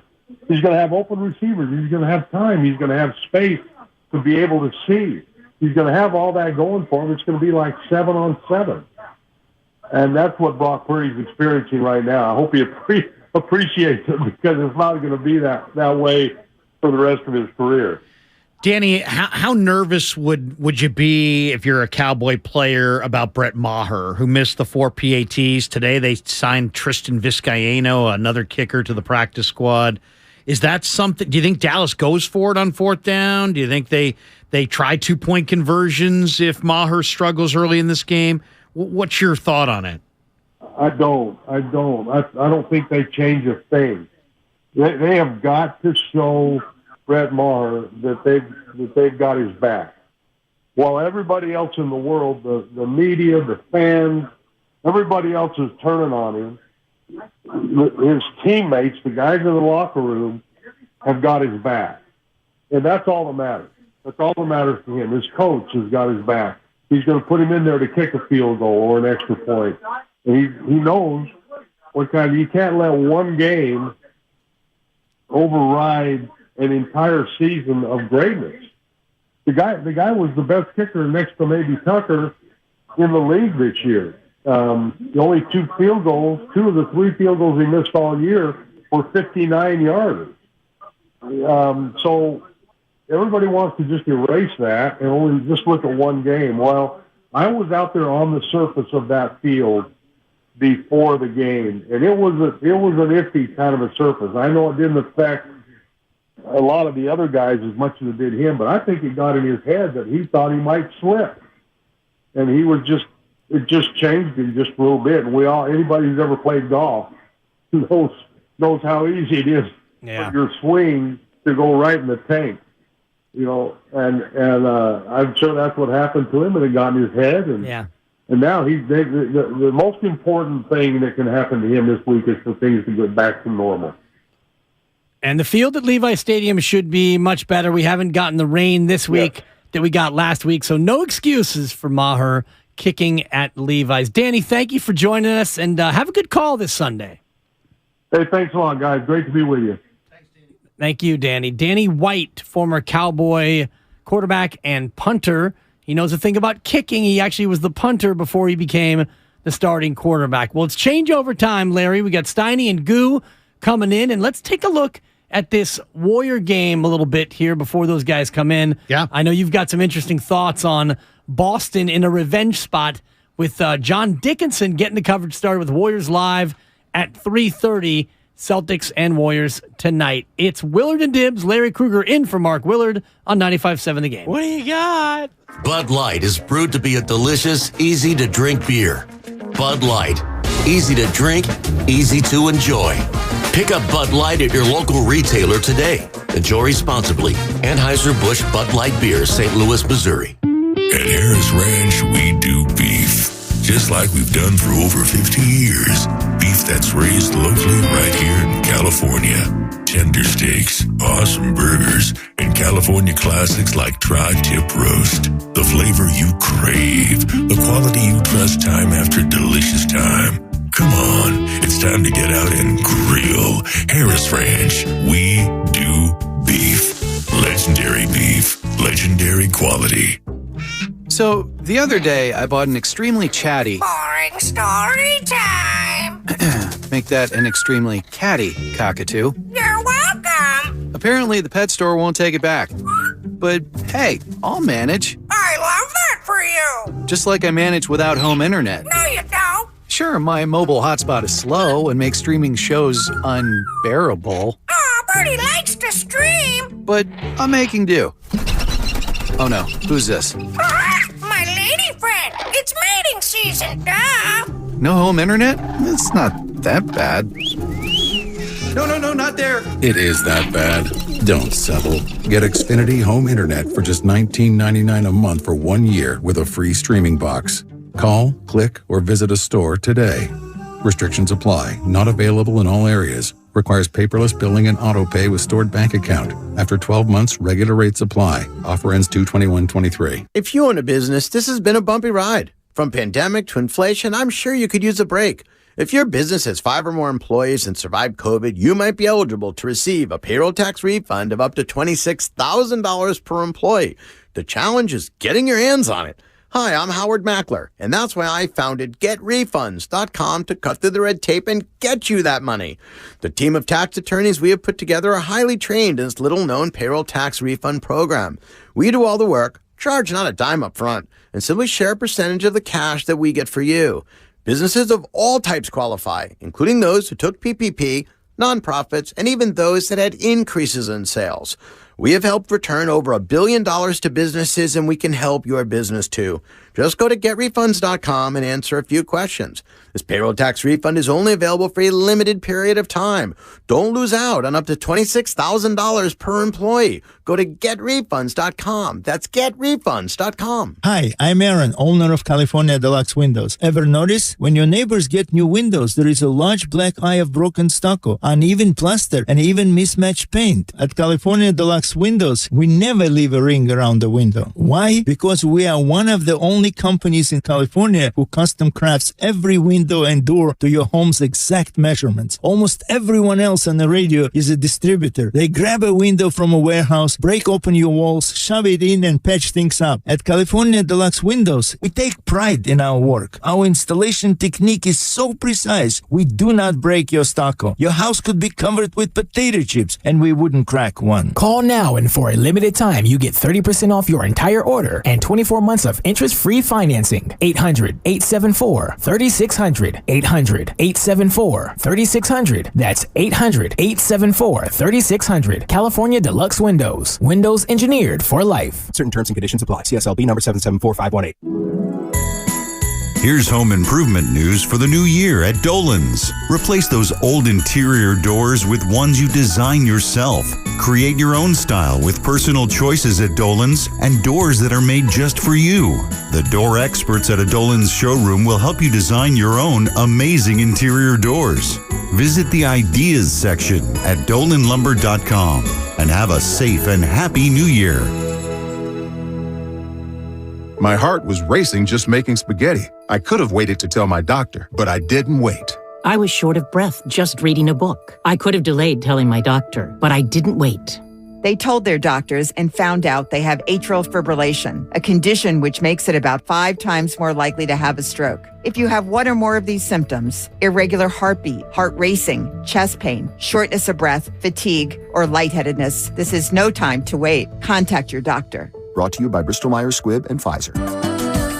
For adults with moderate to severe plaque psoriasis who are candidates for systemic or phototherapy, now there's Skyrizi, Risankizumab Riza, a prescription-only 150 milligram injection. With Skyrizi, 3 out of 4 people achieve 90% clear skin at 4 months, and Skyrizi is just 4 doses a year after 2 starter doses. Nothing in me go hand in hand. Nothing on my skin, that's my new plan.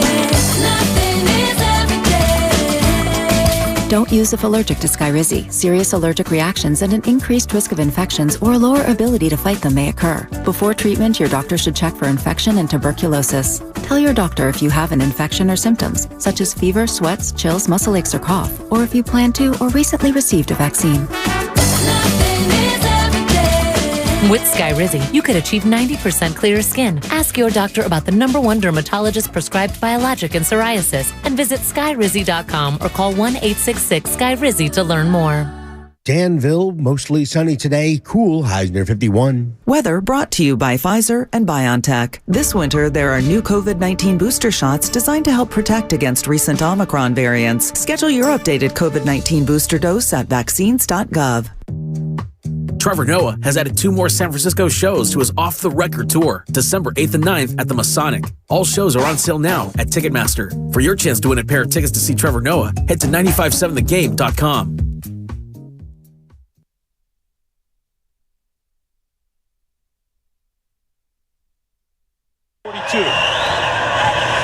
Blitz. Lost the football. It's on the ground. Covered by the Raiders. His college teammate, Charles Woodson, on the blitz. Tom Brady never sees him coming from the front side. Greg Biekert recovers the fumble. Charles Woodson, first time today I've seen him come on a blitz. I don't think the recoil of the fake throw is what made it come out of Tom Brady's hand. After reviewing the play, the quarterback's arm was going forward. It is an incomplete pass.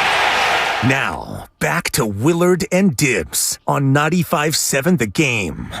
Well, on behalf of all of us to all of you in the Raider Nation, I'm sorry. Joe Spadoni, who is our great technical director, the engineer on the ones and twos, he's a Raider fan. And he came in during the break and said, 21 years since the Tuck game. Should I play it? And I said, you know what, Joe? I admire you for putting the show first, because when we have these anniversaries, Larry, you got to play it. 21 years ago, they got to review it. Why? They review it. They overturn it. Vinatieri knifes one through the snow from 45 yards out to force overtime, and a hero is born. Tom Brady, he's still playing. It's amazing. 21 years later. We had Danny White on, who was there for the birth of the Niner dynasty. Yeah. And we just played that. That was the birth of the Patriots dynasty. Yeah. It's one of those days that I will never forget. I was working for, must have been Comcast Sportsnet at the time, and I was a stage manager. We had a doubleheader that day, college basketball, and the first game was at St. Mary's, and the second game was at Stanford. The color commentator and a guy by the name Tall Guy, he does some Warriors analysis of home games here on 95.7 The Game. Double T's. My job, Larry, was to go with Tom from St. Mary's. We didn't go in the same car, but my job was basically to babysit Tom between the St. Mary's game, which was like a noon kick, and the Stanford game, which was like probably a 6 o'clock kick. Right. My job was to make sure that, you know, because we were watching football. We had to go. So we went to a place called the Sports Page in Palo Alto. I don't know if you're familiar. No. Beautiful, big sports bar. And I'm sitting there with Tommy T, and we're watching this game. He may or may not have had the Raiders +3 that day. So we're watching it, and it's so unlike T to throw a wager down. So, and he's the absolute best, as you know. And people are coming up to him, and he's friendly, and he's just like one of the guys. Other than the fact that he's 6'7" and bald. Because that's what he's like. That's who he is. It's exactly what he's like. So halftime, we got to go to Stanford and get ready for this game. I had brought my Sony Walkman. So I'm listening to the game on the radio. Maybe explain that to the kids. It's a device where you used to play cassettes. I don't have time for all this. But I was listening to the game and relaying updates to Tom as our Stanford game was getting underway. Awesome. Trying to explain what had happened. They got a fumble. hold on, Tom. They didn't get a fumble, but I thought you said it was a fumble. I thought it was a fumble. So it was like a Abbott and Costello routine. The Raiders got screwed. They did. I mean, yeah, that was a fumble. I don't care. And if you're a Raider fan and you're watching that Tom Brady, Charles Woodson 30 for 30. Yeah, at Tom's house, right? It make you sick. Totally. It make you absolutely ill. Yeah. And at the time I was rooting for the Patriots because I was, I'm a Niner guy. I'm not a Raider guy. And Tom Brady, I interviewed Tom Brady when he came out for the East-West Shrine game. And I was like, yeah, when he was Tom in Brady, college? Tom Brady.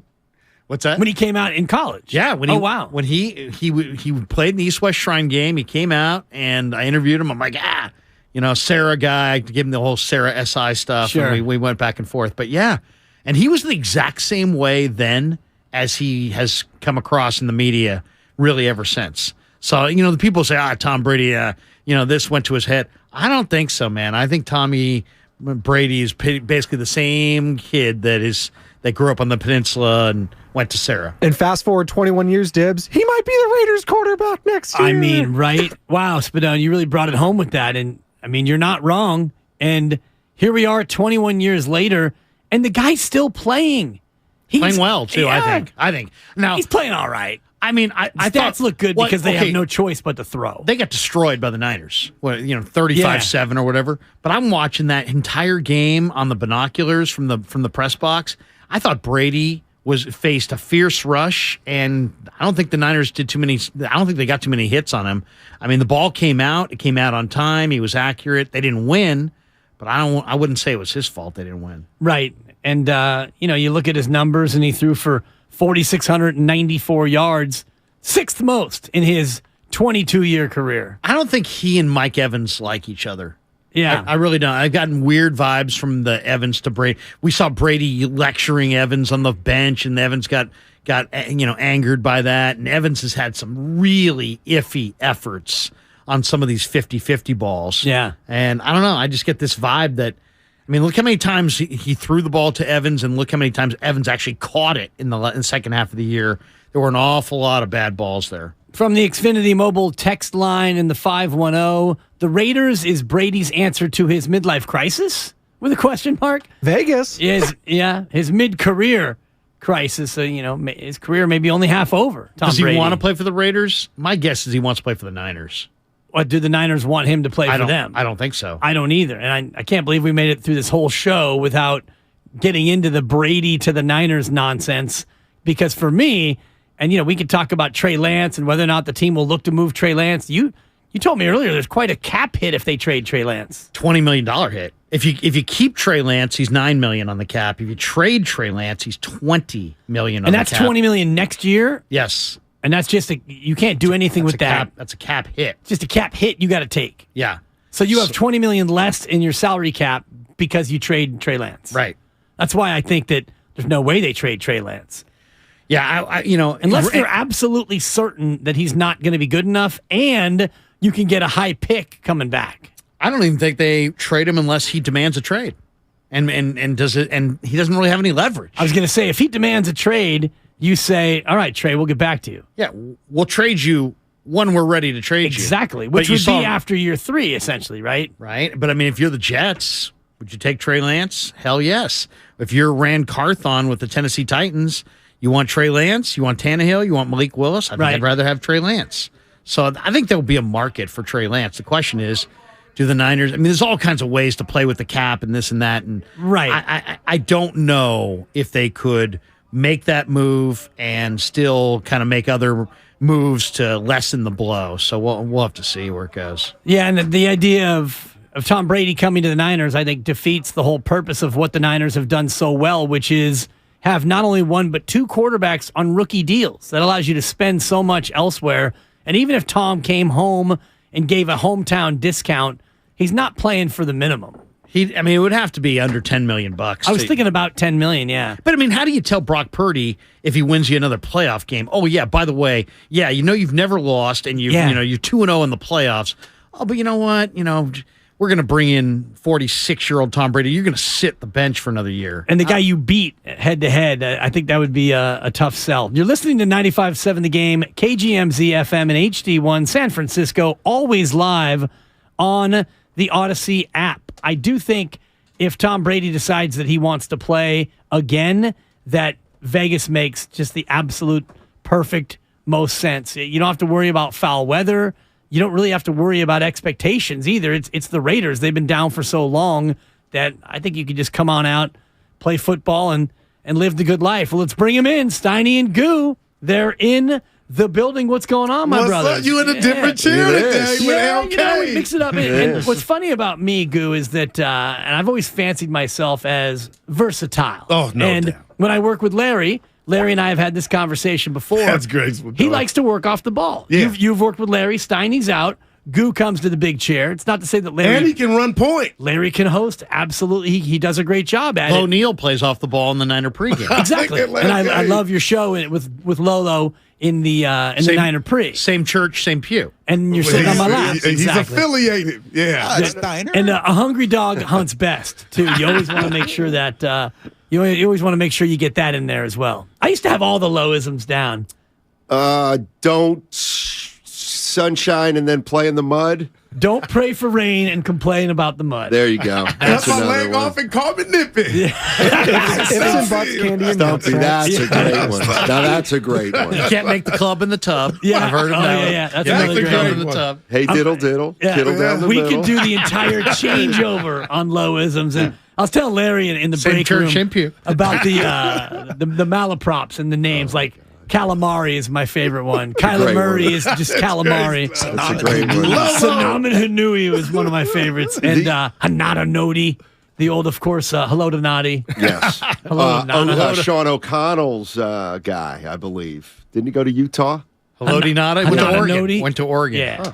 Yeah, that's near knowledge. You just assumed that a Polynesian went to Utah because Maybe it was somebody BYU else. would have been the safe play. Larry, you're a student. Oh, go ahead. Yeah, no, I was just going to say. I don't know. Are you talking about Brady to the Niners? Not really. We mentioned it. They got their Brady. Because we played the what do you tuck need call. him for? 21 years since the tuck. Gotcha. So we played the tuck call. Okay. And it's 21 years to the Worst day. call I've ever seen in sports, honestly. I mean, hard to believe that, and the guy's still playing 21 years later. I actually think the 49ers quarterback situation is great next year. They got two low-paid quarterbacks.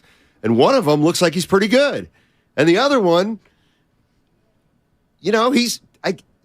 the way it worked, that you're either a backup or you're going to have to get better than Brock Purdy. Okay. That's the way that one went. It's went. great for the Niners. Exactly. Well, what else matters? It may not be great for Trey. Oh, no doubt. I told Steiny, care less. If I'm Trey, no doubt. I didn't play in college very much. The pandemic hit. I played a 1-game season against Central Arkansas. I haven't been able to play at all. I think I can make a strong argument that if I really cared about Trey, if I'm Trey's dad or something, I want him the hell out of here, despite the fact that this is a good place. I told Steiny that. You know what my dad would say? Beat him out, son. You're not going anywhere. Beat out Brock Purdy. Mr. Steinmetz was a tough love kind of a guy. Yes. Still is. I like that. Oh, my God. Yes. He would be like, you want to run from a competition, beat out fight Brock it out. Purdy. Yeah. Guy's the last pick in the draft. And I'll say this about Trey Lance. Otherwise, wait your 5 years till they let you go, then go find something else. You ain't transferring. Get a chance. I ain't paying for you to transfer. Oh, my dad would say. You struck a chord. Oh, did I say my dad? I'm sorry. A father. We never seen Trey take a snap with the toy, the joystick that is C-Mac. Like, Larry, whoever is under center with this Niner team is going to be better because of what he is and what he represents. So when I do think about Trey Lance, I'm like, we never saw him with that.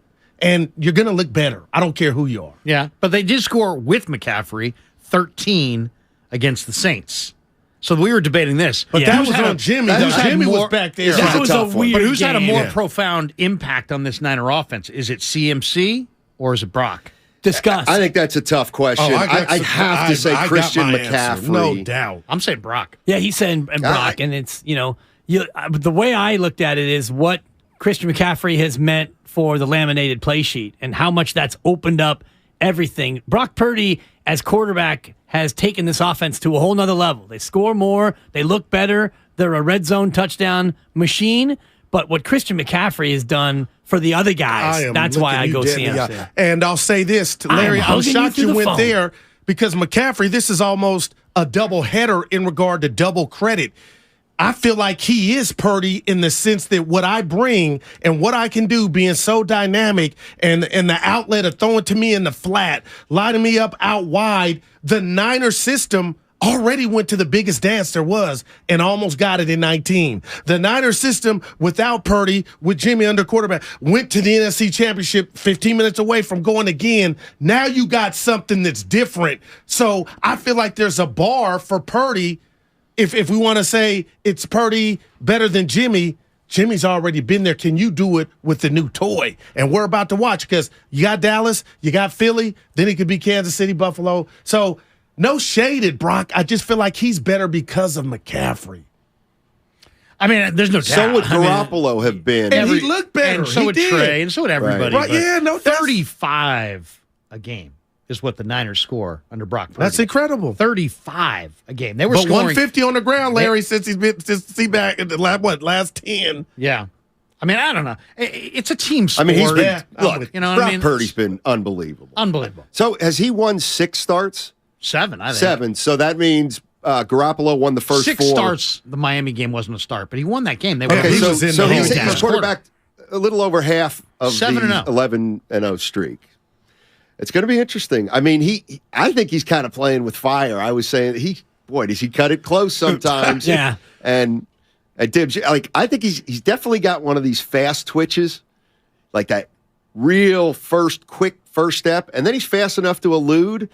So, I mean, he's made plays that are just remarkable to me. The throwaways that are unbelievable. The underhand throwaway and, just getting outside the tackle box and being able to get it past the line of scrimmage, avoid the grounding. But the ones where I agree with you is where he holds it, trying to make a play. The one he threw to Ayuk in the corner that he dropped. Oh, Ayuk, he was hurt too. Ayuk was mad he dropped that one. That's the thing that worries me. He reminds me of a young Russell Wilson because you cannot sack him. As far as, well, you know what? We're going to find out this weekend because Parsons is a little bit quicker, a little bit stronger. You got Lawrence coming off the end, a little bit better. Yeah. You know what I mean? Parsons, there will be no escaping, pivoting out the back door. Parsons is going to be sitting there in your lap. He's going to run you down. You know what I'm saying? Parsons is a little bit quicker and faster and more explosive. And, this is a test, Larry. This is a new level. Yeah, no doubt. Rusher. And the other thing to me that's fascinating is just depending on your perspective, you could have completely different outlooks. And one is, how you looking at Brock Purdy? You looking at him as a guy last pick in the draft? Well, then if you're looking at it like that, you're kind of playing with house money, right? But if you look at it like he's the best quarterback though on the roster, well, then go win the thing. You know what I mean? Like he's both. He's a rookie, but he just may be the best quarterback on their roster. At least he's shown it so far. So, well, if he's the best quarterback on their roster, then there's no reason they shouldn't go win this thing. So that still never happened. I know. It's unprecedented. I will say this. There's guys like Trent Williams walking around that room, and they're, towards the tail end. Yeah. And this may be the last go-around. So there'll be they lost, but man, it was a great developmental year. Right. No, this organization they won't say it because they don't want to put that kind of pressure on themselves, but this whole year is about Super Bowl or bust. And this whole organization's about get to the Super Bowl and win it. I mean, that's where they're at. And to me, you know what? It's hard for me in football. Like if I were a GM, it'd be hard for me, even if I saw my contract situation, to just count on being good next year. Like football's a little different. One or two things go. I mean, when the 49ers guys get hurt, guys get old. They lost Bosa. They stunk. I think they lost Garoppolo too. And they stunk. They stunk. Then they were good. Then they stunk again. Right. So, and now they put 2 together. So now it looks like, can we put 3 together? But who knows what's going to happen next year? And if you think about it in terms of Trey Lance, if Trey Lance is good enough and you have Brock Purdy go down next year as the starter, you feel like you can still be good, you can still be competitive. Only 11 of the 32 teams this year started one guy at quarterback. So in terms of this conversation about Tom Brady or whoever it is, you trade Trey Lance, you need 2 quarterbacks, most likely. A small handful of teams started 4 guys this year. Now, a lot of those teams are because you didn't have anybody. Yeah. But you look at Miami, for example, you had Tua and you ended up going down to Skylar Thompson, their third stringer for the playoff because Teddy Bridgewater wasn't available. Almost won. So, I mean, your hope is Brock Purdy continues this and Trey Lance is good enough to be the backup and maybe he ends up being needed next year. Larry, I tell you what is the next step in pro football. What's that? Especially if they go to 18 games, is load management of the quarterback. Because what do you want from a backup? Hey, can he come and win us 3 or 4 games? Can he keep us afloat 3 or 4 games? Well, you know what? Build 2 games off in front of the bye, 2 games off in back of the bye for your starting quarterback. Let your backup play, get healthy for the second half of the season. Mm-hmm. I think look at the quarterbacks who are going right now.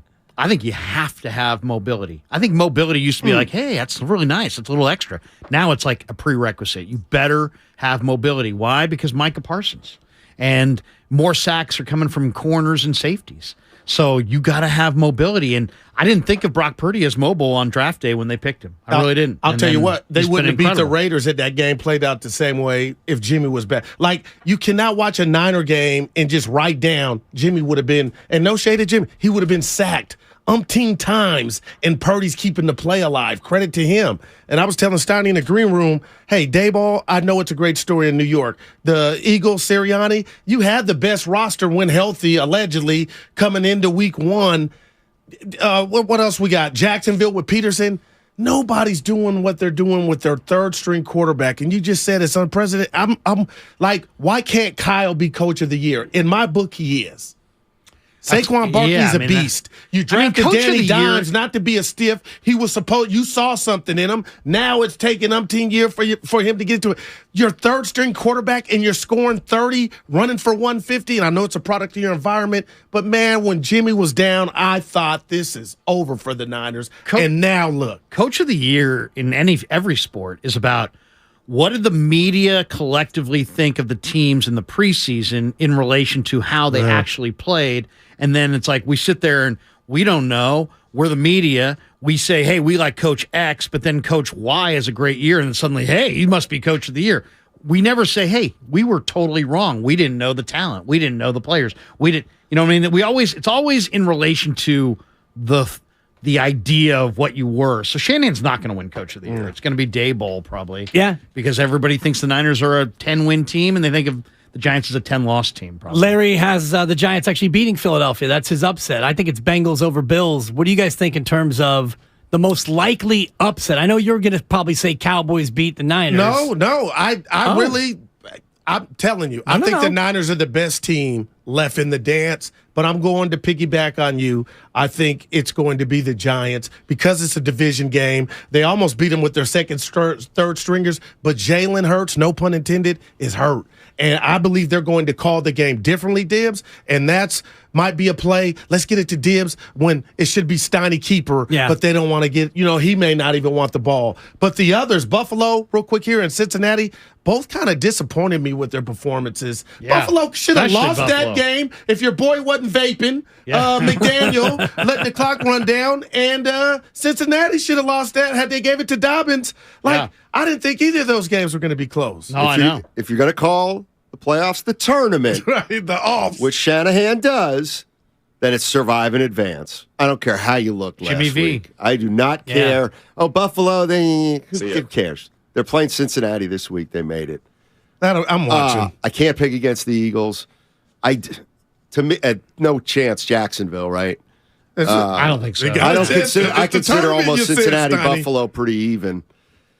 Cincinnati's got O-line issues, but in the game that never happened, they were up 7-3 and they were marching down for another score. I give the Cowboys the best shot at winning of the underdogs. All right. You going to be there? Captain, it's going to be a madhouse. Yeah, I'll be there. Absolutely. Should we just give them the best shot? I drive around every afternoon listening to you guys. And you guys are talking Warriors a lot. And now we're doing a thing, and I'm all geared up to talk Warriors, and we're talking nothing but Niners.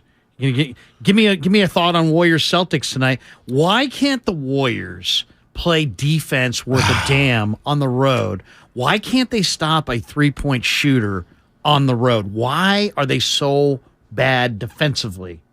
They're not motivated. I don't think they're motivated right now, which is a good thing. I do not It's all think motivation. they're motivated. It's not about GP2, it's about motivation. That's probably part of it. Their defensive players, they're not a good defensive team anymore. At least they haven't been for the first half of the season. I mean, they're getting older. It's just a fact. And what did I tell you? They're getting slower on the I was perimeter. laughing at that guy who was banging on you for you're getting older. You're going to be right one of these times. That was great. That was good. When they're on the road, Big Three playing, they're getting 6.5 points. And I ask you and Dibs, when was the last time, and I know one of our listeners will find out, the Big Three, the Golden State Warriors on the road, were that big of an underdog. Not even when King James was in his prime in Cleveland. They're plus 6.5 tonight. Boston is deep. They beat Boston. Boston hasn't lost one game without Jaylen Brown this year. I'm starting to think Jason Tatum sees ghost when he sees the Warriors jersey. We'll see if that's real tonight. Warriors have won. Celtics have won 7 in a row. Currently 17-5 at home. Warriors are 5-17. Yikes! Worst road team in the association. And we got Bob Myers. Bob Myers coming up at 1 o'clock because he couldn't do it yesterday because he got caught on a flight. What else you guys have? Barry Switzer. Okay. Barry Switzer, Dallas Cowboys. Man, Switzer. You know what Jerry Jones said? 500 guys could coach this team to win a Super Bowl. And then he picked Barry Switzer, and sure enough, he was right. I didn't realize Switzer, Jones, and Jimmy Johnson were all on the tight. same college football team. I mean, they go back. They got a good doc, Switzerland, if you ain't doing nothing one day. But Barry Switzer's a man. I love it. Switzer. Yeah. Bob Myers, 1 o'clock. Don't miss it. The Cam GM Inman, show. too? Yeah, and of course, Cam Inman. And a lot of Niner Cowboy talk. Steiny and Goo coming your way next. He brings the passion. For what? I want to know now. I'm mentally invested. Don't tell me to pray and you don't say what for.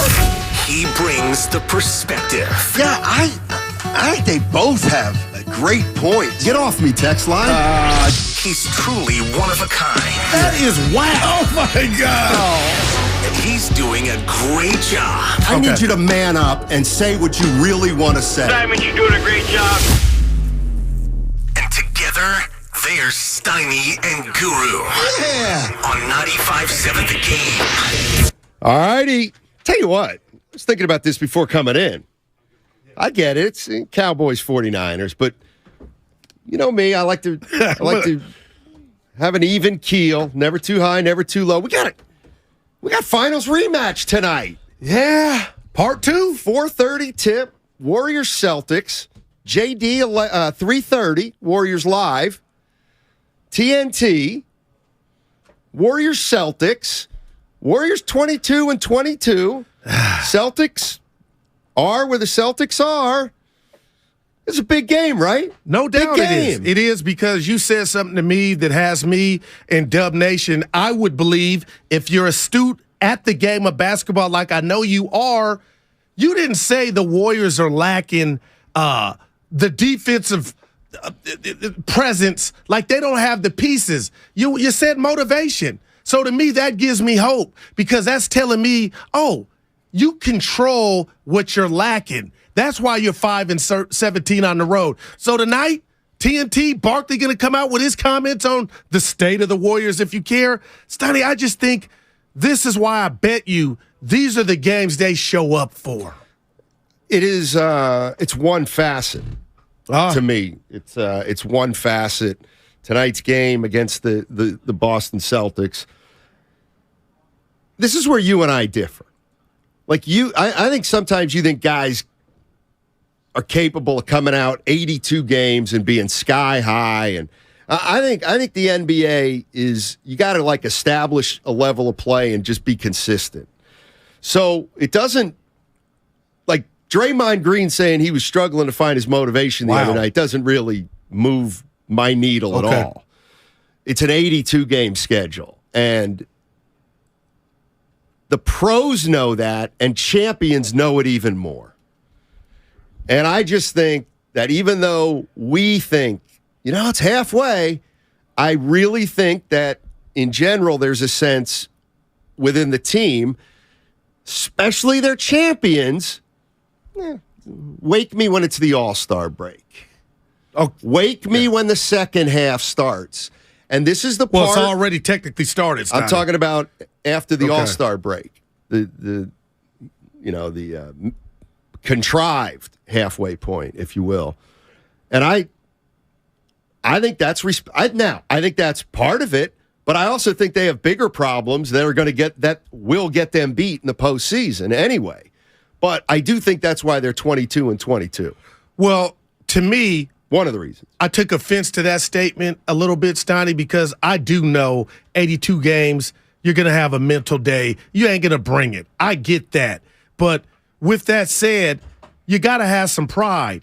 And when you talk about, okay, defending champs, trying to defend the throne, come back a year later and have the worst road record, now to me, you're close to the edge. And I'm fighting you. I'm fighting everybody. I'm fighting for my life, trying to tell you, okay, what Steiny just said is right. They are waiting. But what if this road record continues to be what it is? Then when it's ultimately said and done, they won't have home court advantage.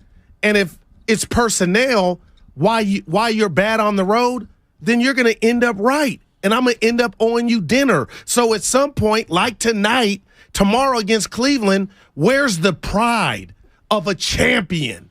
And right now, I got to believe Curry, Clay, Steve, they hate every part of owning the worst road record in the association. Like, be bad on the road, but 5-17? Tonight, they're dialed in. That 6.5 is a joke. Like, they're giving away free money. The Warriors covering. The Warriors about to win this game. So you're throwing all the evidence out. Video coming soon. Okay, actually 5 in a row, but yeah. So now you're a gambler. You like to bet and help me because I gamble very infrequently. Like a little more than I think you think, but go ahead. No, you gamble a lot, right? Well, I wouldn't say it. My wife might be listening. Not much. And I gamble very infrequently. So when you're making a bet, how much do you take into account trends coming in and, all that. The Warriors are a bad road team. Gotcha. They are. So but you just going to, does that go away because you have a hunch? No, it's more than a hunch. You just told me, and I agree with you. The road record to me is 90% of motivation, and I think they're tired of it. And they already beat Boston, so they play up to the level of competition. Tonight, TNT, okay? They've already beat Boston. Yeah, although it was at home, I just can't believe Vegas is saying Boston and however many they won in a row, they're buying that they're going to just slap the Warriors around tonight. The Warriors, I really believe, Matt, are going to win this game, but 6.5? Oh, my goodness. But I also said, if I talked you into the Warriors are going to be playing hard tonight, I also said, they may coast till the All-Star break. Well, to me, the All-Star, I know you're saying technically, but we're past 41 games. So and Draymond, who was he talking to? We're going to play that sound later about. I'll play it at 12:30. Okay. Yeah. Well, he's telling me because of what happened with the punch gate, he's kind of been, walking on eggshells, to paraphrase. So I like hearing that. So I think tonight he comes out like a raging bull and won't need a fan in the stands heckling to get motivated. Yeah, we'll find out. 888-957-9570 is the number. We have the executive show today. That means Bob Myers will be on the Bud Light guest line, and that's at 1 o'clock. Bob Myers, president and general manager of the Golden State Warriors. And then we got Barry Switzer, head coach of the Cowboys from 94 to 97. He's a Super Bowl champion. Cam Inman at 2 o'clock.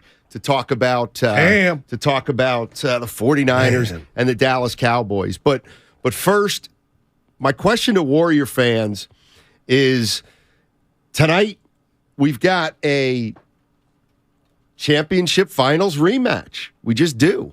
And it's a big game for us and maybe for the Warriors. But this question is mostly for Warrior fans who are very confident, like a guru. I'm talking to Warrior fans who believe this team will turn it on and make a run to the finals and maybe win it. Those kind of confident fans. Is there anything you could see if you're one of those fans that would shake your confidence before they end up getting eliminated, if they get eliminated? In other words, is all this superfluous, this regular season, if you're a Warrior fan that thinks they're going to get it together? So in that case, if you know what I mean, like nothing matters. They'll get into the play-in or the playoffs, and they'll be what they are, and then they're the Warriors, so they'll just run the table. So, Goo, is there anything that can happen other than Steph Curry gets hurt? Because I don't want to do that. We already missed him. That already happened. But it's, is there anything you could see from now till the next 30 days where you'd be like, oh, Steiny, now it's over. Like they can't do it. I think there's a lot of fans that would say there's nothing they could do in the next 30 games that would make me think that. Well, it's interesting you go there because you talked about how little you gamble and how I gamble a lot. My question before I give you your answer is there's another domino to fall, and we got the guy that's in control of that domino to fall. If I asked you to place a bet right now, Matt Steinmetz, do you think the Warriors are going to make a move? Or do you think Bob and Joe look at this team as currently constructed is good enough to go back-to-back? I honestly, I'm you. I am on the fence, and I think tonight, the next week or two are going to go a long way in regard to, do we got enough? Your answer to that question. I don't think they're going to make a move of significance. They may make a move for a ninth man type of guy. I'd be surprised if they make a move for a top 6 player. Wow. So because I do believe for a few reasons. One is I just don't think they want to do that and bump down their young guys. And I'm talking about the front, Joe Lacob. But I just don't. If I'm another team with a piece, I don't really want any Warriors players. You're not going to give me any of your top 6. We know that. You're not going to give me DiVincenzo. What about Moody? What about Wiseman? I don't want Moody. Okay. I don't want Wiseman.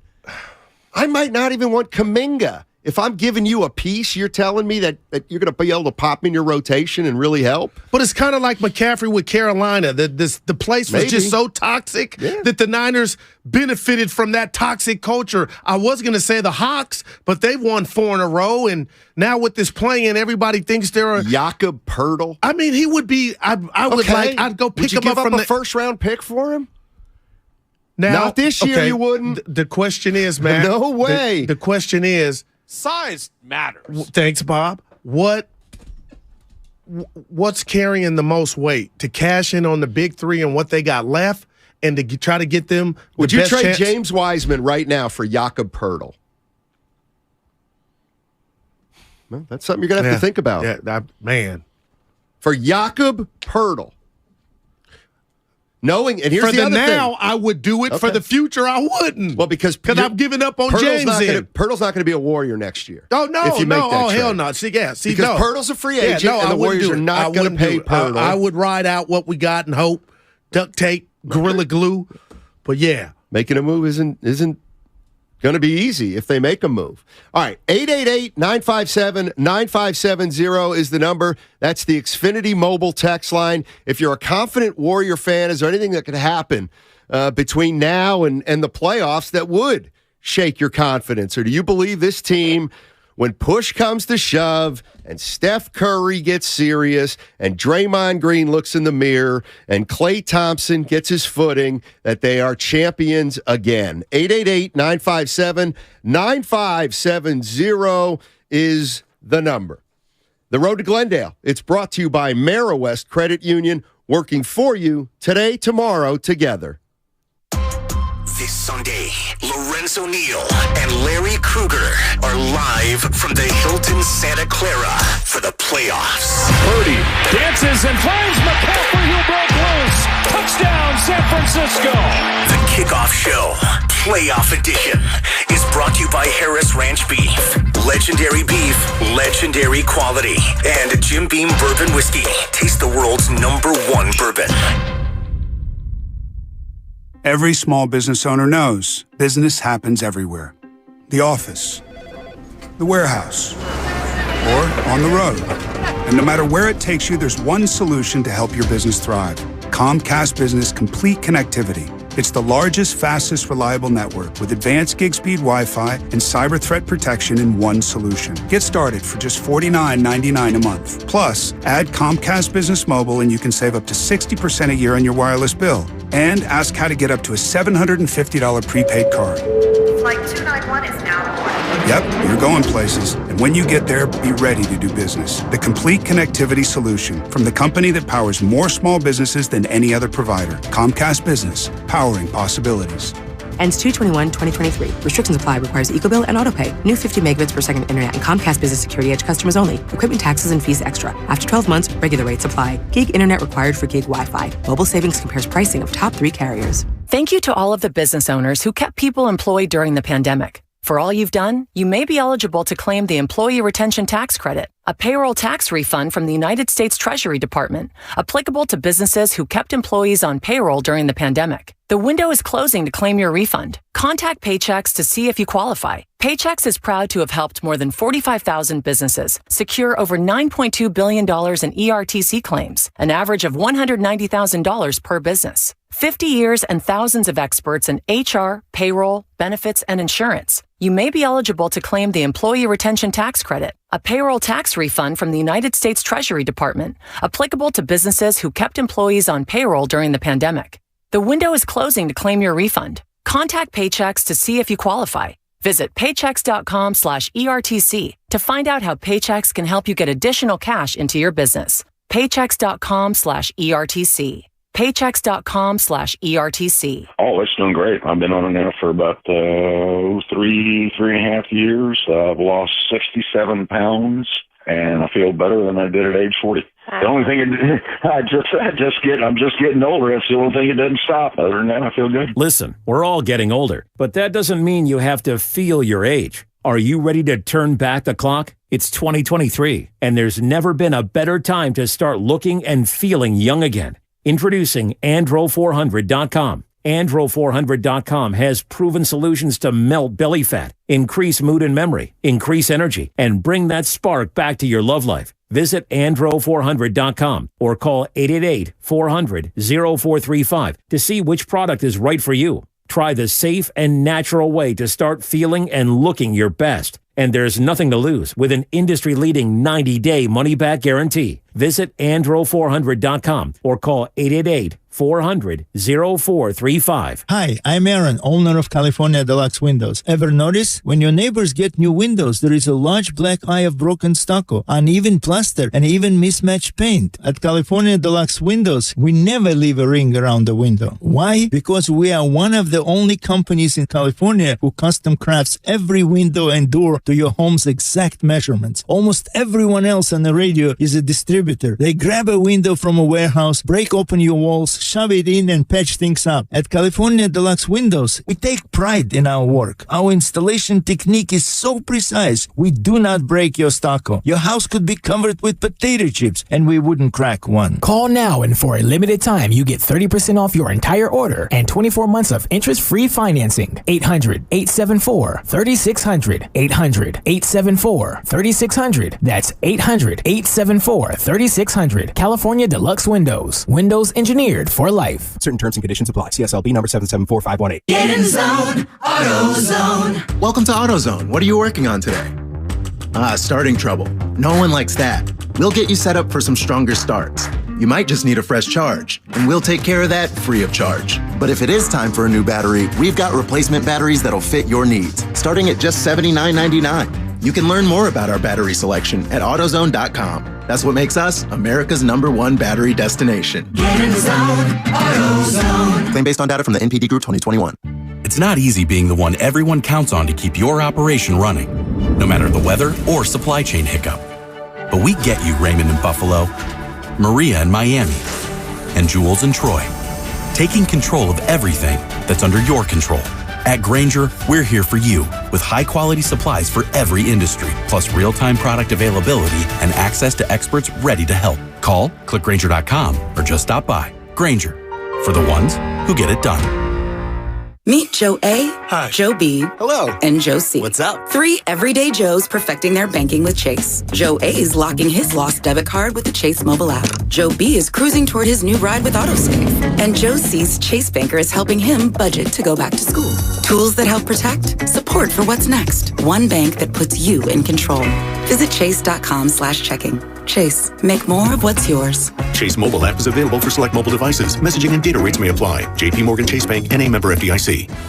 Tune in to 95.7 The Game for Warriors Live, 60 minutes before tip-off of every Warriors game. Brought to you by Xfinity. Supercharge your home with supersonic Wi-Fi. Unbeatable internet, only from Xfinity. Curry comes up top to get the ball. Takes the handoff behind the screen. 3. Yes! Timeout, Boston. The Warriors go back up by 15. 7 straight for the Dubs. 3:49 to go. Now back to Steiny and Guru. Take it away, Steiny. All righty. Matt Steinmetz, the Guru Johnson with you. Bob Myers, president of basketball operations and general manager. He's going to be with us at 1 o'clock. Barry Switzer, former Oklahoma University coach, and then the Dallas Cowboys won a Super Bowl for them. He's at 1:30. Cam Inman at 2, so we'll get back to football in that hour. Just pull back the curtain a little bit. My partner, Daryl the Guru Johnson, was looking at the standings and looking at games, and he said, "What's wrong with Portland?" What was the other team he said? No, it was just Portland. And I said, "What's wrong with everybody?" And you did. I mean, think about it. Right now, there's only 2 teams, and that's Memphis and Denver, where you could say they're not having problems. You putting Sacramento in there? Oh, Mike actually, Brown? no. Sacramento's having a nice year. Okay. My bad. But go ahead. Run down the standings. Denver, 32-13. Memphis, right on their tail, 31-13. Denver 32-13, excuse me. Sacramento 25-18. Right. The Pelicans without Zion 26-19. Okay, now here we go. All right, Luka disappointing. 24-22. Disappointing. Utah 24-24. Coming back to earth. Our Golden State Warriors disappointing. Emmitt Smith 22-22.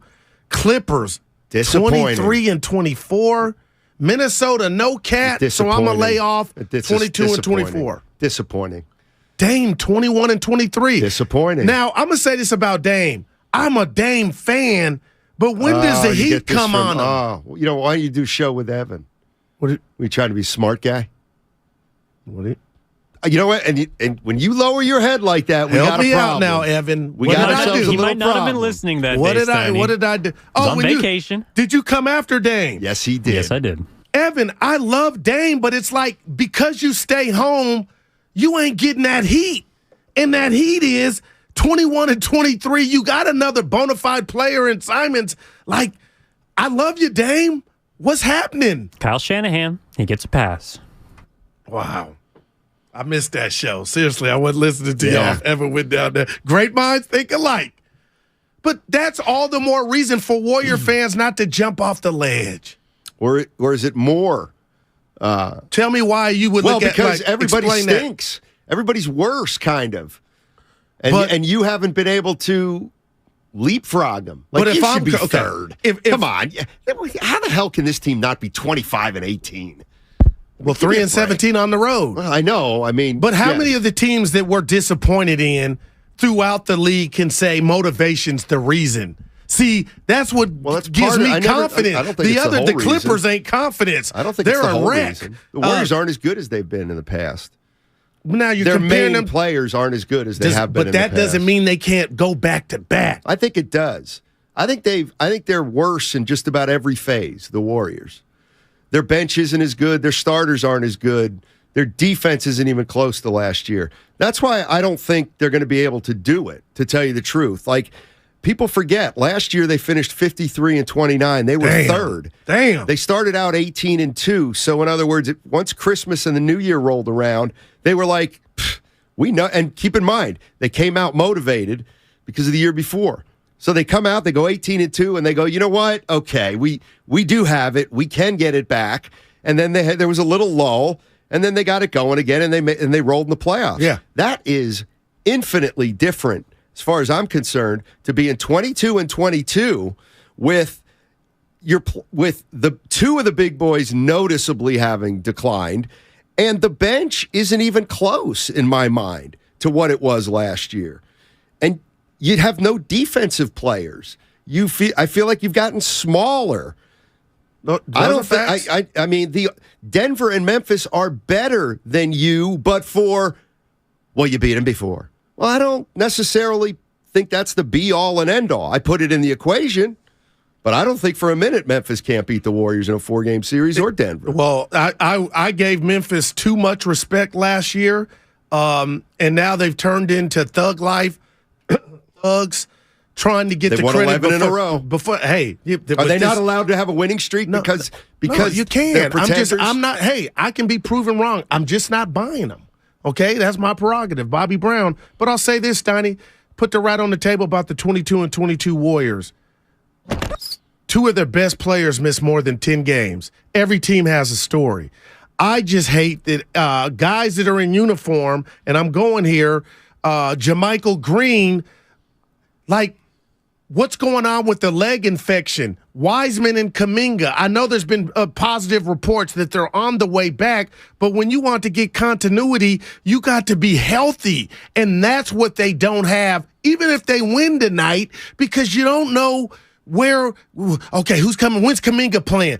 When's Wiseman? Is he going to take advantage of the opportunity that he had earned before he got hurt? It's going on 3 weeks without both of those guys. So as the train gets down the track with these guys missing, that's what scares me and gives me a little trepidation that makes when sense. Are you going to get your identity of because health and is wealth? Here's the thing, like, damn. If those guys don't come back, that the core's too old to have to carry them.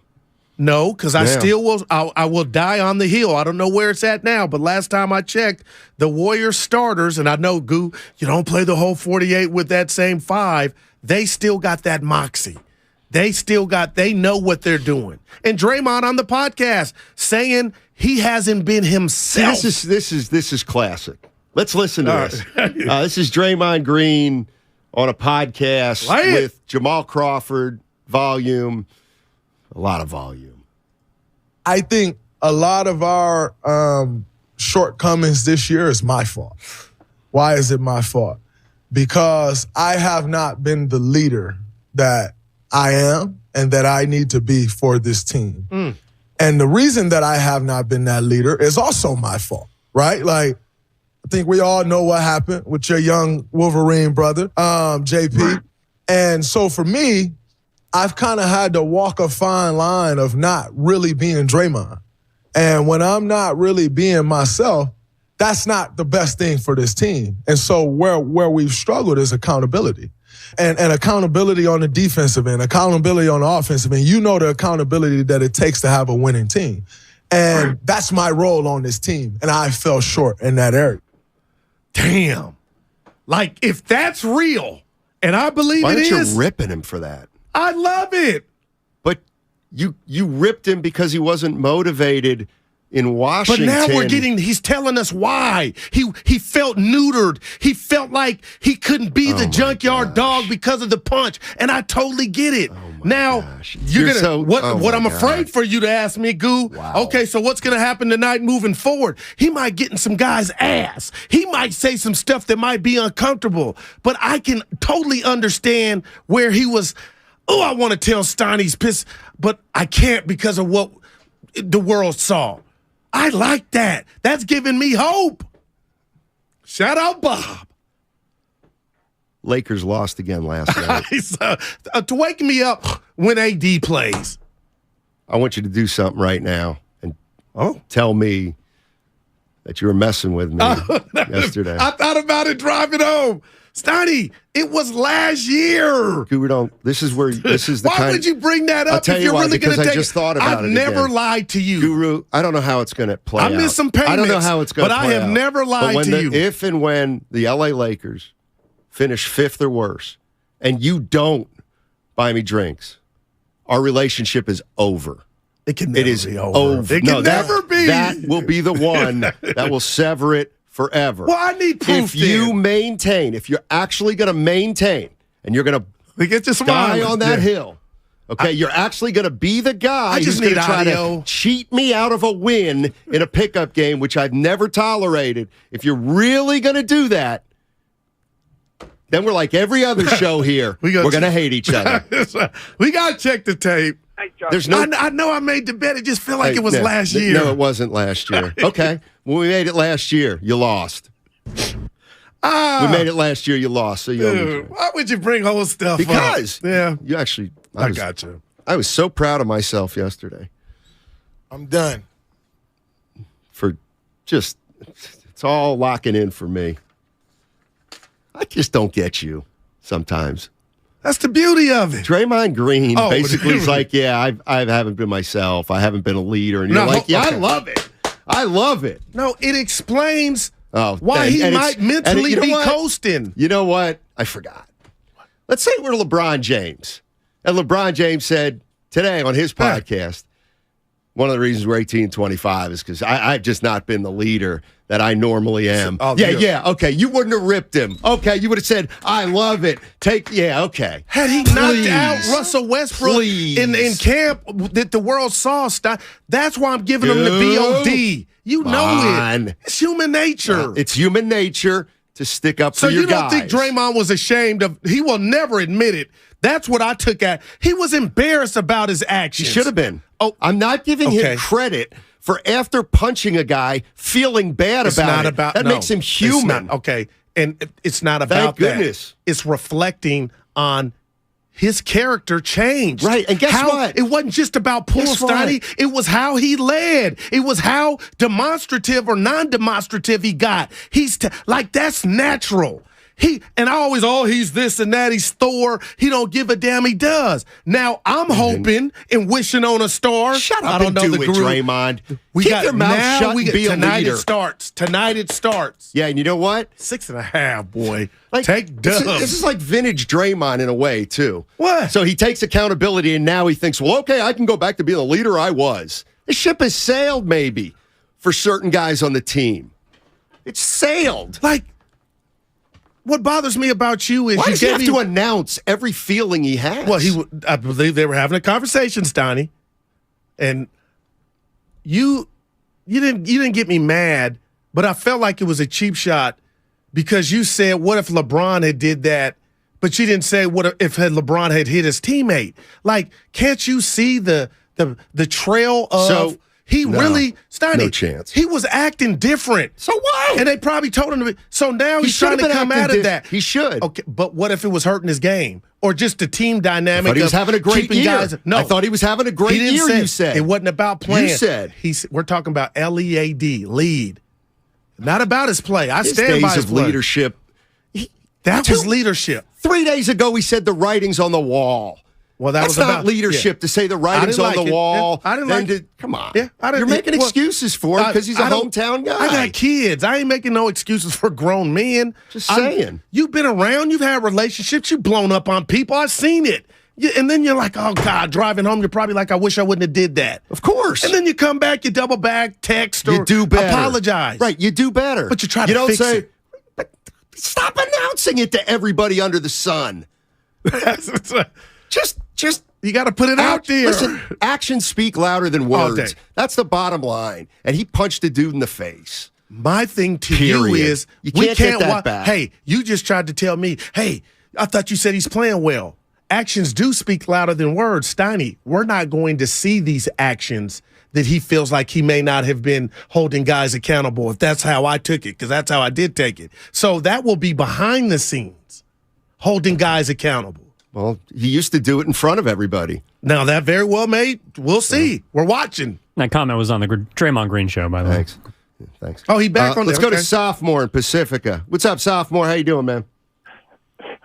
Fine, thank you, fine. And I got to agree with Guru. For once, he's got the emotion and the analysis right. Draymond is making this a positive story, and he can put the losses on his back, wash them away for everyone else, and I think they'll play well against the Celtics tonight. It'll be interesting to see how they do if the Time Lord's on the floor the whole time. But I think they will pick up after the All-Star break, pull ahead of their, troubled peers in the Western Western Division and move into the playoffs in decent shape and do well. I'm going to call them to win it all, but I'm not betting a house on it. Appreciate it. He said he's making positives out of it. Yeah, for Draymond. Draymond's making a positive for Draymond, first and foremost. If it helps the team, dynamite. But it's mostly for Draymond. Let's be honest. Oh, no. The caller and I believe... First thing was self-serving.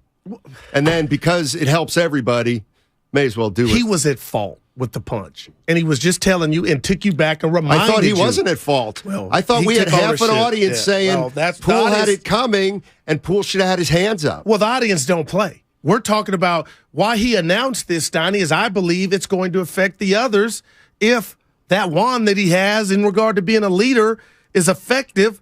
Okay, you know what? It's a tight ship around here now. That's how I took that too, guys. I've been seeing some stuff. I like to hear that on a 22-22 championship team. I think there's a very good possibility that 2 to 8 players heard that and rolled their eyes for the 8th time with Draymond Green. That's what I think.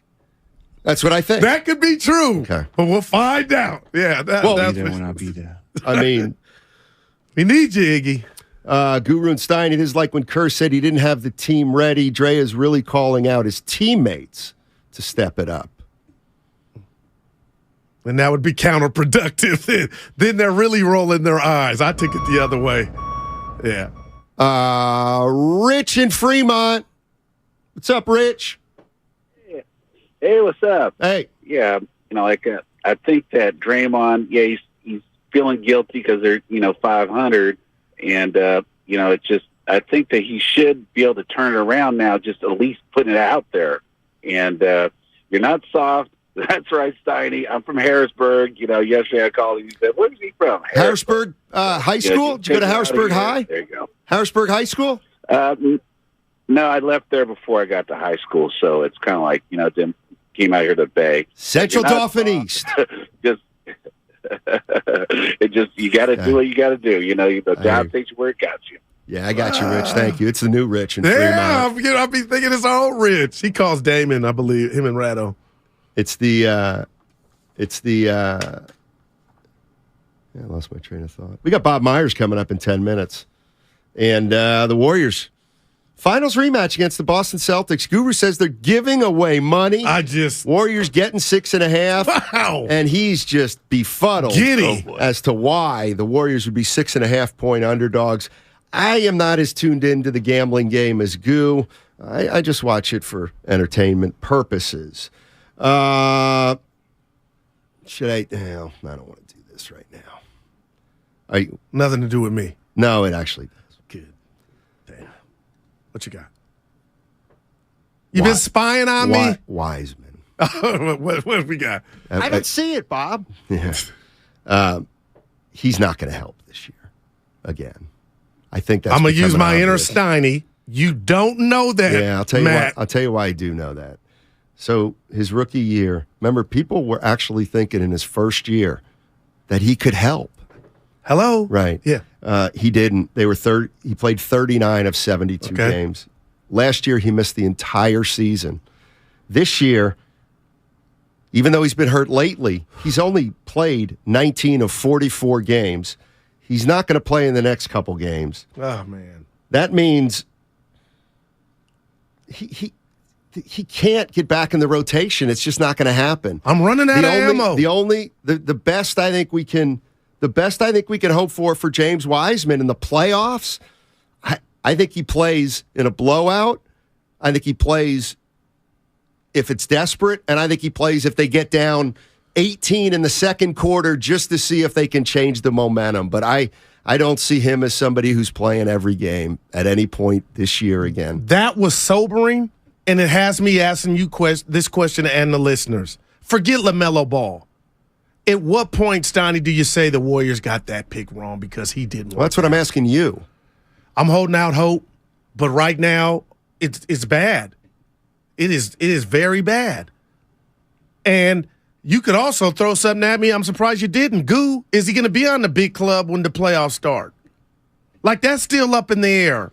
Well, That's why he's got a for guaranteed contract. So. Well, I'm talking about he could be in Santa Cruz. Their season's over. Okay, all right. So he'll be front and center. Matt in Oakland agrees with Goo. What's up, Matty? Hey, Sonny, I usually agree with you on most stuff, and I'm afraid I have to agree with you on the Wiseman thing, although we don't know. It's a bit pessimistic, but I just, you are correct. There's no evidence to suggest that he's going to be useful now or anytime soon. As for Draymond, it's the first time he's even admitted that he was accountable. His last interview with, I don't know what the gal's name was, but that was a disgrace, full of excuses and about how it was pitched wrong. But, he just straight up said it's my fault. I don't know what else you want from the guy, but who knows? Well, you know what? You're mad. I'll meet you and Goo halfway here. But here's my first thought when he said it again was, listen, you know me. I like Draymond half, and I don't like him half, basically. Yeah. And when I heard this morning, my first reaction is, just shut up and do it. Just do it. Stop. That was mine. But it's his life. It's his journey. It's my job. He's having a conversation. That's great. Right. But you're acting like he's on the, like Mark Jackson was to get you to go to church in L.A. on the corners with the horn. He's sharing that too. He's having a conversation. And people now to me, I'm tired of guys who are all talk. We get tired of people who are all talk. Just go out and be. Okay. I don't think you can. By the way, I don't think you can be the leader you were. Right. That's just me, and I'm not in that locker room. But go ahead and be the leader you were, and then when you do that, acknowledge what you did. Okay, I got something for you. I can respect that stance, but give me this. Not everybody's hanging on every Draymond's banging that drum, word. Steiny. He ain't been banging that drum. He could have been banging that drum as bad as it was 2-3 weeks ago. He ain't been banging that, woe, it's me, I messed up, this is kind of, I don't want to say new. He ain't been going to this card all season long. What card? Of, I messed up, and that's why this is the state we're in. The card. See, that's why I'm like, okay, you know what? That's why it resonated with me is you ain't doing it every day after every, the loss after Phoenix. You ain't overdoing it, Dre. Oh, really? So he'll do that. He'll say he hasn't been accountable. He hadn't been a leader 4 or 5 days after he says the writing's on the wall. Well, that's when you're talking just about what message is that? When you talk about next year, he may not be here. Somebody referred to him as a lame duck. 510. Draymond's a lame duck, and his teammates know it. Who listens to a guy headed out the door? That's harsh, but it's a little harsher than even I would say it. But I think there's some truth to that. Well, I go by effort. And that's why I've been saying, Steiny, forget the metrics for me. Trey seems invested. So forget I know we're up against it. Forget the spread tonight. You can't look at me possibly and say you don't think the Warriors are going to no-show tonight. Like if they won and I see you tomorrow, you wouldn't be shocked. Why would I say the Warriors are going to no-show? No, they're not dead like, I don't want to say the way you're making them out to be. They're going to tap into that championship pedigree tonight. Tonight will be competitive. Okay. I expect them to win. Forget the spread. Okay. Yeah. That's what they need. Yeah. That's fine. I'm not crazy about the big picture. We got Bob Myers. Bob Myers on the other side. This segment was brought to you by Anheuser-Busch. Coming up next, Warriors Executive Show presented by Yellow Sack with President and GM of the Golden State Warriors, Bob Myers on 95.7 The Game. Things are percolating. Bud Light is brewed to be a delicious, easy-to-drink beer. Bud Light. Easy to drink, easy to enjoy. Pick up Bud Light at your local retailer today. Enjoy responsibly. Anheuser-Busch Bud Light Beer, St. Louis, Missouri. Ladies and gentlemen, it's official. Fast just got a whole lot faster. Xfinity has the fastest internet with up to 6 gig speed. Plus, Xfinity Mobile is the fastest mobile service with 5G and millions of Wi-Fi hotspots. You heard that right. Xfinity just increased internet speeds again. And Xfinity Mobile gives you can't catch me speeds. The fastest internet, the fastest mobile service, and major savings? Can't argue with the facts. Now through March 21st. New customers can get started with 1.2 gig internet with unlimited data included. It's all just $50 a month for 2 full years with no annual contract when you add Xfinity Mobile with unlimited data at regular rates. Go to Xfinity.com/faster. Call 1-800-XFINITY or visit a store today. Requires paperless billing and autopay with stored bank account. Restrictions apply. Taxes and fees extra. Xfinity Mobile requires Xfinity Internet. After 24 months, regular internet rates apply. Actual speeds vary. First, we decide where we want to go. Then we need to know the best way to get there. Hi, my name's Adam Barada. I'm the owner of Advantage Gold. We're the highest rated precious metals firm in the country. We teach people how to own physical gold and silver. Now, we've won the Best of TrustLink Award 4 years in a row because we educate our clients on how to buy gold and silver the right way. We don't pay celebrity spokespeople millions of dollars. We'd rather pass that value on to you. Call 800-900-8000 and speak with one of our experts. We'll send you a free gold kit along with my latest #1 national best-selling book, The Great Devaluation. Call 800-900-8000. That's 800-900-8000. Get the best information, the best process, the best service, the best value. Call Advantage Gold at 800-900-8000. Call 800-900-8000. Advantage Gold is not an investment advisor or a tax advisor. Consult with your financial advisor before investing. Shop limited time deals at the Truckload event at Lowe's, happening now. Save big on your favorites across the store. During this event, get up to 50% off select tools and accessories. Plus, find the perfect floor tile for your home for less. Get up to 50% off select styles while you can. Head to your local Lowe's store or visit Lowes.com to shop the Truckload event today. Valid 12/29 to 1/25 while supplies last. Selection varies by location. See Lowes.com for details. Discount taken at time of purchase. Meet Joe A, Hi. Joe B, Hello. and Joe C. What's up? 3 everyday Joes perfecting their banking with Chase. Joe A is locking his lost debit card with the Chase mobile app. Joe B is cruising toward his new ride with Autosave. And Joe C's Chase banker is helping him budget to go back to school. Tools that help protect, support for what's next. One bank that puts you in control.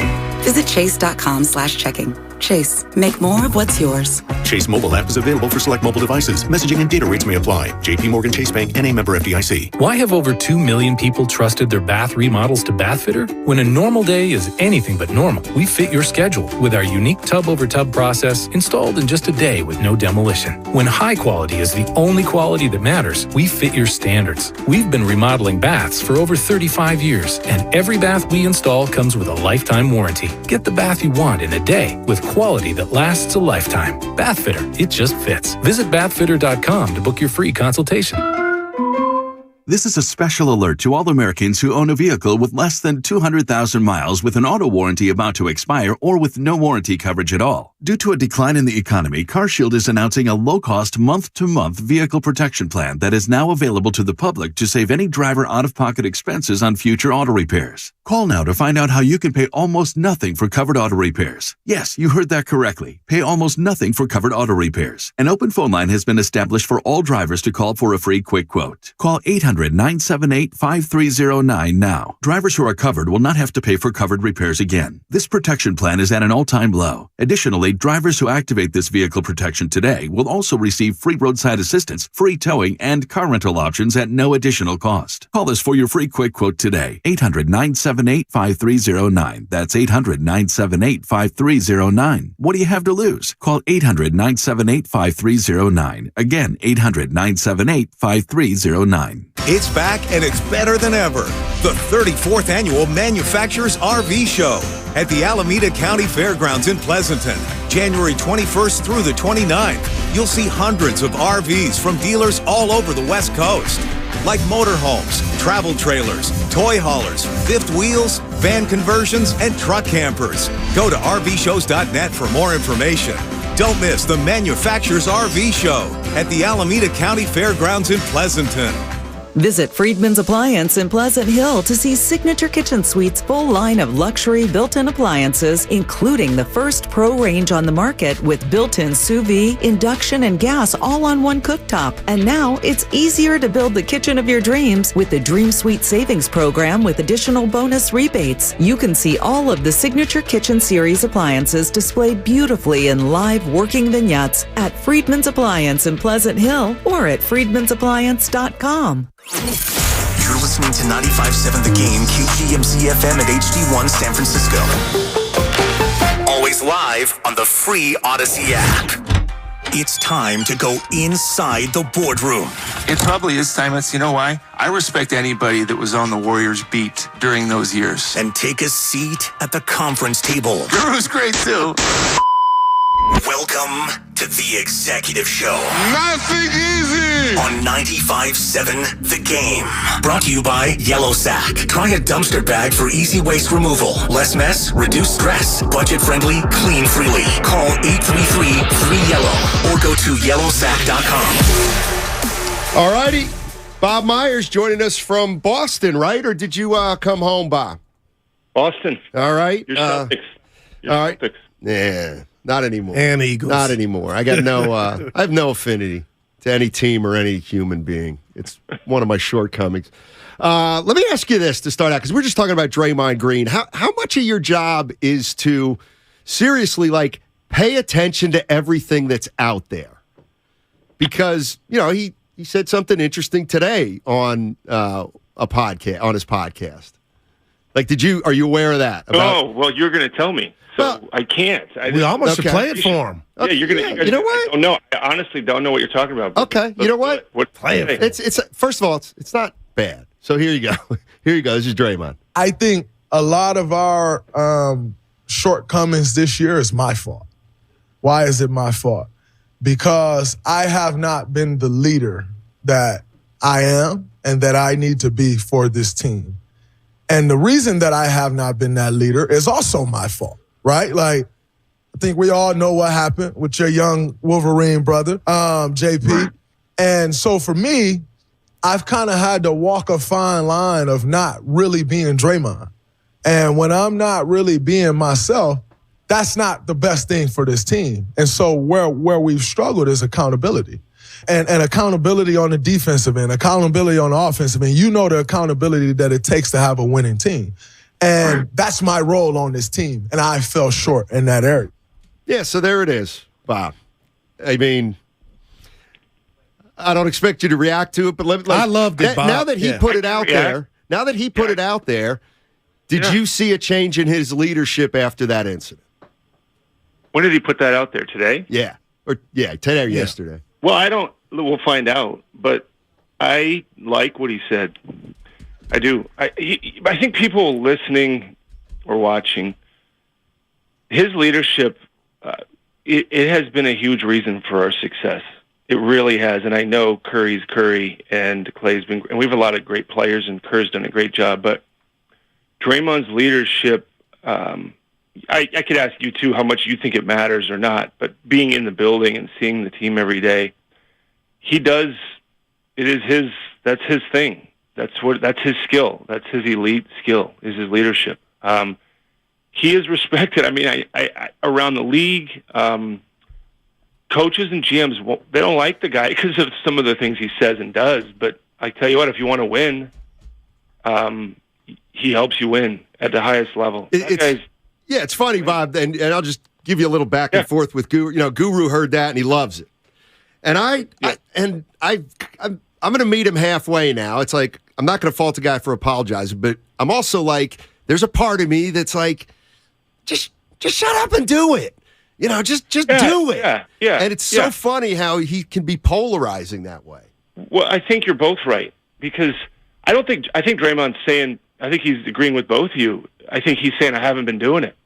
And that it's my fault, his fault that he hasn't been. And then he explained the why of it. So you're sitting here now 3 weeks from now, a month from now, 2 months from now, if you're saying, Matt, well, he didn't do it, or I didn't see it, then you got a valid point. But if he's saying, if this is what Draymond's saying today, and he kind of recorded it in the last few days, or I don't know when he recorded it, then you say, okay, all right, so you said it, you're holding yourself accountable, so let's see it.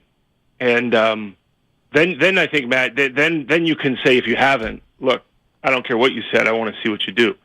So I think you're both, I didn't hear the argument or discussion, but I think you both got valid points. Hey, Bob, let me ask you this, because last time you were on with us, you were like, Goo, we got to see who we are. Things got to play out before I find out which direction we're going to go. And I just look at Wiseman not being available and Kuminga, and I want to ask you, how much of that kind of stops that process for you? Or do you kind of say, I know what they are, okay, we still got to do this or add this or that if we do? How does that all work, or does that throw a monkey wrench in your plans? Man, I wish. It's too bad they missed this last stretch when we were so thin. And both those guys are going to be back relatively soon. It would have been nice to get more information from a valuation standpoint, Goo, because we were pretty thin there without Steph and missing some guys, Wiggins, and then those Wiseman and Kuminga were out. And they would have played more. We were down to 8 or 9 guys. And now we're relatively healthy, but for those, JaMychal and those other 2 guys, I guess Iguodala's out now. But, yeah, look, we're trying to figure out who we can lean on, who's the top 8 are, who the top 9 are. And I can't sit here and tell you that's been determined. So, yeah, that's too bad. I mean, it's not. A lot of teams deal with it, but in a perfect world, we would have had the last few weeks to see both those guys. And then you, me, Matt, anybody that's watching would have had an opinion on what they were or what they weren't. But the unknown part makes it the toughest, because with the deadline coming up, you say, well, what should we do? And you really want to feel like you've got 3-4 guys, 4.5, 3.5 coming off the bench for the final stretch. I think we've got some guys that can do it that are sitting on the roster right now, but I don't think anybody would say, coaches, myself, that it's crystal clear as to who that is. Right. Bob Myers joining us on 95.7 The Game. It's the Executive Show brought to you by Yellow Sack. I would like you to explain to Warrior fans the situation, if you can, with Anthony Lamb and Ty Jerome, and I'll set it up.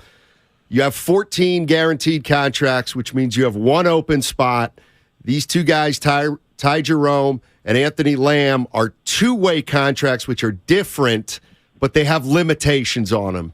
Go, can you take it from there? Yeah. So they have limitations on the amount of games they can play, and I don't know if they, each have 14 left, or 15, or 13, or 12. I don't know the exact number. Somewhere in there. So we have to make a decision when those games are up. Now, you choose to make them inactive and stretch those games out, Matt. You don't have to use up, in the next 12 games. Right. We're not required to play them. So you can stretch that out. The reason why we would potentially stretch it out or not, and the reason why they probably played more than we thought, 1, they both played pretty well. 2, we've had some injuries. So now we got to see what we're going to do. We have that cushion of a roster spot, but we also have the deadline coming up, and we got to see where we are, where they are, where the roster is. So we have a little bit of flexibility, but there is a moment in time where you can't just keep playing them every game because you'll run out before you have to roster them. So I think that kind of answers your question as far as what you were asking. Bob, I'm always telling Steiny, you guys are champs. There's nothing like that championship DNA and pedigree. And I got a saying, worry about what goes on in your own backyard. My dad used to always say that. But with that said, Bob, it's your job to know, what the other teams are doing. And I told Steiny just a few minutes ago, not everybody's not lighting it on fire, Bob. Other teams, that Denver's okay, Memphis. Does that kind of give you guys more confidence that, okay, somebody's got to take it from us and beat us 4 out of 7? But have you noticed that the West, nobody's really doing their thing? I think both. I mean, I like your dad. I mean, I like your dad's comment the most as far as worry about what's going on in your own house or your own building. If that's not in order, it really doesn't matter what anybody else is doing. So that's first. But yeah, I mean, you have to look around. I tell people in the years where the Duncan, Parker, Ginobili, or Shaq, Kobe years, you'd be an idiot not to look at those teams and go, "Can we really beat that team? I mean, honestly, can we beat them?" So there is part of looking around. Now, I don't think you should rely on, well, nobody's running away with it, so we're good. That's a loser mentality too. So I don't really look at, we're only 3 back from the 5 seed. That to me is not. We gotta play our best and do what we do, and hopefully for the next however many games, establish some continuity, establish some rotation, some rhythm, some consistency, and then worry about whoever we're playing. But as far as the West, yeah, I mean, there's more parity than there's ever been. I mean, we were a team that I'm sure teams looked at in the 17, 18, 19 years and said, what are we? If they were being honest, they'd say, I don't know if we can beat those guys, no matter what we do.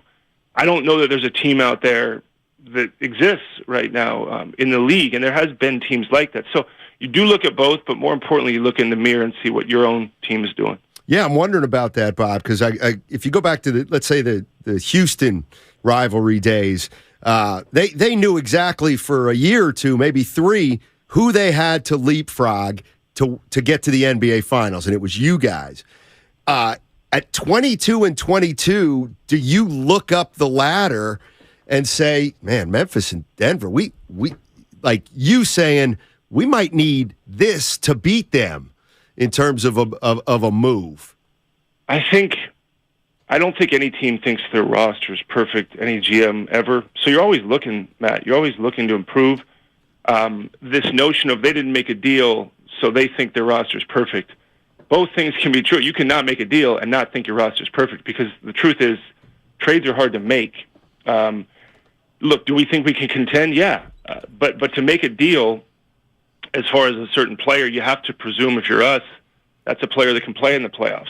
That's a player that can play 15, 20 minutes in the playoffs, because doing a deal at the deadline for a player that can't perform in the playoffs probably doesn't make a ton of sense. But I don't want people hearing that thinking, well, the Warriors don't. They think they've got it all figured out. Both can be true. Deals are hard to do. Rosters are imperfect. So we gotta look. We gotta try. Everybody's gotta try. Even if you got the best record in the league, when the years where we were at the top of the league, we still made calls, took calls, didn't end up doing anything. That's probably the best roster I'll ever be a part of. Were those years. So if you're looking at, we're not that team, but can we repeat? Can we get back in the hunt? We'll see. And that's what we got to find out. Ritter reminded me the Celtics were 22 and 22. Right. There you go. They went on some run, but I don't know. I don't know how relevant that is. Yeah, they were young. Bob, Yeah. let me pick your brain here real quick, because I know life's about opportunities and taking advantage of situations, and the game's just not about numbers. But since you've been here, your tenure with the Golden State Warriors, can you talk to us about Anthony Lamb, and if on your, where you rank him, or how surprised you are at just how poised and mature he plays? Or are you not surprised at all and you expected this? Because I'm shocked. Well, our group, headed by Kent Lacob and Ryan Atkinson, David Fatoki, they've done a really good job of bringing in, whether it was Peyton, going back to Toscano Anderson, Damian Lee. I get the credit, but really they put these guys in front of us and give us a chance to see them. So Lamb was in the summer, kind of getting a look at him, and then they'll ask, say, who stands out to you? And I'll say, that guy looked pretty good. We knew that, when Jerome became available, he was another guy that we thought might fit. Steve liked that opportunity. But, yeah, as far as two-way guys go, we probably couldn't do much better as far as grabbing them. But, then you say, well, okay, you'd like to not be relying on your two-way guys so much. You'd like to have the guys you signed, the ones you rely on, because two-ways are kind of an emergency. So, yeah, I'm happy for these guys. They've seized the opportunity. Our group has done a really good job of finding these guys because we've had to. We don't have a ton to spend on kind of the roster from 9 to 15 or 10 to 15, so we gotta take chances on guys. Let me ask you about the podcast. Where'd the idea come from? What are you hoping to accomplish? And how much you? I guess it's you donating all the money that you may get to the Warrior Foundation. Yeah, well, I like doing something charitable. That's our foundation's great. We're giving money to the kids in Oakland, San Francisco, and that's always good. What do I like about it? I'm pretty much done doing them. I recorded them already. I think I have one or two more. I think what selfishly I like is I like hearing about people's stories, their leadership. I love hearing everybody's different journeys. It's been great to kind of ask people questions that I'm interested in. I like listening. I never get to ask questions. I'm always answering questions, which you don't learn a ton when you're on that side of it. I'd rather listen to other people talk than me. And some of the stories that you hear are pretty amazing. And I like that. Otherwise, I wouldn't do it. How often do you get to sit down with somebody for 45 minutes and ask them how they ended up where they are, what matters to them, and I learn stuff. I think what's interesting about this job is even though we've had a lot of success, or I've been lucky to have success, I like to learn. I like to hear from different people, different ways of doing things. I know the way I do it isn't perfect, and I know that there is no perfect way. So just listening to people, Matt, just like if I was sitting with you guys and hearing your stories and how you ended up where you are, I find it fascinating. I do. I would do it anyway. And the fact that other people can watch it if they like it, great. But that's the reason. There's no big, huge reason but those. You know what, Bob? If you need a guest, you got my number. I'm playing, Scotty. I'm available. Bob, I got to ask you, you had a busy week. Talk to us about the White House visit. And how long were you there? Were you in and out, or were you there all day? No, it's never in and out. I got lucky. This is my third time because I won in college, so I got lucky to go. That was Clinton. And then we saw President Obama, and this was obviously Biden. It's pretty amazing. It really is. You gotta, I never thought I'd be in the White House. Besides, a tour that anybody could go on, but we get to see some rooms that I think most people can't see. They treat you well. It was fun to watch the staff of the White House get excited about us. They were wanting pictures with us and people that worked at the White House. And it's one of those buildings you're in, and there's so much history in the White House. And seeing a president up close, shaking his hand, those are things you'll tell your grandkids. And it's very personal, though, Goo. I mean, how you feel about it, how Matt might, how I might. I'm glad my wife got to come with me. Oh, wow! Which is great. But I don't know. It was great. I mean, I loved the whole thing, and just for us during a season to pause and remember we won the championship last year, and reflect upon it for a day before we just keep moving was pretty nice. And you should do it sometime. Find a reason to meet a president. Yeah. Bob Myers joining us on 95.7 The Game. It's the executive show sponsored by Yellow Sack. I got to ask you because it's out there. I mean, it was reported you don't have a contract for next year. Is there anything going on with the contract extension? And it's kind of how do you? You're going to ask me every 2 weeks, right? Well, you know what? And listen, I was thinking about this before, and I was like, should I even give Bob a heads up? And I'm like, he's going to know I'm going to ask him. But you're going to get asked about it probably every 2 weeks, if not by me. So I'm going to I said it before, this, not an exciting answer, but I really am focused on the season. I can't focus on that and this, deadline's coming up. I know I don't coach and I obviously don't play, but there's an enormity just to each day on the job. I don't want to get my mind, I just want to give my full attention to that. And that's what I'm doing because I enjoy it. I enjoy coming up to a deadline, trying to figure out this team. I'm excited to go to this game tonight. I haven't been here since we won. So I'm just enjoying each thing, Matt. So you can pick it up again and ask me 2 weeks if you want as well. Bob, you can say I'm being nosy, but as you know, the Niners got a big game this Sunday at 3:30 against Dallas to see who goes to the NFC Championship game. That same day, 5:30, you guys play the Nets. Walk us through. Will you be at the crib, watch the game, head to the stadium? Will you be at the stadium to watch the whole game? How does Bob Myers take it all in? You can't. I mean, the problem is these playoff games last 4 hours. I'm sure I can't blame fans for watching the 49ers. We'll see how our crowd is. I don't know how much crossover there is, but I'm sure they'll be putting the score up there. Playoff football. Playoffs are anything. They got to take priority. I know our game matters, but playoffs and I love watching playoffs of every sport: hockey, baseball, football. I just love that pressure, the competition. I only know it from a GM standpoint to kind of wonder what John Lynch is thinking during the game, the emotions of it, the lead up to it while it's going on. It's I tell people, a lot of people listening probably play fantasy football and whatever fantasy sports they play, and that's their version of being a GM. I said, yeah, what I do is the same thing. It's just picture that the winner of the league gets like millions of dollars, and all the losers get fired from their job. Like that's it. That's the only difference. So it's a huge amount of pressure, but that's what you do it for. So I obviously have one eye on the 49ers, and they're unbelievable. I mean, they look fantastic. And then the Cowboys, I remember my dad was a 49er fan all the way back to Kezar, and watching the 49ers, Cowboy rivalry. This one's made for whatever, TV, football fans all over. This will be two blue bloods going at it. But what are you going to do is the bigger question. I mean, you're probably going to I'm going to be at the game, Bob. I was thinking about being at the game, so I'm going to be in the house somewhere hiding. But, yeah, I'm going to take it all in, Bob. So I'm excited, man. The Bay's on fire. But you're kind of going for the blue and silver, right? Well, yeah, I'm rooting for the Bay. I'm a Bay kid, Union City, Bob. So even if Dallas loses, the Bay will be happy, and your boy will be happy. How about that? Brother.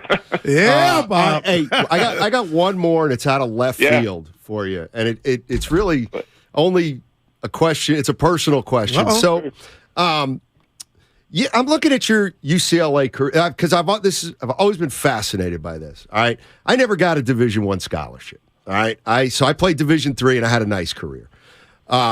You actually, I'm looking at your numbers, and you actually played more than I thought you played. I mean, you did not play a lot at UCLA. Your senior year, you averaged 8 minutes a game, but it looks like you played every single game.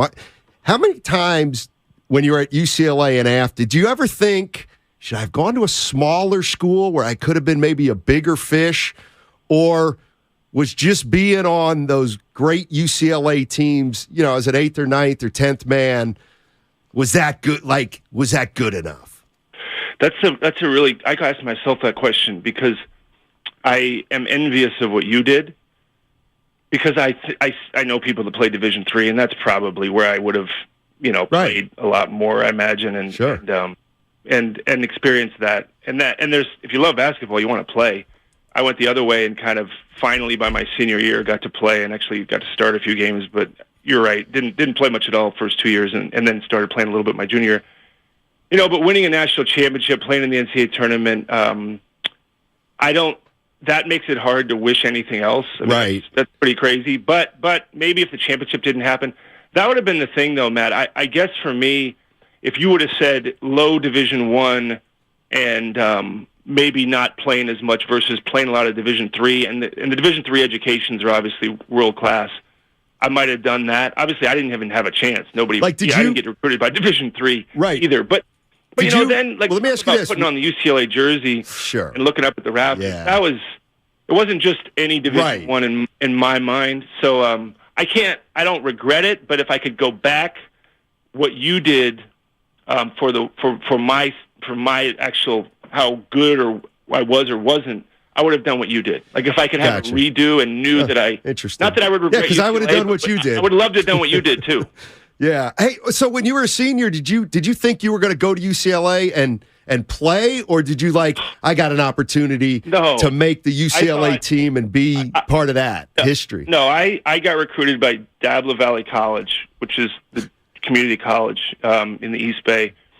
I wasn't good until my senior year of high school, and I had an all-star game at DVC, and their Coach Emilio called me and said, "Hey, why don't you come here?" And this was after my season was over, and I was already thinking my basketball was done.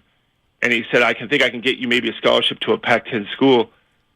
And I thought, man, I've studied, I've worked hard, I can get into some good schools on my own. I don't want to go to a junior college. Nothing against junior colleges, but I just thought I academically can get into some pretty good schools. So I applied to a bunch of schools, got in, sent VHS tapes to schools, which nobody responded. And then I got to UCLA's campus, and I said, I want to go to school here. And when I made that decision, I also felt in my mind, Bob, you're an idiot. This is the last chance. This is the least likely place you can play basketball, because I picked the best basketball school to actually go to school. But then it kind of, I don't want to bore you guys, but I got to try out, and so you made it as a walk-on. There you go. Yeah. Oh, okay. And then I made it as a walk-on. They took one guy, Coach Herrick, and then I didn't think I'd get to travel. They let me travel, and then I got a scholarship. So nice. Yeah, I thought I was done. That was it. But you know what? I like you guys. I think Goo, you still play. I wish I could get back to play. I just like playing basketball. It never had to be in front of people or on TV. I just love the game. I love playing it at any level. So to play at UCLA was unbelievable, but I would have been the guy in the pickup gym the whole 4 years anyway. So great stuff, man. All right. Well, listen, Bob, we really appreciate all your time. Enjoy the games tonight and tomorrow. We'll talk to you in a couple weeks about your contract situation. All right, man. See you, good. All right. That's Bob Myers, and that is the Executive Show brought to you by Yellow Sack. Try a dumpster bag for early waste removal, less mess, reduce stress, budget-friendly, clean freely. Call 833-3-YELLOW or go to yellowsack.com. Barry Switzer on the other side. Mm-hmm. The red and gold knocked the Cowboys out of the playoffs last year. Prescott takes off running the football. Whoa, I don't think this is going to work out. Oh, my gosh. The official gets in the way. The game's over. The game is over. Oh, he did. Can they do it again? Wow, I am livid if I'm a Cowboy fan. Find out right here. Oh. This is the Bay Area's sports station. 95.7 The Game. Every small business owner knows business happens everywhere. The office, the warehouse, or on the road. And no matter where it takes you, there's one solution to help your business thrive.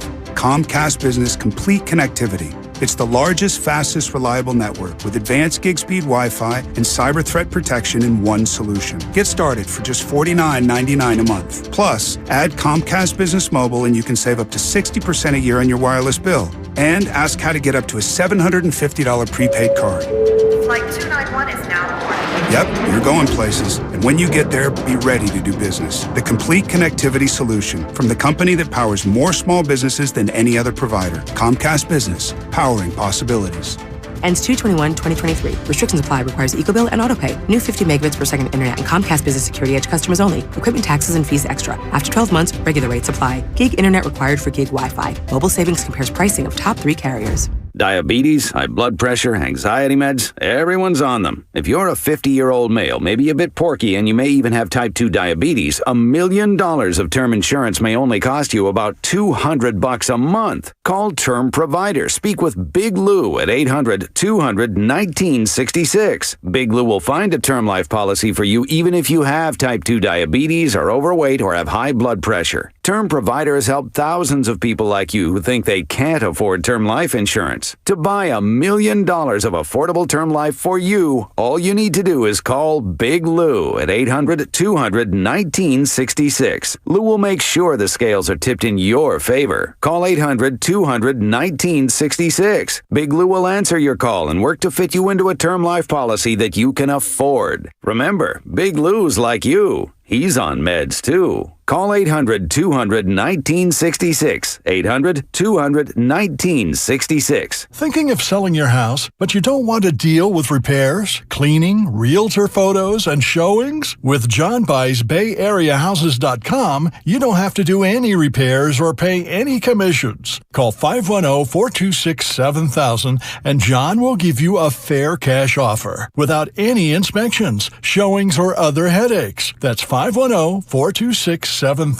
When you sell to John Buy's BayAreaHouses.com, you decide when you want to move, according to your schedule and your terms. John Buy's vacant houses, inherited houses, beautiful houses, fixer-uppers in any condition, as is. John Buy's BayAreaHouses.com provide you the easiest sell possible and assist you in every step of the way. If you want to sell and have any questions, please call 510-426-7000. That's 510-426-7000. And get the offer you have been waiting for.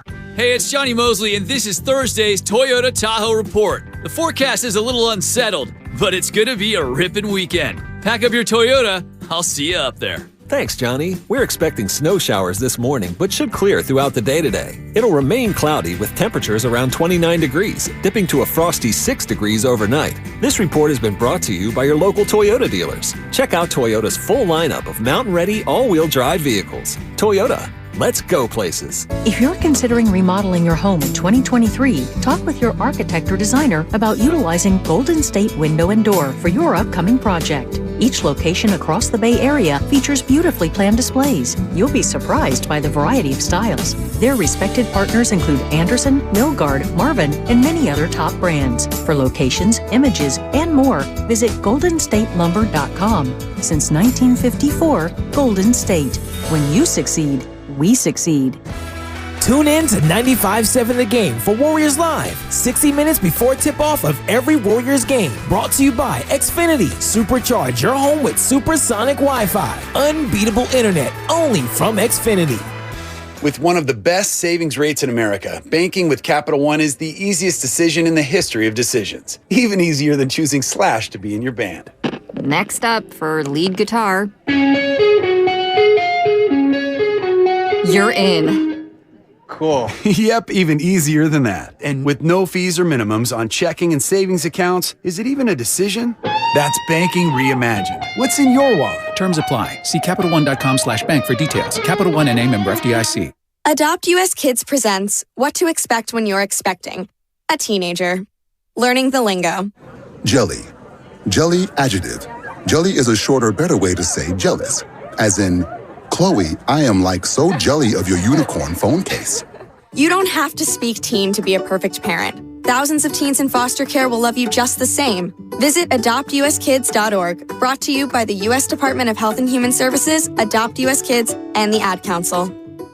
Paid for by government.com. Did you hear? The new 2023 Silver Eagles are available in a perfect 10 grade for the first time ever. That's right. The American Eagle Silver Dollar in perfect 10 grade, just like perfect 10s for sports cards. Coin experts are calling this the biggest event of the century for coin grading. You must hurry. Very few silver dollar coins will receive the coveted grade of perfect 10. These American Eagle Silver Dollars are brand new, 99.9% pure silver legal tender coins minted by the United States Mint. Available now in perfect 10 grade for the first time ever. Just call and you are guaranteed a new 2023 just released perfect 10 Silver Eagle. With limited quantities, you must call now to order. To learn more, call 1-800-969-0686. If you order now, you'll receive a free collector bonus over a $10 value free with every order. Call 1-800-969-0686 now to secure your new perfect 10 silver dollars before they are gone. That's 1-800-969-0686.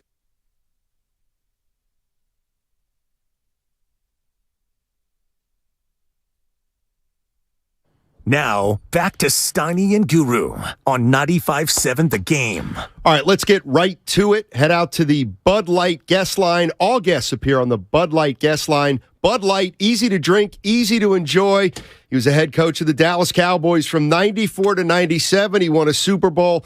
He also had a few half-decent teams at Oklahoma. Barry Switzer, thank you so much for joining us. What are you up to these days, Coach?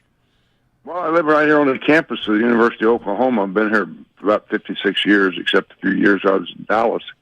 But I have a great daughter that lives across the street, and some grandchildren around here, so this is home to me, and I enjoy it. I'm about 600 yards from the stadium, so it's pretty convenient for me, especially if you're a Sooner fan. Yeah.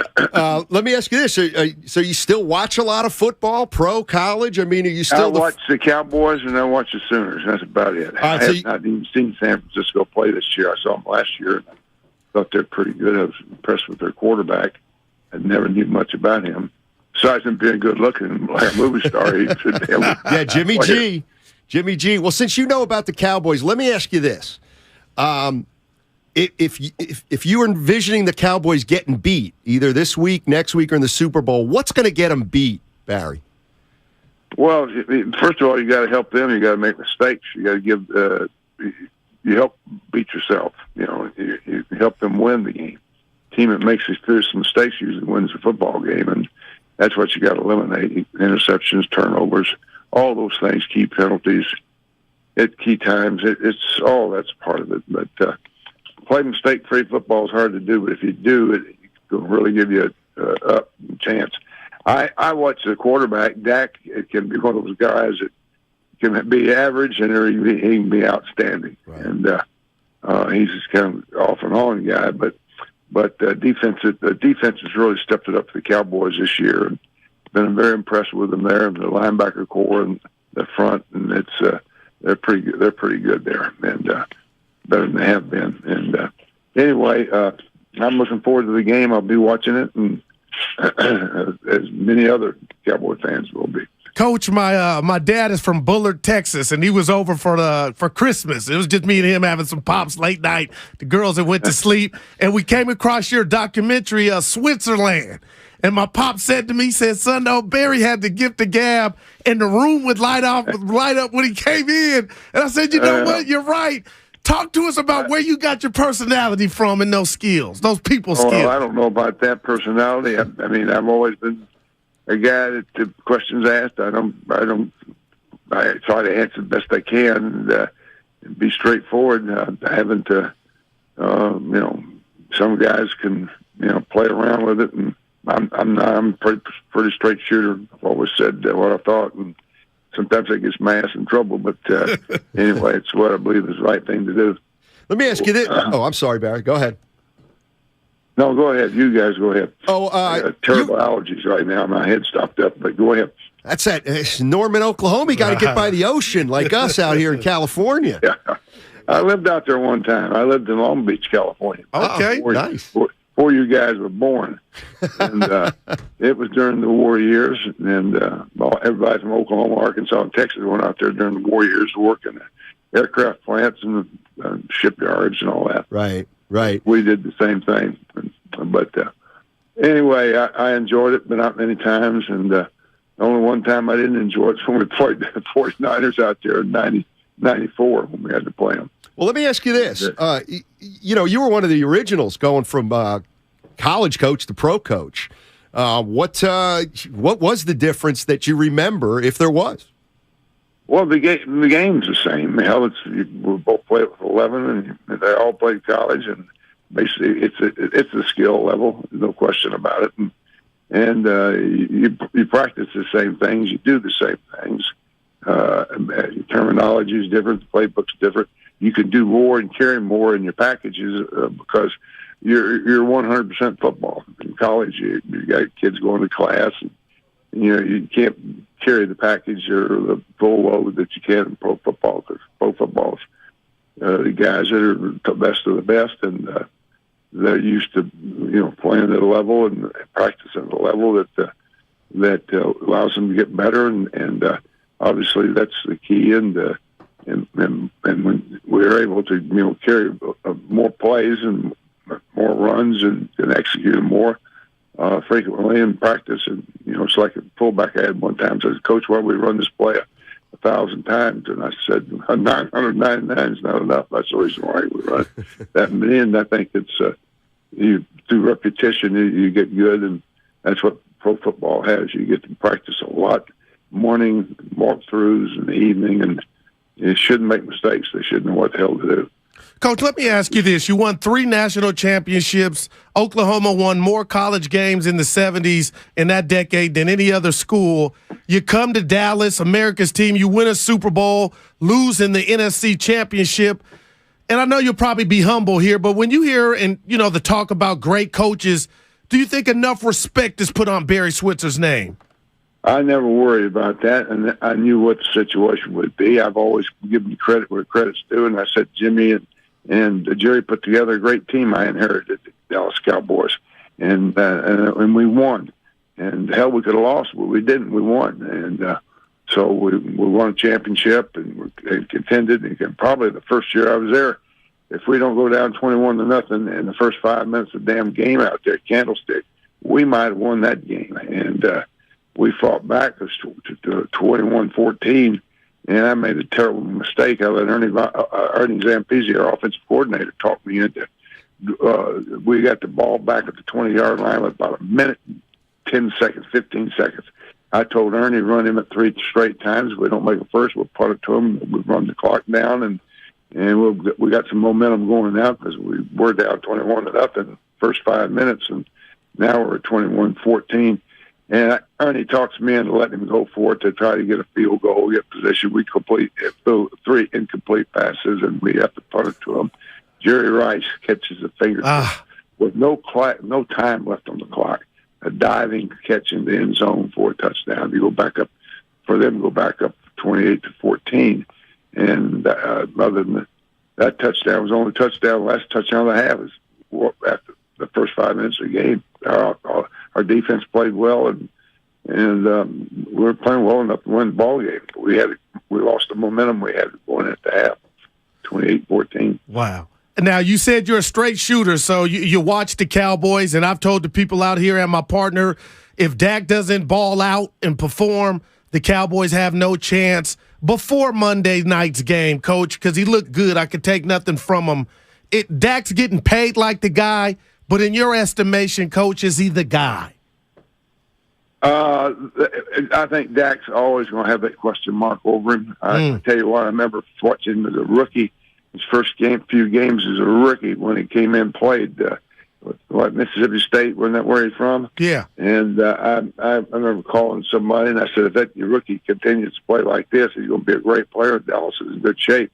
But he's been up and he's been down, but thank goodness he's been up more this year and down. And he's got more help, and he's surrounded with good people, and I think he's going to do well enough to win for you. Hey, Coach, thank you so much for joining us. You sound great. Enjoy the game Sunday, and we'll be thinking of you. Okay, thank you. I appreciate it, guys. Yes, sir. That's Barry Switzer on the Bud Light guest line. All guests appear on the Bud Light guest line. Bud Light, easy to drink, easy to enjoy. You got a kick at it. Yeah, no, he got to get the gas. That's my Kevin McHale. Yeah. I was like, okay. You know what I'm saying. So, do you remember the game he's talking about? 49ers got up 21-0. Yeah. They made it 21-14. Yeah, and Irvin went deep. They were coming back. Dallas had the throwback jerseys. And Deion pass interference, Michael Irvin, and they didn't call it. And Dallas, that was at the end of the first half, though. This was, but they were down early. Right, it looked like it was over. Right. It was 21-0. Yeah. They came back to make it 21-14. He wanted to go into the halftime, at worst, it down blew up 7. in his face. And they went. They got easy. Yeah, he threw him under the bus. These two teams got history, Steiny, on the biggest stage. You know it. Steve Young, Joe Montana. He lives on campus. What if he goes? I was going to ask him if he goes to the cafeteria. Yeah. And the mess hall. I'm not like you and Bob. What does that mean? I went to Chabot. Well, mess hall is actually an Army term, isn't it? The mess hall's where Norman probably ate his meals. He was Navy, but yeah. I think the Navy has mess halls. Hall. Okay. I think it's the cafeteria.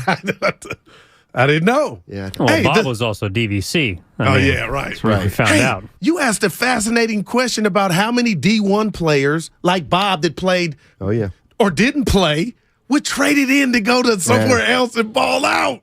Yeah. You want to know where that thought came from? Please do share. You haven't been asking what I've been up to, but I'm starting to write a little bit again. I follow you on Facebook. Yeah, so a lot of words. Yeah, just writing about the players and coaches I knew and whatever. Anyway, there was this guy when I was growing up. His name was Paul Harter, Harter. Paul Harter, and he was a hell of a high school player, and he got a full scholarship to LaSalle University in Philadelphia. He took it. Wow. 4 years free education. But didn't the L train go to LaSalle? Yes. Okay. He played with a guy named Michael Brooks, who was before the L train, who was was he good. Man. Anyway, he went to LaSalle, got a free education, but he didn't play much. Just did not play much. Never better than like the 9th or 10th man. Played 4 years at college. Just didn't play at college. And he was the guy that I've always thought of, would you, because I wanted to get a scholarship. No doubt. Damn it. Yeah. And I never did. Yeah. And so I had to go Division II or Division III. So I did what I had to do. But when I think of guys like Paul Harter and a guy like Bob Myers, I always am curious whether they would have rather have gone maybe to a smaller school where they could have played. And miss out on the experience. Because like you said, Bob, UCLA, that's prestigious. But those are different circumstances. Because I could see why Bob Myers would just want to be on the UCLA team. No doubt.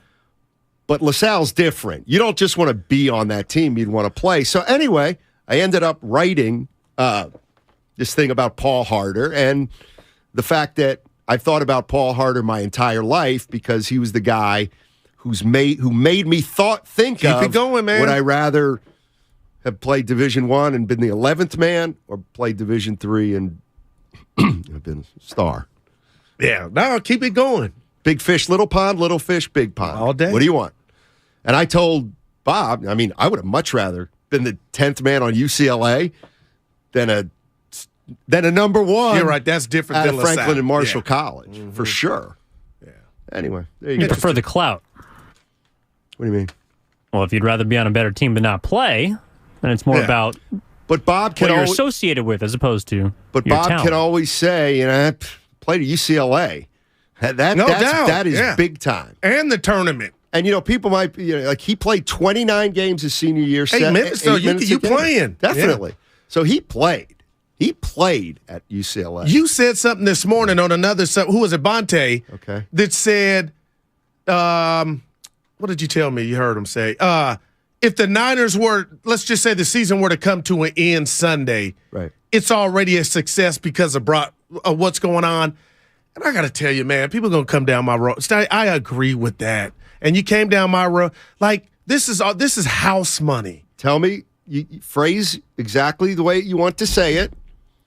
If they don't win the Super Bowl, the emergence of Brock Purdy and this offense and the acquisition, I'm putting it all in the pot of McCaffrey, Steiny, they're built for a while to be a factor. Okay, so my question is, what's your point about Sunday's game against the Cowboys? Let's say they lose and Brock Purdy looks like the rookie that he is, or he makes an error. Not the game. Yeah, you can throw pots and pans, but I won't come in here. I'm telling you Monday or when that day does happen if they don't win the Super Bowl, because I'm going to be like, they held it together with Mr. Irrelevant, and by all accounts, if I were to take a temperature, if I were a Niner fan, the future for the people that think about what's going on tomorrow, Steiny, it's all good in the hood right now. You said it. No chance. Willard said it. No chance. No chance. Here's the way I look at it, and it's pretty plain and simple, pretty cut and dry. They're the number 2 seed. Get to the NFC Championship game. Plain and simple. But you're missing the... No, I'm not. Who's the best quarterback on the 49ers roster?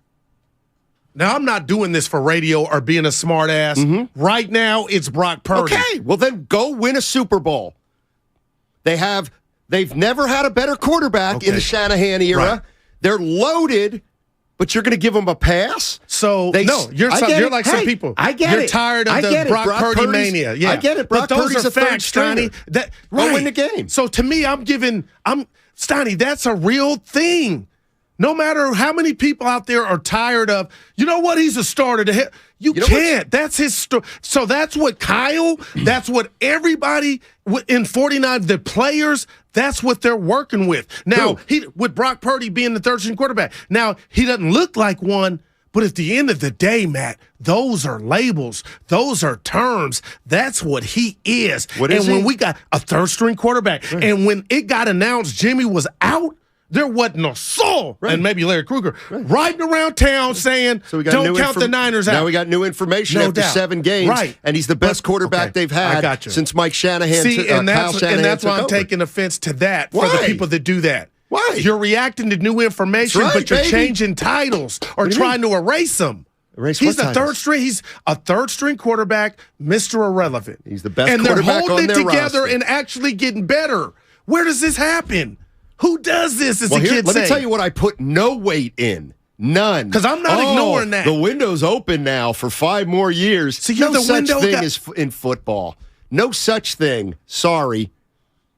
No such thing. Well, then you're saying Brock might not be. What if he's not? What if he plays 15 games? What if somebody gets hurt? What if football is such a fickle sport? What about McCaffrey, Ayuk, Kittle? It's wide open right now. The year they lost Garoppolo, and Bosa, they stunk. Right. Okay. But you had a reason why they stunk. Right. Because of injuries. Right. And there are more reasons in football why you don't have 5-year runs than in any other sport.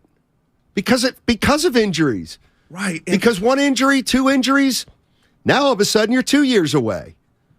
Yeah, So I don't I don't for 1 minute, I'm surprised that it seems like you're thinking, okay, we didn't get it done this year, but we'll be back in it 4 out of the next 5 years. It's like, what?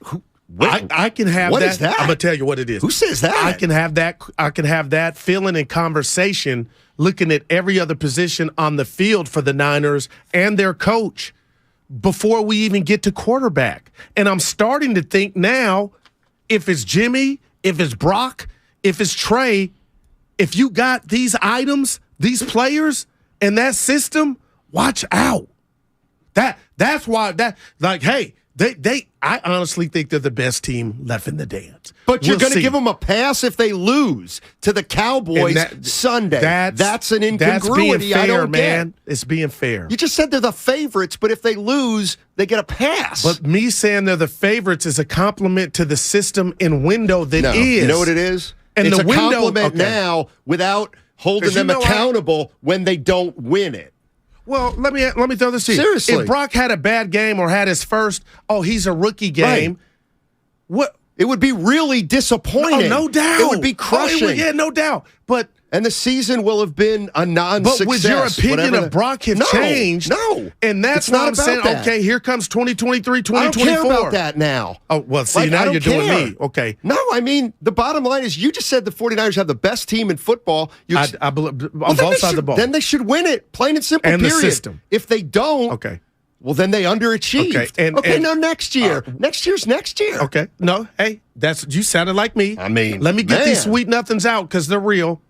I'm telling you, Steiny, I don't care who the quarterback is. I'm almost at the point of the system is the quarterback. So if it's Brock, Trey, and it's probably going to be Brock, Jimmy, whoever, they're going C-Mac with those weaponry. It's going to continue to go for how long? That I don't know. But if I said Christian McCaffrey, where you want to be, give me a team that you say that window's open, and I know Philly. Okay, hey, I'm not mad at that. No. Kansas City. Right, they have quarterbacks though, and you're acknowledging that Purdy might not be that quarterback. But this is different, man. What's different? If Brock Purdy stinks on Sunday and they lose, all right. Well, now you come into next year, you don't know if he's your franchise quarterback, do you? Well, okay, with that said, you are right. But 2019 on line 1. Last year, NFC Championship visit line 2 with Jimmy Garoppolo. Andy has not done that without Mahomes. Right. That's my point. In order to put one of those stretches together, usually you have a quarterback the whole time. Brady. Right. Okay. He was at Roethlisberger, Pittsburgh. No, I got all that. I guess Flacco and it doesn't really Rodgers in Green Bay. But what if I started 2019? Okay. Super Bowl. Just me, guru math. Should have won. 20 got hurt. Jimmy got hurt. Bosa got hurt. Pandemic. 21. We're right back in the NFC Championship without Brock Purdy. My thing to the people is, and why I'm drunk off of this is Garoppolo. Without Brock Purdy. Garoppolo quarterback last year's NFC Championship game. So you did it twice. Right. My thing is, if it's Brock or Jock, it don't matter if you got McCaffrey in this system. I'd be careful about that because it matters. That's where I'm at. Okay. Tell me what city or team has that at their disposal. Now, I could be proven wrong, but Matt, you tell me to bet on a team the next 3 years, and I just threw three out there. Didn't Seattle start 4 rookies this year? And they were pretty good. Like, they were much better. Like, they have 2 rookie line, offensive line. What are you saying about them? Those are facts. Well, who's to say they won't sign? First of all, they got Denver's pick.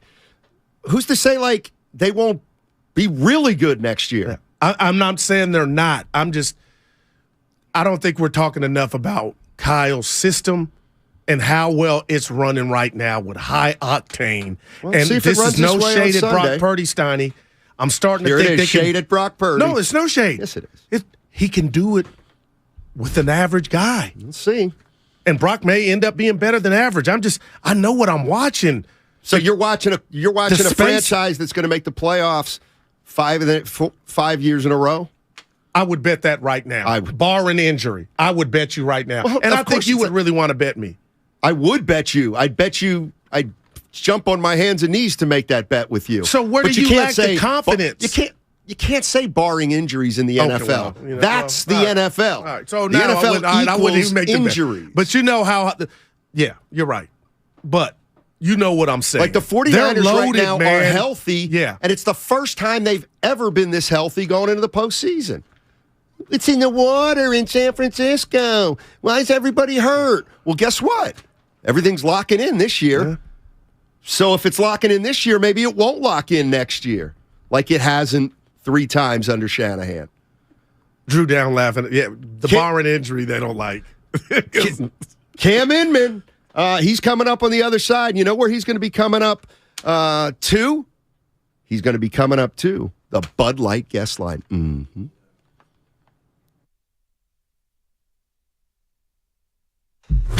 Steph Curry and the Warriors return to TD Garden for a finals rematch. Nobody moving. Curry back cuts on White, takes the jumper, got it!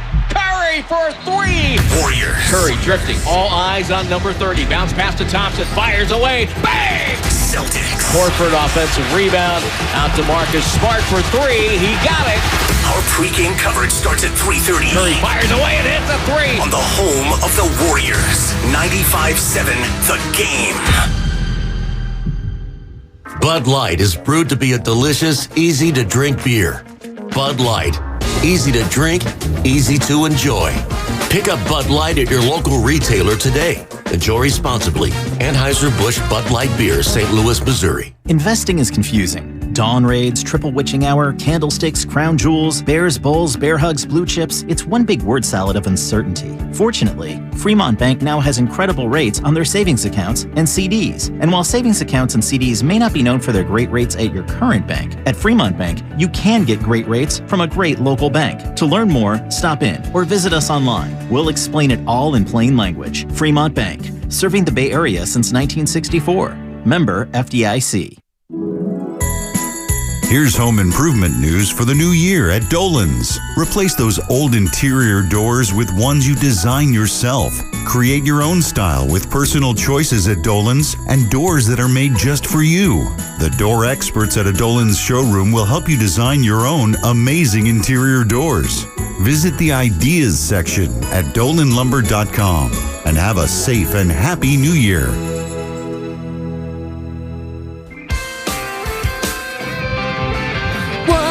1877 Cars for Kids. KARS Cars for Kids. 1877 Cars for Kids. Donate your car today. 1877 Cars for Kids. KARS Cars for Kids. 1877 Cars for Kids. Donate your car today. With car prices at an all-time high, our donors are now getting highest receipts ever. Donate at carsforkids.org, and your car can be picked up tomorrow.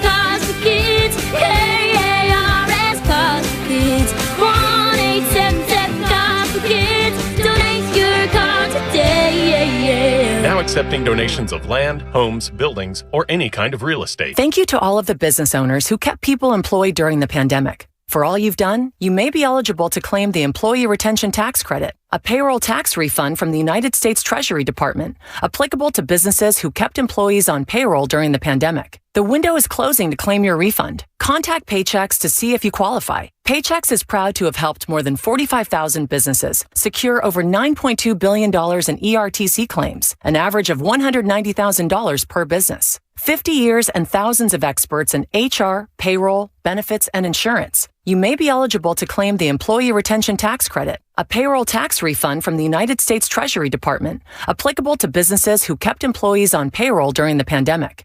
The window is closing to claim your refund. Contact Paychex to see if you qualify.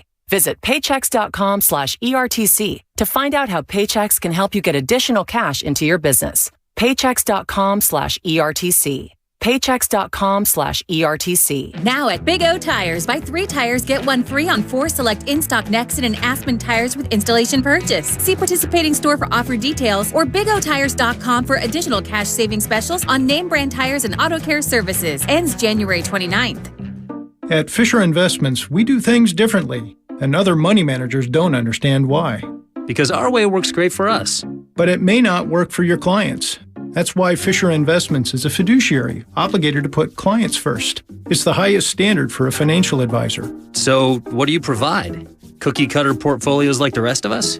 No cookie-cutter portfolios here. Fisher Investments tailors portfolios to meet each client's goals and needs. But you do sell investments that earn you high commissions, right? And make commissions when you make trades for your clients? No, Fisher Investments doesn't sell any commission investment products, and we never earn commissions on trades. So what's in it for you? Fisher Investments fees are structured so we do better when our clients do better. When it comes to helping clients achieve a comfortable retirement, we're clearly different. Visit FisherInvestments.com to find out why investors like you switch to us. Fisher Investments, clearly different money management. Investments in securities involve the risk of loss. When you can't stop, there's Vicks VapoRub. Vicks VapoRub sends powerful medicated Vicks vapors right to the source of your... so you can experience cough relief and breathe easier. Generations of families have trusted Vicks VapoRub to help relieve the worst cold symptoms. So next time you have a cough, reach for the Vicks VapoRub. Vicks VapoRub. Cough relieving is believing. If you own a business, this has been a bumpy ride. From pandemic to inflation, I'm sure you could use a break. If your business has 5 or more employees and survived COVID, you might be eligible to receive a payroll tax refund of up to $26,000 per employee.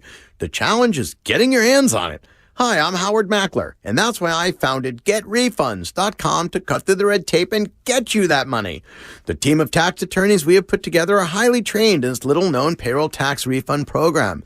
We do all the work, charge not a dime up front, and simply share a percentage of the cash that we get for you. Businesses of all types qualify, including those who took PPP, nonprofits, and even those that had increases in sales. We have helped return over $1 billion to businesses, and we can help your business too. Just go to GetRefunds.com and answer a few questions. This payroll tax refund is only available for a limited period of time.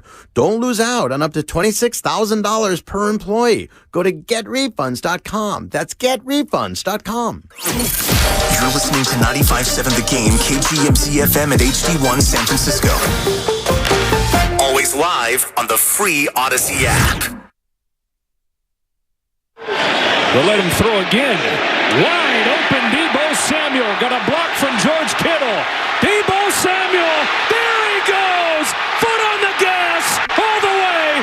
Touchdown San Francisco. A 74-yarder. Now, back to Steiny and Guru on 95.7 The Game.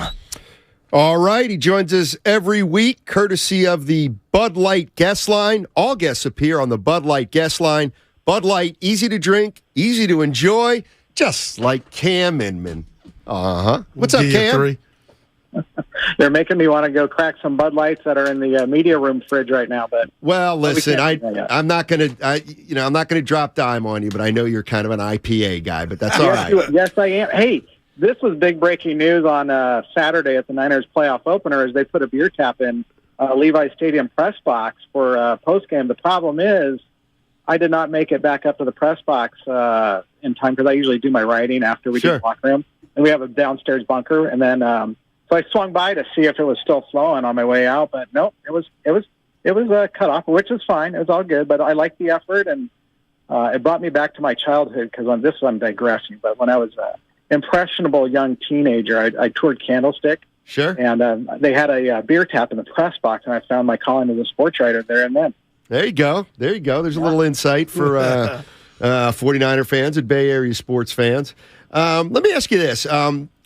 John Lynch and Kyle Shanahan, how do you think they're assessing, what lies ahead and kind of what the reason? I mean, are they looking at this team as this could be the start of something great, or are they looking at this like, you never know when you're going to be back? I know Brock Purdy is Mr. Irrelevant, but we should win this thing. Like, what's the balance there? Yeah, I think both can be true because they've set it up to the point, Matt, where they're trying to make their third NFC championship in 4 years, right? So obviously the window's open. It's been open since 2019, even though they had all the injuries in 2020. And yes, every team's championship window would close, right? Unless you have a Tom Brady that can last 20 years at quarterback. I don't know if Brock Purdy would be that guy. But I think they've put such a great system in place where you don't get the feeling like, let's go 10 years ago when Harbaugh was coaching them and they made 3 straight NFC championship games. You knew the window was going to close fast because you had some older players. The Niners have a couple older players, but there's a great mix of youth as well. And the way they've structured contracts, they're not in salary cap hell in the next couple of years. They've spread it out really well. So they can say, yes, we're in the window. And at the same time, they know that there's urgency because they know you can't take for granted getting to this stage and getting back to the Super Bowl. If Shanahan wants to make a Super Bowl again and atone for what happened 3 years ago.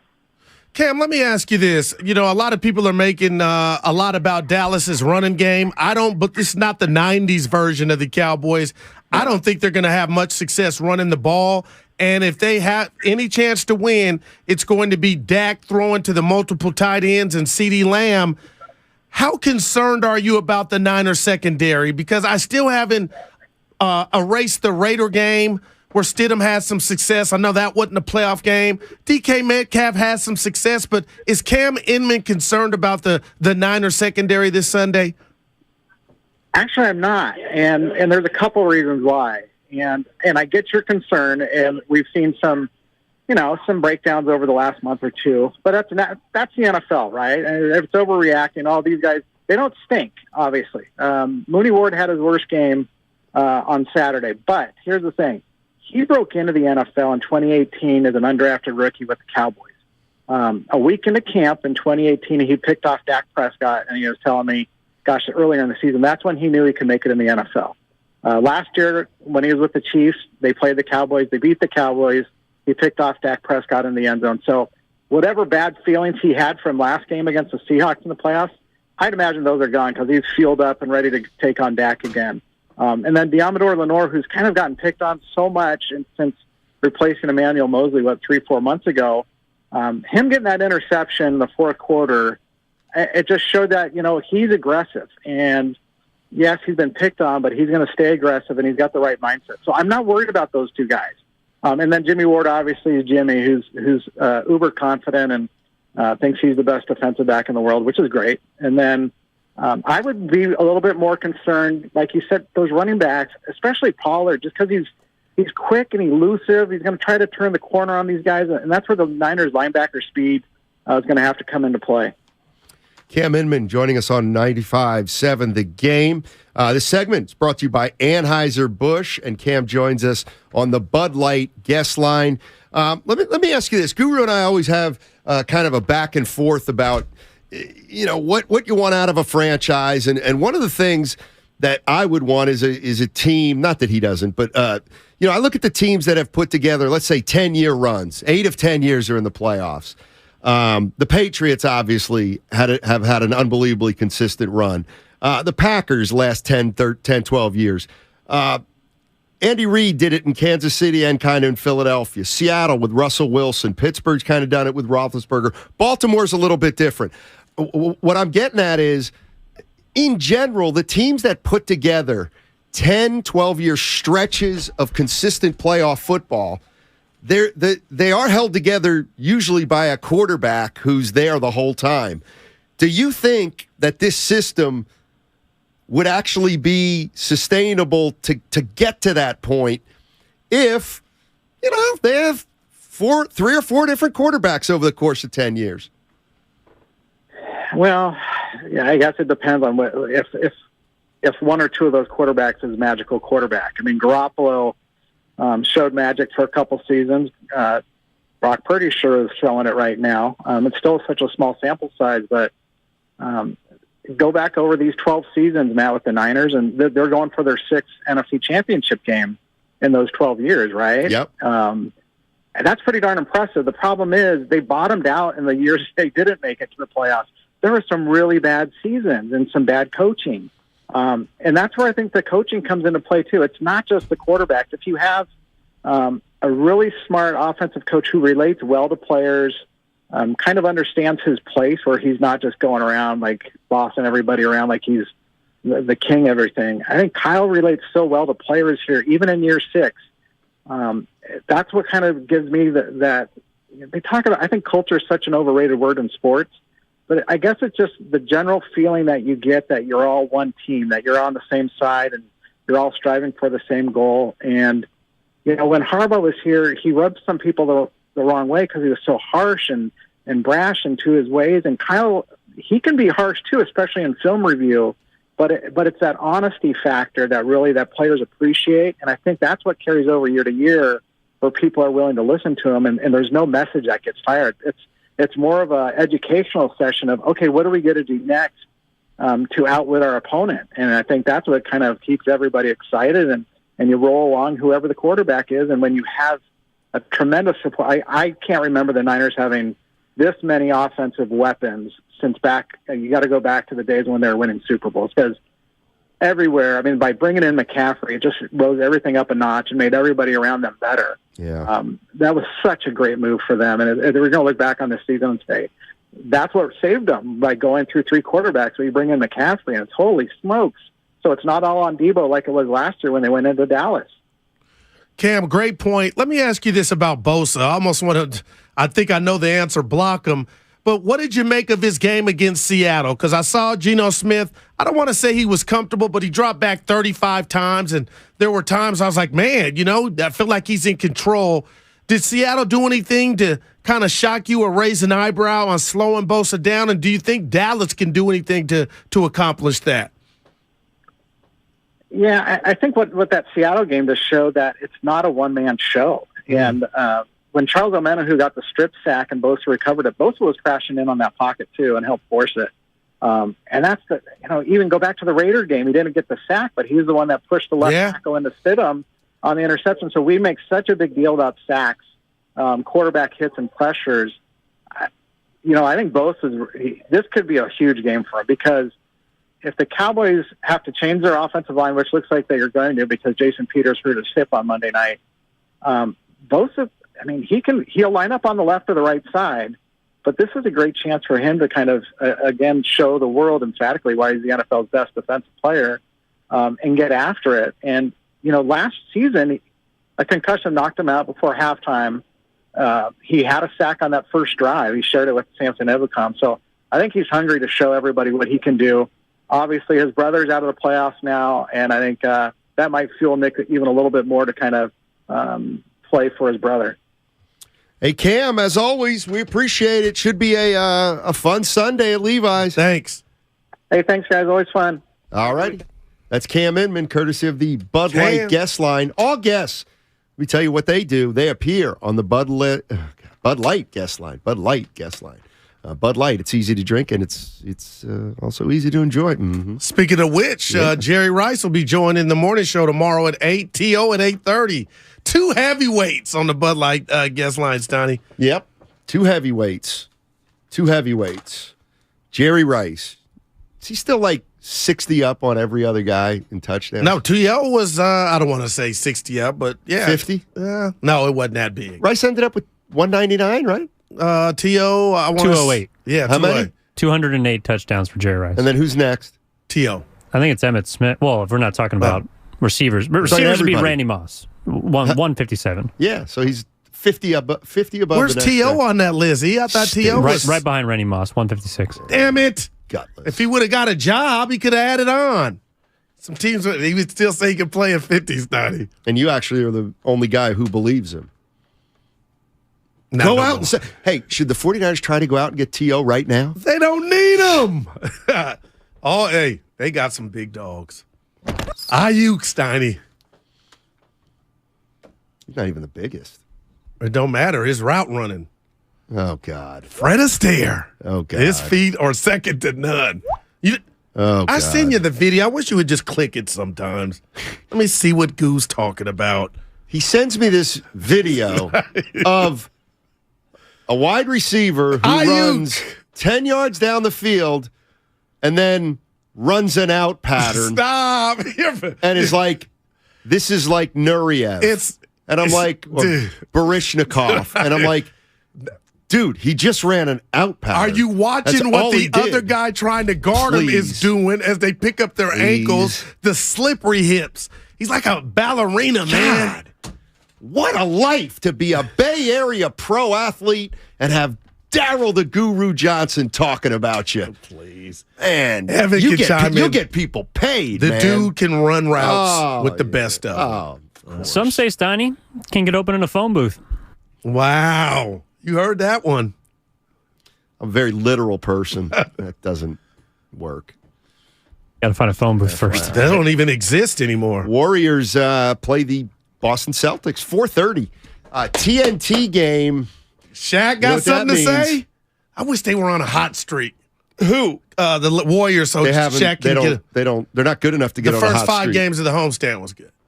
Yeah. They played the 4 worst teams in the league. Well, lost in the office. Don't you get it? Don't you get it? Yeah, I just want my money. Did you get it about Wiseman? Oh, man.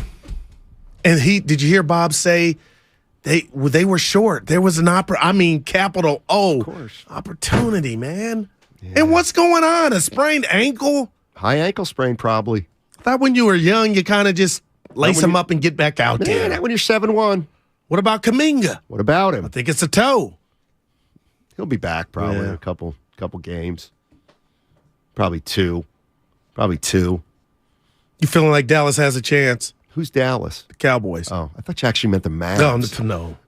Yes, I believe Dallas has a chance because, the only team I don't think has a chance, but also of course they have a chance is Jacksonville.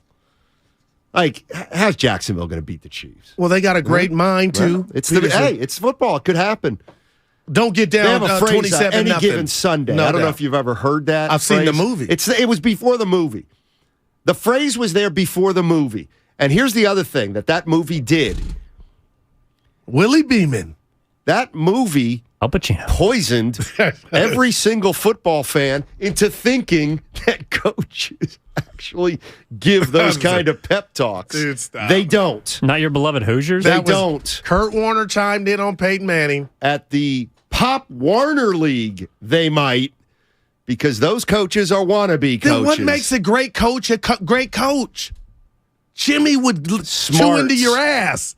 Who? Jimmy Johnson. Guys like that would let you. John Madden. There's a difference between. You didn't just go, how's it going, Johnny? You have more slides and get back out there. You're not a man of nuance. Cower? There's a difference between chewing a guy's ass out and a motivational speech. Those are two different things. I'm talking about standing in front of your team. I love this. There ain't no yelling or screaming. That's for the players to do if they want. The coach just says... I feel so bad for you, man. I'm sorry. I know. I hate to shatter your naive just stop. There's no feelings. I know what I've seen and heard. There are no pep talks in the NFL. So there isn't this? On this team, we fight for that inch. No. Get it off. On this team, Let get it go, off. baby. I'm serious. Get it off. You'd have to get up and, hey, Evan, let it go. That was out in the movie. Inch by inch. Claw for every inch, Steiny. Like, why don't you want that to be a part of it? Like, It's not that I want it or I don't want it. It's just not. Like, It's we got a just show not. meeting after the show. One man's going to talk first. And it's Probably the be boss. Please. It's the boss. Come on. You don't think Larry Brown's ever at half? Get it together. No. What about Newt Rockney? That's my go-to, He gave John. one speech. One. The walk-off. And you know what? He didn't yell. He said, guys, win one for the Gipper. You don't have to yell and scream. No, Bill Walsh? Bill Come on. Walsh never raised his voice stop. in a pregame speech. Bill Parcells? No, there's no doubt. No, absolutely not. Oh, man. Listen, John Wooden, the great John Wooden, said, failing to prepare is preparing to fail. And the bottom line is the great coaches have prepared their teams perfectly up to the point where it's kickoff. They don't need some synthetic type of enthusiasm. That's not the job of a pro football quarterback. Take that to Pop Warner. Take that to inter-county league football. So when we heard this is not that but the effect is when we heard the great Steve Kerr tell Kevin Durant, which we shouldn't have heard. I coached this guy named Michael Jordan. Not even close to the that same was thing. no, hold on. It wasn't yelling, but it was the power of words. Don't tell and me how about the he power used of the words. moment to compare basically KD and Jordan. Please, I damn near cried. Why do you do this? Do what? Because we were specifically talking about rah-rah speeches. Yeah, but We are not they talking include about words. a guy whispering in another guy's He ear. wasn't Those are whispering. two distinctly different things. I want And Steve winners. Kerr's not a rah-rah coach. Oh, man. Somebody wants to come down my road. I say bring it, and bring it hard, or don't bring it at all. Mm-hmm. Right. That's right. What do you want, Joe? Yo, Matt Steinmetz. That's my name. Don't wear it out. Remember that in 7th What's grade? up, baby? Marty Schottenheimer. There's a gleam, man. There's a gleam. You don't remember that? I actually don't. Oh, see, that's why. That's a pregame speech. Well, and you know what? Wasn't he considered a bad head coach? No, please. And a better offensive He coordinator? didn't get along with the people upstairs. Joe, you're making my point. Come on. Thanks, Joe. There's a gleam, man. There's a gleam. That was it. Marty was a character. He was like Switzer, but Switzer Not got even the close. ring. But Switzer got the ring. Marty was a damn good coach. He didn't go for the old company stuff, Donnie. He's a Okay, he's a Mike great Singletary offensive did coordinator. give those speeches that I'm talking about. Exactly. He may have. You're right. 4-12. Oh, You know what? hey, You're put right. some respect on Mike's You're name. right. He did. He gave those speeches day in and day out. 3-13. Yeah, if you don't have that component to your personality, honestly, Steiny, and I was owner, you can't be my coach. I got to know coach, you. but you ain't playing. You ain't in the NFL. You ain't in the NBA. You ain't never sniffed the pros. So whether it's your coach or not. Okay, Dan Campbell. You think he has that in his repertoire? I got Maybe. that for no doubt. And that's what makes it who he is. Make the playoffs, now and then you become a then you become the exception rather than the rule. I'm talking about the rule, not the exception. Guys, man, they got it. Motivation, you can get it from anybody, Stoney. Right. And when you're a leader, yourself first and foremost. But when you go out and get Yourself. Mike Tyson, everybody has a plan till you get hit in the mouth, then you got to recalibrate. Greg Williams pregame speech, right? Was he ever head coach? Maybe 1 year. Yeah, he's the Bounty Gate guy. The answer would be no. No, I think he coached Buffalo.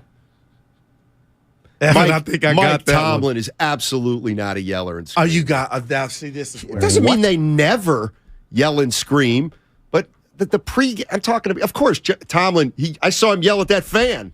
Oh well, I'm trying to effing work. See, but that I'm effing work. So Like, that's yeah. not the same thing as inch by inch. So Mike do you? Ditka? No, Oh my he didn't have God, to Evan. motivate that team. But Steiny. That team was wound What up. about on when he its went to own. the Saints with Ricky Williams? I'm sure he had a bunch of. Why do you hate that thought? Because they don't do it 16 times a year like you guys think. They Well, just and don't. in that pregame speech, it was just before the championship. It was just one time.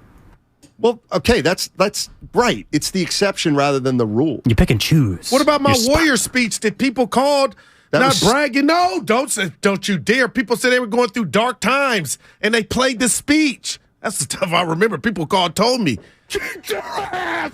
That's, oh my gosh. We ain't damn. We ain't damn tears. That'll punch Steph Curry's clock. Oh yeah. I was kind of mad they didn't play it at the parade, but that'll punch his clock. They didn't lose a game after. Hey, facts. It bothers you that emotional guys can. It just bothers me when high school Harrys actually think that they're playing on these pro teams or they're impacting these pro teams. Jimmy in any Leland getting way. at Barry Bonds in spring What does training. that have to do with anything? But he went hard. Yeah. And Barry respected him every second after that. Again, it's a completely different thing. It's like To it's you like it we were is. just talking football. Now we're talking curling. Bobby Well, Cox. okay, sure. Oh, I don't think Bobby had those speeches. Billy Martin. Yeah, oh, for sure. He would fight you. There's never been a pregame speech ever given in baseball. Ever. Just none that you remember, Stein. Watch the curveball. That's the pregame speech in baseball. Don't let Nolan Ryan's fastball sneak up on you. Great pep talk, Billy Martin. Okay. You're special. All right, 888-957-9570 is the number. We can talk San Francisco 49ers, Dallas Cowboys. We can talk Golden State Warriors. We got a finals rematch in 1 hour. JD will have Warriors live in a half hour. Damon and Ratto. Warriors, how big a game is it tonight? On 95.7 The Game, it's all brought to you by Pfizer. This Sunday, Lorenzo Neal and Larry Krueger are live from the Hilton Santa Clara for the playoffs. Purdy dances and finds McCaffrey, who broke loose. Touchdown, San Francisco. The kickoff show, Playoff Edition, is brought to you by Harris Ranch Beef. Legendary beef, legendary quality, and Jim Beam Bourbon Whiskey. Taste the world's #1 bourbon. When temperatures drop, COVID-19 cases may rise. So, if you test positive and are at high risk, act fast. Even if your symptoms feel mild, ask your provider if an authorized oral treatment could be right for you. Visit treatcovid19.com. Sponsored by Pfizer. There's a reason Golden State has become the trusted partner for professional builders and contractors. The breadth of what they offer is remarkable. Their product knowledge can save you time. They're the largest distributor in NorCal of many of the brands they carry. Golden State's newly refreshed app offers installation guides, building codes, and much more. And the GSTV link on their homepage is a useful resource. Family owned for 3 generations. Golden State. When you succeed, we succeed. Do you have 3 ex-wives and your current trophy wife wants a life insurance policy 3 times the size of the policies you had to purchase for your previous mistakes? If so, you need to call Big Lou at Term Provider, 800-200-1966. Big Lou is intimately familiar with your problems, and if you're 50 or 60 years old and in reasonably good health, a $1 million policy should only cost about $100 to $200 per month. Big Lou may have a solution for your previous policies as well. You may even save enough money to lighten the load on your new $1 million policy. Remember, call Big Lou. He's like you, except he's only on number 2. Call Term Provider at 800-200-1966. That's 800-200-1966 for $1 million in term life insurance that you can live with. Call Big Lou at 800-200-1966. 800-200-1966. All guests appear on the Bud Light guest line. Bud Light. Easy to drink, easy to enjoy. 21 and over. Please enjoy responsibly. Make connections that count at Evergreen Valley College and get free tuition when you enroll for 6 units or more. That's right, free tuition and no student fees this spring. EVC is an award-winning transfer college and has the 4th most diverse faculty in the country. And with EVC alum earning more money than nearly every other community college in the country, you can take classes and transfer or fast-track your career. Enroll for classes today and get free tuition for the spring. Visit evc.edu for more information and enroll for classes at evc.edu. That's evc.edu. So, the other day, I bought an extremely chatty... Boring story time! Make that an extremely catty cockatoo. You're welcome! Apparently, the pet store won't take it back. But, hey, I'll manage. I love that for you! Just like I manage without home internet. No, you don't! Sure, my mobile hotspot is slow and makes streaming shows unbearable. Aw, Bertie likes to stream! But I'm making do. Oh no, who's this? My lady friend! It's mating season, duh! No home internet? It's not that bad. No, not there! It is that bad. Don't settle. Get Xfinity Home Internet for just $19.99 a month for 1 year with a free streaming box. Call, click, or visit a store today. Restrictions apply. Not available in all areas. Requires paperless billing and auto pay with stored bank account. After 12 months, regular rates apply. Offer ends 2/21/23. Guys, fellas, men, are you Roman ready for Valentine's Day? Right now, generic Viagra, aka Sildenafil, is just $4 per dose at Roman. Just complete a free online visit with a U.S. licensed healthcare professional. If medication is appropriate, Roman sends everything right to your door with free shipping and in discreet packaging. Go to ro.co/Viagra to get generic Viagra for just $4 per dose. Do it by February 8th for 20% off and guaranteed shipping by Valentine's Day. That's ro.co/Viagra. If you own a business, this has been a bumpy ride. From pandemic to inflation, I'm sure you could use a break. If your business has 5 or more employees and survived COVID, you might be eligible to receive a payroll tax refund of up to $26,000 per employee. The challenge is getting your hands on it. Hi, I'm Howard Mackler, and that's why I founded GetRefunds.com to cut through the red tape and get you the money. The team of tax attorneys we have put together are highly trained in this little-known payroll tax refund program. We do all the work, charge not a dime up front,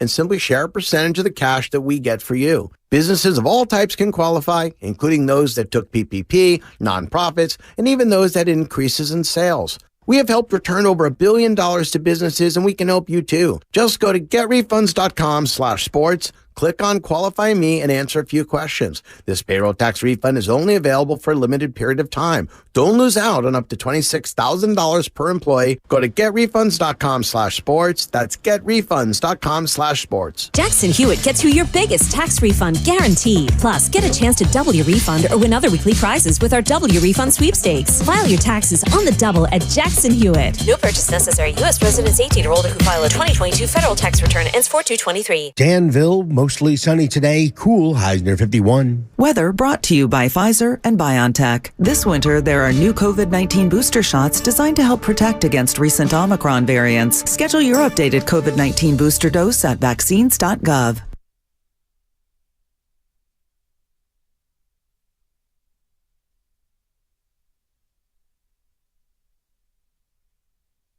Watch yourself and know who you're talking about. Who the F cares? Now, back to Steiny and Guru on 95.7 The Game. Were you watching the game?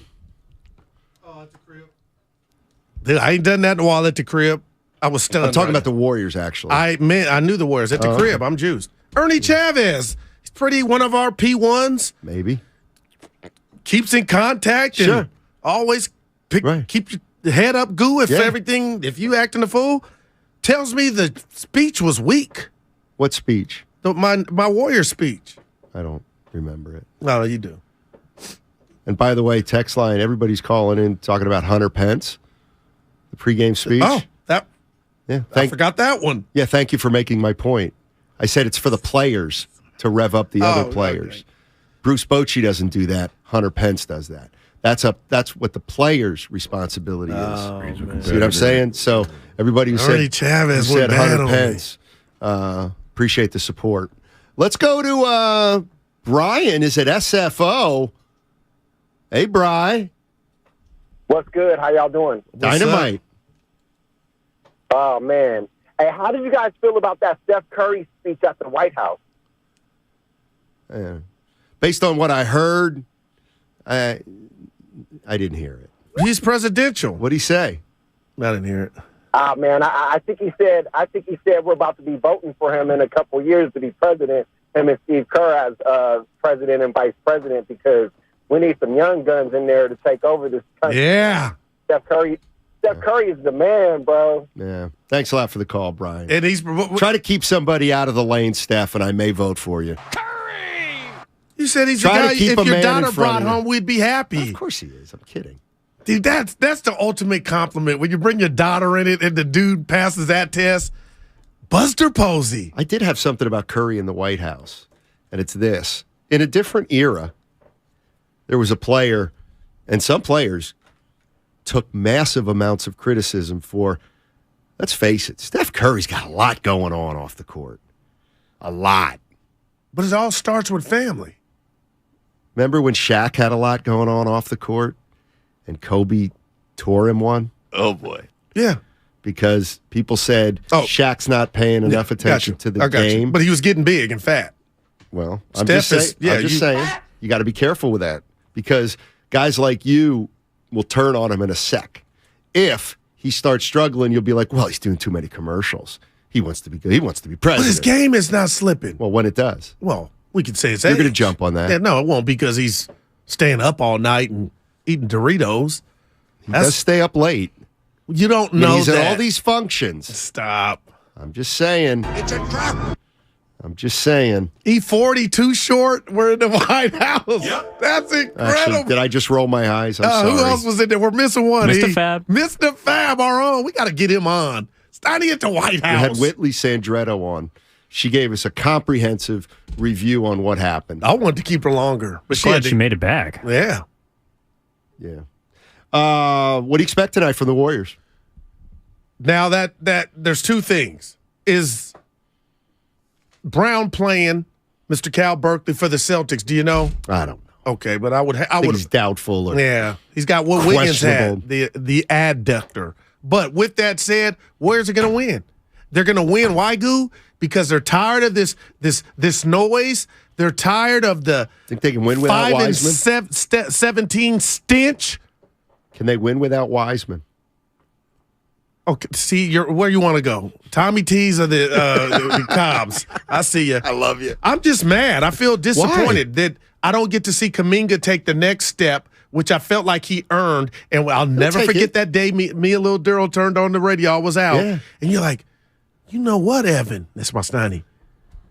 Kuminga may not have to score to have an impact. Let me tell you why. If he can keep, and I was like, boy. One thing. You know, it's like we had that, didn't we have honestly have that environmental promotion? One thing. Do one thing. I have no idea what you. Turn a damn light off when you leave a room, all right? Number one. Don't leave the water running, okay? Put this is different. Water-saving toilet feature in. He was showing you flashes. That's all I said. He was showing you flashes. Kept the guy in front of him for 8 minutes one game. He wasn't a zero on offense, but you were feeling it. You were ready. He wanted to take the next step. He's going to take the next step in 2026. Yeah, and then him getting hurt doesn't help. 2026. No, please. Wonder how Bob's feeling. We just talked to him, but I didn't ask him. Yeah, no, well, he kind of just said, "Hey, Bob, how you feeling?"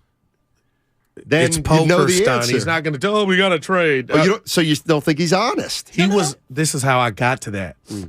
I asked him about the rest of the field, and he agreed. Stoney, nobody's running away. There is Denver and Memphis have run away. They ain't Ginobili, Parker, and Duncan. I'm just saying they run ain't away. Steph, Dre, and Clay. You can't. That's catch them. what he was saying, Stoney. But don't say they haven't run away. Memphis and Denver, way. Yeah, you run away to the. Hey, no shade at them, but you ain't ran away from the Warriors to where you could beat them 4 out of 7. Well, that's never what you got to do. Anybody's run away from the Warriors ever because it ain't happened. I know. That's why. Yeah. But they're a 500 team. Otis Bird III, real quick on YouTube. He liked the speech. That's my dog. What speech? The Warrior speech. We got to fight. You weren't here that day. I know. Thank God. JD set me up. Do it off the glass. Bang, bang, Niner gang. That's great. Can Guru? Yeah, exactly. Why don't you give a pregame speech for the Cowboys? And people start loading up on the 49ers. You know what it would go like? Guys, pack your suitcases. Because we've got to get our ass kicked and put it on the plane. That's how I really think about the game. Niners are too smart. What if I told you this? This is a football thing. This is how you know I'm technical. The play is successful or non-successful before the hike of the ball. The field the dumbest is thing I've a ever chessboard. Do you understand? Coaches, do you see all these other teams don't even put a man in motion to see what the defense is doing? It's not true. No, a lot of them don't, it. Stoney. Dallas Stop doesn't. it. I'm telling you. The Niners, they got all type of action going before the pre-snap. Dallas sitting there like it's 1974. Ain't trying to put no stress on the defense. Watch the Niners. There it is. Everybody's doing something. There it is again. What? The San Francisco 49ers, our hometown team. They're the only team that puts a man in motion. It did come. Wow, Kyle. Wow. It didn't Where come do you out think like he got that idea from? It didn't come that out guy's like a that. genius. Nah, he is, man. Here's the other thing I've noticed. Sometimes the guy who goes in motion will go to his right. And then other times the man in motion, sometimes even the same guy, he then goes back to his left. Kyle's brilliant. Yeah. Actually, the more the better, so I can help Thank you, educate. Kyle. That's the way I feel every day. He's a badass. That's the way I feel it. Now he is. He was unemployed. Week 5. What about 2 years ago? Probably unemployed then. You called him my boyfriend, new boy genius. Oh, I know. That's why people need to understand you're a tough guy to be a friend with because you got peaks and valleys. Some days you got my back like a soldier in a foxhole. Then another day, you're gone. Why? Steiny, I got some new information about you. Nah. I don't like it. Nah, that ain't me. Tell you what the key is tonight. Andrew Wiggins. Time for him to get back into the game. Yeah, he's rusty. He needs. If Jaylen Brown doesn't play and he does what he does on Tatum that he did in the postseason, maybe they can win the game. But I mean, we took him for granted. Just the marksman that he was from deep. Everything's just a little rusty. So I'm like, do we give him 10, 15 games? I don't know how many. He's had like 5 or 6. Watching him. Like, Andrew, little rust. Yeah, absolutely a little rust. I didn't know the Celtics had won 7 in a row. This game's over. Do you understand if they had something like that coming in last time they got beat down here in Chase? Right. You can easily win 7 in a row in this league. Well, the Warriors haven't done it. OKC balling. Jason Tatum just had 50 on Monday. Hey, Evan, tell your best friend. This defense. 50's the new nuts. 30. 50's the new 30. How many points do you think Boston will score? Honestly? Yeah. 122. Another bad defensive night by the Warriors. 130 for the Warriors. Giving up 122 to the Jaylen Brown-less Celtics. They lost to the Bulls without DeRozan. Right, they have the best. That bothered me. 3 weeks ago, they've won 7 games in a row. So you must be referencing a game from 3 weeks ago. Was that the game they lost to the Thunder and dropped like 150 on them? The Bulls just beat the Warriors without DeRozan. Okay. I'm talking about the Celtics. Oh, no. I'm talking about a team that doesn't have their second best player. Who? Still had their way with the Warriors. The Bulls. Oh, Bulls stink. The Bulls stink. Can the Warriors pick something? Could Bob pluck something from that roster? Get something for nothing? I mean, man. Give me DeRozan. I'll take him. Good Lord. Give Caruso? me Who? Yeah, Caruso. I'd take Caruso. Wouldn't touch Levine with a 10-foot pole. Why? Because he just plays. He wouldn't fit in Golden State. Not smart enough. But what if he gets around right coaching? Yeah, no. No. Steiny, stop. Your boy's badass. Zach LaVine's good. And I heard you tell Evan he just goes out and plays. He doesn't really play to win. Doesn't play to win. That's so prejudiced. It's like Larry Bird. It's like they said, Magic Johnson. He came to win. He didn't come to play.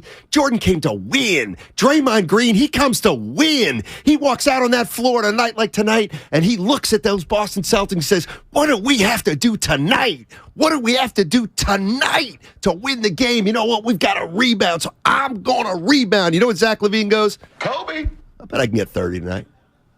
I bet I can. But no kidding. You don't put that on what's around him. He wasn't always a Bull. They courted him. Like, what's your point? He was bad wherever he was. You're doing what I'm saying with the speeches. We don't know. You don't know he's coming to the. He's a badass. I don't know he's coming to what? He makes the game look so easy. There's nothing he's weak never at. won a thing. And that's why I'm saying if he got around a coach worth a nickel, maybe that would change. You play him with Steph Curry, good Lord. Jason Tatum, Brown, he would be a problem. Yeah, for those guys. Because he has to have the ball. Zach LaVine would come here and people would be like, does he know he's playing with Curry and Klay Thompson and Draymond Green? I'm a fan. And I would say, maybe, but maybe not. I'm a fan. I know you are. I'm not saying he's got the best IQ. And I bet if you asked him, he would love to be in that situation playing with those guys. Who do you think wouldn't? Harden. Guys that want to shoot 30 times a game. Harden's not that anymore. No, he is not. He is, man, kind of miss it. Yeah, I'm with you, 925. Guru's using reverse psychology to bring a dub to Cowboy Nation. I agree. But we knew that. This week was going to be a week of... I'm a realist. I told you Tampa was going to win. I'm going to sit up here and... Dude, I don't get off on that stuff. I tell it like it is. If you're balding, you're balding. You can't do none of the spray stuff. I ain't into all that. Hang on. I call it like I see it. You're gaining weight, you're gaining weight. I'm talking to me. You can't hide from it. Dallas can't beat the Niners. I told you this. They can't. Well, that's ridiculous. Okay. Now, hey. You know me. See, this is where my mom kills me. You know. I know you like her. Yeah. She's a pain in the ass. You can't say that. This is where she's poisoned me. My parents, I want to knock them out sometimes. You're just saying they're underdogs. I know that. So why do I have to say, of course, they have a chance? They're not button up, Matt. They're not button up. Mike McCarthy has a Super Bowl ring. Yeah. Never done nothing to me. You're not on Kyle Shanahan's level. We'll see. Now, maybe Sirianni. Maybe Sirianni. I don't know. I'll be watching, and I'll be shocked as hell when I see you Monday. Seriously. Niners are on a roll, man. That's the other thing. What do we want to see on a Monday? Guru after a win or guru after a loss? I'm a professional. I know. You've seen me after a loss many a day. See, I'm the type of regular season. Though. No, the Bay's going to be happy. 49er Frankie, Shasky, Bonte, the station. Everybody. Ratto, you. Evan. This game. Devone. This game won't impact my joy level one iota. That's what scares me is my part. Nothing will. I love the game. Well, golf. I love the game. You like golf. That's when you're happy. Like, when are you happy? When you golf. Honestly, truly, when you golf, you're a different dude. Well, first of all, you have no idea. And when you talk about, I've known you for 6 years. And I set you up sometimes. I'm like, he ain't got it today. Then I'll bring up golf, that little white ball, and you just light up like a little Christmas tree. I love watching NFL football. Oh, that I know you do. I love watching basketball. You're a student of the game. 415 Guru's such a professional. What they say? Yeah. That he's wearing his Cowboys shirt and has all week. Not much I can fit these days, 415. So that's why I got. Now wants to know how that fits. Is that breaking news? I don't know. What you said you're a fan of football, and Guru sounded like he was about to. Evan, I'm letting you give some help. Yeah, I read. Steiny, I'm getting ready for our meeting, man. That we would have had last Thursday, but it got pushed back. Dude, it's the anniversary. Of what? You spilling. It's 1 week. Matt Spillmix. Dude, you got to talk to us about it. A week later. How about your pathetic? Talk to us about it. How about your pathetic inquiry of Bob Myers? You ought to be ashamed. Seriously. We had a good conversation. You're so professional. What'd I do? Hey, Bob. I'm available to do your podcast. That was Dan Dibley, line one. No. That was material. No, it was bad material. Dude, your mouth dropped. I know. Like, Bob knows I was playing. I'm embarrassed. Bob knows I'm playing. Yeah, company meeting, baby. Yeah. We had a bye. Wasn't supposed to be a bye. 650, you need to react to new information. Steiny's happy because the Hawks beat the Mavericks. And you won't claim it 4 in a row. And I was telling you yesterday, Atlanta playing better basketball. I don't know what they're going to be. What's so freaking hard to understand about the Hawks and why I don't like them? Well, you're up here bragging. The Celtics have won 7 in a row. The Hawks have won 4 in a row, but you don't give that any merit. It's because I don't like the Hawks because they... What happened? Stiffed my boy. I mean, what do you want me to tell you? If the Lakers did that to Handy, I'm not rooting for the Hawks. All right, I got you. My guy, they fired my guy. All right. Bottom line. Hey, you're a rider. It's like if you let's see, if you went to another station. What if they told me to leave? You would show up here the next day, Dandy Don. It's not an accurate analogy. If you said they fired your the boy. analogy would be if you we work together. Now you go work for another station. Oh yeah. And I'm rooting for Guru in Des Moines, Iowa, baby. I would hope you, yeah. Right. But when they fire you in Des Moines, right, then I want the station to fail. Don't you get it? That's what I was trying to explain, man. That's a rider. JR. What are you reading? 408. Steiny's been so pissy and short with good. His New Year's starting to be annoying. Not true. Troy, San Jose. That's Tony C. from San Jose. I need the readers. I need the readers. It looked like Troy. Dude, go to I don't need them bad. I can still read. Warbley Presser. What's the Warby Singer? We got Curly working on something. Yeah. Okay. You can also check out Zenny. Not necessarily for readers. That's George Kittle. Yep, they got. I thought they had the fancy like shades. I think they have. I think they can put prescription in stylish glasses, and they can also put readers in stylish glasses. I think. Look at you. Because you know your boy got a little. Yeah. Look at those. Oh, those are make you look 90. Dude, are you really put them on, Stoddy? Well, they're readers. You don't put them on. You don't wear them around. Oh my God! I look 90 right now. Well, now that you put them all the way on, 74. Well, of course, when you put them on the end of you need some Rellifords. The Gazelles but they're readers. Bosco. Yeah, we had a good show. Cam, Switzer. See, that's how you can't read the room. Bob. We actually didn't hear it. We didn't have a good show. Because I'm walking out at 2:00 and he just walks right by me. He walked and by goes, me. You got to say Bud Light guest line. You got to say Bud Light guest line. And I'm like, you're the quarterback. Right. He got the audible wrong, Stoney. That's you. I'm the running back. I should be good. Evan's a receiver. We should be good. How nice is it just to have to come in and ask Ratto. Ask just worry about yourself. Now, you don't really believe that. Dibbs was in the A chair today and did a phenomenal job, Stoney. Yeah. We've That's seen right. me in the A. Just like we're gonna one do game, that. Debo can carry you, but he can't carry you through a whole year. That just makes me. Yeah, I know it does, but it's a fact. Those are facts. Your guy can't hold up. I'm going to stop talking. See, I'm going to let the boss know. You mean like yesterday what I did to you? When? No, people saying the bet was last year. I got E on it. We'll find out tomorrow. Evan's on it. Again, if you don't pay me, if I win that bet and you don't pay me, I'll tell you what. They can seriously. easily get to 5. They lost again last night. They stink so bad, it's unbelievable. They really do. No Sabonis for the Kings last night. I'm telling you. Hey, is Light the Beam the best thing ever? No. It's a thing. How about Light the Beam? What about the Chicago Cubs raise the flag, right? Fly the W. Fly the W. That's this pretty is good. not Ryan Sandberg 2000. They still do it. Well, yeah, it's baseball, so it ain't a thing. This Okay. Light the Beam thing is taking off. Just admit that. It's corny. That's a great. But they love it. Of course they do. Because they haven't won in 17 years. Mike Brown. Yeah. Hey, you know what?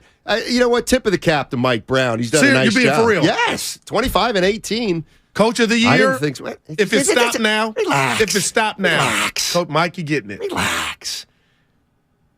Mike Brown. Like that, you brought that up in the Green changeover, and I was like, Kyle? Shouldn't Kyle win Coach of the Year? I'm like, I couldn't care less.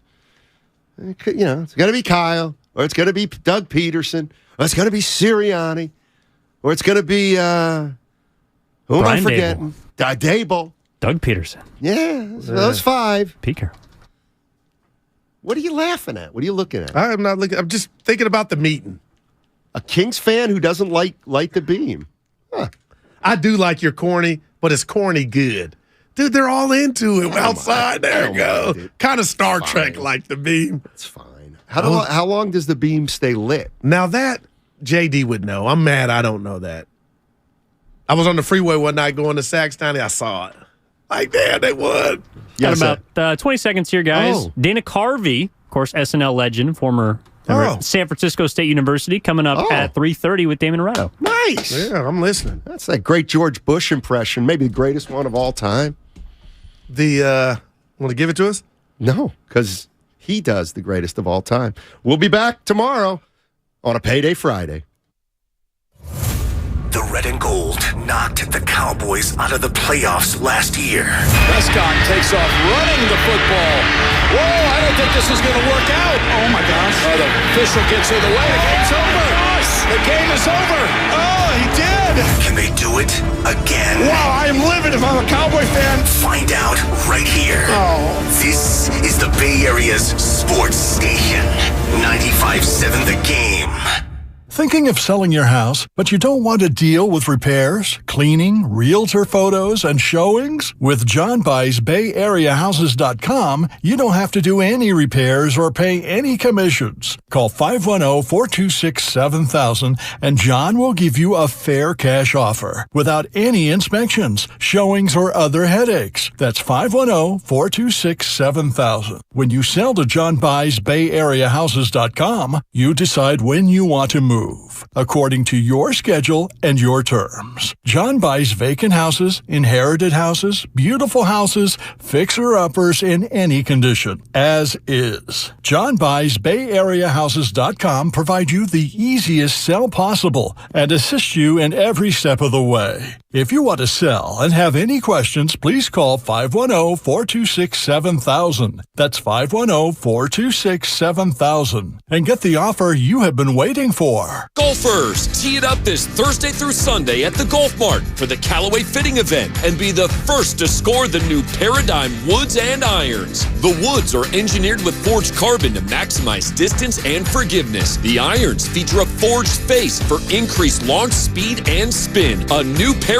in performance. Go to worldwidegolfshops.com and reserve your free custom fitting experience happening this Thursday through Sunday. The Golf Mart, home of the 90-day satisfaction guarantee. First, we decide where we want to go. Then we need to know the best way to get there. Hi, my name's Adam Barada. I'm the owner of Advantage Gold. We're the highest rated precious metals firm in the country. We teach people how to own physical gold and silver. Now, we've won the Best of TrustLink Award 4 years in a row because we educate our clients on how to buy gold and silver the right way. We don't pay celebrity spokespeople millions of dollars. We'd rather pass that value on to you. Call 800-900-8000 and speak with one of our experts. We'll send you a free gold kit along with my latest #1 national best-selling book, The Great Devaluation. Call 800-900-8000. That's 800-900-8000. Get the best information, the best process, the best service, the best value. Call Advantage Gold at 800-900-8000. Call 800-900-8000. Advantage Gold is not an investment advisor or a tax advisor. Consult with your financial advisor before investing. Thank you to all of the business owners who kept people employed during the pandemic. For all you've done, you may be eligible to claim the Employee Retention Tax Credit, a payroll tax refund from the United States Treasury Department, applicable to businesses who kept employees on payroll during the pandemic. The window is closing to claim your refund. Contact Paychex to see if you qualify. Paychex is proud to have helped more than 45,000 businesses secure over $9.2 billion in ERTC claims, an average of $190,000 per business. 50 years and thousands of experts in HR, payroll, benefits, and insurance. You may be eligible to claim the Employee Retention Tax Credit, a payroll tax refund from the United States Treasury Department, applicable to businesses who kept employees on payroll during the pandemic. The window is closing to claim your refund. Contact Paychex to see if you qualify. Visit paychex.com/ERTC to find out how Paychex can help you get additional cash into your business. Paychex.com/ERTC. Paychex.com/ERTC. The NFL playoffs live on Odyssey. Throws, caught!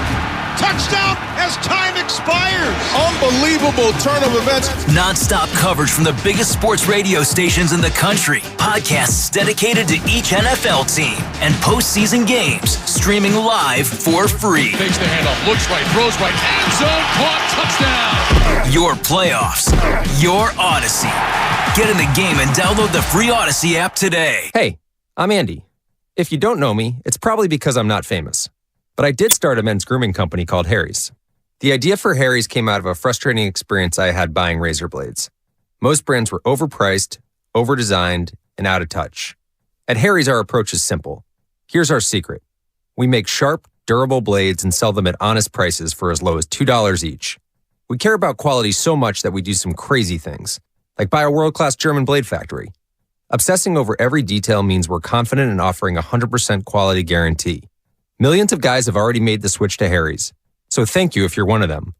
And if you're not, we hope you give us a try with this special offer. Get a Harry's starter set with a 5-blade razor, weighted handle, shave gel, and a travel cover, all for just $3 plus free shipping. Just go to harrys.com and enter code FRIEND at checkout. That's harrys.com, code FRIEND. Enjoy! If you're looking to move out of your parents' place, you could really cut expenses by bundling your car and renter's insurance with Progressive, which is good because your little brother has gotten really territorial. You're blood related. You'd think it would be fine to share food in the fridge. I mean, who writes their name on every individually wrapped slice of cheese, Tyler? Still, you've got to admire the commitment. So bundle your renter's and car insurance with Progressive and use the savings to help you move out and have all the cheese you want. Progressive Casualty Insurance Company. Coverage provided in service by affiliates and third-party insurers. Tune in to 95.7 The Game for Warriors Live, 60 minutes before tip-off of every Warriors game. Brought to you by Xfinity. Supercharge your home with supersonic Wi-Fi. Unbeatable internet, only from Xfinity. You're listening to 95.7 The Game, KGMC FM at HD1 San Francisco. Always live on the free Odyssey app.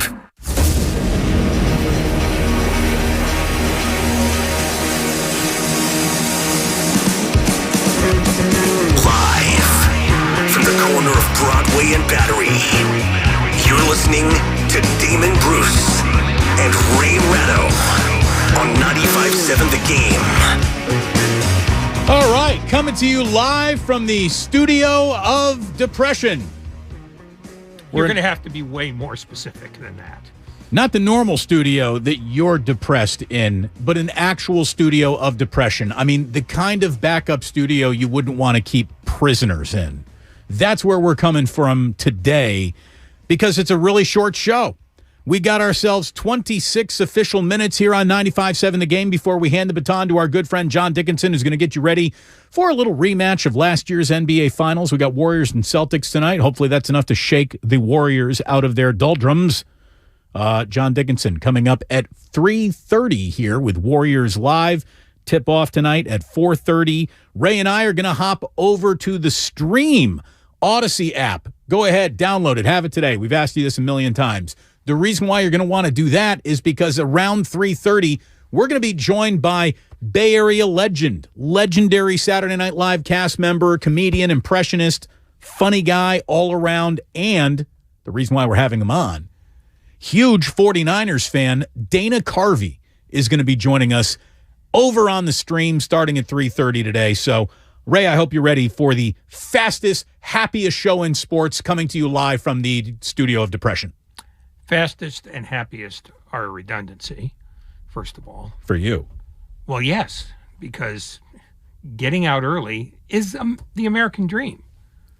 Indiana, Illinois tonight, just so happens. Just throwing that out there. Well, then that's why you wanted to get out at 4:30.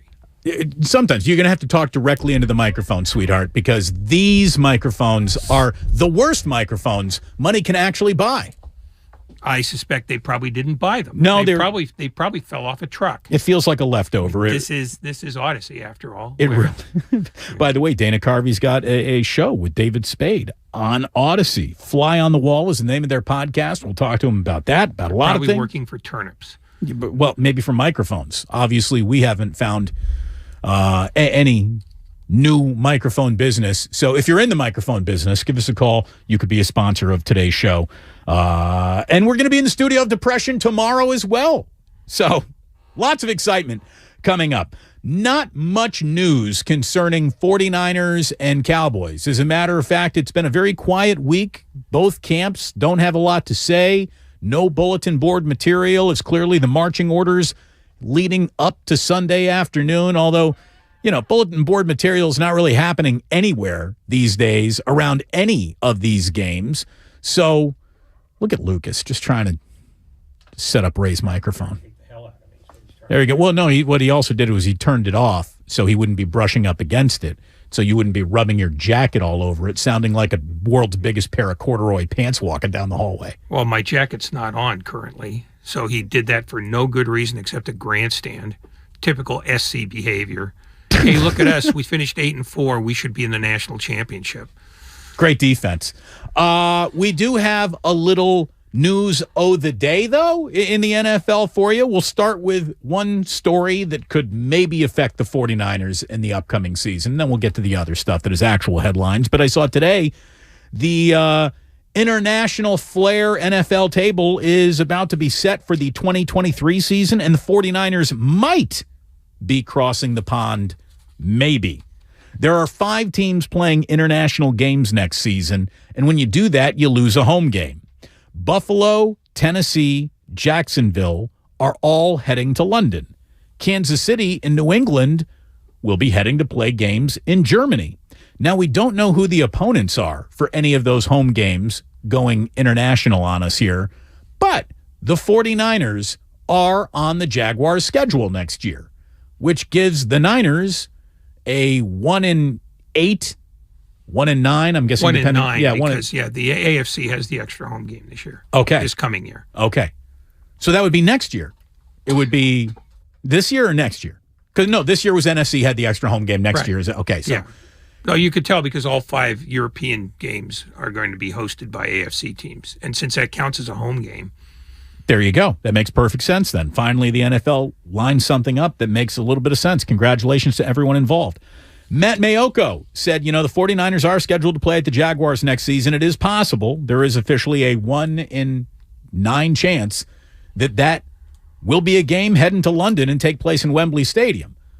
But as I said earlier, this week, Ray, not only should I be a sports talk radio host, but I should be in charge of a lot of things in sports, namely the network making up. I will make up the 4% year-over-year loss in the wild card round just by stacking those games in a different order.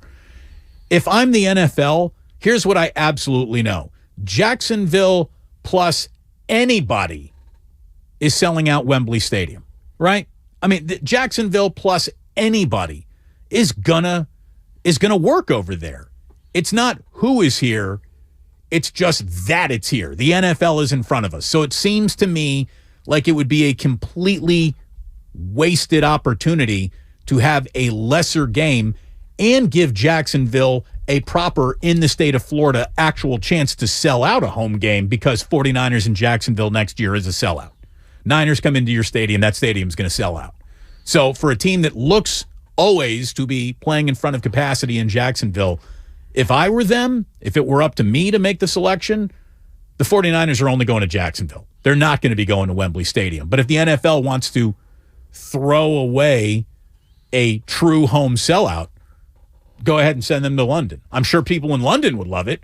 When I got to London, there were 2 teams that I saw represented above all other teams in sports. It was the 49ers and the Raiders. 49ers and Raiders gear was all over London and Paris, to be totally honest with you.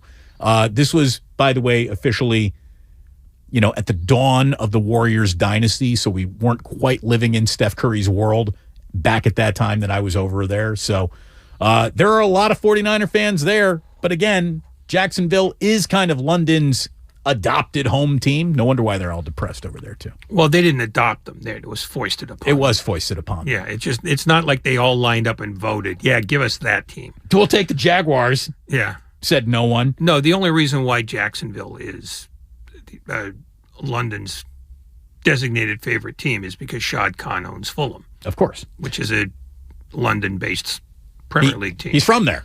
And he's actually from Pakistan, but no, but I believe he grew up and was educated in London.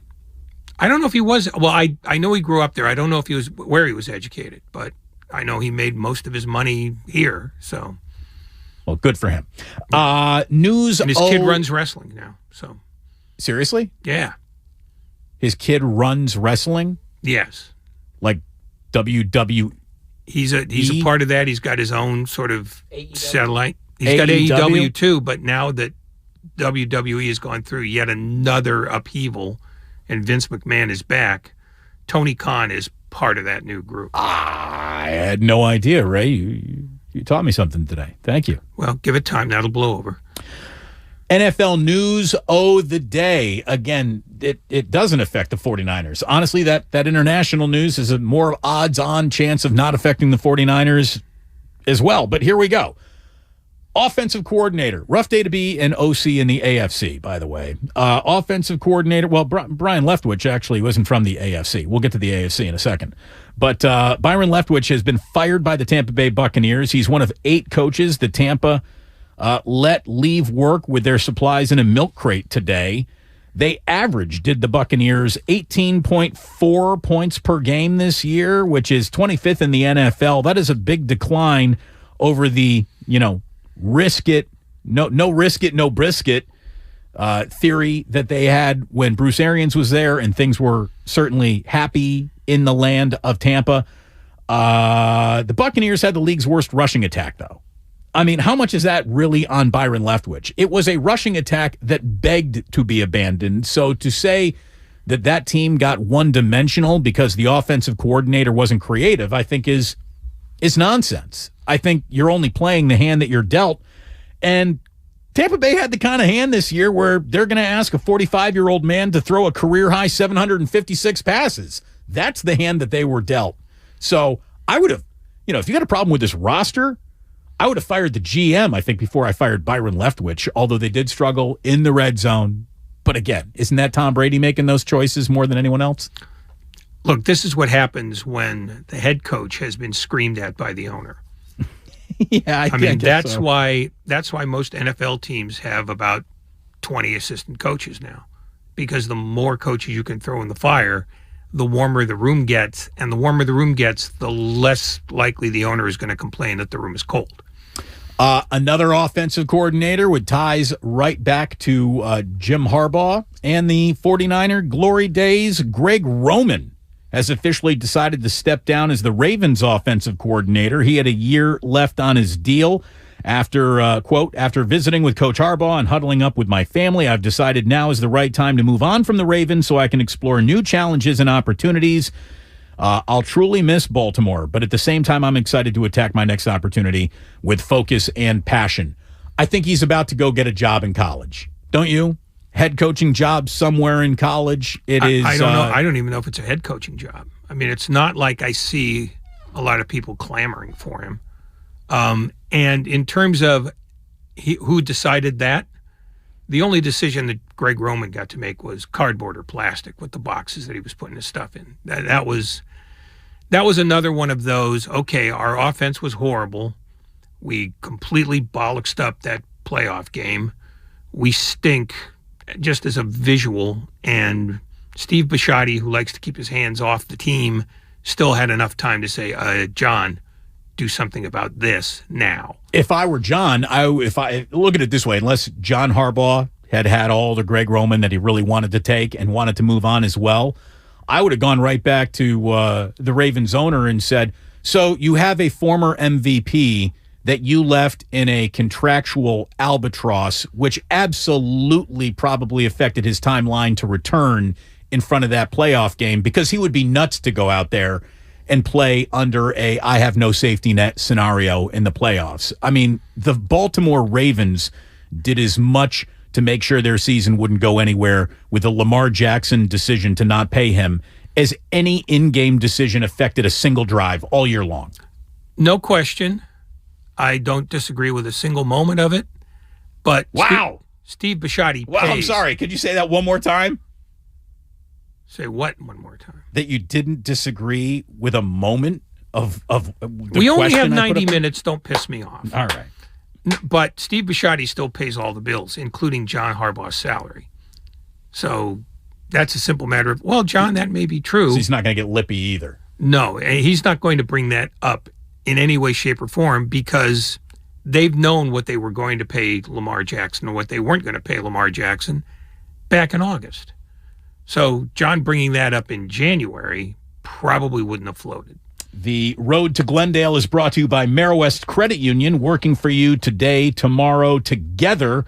Look, the Ravens have been going backwards in terms of points per game over the last 4 years. They've seen it drop dramatically to its low point this year. But again, look at why their offense dropped dramatically this year. There's an awful lot of Lamar Jackson did not play going around for the Ravens that I think explains their problems more than anything else. Well, but the other thing that explains their problems is Mark Andrews is their most dangerous weapon, and he's the tight end.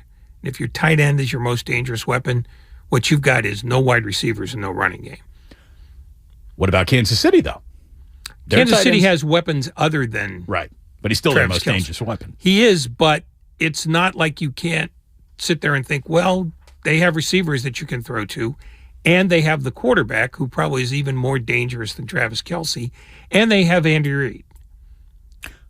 Which we're going to get to in just a second here. Because he was fired today, too. He was not fired today. He does retain his job, but he was fired in the past when he wore the crown of best to have not won a Super Bowl, or, by negative Philadelphia fans saying we have to get rid of him because that guy just is never going to be able to win the big one. And there was enough coming up short in Philadelphia where I could understand why that was rubbing against the grain in Philadelphia at that point. I get it.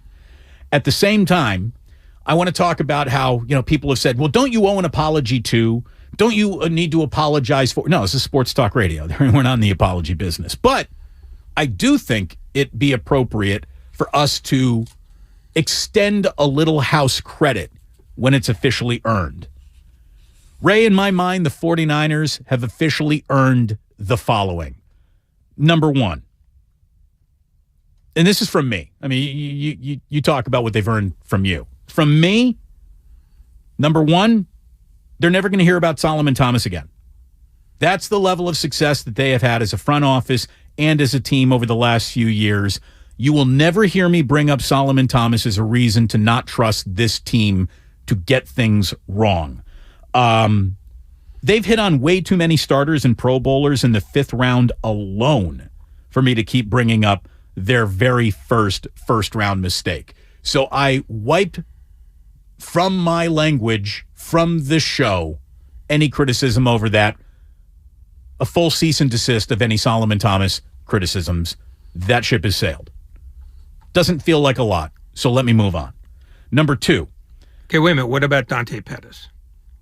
You mean Chicago Bear, total stud, number 1 wide receiver, Dante Pettis? Well, I mean, I'm going to hold that against everyone still. He was drafted a year later, so the statute of limitations may not have run out on him. I'm going to let it slide on Pettis, too. I'm going to let it slide on Pettis because they found, Juwan Jennings, and Ayuk certainly made up for things and looks like he is not just going to be a let's hope he works, but a true serviceable NFL entity for years to come. Obviously, Deebo Samuel, George Kittle. Again, I am wiping clean early draft criticism from here on going forward. Number 2, I am never gonna wonder aloud again if Kyle Shanahan is the right guy for this job. I think he has proven implicitly that he is the right guy for the job. It was a slow start, as total rebuilds often are, and that's what Kyle came into. It was a total rebuild, and there were bumps along the way. But I guess what fans need to understand is that there really is never a smooth road to NFL success for anyone. There's no such thing as, and then everything was easy for 5 years in a row. Like, that doesn't happen. That's not available in any sport, especially football. So I'm not going to hold that against Kyle anymore either.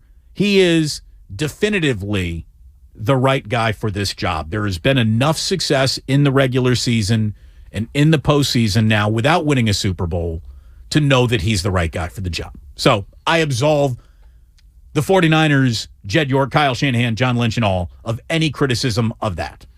So his official record now is 47-26 because you're giving him mulligans on the first 2 years. Sure. Okay. If you want to do that, I can do that. I'm comfortable with doing that. And the other thing that we're not going to be doing is accepting any more comments along the lines of, well, Shanahan is good.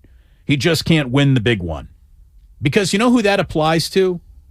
Absolutely everyone in sports, every team in sports, every coach in sports until they actually win the big one. And past performance does not dictate future results. So to say that it hasn't happened means it can never happen doesn't make any sense anyways. And there's also this. Guess how many active coaches there are in this league that have actually won a Super Bowl? What is that number, just off the top of your head, without looking, without thinking, real quick? 5. Just a couple more. Mike Tomlin, John Harbaugh, Pete Carroll, Mike McCarthy, Doug Peterson, Andy Reid, Sean McVay. That's just 7 guys. And of those 7, 2 of them, Carroll and Andy Reid, were given up on by, in Andy's case, a team.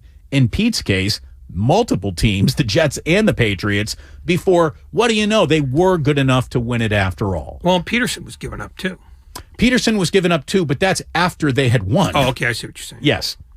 Yeah, I almost had Mike McCarthy in that conversation, but Mike won a Super Bowl, and then they said, all right, we got to move on. And I understand how that happens. You do eventually need new voices in the room.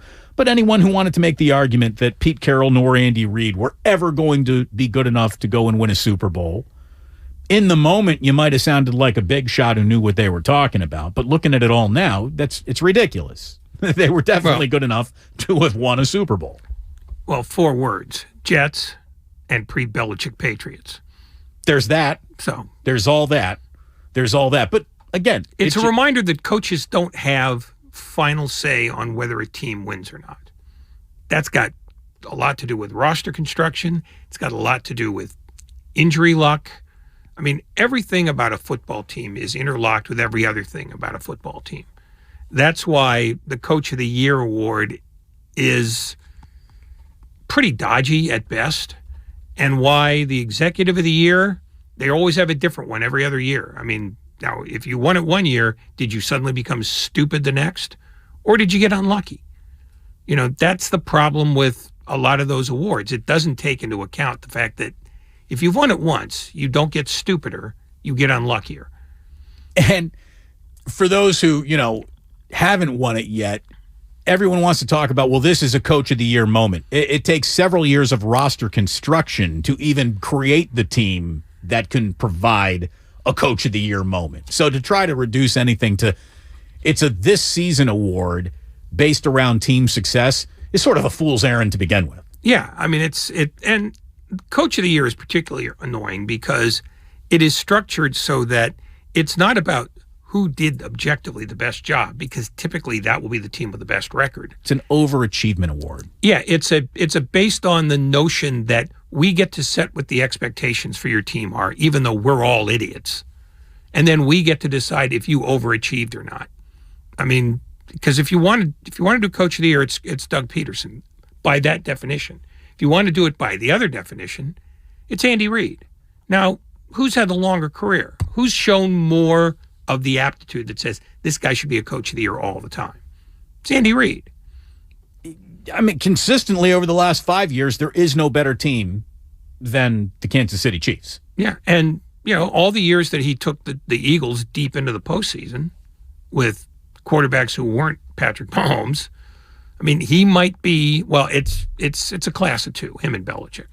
We got much coming up when we head over to the stream, including a conversation with Bay Area legend Dana Carvey. We're looking forward to that. It's actually the second time that Dana Carvey's will have appeared on the show. Remember when we did that Who's the Most Famous Person You Can Get to Call In contest a few years back, which we actually crushed. Like, our audience knows some famous people, and the reason why Dana Carvey, I don't believe, won his day is because after we talked to him, Chris Pratt called in.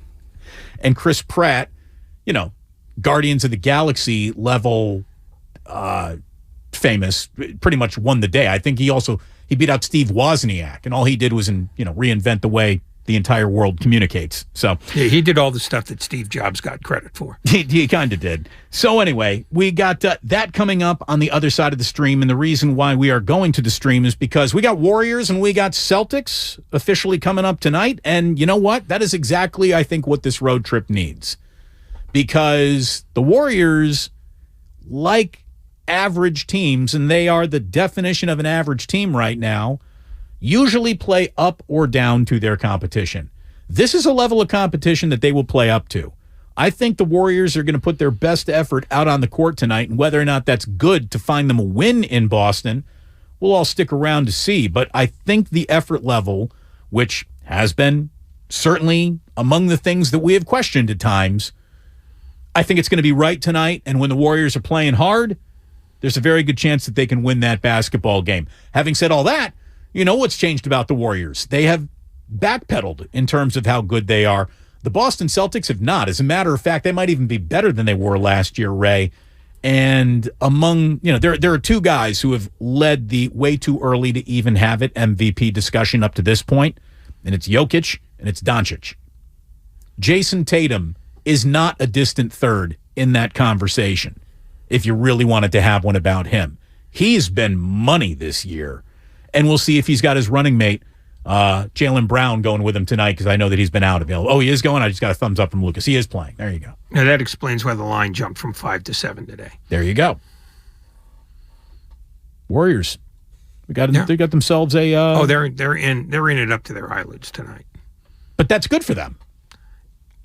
Conceivably, but they're, playing hard defense may not get you a win anyway, because that's how good Boston is this year. Boston is that good this year, but the Warriors got enough offense to where they usually would carry the day no matter who they're playing that day if they had just stepped on their defensive effort a little bit.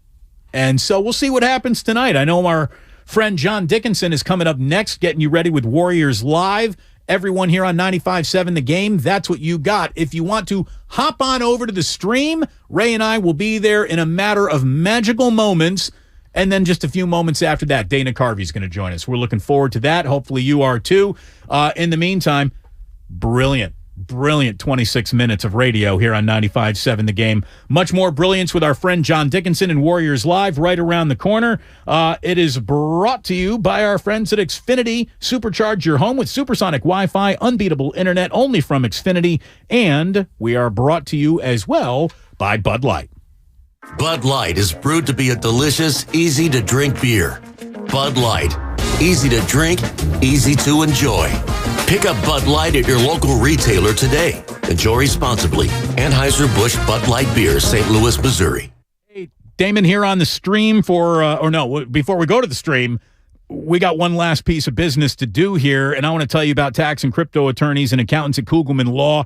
Do you trade crypto? Do you have any NFTs? Do you have a 1099 or a crypto exchange reporting your transactions? Well, do you need crypto accounting services? If so, you need to contact the attorneys and accountants at Kugelman Law by visiting sftaxteam.com. They have helped hundreds of clients over the years with crypto accounting and tax compliance issues, and they'll give you a fair and honest assessment of your crypto tax needs. During your consultation, they're going to offer straightforward, transparent pricing while educating you about the solutions you actually have available to you. There really is no negotiating with the IRS. It's just finding the right solution for you. The IRS is absolutely ramping up enforcement of crypto users this year, so it's important you have a seasoned attorney on your side who knows crypto, who understands tax law. This is why you need to visit Kugelman Law to schedule your consultation today. sftaxteam.com. That's sftaxteam.com. Alexander Kugelman, managing attorney, 21 Tamil Vista Boulevard, Suite 202, Corte Madera, California, 94925. This is a paid endorsement that does not constitute a guarantee or prediction of results. This Sunday, Lorenzo Neal and Larry Krueger are live from the Hilton Santa Clara for the playoffs. Purdy dances and finds McCaffrey, who broke loose. Touchdown, San Francisco. The kickoff show, Playoff Edition, is brought to you by Harris Ranch Beef. Legendary beef, legendary quality. And Jim Beam Bourbon Whiskey. Taste the world's #1 bourbon. Every small business owner knows business happens everywhere. The office, the warehouse, or on the road. And no matter where it takes you, there's one solution to help your business thrive. Comcast Business Complete Connectivity. It's the largest, fastest, reliable network with advanced gig speed Wi-Fi and cyber threat protection in one solution. Get started for just $49.99 a month. Plus, add Comcast Business Mobile and you can save up to 60% a year on your wireless bill. And ask how to get up to a $750 prepaid card. Flight 291 is now aboard.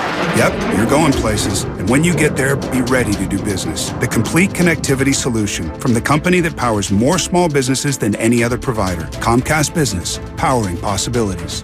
Ends 2/21/2023. Restrictions apply. Requires EcoBill and AutoPay. New 50 megabits per second internet and Comcast Business Security Edge customers only. Equipment taxes and fees extra. After 12 months, regular rates apply. Gig internet required for gig Wi-Fi. Mobile savings compares pricing of top 3 carriers. San Francisco weather tonight, mainly clear, low of 44 degrees. Weather brought to you by Total Wine & More. At Total Wine & More, save big on what you love this month with hundreds of deals on amazing wines and spirits. Love what you find at the lowest prices only at Total Wine & More. Drink responsibly. Be 21. Is your tub worn out, but you're not sure who to trust to replace it? With over 2 million successful bath remodels, people trust Bathfitter because we know how to do it right. We've been custom designing and manufacturing baths for over 35 years. Our unique tub-over-tub installation takes as little as a day with no demo to fit your busy schedule. And we offer a lifetime warranty on every tub. That's how confident we are in our quality and durability. Bathfitter, it just fits. Visit bathfitter.com to book your free consultation.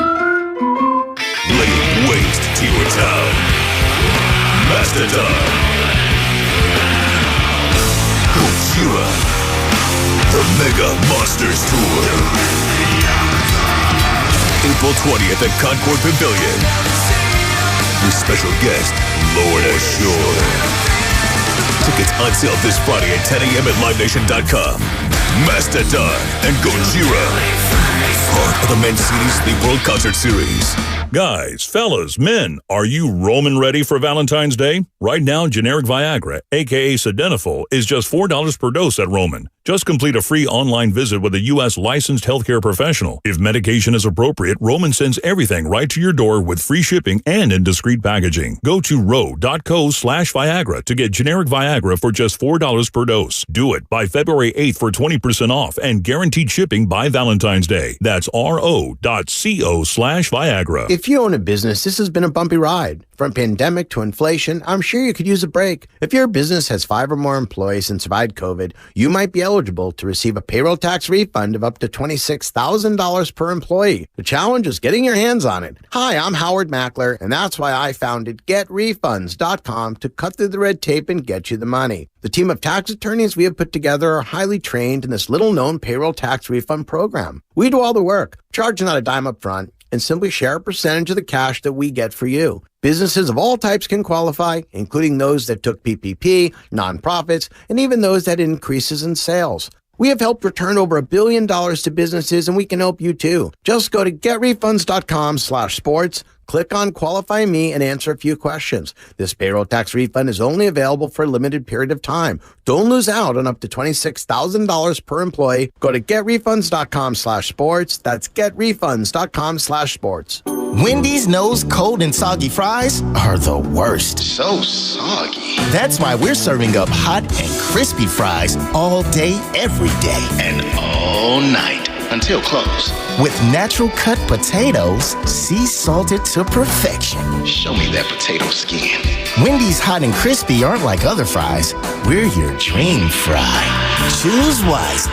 Choose Wendy's hot and crispy fries. Guaranteed to be hot and crispy. If yours aren't, bring them back and we'll replace them.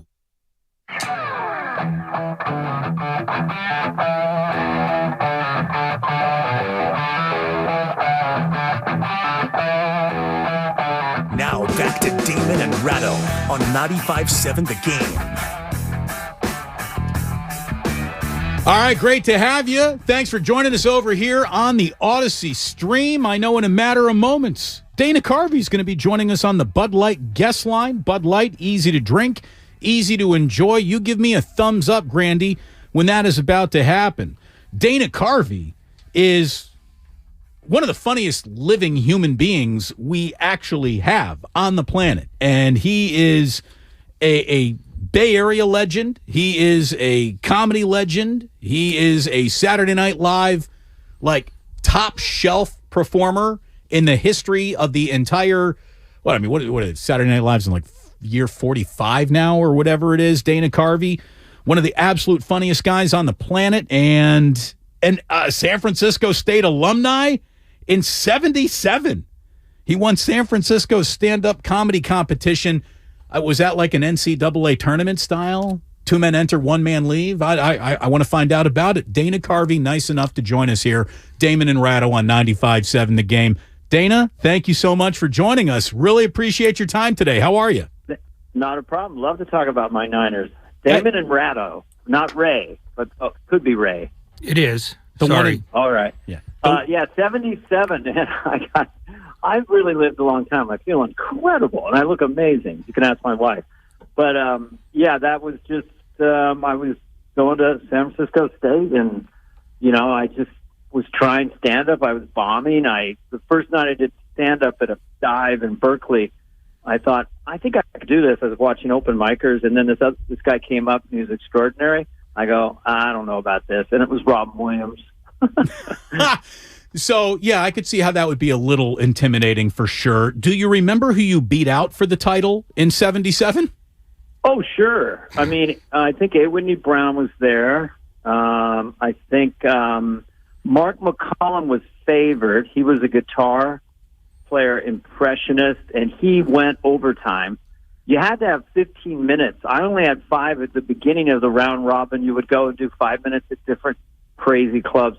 And then so I had to write a bit to get to 15, and I was in the 3rd spot. I won over Gil Christner by 3.3 of a point or something. There's a lot of luck. And then Robin handed me a $500 check, and Mort Stahl was there. Very nice. Very nice. How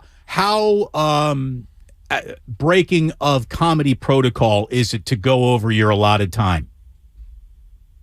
I mean, I guess if you're killing, in that's a comedy competition. It was just that was the rule. Can't go over 20. Because it was a competition. It's like a reality show, and it didn't. It just was playing by the rules, and Mark actually went over. But if you're a middle act, I had a middle act once at Cobb's Comedy Club in San Francisco do 70 in the Late Show. He was a middle act supposed to do 30, and he did 70. That's a little bit much when you're the headliner to follow 70. He goes, "Was that 70?" I go, "Yeah, it was." That was Rob Becker, who did Defending the Caveman. Hi, Rob. He's retired in Raw. What prevented you from strangling him? I kind of liked him. I didn't, it wasn't. If I was auditioning for something, you got used to the rough and tumble. Sometimes you'd have club owners that would sabotage you. Could you turn the piano mic up? And they would turn it down. You would be doing comedy, and then there'd be some dude drunk standing at the edge of the stage. And I never tried to hold my ground. Some guys would start swinging or take the mic and fight the guy. I always just said, "You got it. Go ahead, man. Knock yourself out." So I had beer thrown at me, Hell's Angels attacking, so it was just it's a rough and tumble sport. Dana Carvey here on Damon and Ratto. And by the way, we're all on the same team. I know the podcast that you do, Fly on the Wall with David Spade, is an Odyssey. Cadence 13, I believe, and Odyssey are the same thing. And we're Odyssey, so it's like we all know each other, basically. It's been an interesting thing, this whole world, which Joe Rogan and Mark Maron kind of, at least on the broad stroke, started it, in 2010 or whatever, and then it just kept growing and growing. It's still growing. So it's just fun to be interviewing your friends over Zoom a lot of the time. It's the craziest job ever. It really is. You don't even have to leave your house. But we do in person sometimes at David's mansion.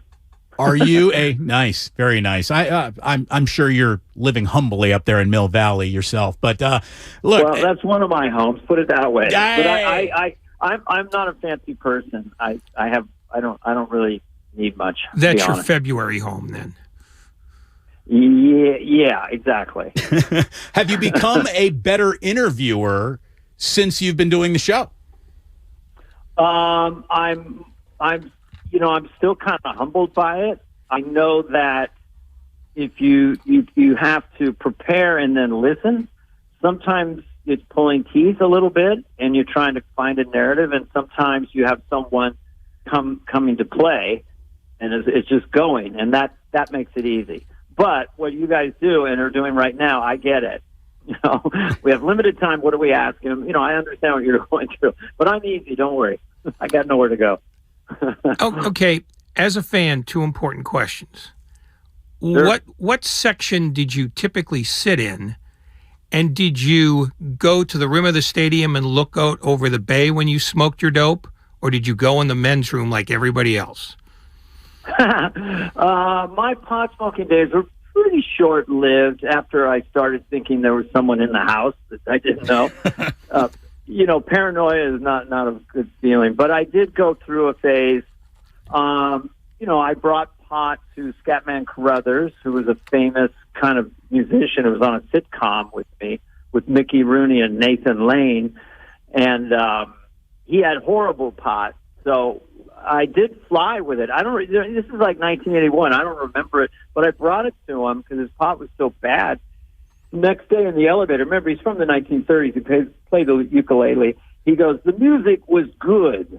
Might I get a pound?" Seriously. Might I get a pound? And it was all that sort of illegal stuff. They're calling it the music. But anyway, so I had my pot smoking days, but I kind of, that tamped down. I finally got down to just light beer of all the little toys. I couldn't do cocaine. I did cocaine once, and I drove to the Holy City Zoo to do comedy, and I thought, why should I go in there? They all hate me. And I drove back home. It wasn't a good drug for me. I wasn't trying to examine your drug history. I was trying to examine your pot history at Candlestick, because that was a secondhand haven back then. Even when they were bad, when they were good, if you could walk, down those aisles and not get a contact high, you weren't trying. I know. I guess it's a lot stronger now, but yeah, in those days, I would go with my friends. This would probably been in the 70s. I think it was $1 to sit out for a night game, a Giants night game, and way up in the bleachers in left field. Never been that cold in my life. I remember, and look, I'm guessing you have been reading the Sporting Green forever, Dana, which is why you know Ray's name. And I remember Bruce Jenkins wrote a column about the contact high you used to be able to get at Warriors games. Like the pot was so thick underneath the stands and bleachers. Before they redid Oracle Arena, I guess it was a great place to go get a contact high. Well, New York City right now, because I was there in October, you could get a contact high, open air, walking down the street. So nice. It's 2.0 now. It's a whole other thing. Good way to bring back the tourists for sure. Dana Carvey joining Damon and Ratto here on the Bud Light guest line. Who brought you to your first Bay Area sporting event? Was it a dad, an uncle, like so many of us? It probably was a friend and his dad. I think it was the Cow Palace to see the Warriors. Maybe Rick Barry was in there. John Brody gave me a MVP certificate in 1966. I was on a flag football team. He's a famous 49er quarterback. And I caught a pass from Joe Montana. Very cool. Very cool. On Saturday Night Live. I was about to say. And I'm guessing you had was Jordan did Jordan host when you were there? Oh yeah, Mikey. Yeah, absolutely. It was interesting to see, like Jordan was, so charismatic, and everyone was like, he really stood out as somebody that was kind of intimidating. And I was sitting next to him in the read-through, and before it starts, he says to me, "Do you golf?" And I go, "Well, occasionally. I'm really not very, I don't. I mean, I'd be lucky to break 100." And then he paused. He goes, "Well, you're not very good, are you?" No, I'm not. No, but I'm going to get your ass through Saturday Night Live on Saturday, so you better treat me right, Michael. So let's talk tea times. It was interesting to see someone that brilliant being out of his element and looking at the script and kind of nervous going into sketches. And I was the one to go, "Michael, don't worry. If you have to, just look at the card and read the line. Christopher Walken did that. It worked fine. Don't put pressure on yourself." So, I just try to help him as best I could. As a 49er fan, were you more obnoxious when they were bad or more obnoxious when they were good? A lot of it, I have 3 older brothers. So my brother Scott and I ritualized the Niners. It's if you really grow up in the Bay Area, it's just the Niners, the Warriors, and the Giants. I also have a soft spot for the Raiders, but those are my teams through thick and thin. But when Montana came in and that run came in, my brother, he had a little figure of Joe Montana that was made out of cloth. And on 3rd and long, he would hold it up and say, "The power of Joey compels you." And as right as, like from The Exorcist, "The power of Joey compels you." And right as he snapped the ball, he would throw it at the TV on 3rd and long. If Joey scored a touchdown, he had a football helmet filled with beer, and he would pass it around, and everyone would have to drink of it.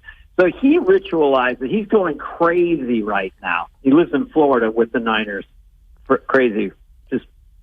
I couldn't describe it. There's a lot of them, but he's one of them. Niner forever. Dana, where will you be watching this weekend's game? Down in Los Angeles, where the sports franchises aren't too popular up there. Yeah. That's all right. We'll forgive you. That's based on the location. That's okay. But have you made it into New Levi's Stadium? I have not. No, I do find myself, when you have these new TVs that are gigantic and you're getting, there's nothing like being there live. Don't get me wrong, but it's also pretty crazy on television. How many television now? How many inches you packing? I like the way that's couched. 120. No, I think I have like 77. Nice. So remember, we had these analog TVs, and I feel like I know much more about the sport with all the replays, and I'm more in awe of what they're trying to do. Even this year, getting so interested in because of Brock Purdy, the story of the century in sports, and what quarterbacks do. It's just still, I'm in awe of it. Trying to thread the needle on a pass with people running all around in a split-second decision. It's amazing, isn't it? I mean, did you play football, Damon? Yeah, but I was not never asked to throw a football. I was just one of the fat kids blocking for the guy who threw the football. And when I say I play football, I mean, lineman, that seems like a thankless job. It's so necessary. It is necessary. And I necessarily didn't have the talent to do anything other than be large. So that's what I did when I was out there. What would be, Dana Carvey here with us, what would be the comedic equivalent of a 7th-round rookie quarterbacking a Super Bowl appearance? Like, what would be the comedy equivalent of what Brock Purdy is doing? Jeez, that's a good question. It's almost like someone, not quite, but almost like an open micer on like his first night, and there just happens to be a camera there and records this, award-winning special. I mean, he did have 48 games or 50 games or something at Iowa State, but it's just a remarkable story. I can't wrap my mind around it. I really am just, I'm still in awe of what happened to the Niners. Because I was like, once Garoppolo went down, okay, season's over. It's okay. He's a rookie. He's going to throw 3 interceptions. It's all right. It's nerves. And then this has happened. I mean, you guys have been covering sports for a while. This is like Rudy. It's like a movie we're watching. His name's like out of a movie. It sounds like he's a movie character. Brock Purdy? Yeah. Seriously? It's like the scene in Boogie Nights where you got Burt Reynolds sitting in the hot tub, and he's like, these are great names. Guys, these are great names. And it really is. It's a great name, Brock Purdy. I know. A screenwriter would be proud to come up with a name like that. Great reference, by the way. Thank you. Boogie Nights, yeah. Given the fact that you now have a 77-inch screen to watch the games on, how big is the plush toy you throw at the screen when you need to? I don't. My brother's in Florida. We'll be texting during the game. So you wouldn't do it by proxy for him? He's got figures. He's got figures and little figures that he does that he flushes down the toilet. Last week it was a Seahawk figure and the Niner, and then with Dallas, he's got a little funny little figure with his Dallas jersey. He'll flush that down the toilet once they start to lose. He's got so many rituals. He builds a shrine to the Niners in his house. Is he under supervision by any chance? He's what we call bipolar. No, he's fine. He doesn't, I sent him a thing. There's a guy in the parking lot at the stadium that I guess has a Easy Boy chair that he put on a wheelchair that he can control and runs around. There's a lot of fanatics out there, so he felt less lonely. Like there's not something wrong with him. And what is your guys' theory? Because you do this. Like, why? Because I used to tell my wife it's all a reality show because she would be bored out of her skull. But then when I say, this guy's just started. This team hates this team for this reason. So it's all that. I mean, how do you explain it? It's your livelihood, right? I keep on saying it's the only show on television that's an actual reality show. It's the only show that when it begins, they do not know the end. There won't be a producer influencing character development. There are good guys. There are bad guys. The beautiful thing is I don't need to sell it to my wife. She grew up in the city. She went to Lincoln High School, and she's a diehard Niner fan. So she's got the boys in jerseys and is as ready to rip as anyone. I don't need to sell it. Honey, I need to work. Like she understands. Imagine this. So my wife, the NBA, what's that? So in the early, mid-'80s, I said, well, there's this guy named Magic Johnson, and there's another guy named Larry Bird. And so she gradually got into that and then was just fanatical about it because of the dynamic between those two characters. But yeah, it's, I think Saturday Night Live just connected a little bit. Saturday Night Live, I think, was inadvertently a quasi-reality show 2 ways. One is you have new cast members sometimes, and you're seeing, can they do it? They've never been on TV before. Like me, I'd never done sketch comedy when I got on the show. The second one is you're seeing a football player or a hockey player try to do sketch comedy. So if they're kind of bad. So there is a reality show element to that, which is very interesting. I connected football and SNL. I love it. Well, that's why you make the big money and have a house for every month of the year. How are you playing out Sunday in your mind? Are you the kind of fan who is wildly optimistic no matter what, or have you spent the week trying to imagine scenarios in which Dallas breaks your heart? I trend that way a little bit because I'm kind of invested because I saw Brock's parents in the stands the first night, and I see her mom up there going, come on, baby. And then Brock, last week's game, he throws a couple high, and I saw him mouth to himself, come on, Brock, to himself. So I'm fully invested emotionally, again, with Debo coming back, and the whole team, Kittle's so charismatic, and, the whole... So it's like a family. So sometimes I have a hard time. Sometimes I'll divert my eyes and then hear what happened. And it feels like every time I don't look at the screen, they do something good. I'm not saying I have influence over this game, but it's possible. It could be a science fiction movie. If I look away on like 3rd and 3, they seem to always do well. Sometimes I look at it, not so good. So then is it your moral duty to not watch the game at all? Yes. There you go. Or just go to the bathroom when they're in the red zone because they're going to have to score here against Dallas this weekend. I'm the best 49er fan ever. I haven't seen a game since 1997.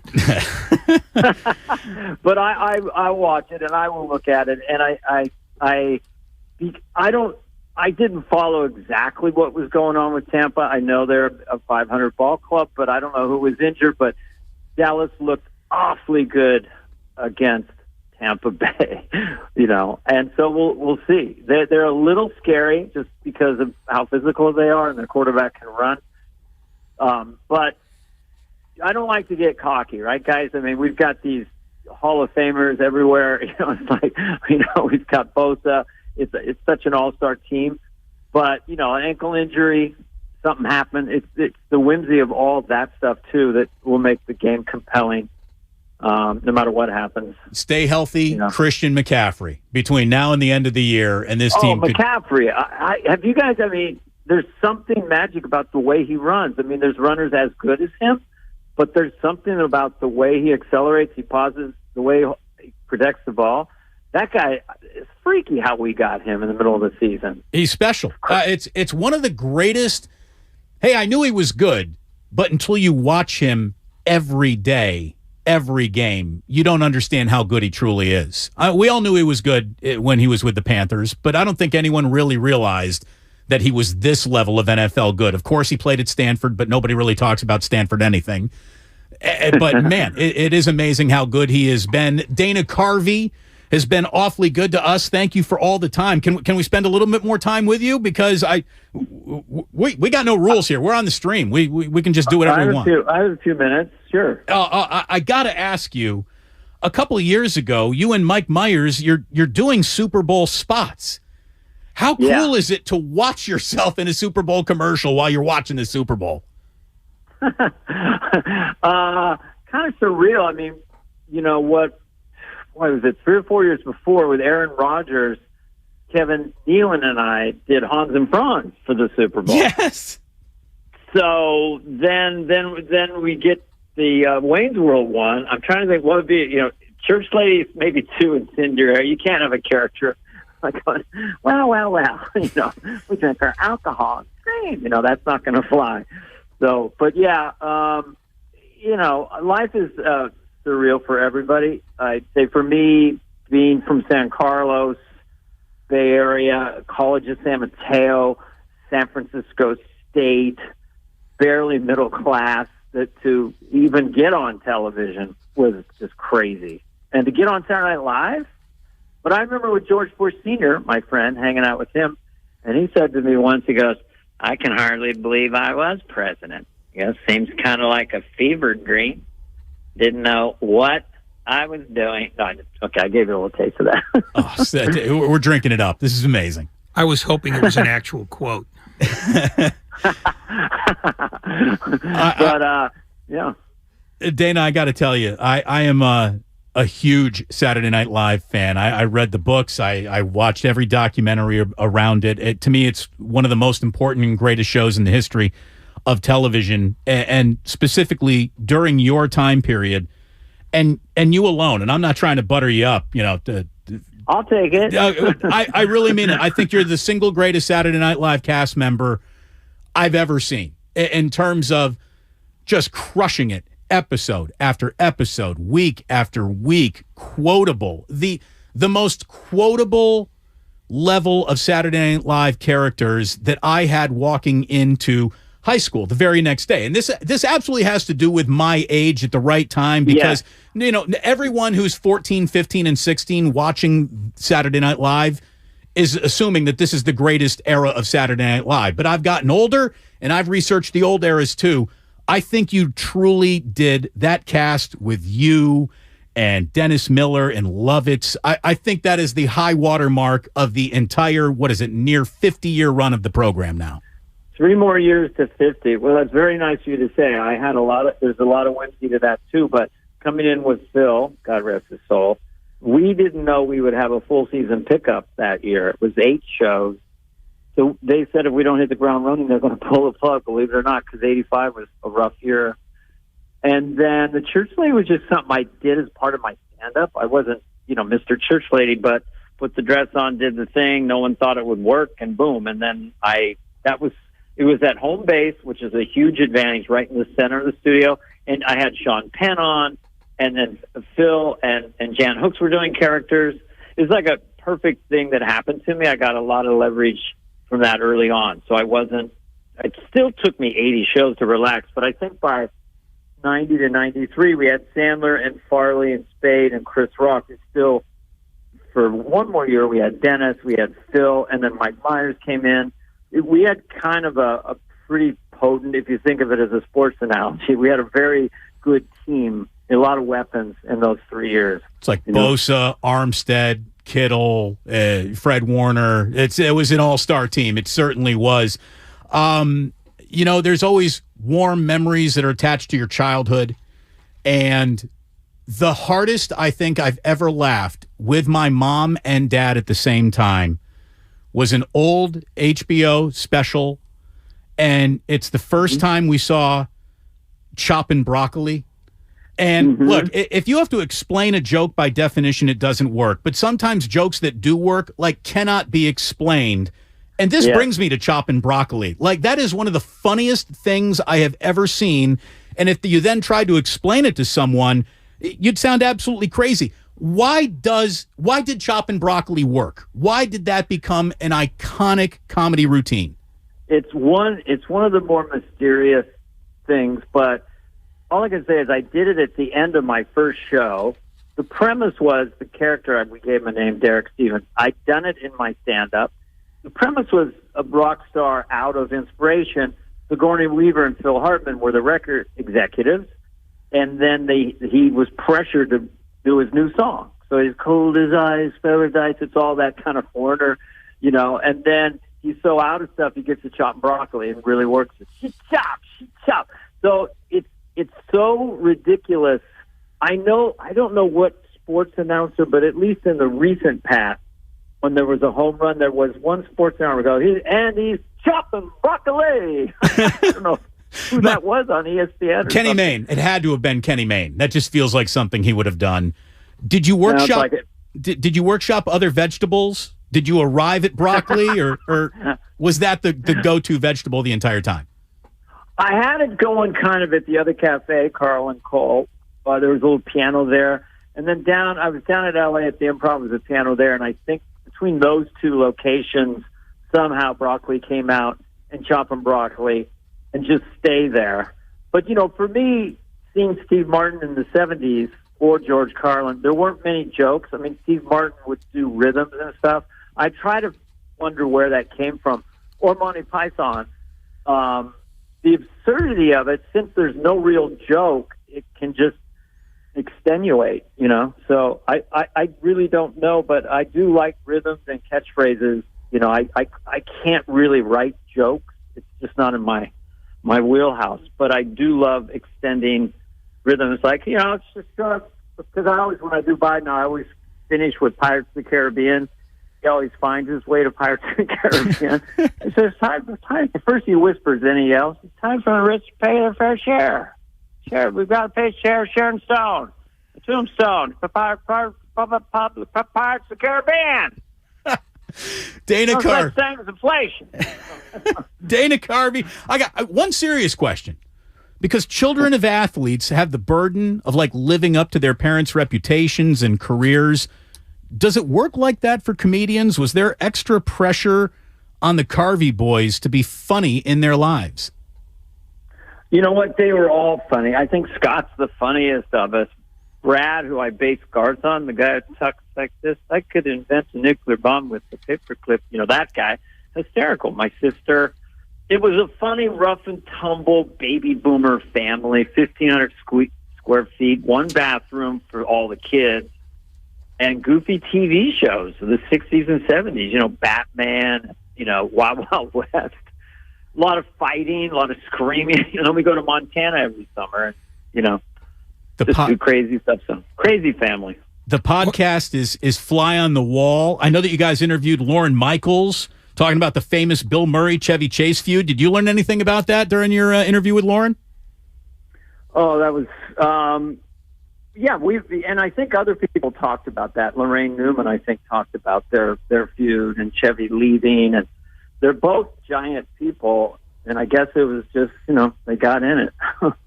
But Lorne, it was such a thrill to get him to do it, because he doesn't do a lot of stuff like that. No, he really doesn't. Well, he's a very good character, yes. That's the poll Dana Carvey has. You and David Spade, the Fly on the Wall podcast. You and Spade are doing something at the Largo at the end of the month, aren't you, down in L.A.? Yeah, we're going to do a live podcast with our friend Will Ferrell, one of the all-time greats of SNL. Yeah, that'll be fun. Sounds fantastic. Yeah. I wish I could be a fly on the wall for that one. Unfortunately, I got to be covering the Niners, hopefully, you know, going to the Super Bowl. Or maybe that's a bye week. Yeah. Maybe you can leave a couple tickets, and Ray and I will come on down and heckle you and do an interview that was probably 33 minutes longer than you had signed up for. Dana, thank you so much for joining us. This was an awful lot of fun. We enjoyed it. I appreciate it. All right, go Niners. Talk soon. Okay, bye-bye. You got it. Dana Carvey. He was great. Yeah, he's never not on. I mean, just that's what happens when you become that guy. You know what's expected of you, and you deliver, because he's been doing this. I mean, it's amazing how long he's been doing this. It is, and it's being on as a comedian over the course of decades has got to be one of the biggest asks in show business. I mean, really, that is hard. Every time you walk into a room, someone is going to be expecting you to do something funny or brilliant or both. I suspect, though, that it becomes second nature, where you know what people want when you're in the room. And even though you might not feel funny, you know that if you're not funny at that moment, somebody's going to go on the internet somewhere and say, I spent time with Dana Carvey and he was a drag. Wasn't good at all. So I think they inherently get it, and after a while, it just becomes like muscle memory. I hate to speak ill of the dead. Go ahead. No, I saw Norm Macdonald at Cobb's Comedy Club, and again, I have reverence for any Saturday Night Live member. I don't know if Norm did something that night, but he went on stage, and he wasn't really all there. There was something was going on in Norm's life at that moment, shall we just say? It looked like he did something that, as the night began to wear off, which made him funnier, but it was the most awkward first 20 minutes of a guy that you paid to see because you absolutely love him. You want him to be funny. Like, you're even going to meet him in the middle of the road on something that's halfway funny with a big laugh because you want it to be a fun night out at a comedy club. And it was an awful lot of crickets for a headliner of that ilk at Cobb's Comedy Club that night. It got better as the night went along. I'm dead serious. I think he did something, and then it wore off as the night went along. Well, I saw a comedian not very long ago who was trying out new stuff, and the audience wasn't receptive because they hadn't had enough liquor. I think it's clear. And after about 15 minutes, the guy on stage could sense that the audience wasn't with him. It ain't working. So he reverted back to old familiar stuff and got them. But ultimately, you want to go, you want to hear where his head is now. And you sort of get robbed of that when the audience isn't in at the beginning.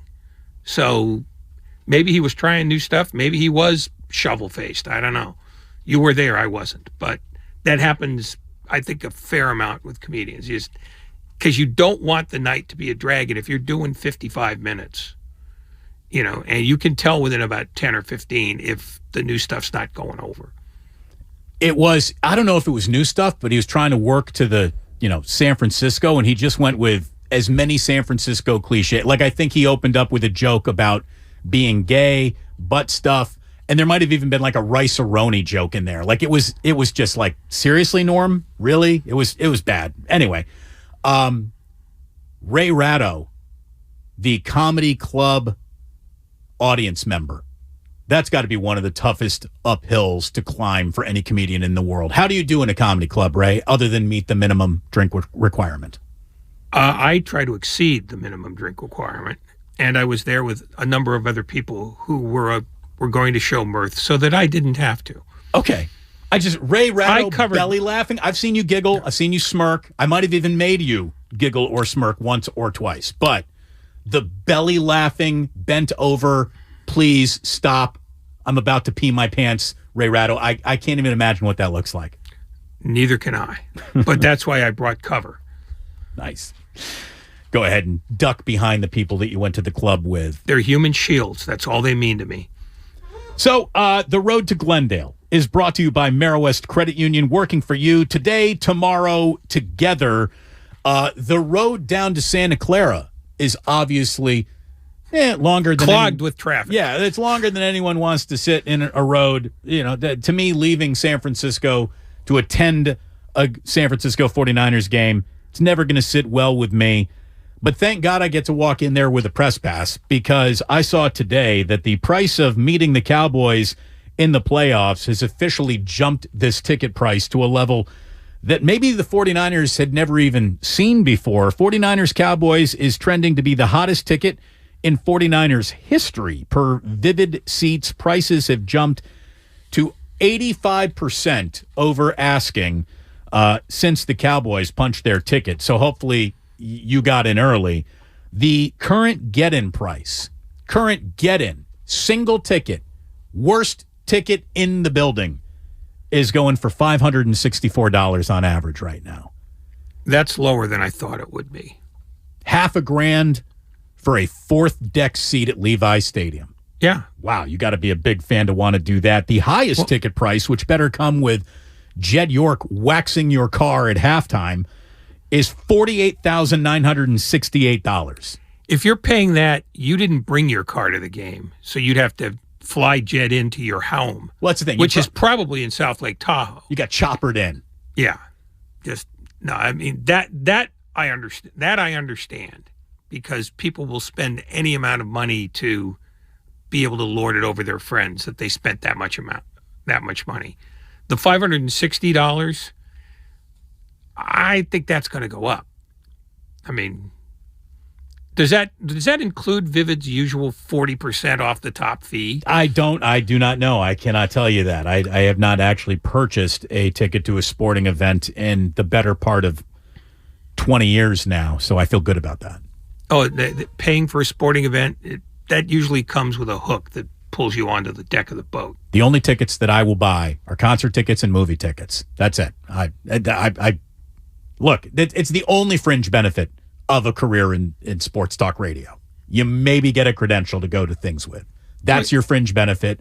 That is the bonus that never comes in the check. The quarterly stock bump that never comes with a career in radio. Yeah, when they promise you a bonus, what they're promising you is nothing, but we're going to put a fancy word on it. It's like when Woody was promoted to general bar manager at Cheers. No raise, but you get a new title, Woody. Yeah. So we kind of got into this yesterday because there have been an awful lot of questions about Trey Lance's future with the 49ers, and there shouldn't be much discussion of any future right now. The present is what officially matters the most for the 49ers right now. But the question of should the 49ers trade Lance is just, it's out there so often. I'm guessing people want it addressed by someone with, true vision and authority on this topic, like you and me, Ray. No, they should not trade Trey Lance anytime soon. And Trey Lance, he needs to stop throwing emojis around. Trey Lance, you don't have the right to start any drama yet. You haven't earned that yet. You need to be someone who recovers from now 2 surgeries. There was a second surgery for Trey Lance, which Tim Kawakami said, oh, by the way, that was not planned. Whether minor or not, however they're trying to dismiss it or not, they were hoping one surgery, one and done, was going to get it. And this isn't, they have to take the screws out. No. This wasn't a remove the screws second surgery. This is something went wrong with the original surgery. Therefore, we're having a second surgery. He got hurt, what are we talking, 4 or 5 months ago? And he's still on crutches right now. He's on crutches right now because of that second surgery. So I don't want to see any emojis. I don't want to see any pining for another opportunity somewhere else, because the opportunity here is still very much a robust opportunity. We know that Brock Purdy is a play away, a day away from not playing starting quarterback. That's just the way it goes. And Trey Lance should know that better than anyone, because that's really the only NFL experience that he's had so far. I was a starting quarterback, and then I was not. That requires a level of security, both inwardly and outwardly, that the NFL does not give you very often. And if he's had a second surgery, I can easily see a scenario playing out in his head where he goes, well, they're just going to get rid of me. They're going to look at me as injury prone and damaged goods. And we don't know what goes on inside the walls there, but he might be reacting to actual stimulus provided by people in the organization saying, you know what, this might not work here for you. Now, who would say that? Who would say that? I don't know. I mean, maybe people who are friends of his are putting that in his head. I'm not around him, to his great relief. All I'm saying is he's reacting to something, and it's not based on logic that you or I are aware of. But if he's reacting to something, somewhere it's out there, and he's worried about it. So I don't sit there and say he shouldn't react to that. It's hard not to. It's an insecure job and an insecure life in a very insecure sport. You're right. And it's an insecure generation that, for whatever reason, broadcast their insecurity at all times via social media, which is an odd way to protect yourself from the criticism that probably lends itself to you being insecure. Anyway. I mean, he might have asked 49ers, what is your plan for me next year? And they might have given him a non-committal answer. Could have been as simple as that. Well, the plan is you're on the team. We don't know what the plan is. The plan has to be you're on the team. It doesn't have to be anything. Oh, no. It has to be, because I'll tell you why it has to be. Lance is on the books for $9.3 million and would represent a cap hit that would be the dead cap money on saying goodbye to him. Doesn't make sense to say goodbye to him. So you keep him. And remember, he's also a player that they liked enough to trade up for and move all that draft capital for, and they can't have fallen so completely out of love with him without us hearing about that in some way, shape, or form. No one's heard that. He's on the books for $9.3 million. Purdy's on the books for $889,000 next season. That is an entire quarterback room for $10.5 million. The only quarterback that I can tell you with certainty that ain't going to be around next year rhymes with Jimmy Garoppolo. Given what we've seen in the last year and a half, nobody can say anything with any certainty about how Kyle Shanahan is viewing the future. That's all I'm going to say. Jimmy Garoppolo was supposed to be fired. He's still here. Right. Jimmy Garoppolo had a big year till he got hurt. Now it's Brock Purdy. I wouldn't bet on any scenario over any other scenario because we've seen that Kyle Shanahan views this world differently than anybody outside that building. Right, but this isn't Kyle having a single up and down vote to decide it. This is Jimmy. Oh, no, this is Kyle. No. Jimmy Garoppolo does not have to come back to the 49ers unless he wants to. That was not the scenario of last offseason. And if Kyle Shanahan wants to bring him back, he could start talking to him. Why would Jimmy want to come back? Because I don't know why Jimmy would want to come back. Why would he want to come back last year? Now, and yet, he didn't have a choice, Ray. No, but they could have. He could have agitated for a trade. He never said a word about it. How can you agitate for a trade when no one wants to trade for you? Doesn't matter. You could just say, "Get me out of here." No one came for him. They did not want to get rid of him. That we know of. I mean, the 49ers have established through Kyle Shanahan that they view the quarterback position different than most other teams. So simple logic is not automatic.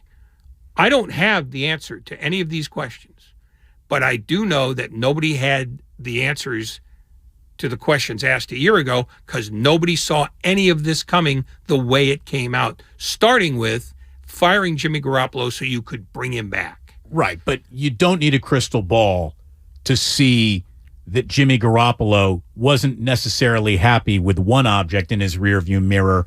Now he's got two objects in his rearview mirror, and there are going to be other NFL opportunities that will, from day one, have him in the driver's seat.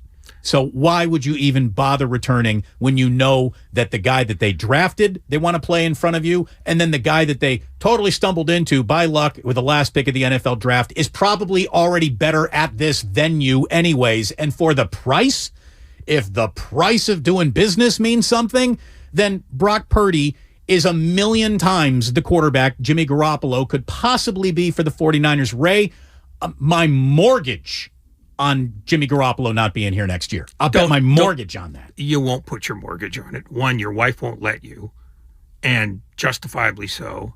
Secondly, based on what we saw a year ago, I put my money on no scenario making more. I mean, from the outside, you're right, but what? Everybody was... What'd you say? Stop doing that or I'll stop doing it. What'd you say? I thought I heard. Okay, here's what I said. You were right, but you're saying what I said was right, Damon. Sports don't build character. No. They reveal it. 12 more minutes with me. Jesus Christ. Grandy, go out and get a gun. Shoot me. No. All I'm saying is we thought we had this figured out last year, and we didn't. Kyle Shanahan thinks about this differently than you or I or anybody else. I'm going to give him a very wide berth about what he wants to do here because he's already established, A, that he doesn't do stuff that people consider normal, and B, it works. Right. But he cannot control the uncontrollable, and he has zero control over Jimmy Garoppolo this offseason. But he can talk to him about staying if he wants to keep him.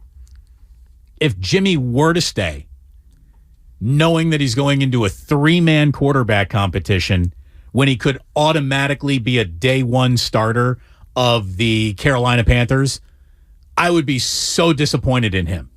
I would be so disappointed in him. Disappointment is what we all live with.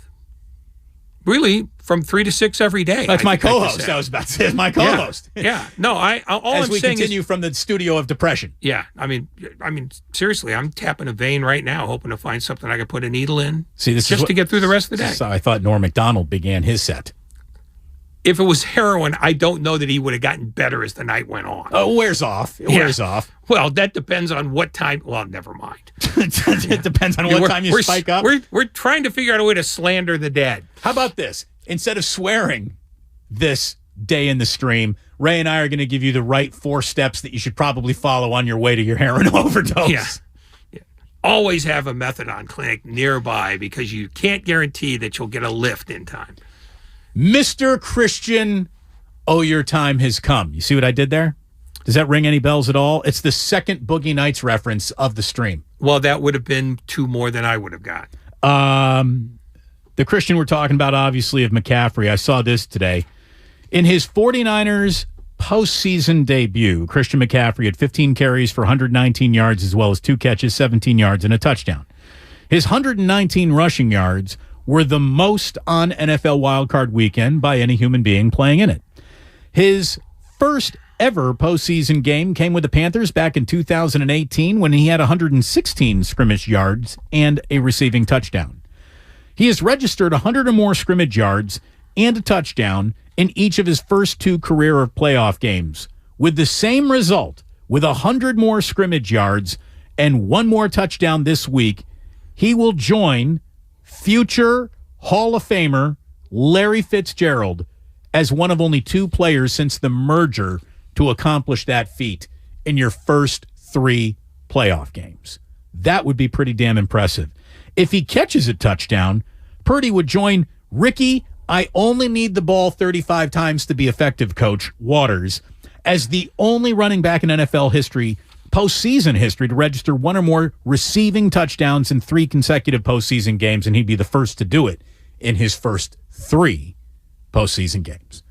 Christian McCaffrey is rubbing elbows in statistical might be's and R's with so many great NFL players. Every single time you look at what his numbers are in comparison to history, he's usually being compared to a Hall of Fame wide receiver or running back. It's amazing. And I'm not putting Ricky Waters in the Hall of Fame, but he was in the Hall of Very Good for a while. Yeah, McCaffrey is one of those guys who, if he does this for 4 more years, he's a lock. If he retires on Monday, he won't get in. But he's in that middle ground where he can see it from where he's standing. What makes him good, though, is that he's not looking at that yet. Because I think he is finally fully enjoying what he's doing with a team that has a genuine expectation of doing this again and again.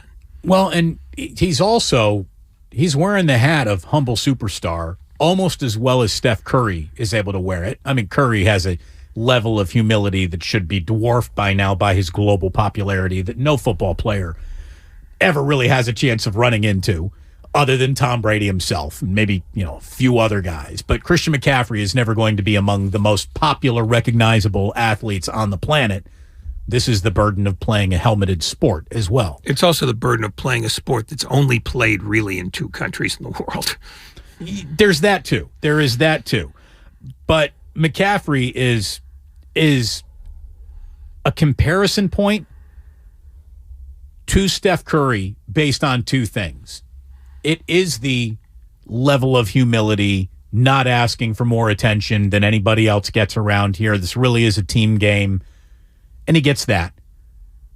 And then he also gets the concept of gravity that we almost give to Steph Curry, Clay when he's on it, Jordan Poole, rare occasional, of gravity. This guy's gravity is so significant and opens up everything else. I think that that's a great way to describe Christian McCaffrey. There is a level of gravity to him that is undeniable.